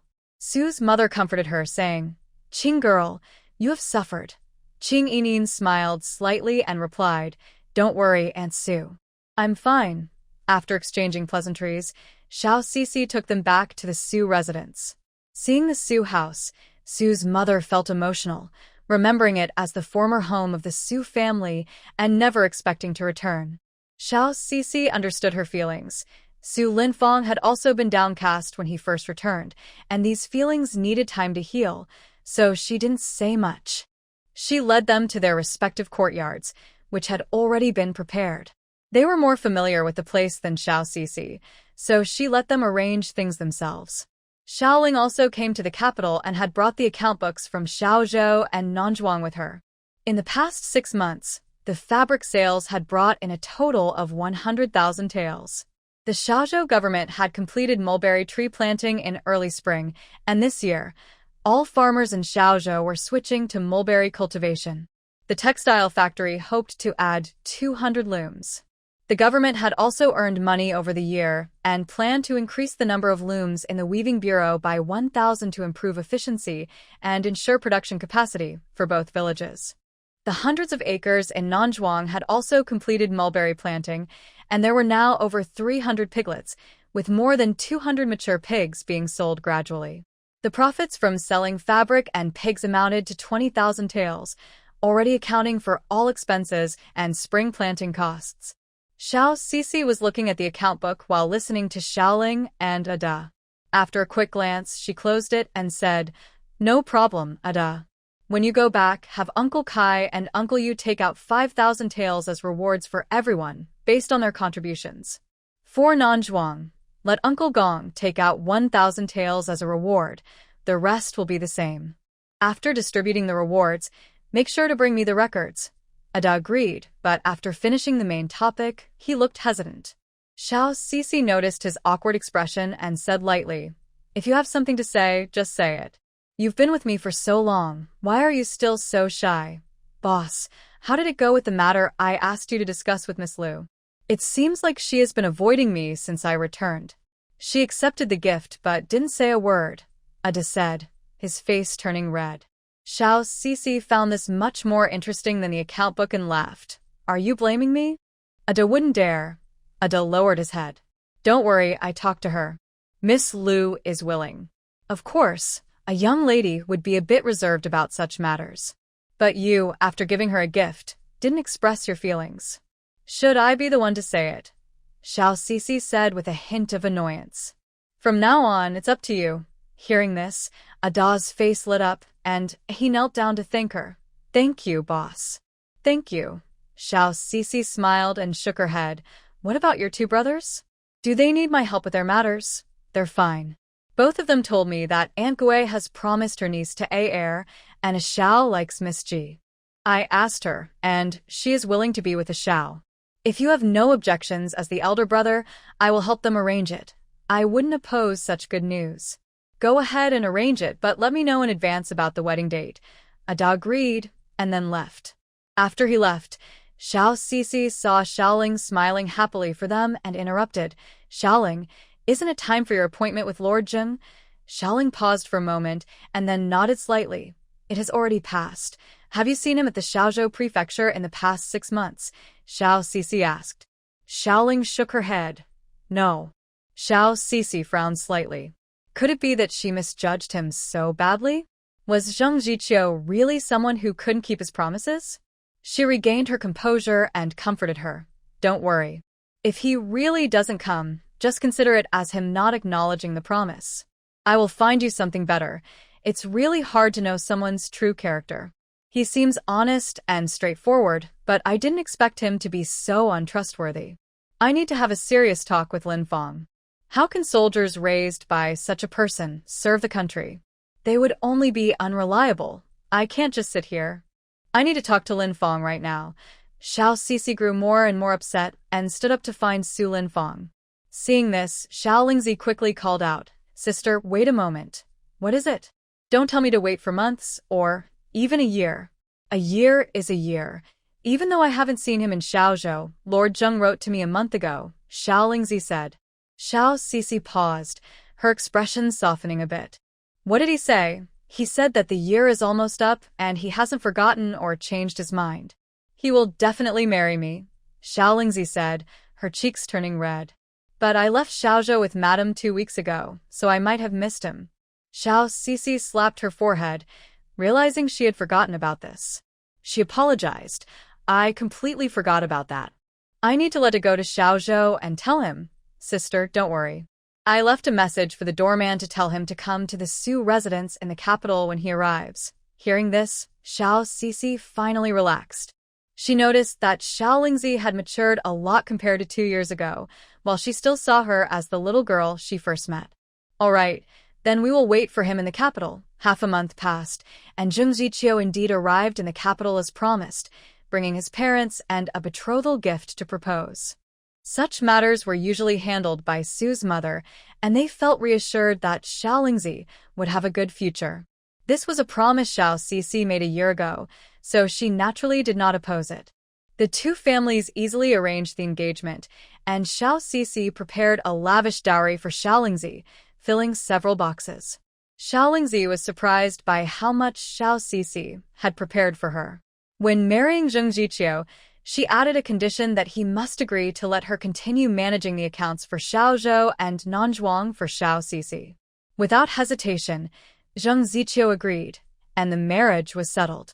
A month later, their wedding took place in the capital. As Zheng Ziqiu came to pick up Xiao Lingzi in the bridal sedan chair, Xiao Cixi specifically warned him. Lord Zheng, Xiao Lingzi is my sister. If I find out you bully her in the future, you know the consequences. Zheng Ziqiu dismissed her warning with a nod. I understand. Even if Lord Su were not the Deputy Minister of War, I would never bully her. Xiao Cixi sent Xiao Lingzi off to her marriage, watching the sedan chair disappear in the distance, feeling downcast. Su Lin Fang, knowing they were not just sisters but closer than that, comforted her. Don't worry, she is just going to Xiaozhou. You will see each other again soon. Xiao Cixi nodded slightly, catching the meaning in his words. Do you have new plans at the court? Indeed, my wife is very clever, Su Lin Fang said with a smile. The Crown Prince has appointed me as an envoy to inspect the 3 provinces, including Xiaozhou. We can use Xiaozhou as our base. Xiao Cixi was delighted. She had been wondering when to visit Xiaozhou again. She smiled and said, I'll go with you, of course, Su Lin Fang replied with a lowered voice and a laugh. Last night, my mother urged me for a grandchild again. If you don't come with me, how will there be a grandchild? Xiao Cixi paused for a moment, rolled her eyes at him, but happily replied, Let's have 10 or 8. Let's see if my mother still urges me. Su Lin Fang was taken aback. I have no problem with that, but can you have so many? Xiao Cixi retorted. Of course not. Do you think I'm a pig? 3 months passed quickly. Xiao Cixi accompanied Su Lin Fang on his inspection of the 3 provinces, and after half a month, they arrived in Xiaozhou. County Magistrate Zhou welcomed them at the city gate. Seeing Su Lin Fang again after a year, he felt a deep sense of admiration. In such a short time, Su Lin Fang had risen to a 3rd-rank official and was now the governor of 3 provinces. Once in Xiaozhou, Xiao Cixi didn't concern herself with official matters. She focused on her own little world. Su Linfang arranged for her 2 maidservants and 4 guards. She accepted this, knowing her status had changed and that some protection was necessary. The day after arriving in Shaozhou, she went to visit Xiaolingzi, who was unaware of her visit and was busy with accounts at home. The Zheng family had moved into the city, and their house was modest with 2 courtyards. A servant led her to the eastern courtyard, and upon seeing Xiaolingzi, Xiao Sisi softly called out, "Xiaoling." Hearing the familiar voice, Xiaolingzi looked up, saw Xiao Sisi, and quickly stood up, almost losing her balance. The servant hurried over to support her, saying, "Madam, be careful. You are expecting. What if Lord Jing finds out I didn't take care of you properly?" "Don't worry, I'm fine," Xiaolingzi replied, calling out, "Sister Su." Xiao Sisi, surprised by the servant's words, widened her eyes and exclaimed, "Xiaoling, you're expecting?" Xiaolingzi blushed, still shy, as she nodded. Xiao Sisi beamed with joy. "Wow, that's quick. How many months along are you? Why didn't you mention it in your letters? It should be about 2 months now. I just found out a few days ago and didn't have time to write to you before coming," Xiaolingzi said, gently touching her belly, her face glowing with happiness. Without Xiao Sisi, she wouldn't have such a joyful life. Seeing that Xiaolingzi wanted to express her gratitude, Xiao Sisi smiled gently. "We don't need to be polite with each other." Xiaolingzi held back her words of thanks, and the two began to share private conversations. Xiao Sisi came over every day, bringing many things for the children and for health. When Zheng Ziqiu was resting at home, Su Linfang visited once and felt quite envious. Even though he had married a few years earlier, they already had children. Xiao Sisi noticed his envy, and that night, they decided to try for a child. They spent several nights together, staying up late. At first, Su Linfang was strong, but as time went on, he grew weaker. Finally, on the 7th day, he gave in, claiming he had official business to attend to in nearby provinces, and quickly left to rest for a few days. After Xiao Sisi passed the risky period, she let him go out, wondering if he would still be so stubborn in the future. After that, besides visiting Xiaolingzi, she spent her time in Kai village. The village affairs were now managed by others, so she didn't have to worry much. 2 months later, the 3 brothers, Ada, got married together. Su Linfang took time off to accompany her back to Shanin County. He didn't want to neglect his wife due to court matters, especially since he hadn't returned in 2 years, and his family's graves were still in the Su family cemetery.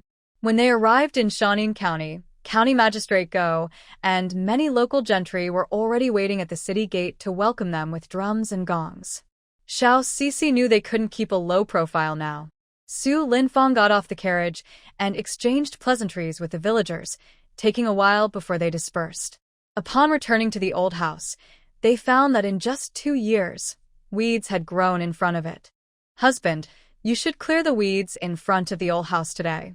While you're busy with official matters, you also need to exercise. You've become quite weak since becoming an envoy," Xiao Sisi said.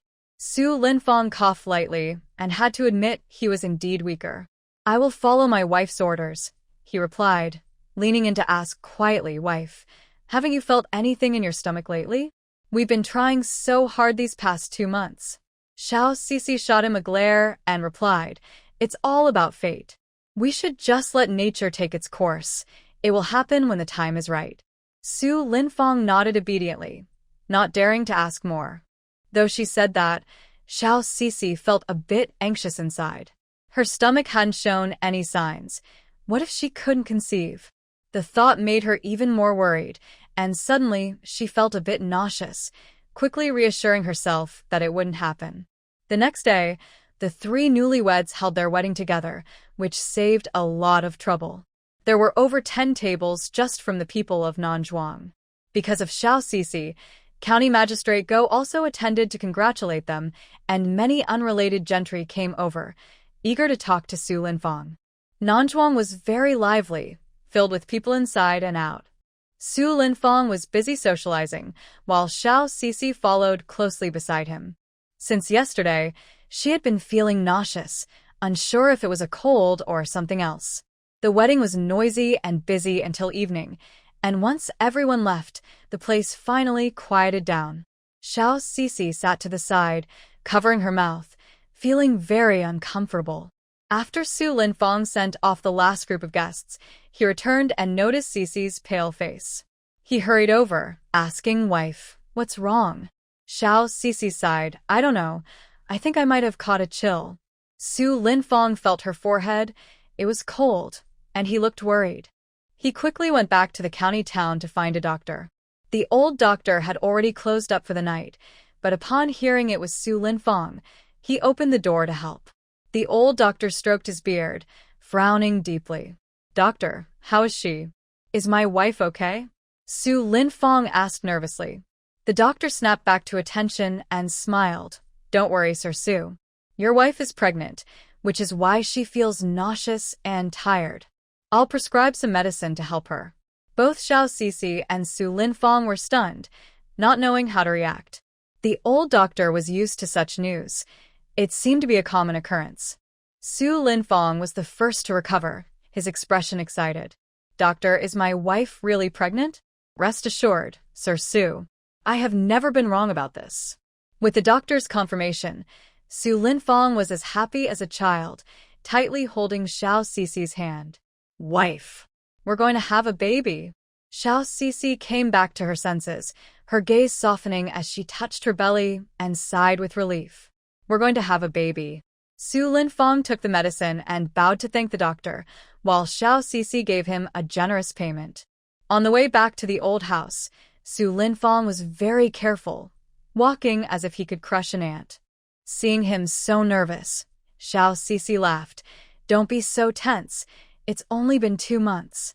Su Linfang was particularly stubborn about this, not listening to her and fearing any bumps. The next day, they decided to return to Shaozhou Prefecture, as it would be more convenient for any matters that arose, especially while her belly was still small. Su Linfang patted the carriage with many layers, worried about the bumps. Even so, it took them 6 days to reach Shaozhou Prefecture. He was so happy that he told everyone he was about to become a father, and within a day, the entire Shaozhou Prefecture knew Xiao Sisi was pregnant. Su's mother, Su's sister-in-law, and Qing Yinin heard the news in the capital and set off that night to Shaozhou Prefecture. Zhu Shuangshuang and Aho also wanted to visit immediately, but their status didn't allow it, so they could only send 2 imperial doctors instead. Half a month later, Su's mother and Qing Yinin arrived, accompanied by 2 imperial doctors. Xiao Sisi felt a bit nervous seeing this situation. In this era, giving birth was very dangerous, unlike the advanced medical technology of the new age. The 2 doctors checked Xiao Sisi's pulse and confirmed she was pregnant. In the following days, she was either eating supplements or on her way to get them, as many people sent her precious herbs and tonics. Xiao Sisi noticed she was visibly gaining weight, but Su's mother, Su's sister-in-law, and Qing Yinin surrounded her every day, making it hard not to eat. Qing Yinin was feeling much better and had more smiles on her face. While Xiao Sisi rested in Shaozhou Prefecture, she watched her belly grow day by day, and her temper began to rise. Her belly was unexpectedly large, which worried her family, but thankfully, her health was stable. Su Linfang was gentle by nature. He had heard from Su's mother that pregnant women could be irritable, so he was mentally prepared. As long as Sisi wasn't angry, he didn't mind if she scolded or hit him. 10 months passed quickly, and the servants of the Su family hurriedly carried hot water back and forth between the kitchen and the room. Sounds of pain occasionally came from the room, accompanied by the midwife's voice. "Madame Shu, boosts. It's almost here, just a bit more," Xiao Sisi, pale from the pain, cursed in a way that others couldn't understand while she worked hard to give birth. Su Linfang, Su's mother, and Qing Yinin were all nervously waiting at the door, holding each other tightly. Little Lingzi was outside with a child, knowing all too well how difficult this was. Finally, the sound of a baby's cry brought silence to the room. The midwife shouted, "Congratulations, Sir Su, it's a boy." As soon as she finished speaking, another midwife called out, "And there's another one, a girl." What a joy! Outside, everyone was filled with excitement. It was a boy and a girl, which explained why her belly was so big. Su Linfang was only concerned about Xiao Cici's condition and quickly asked, "Midwife, how's my wife?" "Sir, don't worry. Madam Su is doing well. After she is cleaned up, the doctors can check on her." After a while, everyone entered the room. Su Linfang went straight to check on Xiao Cici, seeing her pale face and feeling heartbroken. "Wife, you've worked hard." Xiao Cici felt warm inside seeing him come to her first. She finally felt her efforts were not in vain. "You can name the children." Only then did Su Linfang look at the two little ones, small and not very attractive, but his gaze softened. While naming the children, someone rushed into the courtyard, announcing, "The country is in mourning. Emperor Chongwu has passed away. There will be no celebrations for 7 days." Upon hearing this, everyone in the room knelt down and bowed 3 times to the north. Su Linfang stood up, gently touching the two children, and said, "The older brother will be named Su Jiagua, and the younger sister will be named Su Yong'an. What do you think, my dear?" She understood Su Linfang's hopes and smiled, nodding. "Su Jiagua, Su Yong'an, may they always be safe and sound." Emperor Chongwu had died a few days earlier, leaving a will that passed the throne to Zhu Qiho, who ascended to the imperial seat. After the imperial funeral, Zhu Qiho successfully took the throne and renamed the country Yontai. On the 2nd day of his reign, Zhu Qiho appointed Zhu Shuangshuang as empress, a motherly figure for the nation.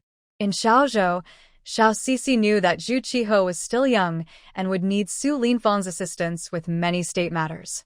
She suggested that Su Linfang go to the capital first while she rested for 2 months before returning.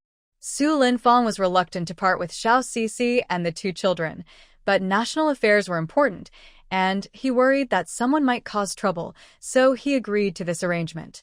Upon arriving in the capital, Zhu Qiho, in order to stabilize the kingdom, appointed Su Linfang as a high-ranking advisor, alongside the chief minister, to help him govern.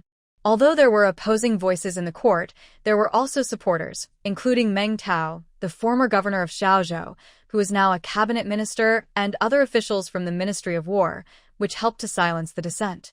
Su Linfang urged Zhu Qiho to eliminate the influence of the eunuchs loyal to the late Grand Eunuch, establishing strict rules that eunuchs could not interfere in politics.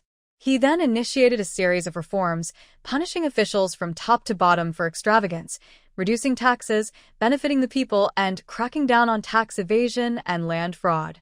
No one dared to challenge the new emperor's authority, and gradually, the extravagant practices of the previous officials were corrected. 3 months later, Xiao Cici had fully recovered, but she had not returned to the capital yet because she was worried about the children enduring a bumpy journey. She also received news of the new policies from the court, which were beneficial to the people, indicating that the political situation had stabilized. Just as the Southern Li dynasty was preparing for a period of rest and recovery, urgent reports of a border crisis arrived in the capital. The Jurchen tribe, taking advantage of the young emperor's inexperience, sent an army of 100,000 to invade the Southern Li borders. Xiao Cici learned of this from Xiao Lingzi, as Zheng Zhiqiu was responsible for recruiting soldiers in Xiaozhou to prepare for the defense. Xiao Lingzi was very worried, so Xiao Cici specifically went to check Zheng Zhiqiu's fate line. Although there were dangerous choices ahead, the fate line was still intact, and she assured her not to worry. Xiao Lingzi always trusted Xiao Cici's words, feeling a bit more at ease. Xiao Cici looked serious. She knew that the treasury taken over by Ah Ho had already been depleted by the Crown Prince and Emperor Chongwu, leaving very little silver. Without hesitation, she arranged for people from Nanzhuang and the Xiaozhou prefecture to go to various states to collect grain. She currently had over 300,000 taels and planned to use 200,000 taels for grain, while keeping the remaining tens of thousands to bring to the capital. "Ada, make sure to arrange this. As long as the farm has enough silver to operate for a year, all profits should be used to buy grain," she instructed. Ada replied, "Boss, we don't understand matters of the state, but we have lived well with you these years and have some extra money. If needed, we can use it to buy grain." Xiao Cici smiled and nodded. "Not for now. If I need anything, I won't hesitate to ask. I will enter the capital tomorrow, so you and Gong Lao, Xiaoling and the others should take care of this. That night, she informed Su Mu and Qing Yining, who agreed without hesitation to enter the capital the next day. Half a month later, they arrived in the capital and returned to the Su residence, where Su Linfang was sorting items that could be sold. Husband, what are you doing? Su Linfang, hearing her voice, looked surprised to see Xiao Sisi and Su Mu back. Wife, mother, sister-in-law, Miss Qing, why are you back in the capital with such a big matter? How could we not return? Xiao Sisi replied, noticing the small bag of silver in his hand. What is this little amount for? Su Linfang sighed, knowing that Sisi understood the situation of the treasury. The emperor and empress have cut expenses in the palace and are asking all officials to donate grain and silver. As a teacher, I should do my best. Xiao Sisi took out 15,000 taels from her pocket and handed it to him. This is over 15,000 taels. It should last for a while. I've also arranged for people from Xiaozhou and Nanzhuang to collect grain from various counties. Su Linfang was stunned, surprised by how much money his wife had and her sense of duty. Why are you in a daze? Go quickly. I am the emperor's teacher and the empress's sister. I should do this. Wealth can be spent and regained. Although Xiao Sisi pretended not to care about the silver, she felt a pang in her heart, fearing regret if she looked at it any longer. Su Linfang took the silver notes to the palace. Upon hearing that Xiao Sisi had entered the capital and donated so much silver and grain, Aho remarked, Sister-in-law Su was born in Nanli. It truly is a blessing for Nanli. With Su Linfang leading the way, everyone felt encouraged to donate grain, horses, and silver, but none could match Xiao Sisi's generosity. One person can make a big difference. Originally, there were discussions in the court about the first-ranking Grand Tutor's wife being a businesswoman, but after this, everyone fell silent. A year later, there were many reports of victories at the border, defeating the Jurchen army of 100,000. The Jurchen people finally retreated under the united efforts of the soldiers and citizens of the southern Li dynasty. At this time, Xiao Sisi was at home teaching her 2 children to walk.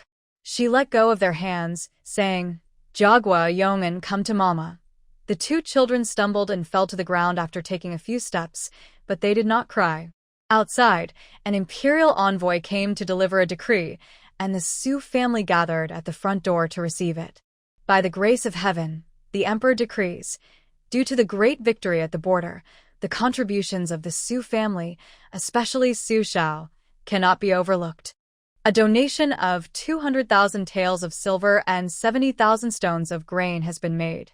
Their loyalty to the country and the people is evident, and they are the foundation of the nation. Therefore, they are granted the title of First-Rank Lady of Honor, as decreed. Xiao Sisi did not fully understand this, but accepted the decree with gratitude. At this moment, the glory of the Su family was even greater than when they had the General of the Nation title. Su Mu had tears in her eyes as she smiled, knowing the Su family had finally surpassed their predecessors. After this, Qing Yining had been with the Su family for almost 3 years. She told Xiao Sisi that her mourning period was ending and she would be leaving. Xiao Sisi asked where she was going, and she replied she didn't know, just wanted to travel and see the beautiful landscapes of the southern Li dynasty. Xiao Sisi did not stop her but asked Su Linfang to quickly inform Sun Qing, as he had not married during these 3 years, surely waiting for her. The next day, Xiao Sisi and Su Linfang went to the city gate to see Qing Yining off. Sister Su, brother Su, this is far enough. I'll come back once I've had my fill of fun. The Su family will always have a room for you. Xiao Sisi said, giving Su Linfang a stern look. Su Linfang cleared his throat. How about we have a cup of tea before you leave? Qing Yining looked puzzled. Tea. Just then, someone ran over from a distance. Can I join you on your travels? It was Sun Qing, and behind him were Zhu Shuang and Aho, who had come along because Sun Qing had resigned from his official position and wanted to accompany Qing Yining. Qing Yining was surprised to see Sun Qing. You want to come with me? Sun Qing nodded, gathering his courage to say, I've been waiting for your mourning period to end. No matter where you want to go, I can help carry your bags. He went to the palace early this morning to resign, only to find out that Miss Qing is leaving. Aho said as he approached. Such a good official. I can't let him go. I'll allow him some time off to accompany Miss Qing. If he bothers you, just let me know, Xiao Cici added. And me. I'll make sure he behaves. Qing Yining felt a lump in her throat, and tears fell. Over the past 3 years, she had sensed Sun Qing's feelings for her, but thought she wasn't worthy of him. She never expected he would give up his official position just to travel with her. She wiped her tears and said softly, "Then come with me to see my hometown." Sun Qing was stunned, unsure of what she meant. Su Linfang quickly urged him to follow. "Hurry up. Go." Xiao Cici noticed Su Linfang's excitement. Even this straightforward man was giving advice to others. Watching them walk away, Xiao Cici felt relieved, knowing that Qing Yining finally had a new place for her heart. Your Majesty and Your Majesty, I will escort you back to the palace, Su Linfang said. Aho and Zhu Shuangshuang exchanged glances. It's not easy to leave the palace. Let's go see the children. Xiao Cici and Su Linfang smiled at each other, nodded, and took them home to see the 2 little ones, Jiagua and Yong'an. And, in the Su residence, Sister Su was playing with the 2 little ones, Jiagua and Yong'an, while Su's mother watched with a loving smile. Seeing Lu Yanyan so fond of the children, Su's mother's smile suddenly faded a bit. Her eldest son had passed away 6 years ago without leaving any children, and her daughter-in-law must long for her own kids. Yan, Su's mother called. Lu Yanyan turned around and noticed her mother's serious expression, thinking she might be unwell. Mother, what's wrong? Are you feeling ill? Su's mother shook her head. I have something to discuss with you. Seeing her mother's seriousness made Lu Yanyan uneasy. What is it, mother? Yanyan, how long has it been since he left? Lu Yanyan was taken aback and after a moment murmured, 6 years. 6 years, Su's mother repeated. You've worked hard staying by my side all these years, dear. You should think about yourself now. What do you mean, mother? Lu Yanyan asked, her expression anxious. Su's mother sighed. You don't plan to stay with this old woman forever, do you? You're still young and should find a good family and live your life. You don't need to keep waiting for Ming. He would blame me for that. Lu Yanyan finally understood what her mother meant and immediately refused. Mother, I don't want to. Are you saying I'm a burden at home? Tears began to flow from her eyes. Nonsense. How could I think that? You will always be a daughter-in-law of the Su family.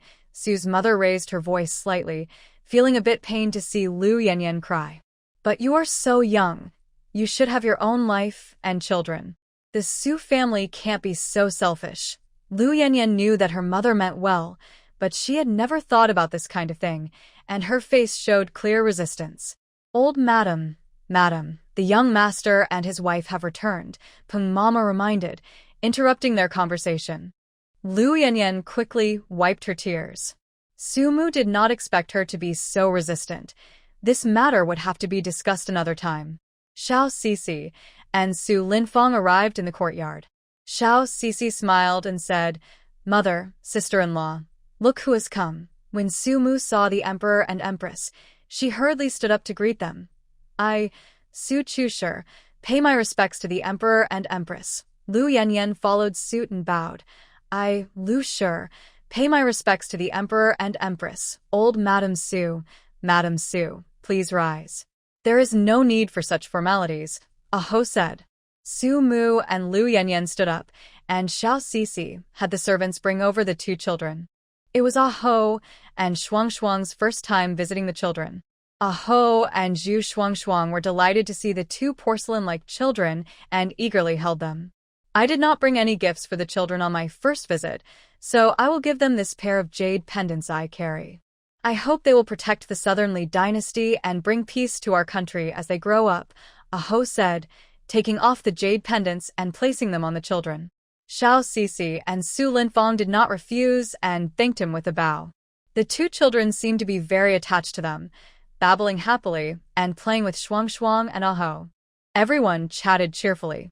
Xiao Cici noticed that Lu Yanyan seemed distracted and not quite herself. She took the initiative to say, Sister-in-law, are these 2 children being naughty? You must have had a hard time this morning. Lu Yanyan snapped back to reality and shook her head. No, The children are very well behaved. While speaking, Xiao Sisi noticed tear stains on her face. It seemed that her mother had been talking to her about something when she came in, and now she was crying. Worried that Sisi would notice she had been crying, Lu Yanyan turned her face away and told Aho and Shuang that she was feeling unwell and needed to rest. As she left, she walked quickly and almost tripped on the uneven stone floor.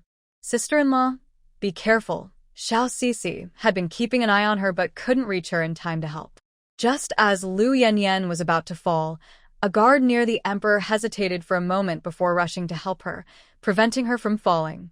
However, the position of his sword was unfortunate, pressing against her chest, creating an awkward situation. The guard froze, feeling embarrassed. If he removed his hand, she would fall, so he had to brace himself to support her. Lu Yanyan steadied herself, her cheeks flushed. She glared at the guard, worried that if others saw what had just happened or if it got out, it would ruin her reputation. Xiao Sisi approached her, noticing her red face and looking genuinely concerned. Sister-in-law, are you okay? I'm fine. Lu Yanyan shook her head and quickly left. Xiao Sisi was puzzled, wondering what was wrong with her sister-in-law today, especially since she didn't even say thank you to the person who saved her. She turned to the guard and said, Lord Lei, thank you for catching my sister-in-law. Su Mu and Su Linfang also expressed their gratitude. The guard was none other than Lei Jin, who had helped them in the palace earlier and had since been promoted to a fourth-rank sword-bearing guard. Lei Jin awkwardly shook his head. You all are too kind. It was just a small effort, no need to thank me, he sighed in relief, glad they hadn't seen what happened earlier, otherwise it would have been hard to explain. Xiao Sisi looked at him curiously, finding his reaction strange. After Lu Yanyan left, no one mentioned the incident again. That evening, Xiao Sisi brought up the tear stains she had seen on her sister-in-law's face earlier with Su Linfang. Su Linfang had noticed during the day and frowned slightly. Sister usually handles everything well. Mother shouldn't scold her without reason. Well, if you don't know, I'll ask Mother tomorrow. Su Linfang agreed, but didn't think much of it. The next day, Xiao Sisi found a chance to ask Su Mu about it. Seeing her curious expression, Su Mu didn't hide anything and welcomed her input. Yan has been a widow for 6 years, which is enough. She's still so young, and I want to help her find a good family so she can have children and live well. But it seems she is very resistant, which is why she cried. Sisi, you're always so clever. Please help me think of a solution. Xiao Sisi nodded, realizing she had thought about this before. However, she was surprised at how open Su Mu was, considering the strict customs of the Southern Li dynasty, where women faced criticism for remarrying. Don't worry, Mother. I agree with your view, and I will find a way. That evening, Xiao Sisi shared this with Su Linfang, who also agreed with Su Mu and Xiao Sisi's opinions. The family began searching for a suitable match for Lu Yanyan. Although the Su family was now in a high position, finding the right family was not an easy task. After offending Lu Yanyan, Lei Jin felt increasingly uneasy at home, thinking he had been cowardly for not taking responsibility for his actions. Struggling with his thoughts, he decided to visit the Su family on his day off. Su Linfang was not at home, so Xiao Sisi thought he was looking for Su Linfang and could tell him anything he needed to share later. Lei Jing looked awkward and said he came to find Lu Yanyan to apologize. Xiao Sisi was suspicious. Her instincts from last time were right. Something was off. She went into the courtyard and called for Sister Su. Sister Su didn't want to see the guard at first, but when she heard he was there to apologize, she agreed to meet him. Lei Jing paced nervously in front of the door, feeling more anxious than he had the night he entered the palace. Lu Yanyan came out and, seeing him from a distance, felt embarrassed about the previous incident and considered turning back. Sister Su, Lei Jing called out. Lu Yanyan, hearing him, had no choice but to walk toward him. Lord Lei, what brings you here unexpectedly? Lei Jing cleared his throat. I came to apologize. Although it was unintentional, I still offended Sister Su, and I am truly sorry. Lu Yanyan's cheeks turned red, but she tried to act calm. Lord Lei, you're being too serious. If it was unintentional, There's no need to apologize. Let's not mention it again. If you have no other business, please don't come to see me again. It could lead to unnecessary gossip Xiao Sisi was secretly hiding behind, confused by their strange conversation. How did Lei Jing offend Sister Su? Why was he apologizing? It seemed like Sister Su didn't care much about it, even though it was their first meeting at the Su family. I can't just leave it like this. A man should take responsibility for his actions, even if it was unintentional. Lu Yanyan frowned. Why are you being so stubborn? I said it's fine. What do you want to take responsibility for? Just go, and I hope I won't see you again. With that, Lu Yanyan turned and went back inside. Lei Jing stood there, feeling inexplicably wronged. He had come to apologize, yet he felt scolded. He left with his head down. Xiao Sisi watched him walk away and had a bright idea. They had been trying to find a good match for Sister Su, and Lei Jing was a decent man, working closely with the emperor and having a good position. He was indeed a good candidate. That day, she sent someone to learn about the Lei family. It turned out there were no family issues, but there was a difficult problem. The Lei family was a noble house, and the mother was hard to deal with. She had previously wanted to take Su Linfong as a son-in-law, so she would likely look down on Sister Su. When Su Linfong returned home, she told him about the day's events. She felt that compared to other unfamiliar people, Lei Jing at least had a connection with Sister Su. This kind of thing still requires my sister-in-law's intention. Everything else is manageable. The Lei family's title has reached its third generation, and recently the emperor has asked the cabinet to study reducing the expenses of old titles. The treasury is still not full enough to support a major disaster or war. Seeing that Su still looked worried, Su Linfong added, although the court has cleared the Su family's reputation, they haven't rewarded the sacrificed Su soldiers yet. I plan to transfer the reward meant for my brother to my sister-in-law, so her status will be elevated. Will the emperor and the officials agree to this? Xiao Shushu asked anxiously. Don't worry, this was proposed by the emperor, so the officials won't have a problem with it. It's not an extra reward. Hearing Su Linfong's assurance, Xiao Shushu felt relieved and urged him to get it done. As for matchmaking, she would handle that. For her sister-in-law's happiness, Xiao Shushu was willing to play the villain and do something sneaky. She learned from Su Linfong that Lei Jing would have a day off tomorrow and would accompany Madame Lei to the temple to pray, which sparked an idea. The next day, Xiao Shushu persuaded her sister-in-law to accompany her to Dian Temple, bringing along Su's mother. Upon arriving at Dian Temple, Xiao Shushu arranged for people to create an opportunity for Lei Jing to save the day, hoping to bring them closer together. From their last encounter, it was clear that Su's sister-in-law disliked Lei Jing, so they needed to resolve their conflict first. When she saw Lei Jing and Madame Lei arriving, she noticed that they saw her too. Madame Lei turned her face away.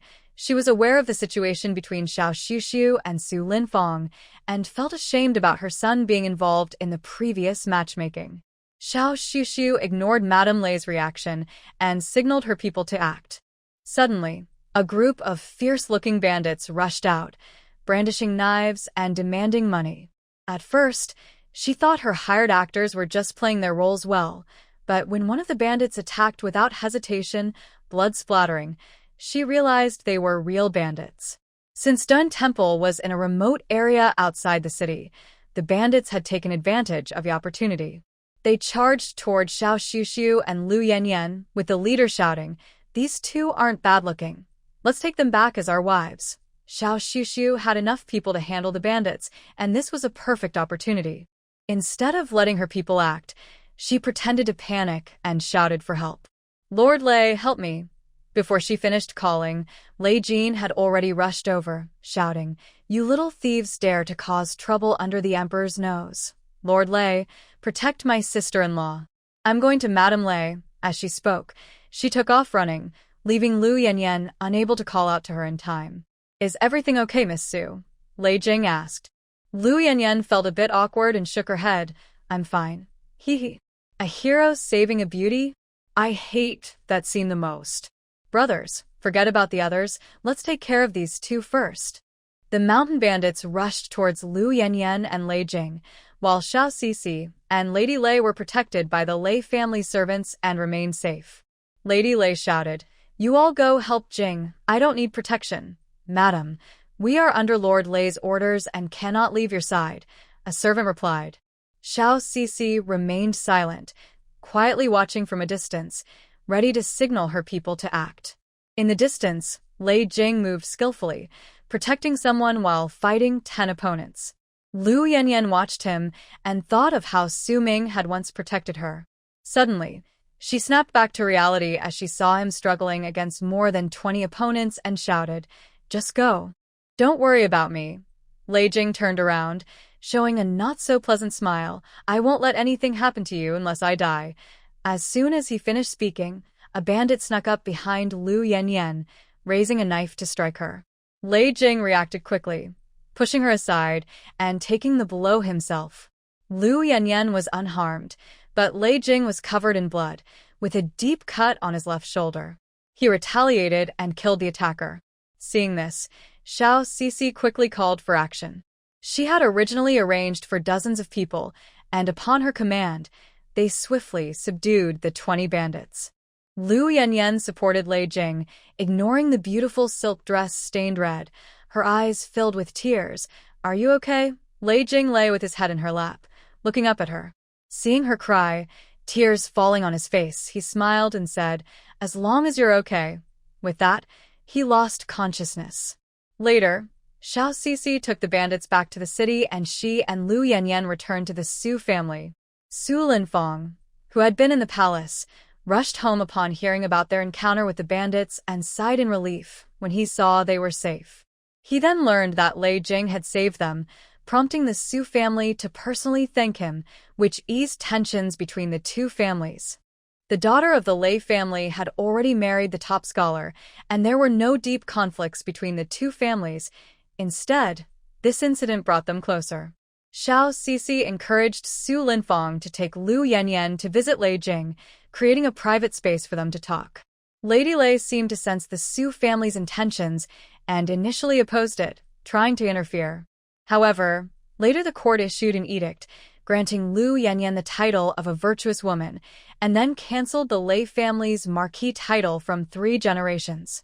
The positions of both sides suddenly changed. Lady Lei weighed Lu Yanyan's identity and her connection to the Su family, so she reluctantly allowed them to continue their relationship. Lei Jing's injury took 3 months to heal, during which a subtle emotional bond developed between him and Lu Yanyan. They both sensed this change, but did not address it directly. Xiao Sisi had to discuss this with Lady Lei and intentionally made her urge Lei Jing to talk about marriage, to see how eager they were. Xiao Sisi also informed Lu Yanyan about the matchmaker's plans for Lei Jing, which made both of them anxious. In the end, it was Lei Jing who approached Lu Yanyan to express his feelings. He did not mind her past. In fact, he admired her feelings for Su Dage and understood her emotions. Lu Yanyan cried for a long time that day, finally breaking free from the constraints she had imposed on herself for years. Su's mother was also happy for her and wrote a letter to grant Lu Yanyan her freedom, honoring her late son. Xiao Sisi sighed in relief. If this didn't work out, she would have no other options. 6 months later, Lei Jing and Lu Yanyan's wedding was kept simple, not out of fear of trouble, but to avoid rumors that could hurt Lu Yanyan. Lu Yanyan maintained a good relationship with the Su family after marrying into the Lei family. Although they were not officially family, they were closer than family, which was what Lady Lei hoped for. 2 years later, Lu Yanyan had a child, a boy named Lei Ming, chosen by Lei Jing. When Xiao Sisi and Su Lin heard the name, they understood it was in memory of someone, but it still felt a bit strange. Xiao Sisi's 2 little ones were already 3 years old. The Su family's child was calm and mature, always acting like a little adult, while Su Yong'an was the complete opposite, a mischievous little rascal who feared nothing except his older brother. In the 12th year of Yongtai, Zhu Qiho worked hard to govern, employing wise ministers and accepting good advice. After 12 years of recovery, the Southern Li dynasty enjoyed favorable weather, and the people lived in peace and happiness. Aho and Zhu Shuangshuang's child was already 10 years old, and their eldest son, Zhu Xing, had been named the crown prince. They arranged for the crown prince to study with the two children from the Su family from a young age. At the Su residence, Xiao Sisi was chasing a little girl with several small braids, picking up a broom nearby. Su Yongin, that female teacher, made you angry again yesterday. You've scared off 3 female teachers this month. The little girl, dressed in a bright red silk outfit, turned around with a flushed face, swinging her 2 ponytails and making a funny face. Hee hee, Mama can't catch me. She stuck out her tongue and giggled. Xiao Sisi was quite worried about her daughter. This girl had picked up some mischievous habits from somewhere. She learned quickly but couldn't sit still. This year she would turn 12, and in 3 years, she would be of age according to the customs of this time, but she still hadn't matured properly. Today, Xiao Sisi needed to teach her a lesson. Being too indulgent could harm her. Su Yongmin noticed that his mother was really angry and immediately felt anxious. Luckily, Su Jiagua and Zhu Xing returned from outside, and she quickly hid behind them. Humph. Mother is biased. My brother can go out, but I can't. Xiao Sisi felt helpless. In this era, women were expected to stay in the inner chambers, and she didn't want her daughter to face the same criticism she had. Jiagua, you're back just in time. Please take care of your sister. She shouldn't be running out all the time. Su Jiagua, who was already taller than Su Yongmin, was also 12 years old. He was very mature and stood out even while studying with the crown prince, often receiving praise from the prince's teacher. He bowed to Xiao Sisi. Mother, what happened to my sister? Ask her yourself. Xiao Sisi replied curtly. Su Jiagua looked at his sister, saying nothing, just watching her with bright eyes. Su Yongmin immediately felt defeated, lowering her head and twisting her small hands together, mumbling, I know everything the teachers taught me. They scared themselves away. I didn't bully them. Then let me test you. Su Jiagua then asked her some simple poems, and Su Yongmin answered them all. He asked some more difficult words, and aside from a few very hard ones, she got almost all of them right. Xiao Sisi was a bit surprised. Some of the questions were ones she didn't even know. This girl truly inherited her father's intelligence. Her expression softened a little. Having some cleverness is not enough to be proud. Everyone has something you can learn from, and you shouldn't just compare your strengths to others' weaknesses. If you do that, you'll only see a limited view of the world. Right now, you have your parents to protect you, but if one day we are no longer here, who will protect you? Su Yongmin lowered her head and said nothing. Zhu Xing looked at Su Yongmin fondly. Aunt Su, Yongmin is very smart. Why not let her join the palace school? I can speak to my father and mother about it. Su Yongmin looked up, her eyes squinting with joy. Yes. Brother Xing is the best. Yongmin. How can you be so rude? You should call him His Highness the Crown Prince. It's fine, Aunt Su. Xiao Sisi actually didn't want Su Yongmin to have too much contact with the palace. The people there could be treacherous, and who knew if there were those who held a grudge against the Hua family. But it was also difficult to refuse the crown prince's suggestion directly. Your Highness, I need to discuss this with her father before making a decision. As soon as Su Linfang mentioned Su Yongin, he returned from court. Su Yongin ran over, swinging her little braid. Father, you worked hard at court today. Su Linfang's stern face immediately broke into a bright smile. My good daughter, it's not hard at all. Father, sit down, let me massage your shoulders, Su Yongin said eagerly. Father, I want to go to the palace school to study with my brother and His Highness. Su Linfang stroked his beard, not noticing Xiao Sisi's expression, and replied with a smile. That's great. The princess and the county princess also go there to learn. Just then, he felt a dangerous vibe, like a prickling sensation on his back. He looked at Xiao Sisi and saw her glaring at him. Did he say something wrong? But seeing Su Yongmin jump up happily, he couldn't take back his words and could only get up to comfort Xiao Sisi. It's good for the child to go to the palace school. You can relax a bit at home. Xiao Sisi shot him a look, feeling helpless. Don't you know what I'm worried about? She glanced at Zhu Xing. Su Linfang understood her concern and said, It's fine for children. They can learn things at the palace that they can't learn outside. It might be a good thing. You're her father. You've decided. What can I say? Let her go. Xiao Sisi nodded in agreement. Su Yongin ran over, shaking Xiao Cici's hand. You're the best, mother. You're going to the palace school to learn proper behavior. If you misbehave, you'll just stay home, Xiao Cici reminded her. Su Yongin nodded like a little chick pecking at rice. Before long, someone from the palace came to take Zhu Xing back. After Zhu Xing left, during dinner, Xiao Cici watched Su Linfang, who was focused on his food, and a dangerous smile appeared at the corner of her mouth as she casually brought up, "Husband, I heard you've been seeing quite a few young ladies lately. Are you interested in anyone? Do you need my advice?" Su Linfang froze, suddenly losing his appetite for the chicken leg, and quickly put down his chopsticks. "Dear, who told you that?" Su Jiagua sensed the awkward atmosphere. "Father, mother, I'm full. You enjoy your meal." He finished speaking, put down his chopsticks, and pulled Su Yongin, who was still eating her chicken leg, away. Su Yongin, unaware of the tension, muttered, "Brother, why are you leaving?" "I'm not full yet," Su Jiagua sighed.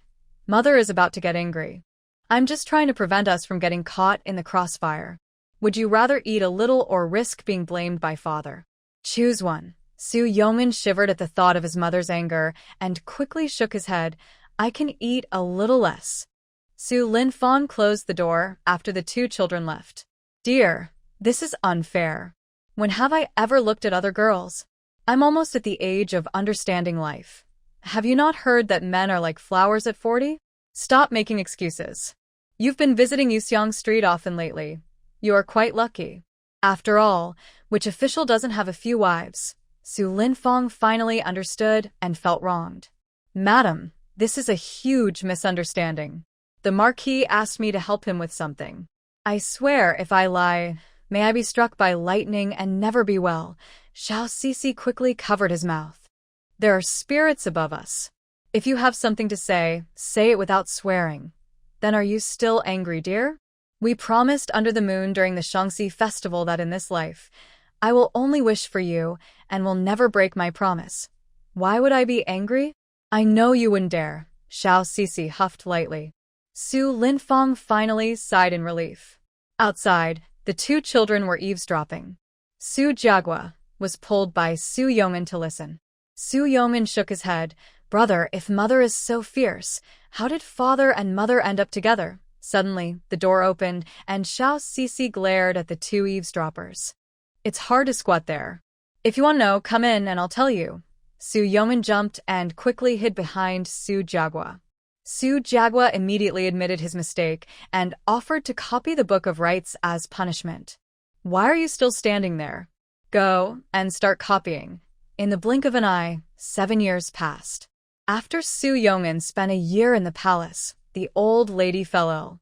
The family invited countless local doctors and imperial physicians, but her coughing did not improve. Su Yongin then became a disciple of the head of the Imperial Medical Institute, hoping to learn medicine to cure his grandmother. He studied for 6 years and became a junior physician, carrying a small basket to gather herbs every day, hoping to find a remedy for his grandmother.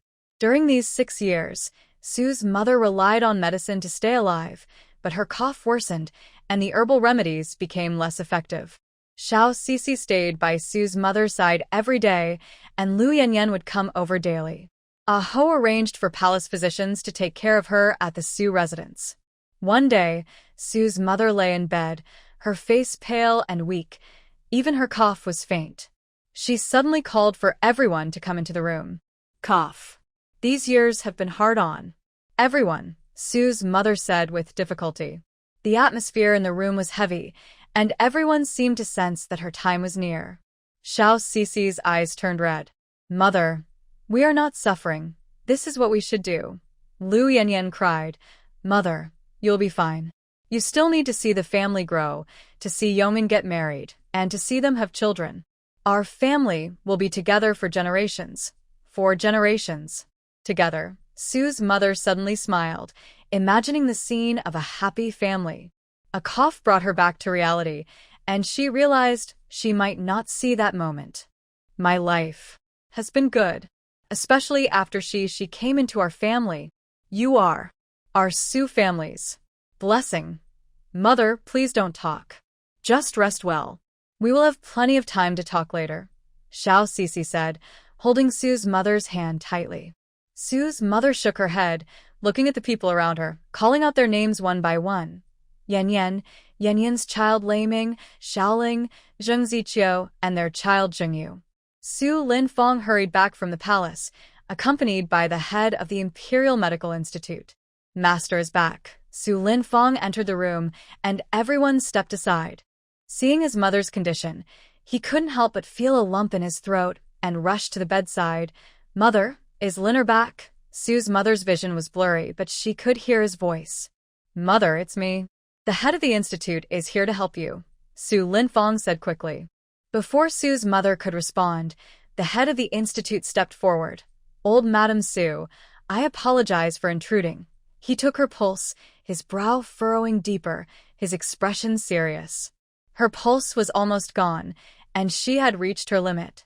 Shaking his head under the expectant gazes of everyone, he confirmed that old Madam Su was holding on only by sheer willpower.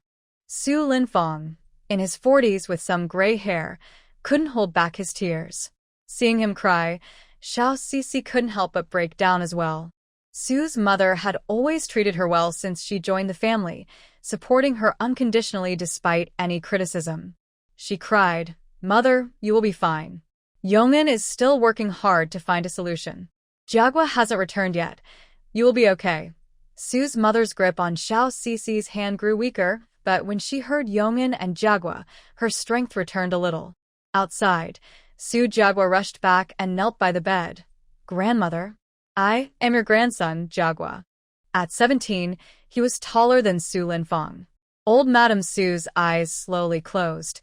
Is Jiagua here? Her last words were weak, and she tightly held Xiao Sisi's hand before letting go. Xiao Sisi was stunned and then shouted, Mother! Madam Su no longer responded, and everyone in the room was crying loudly. Outside, Su Yong'an, covered in mud and carrying a small basket filled with many herbs, rushed back. She was confident because she had a new remedy to try. As soon as she arrived, she heard the cries coming from the west courtyard. She froze for a moment, then ran towards the west courtyard with her basket. Grandmother, when everyone heard Su Yong'an had returned, she quickly entered the room and saw Madam Su lying quietly on the bed. She hurriedly took off her basket and spilled out the herbs, murmuring, Father, Mother, I have a new remedy. This time, I can surely help Grandmother. She shakily walked to the bedside with the herbs, already in tears. Grandmother, please wake up and look at me. Su Yong'an placed the herbs in Madam Su's hands. She remembered her childhood when she was naughty, and her mother wanted to scold her. But Grandmother always smiled and defended her, saying that naughty children were clever and should not be punished. Every time she brought home new herbs, her parents were skeptical, but Grandmother never doubted her and would drink the medicine, pretending it worked, even when it didn't. She would always share her experiences of gathering herbs with Grandmother, who would listen patiently, even if she occasionally fell asleep. Grandmother, you haven't heard about my encounter with a big bear while gathering herbs this time. Su Yong'an cried until she eventually fainted.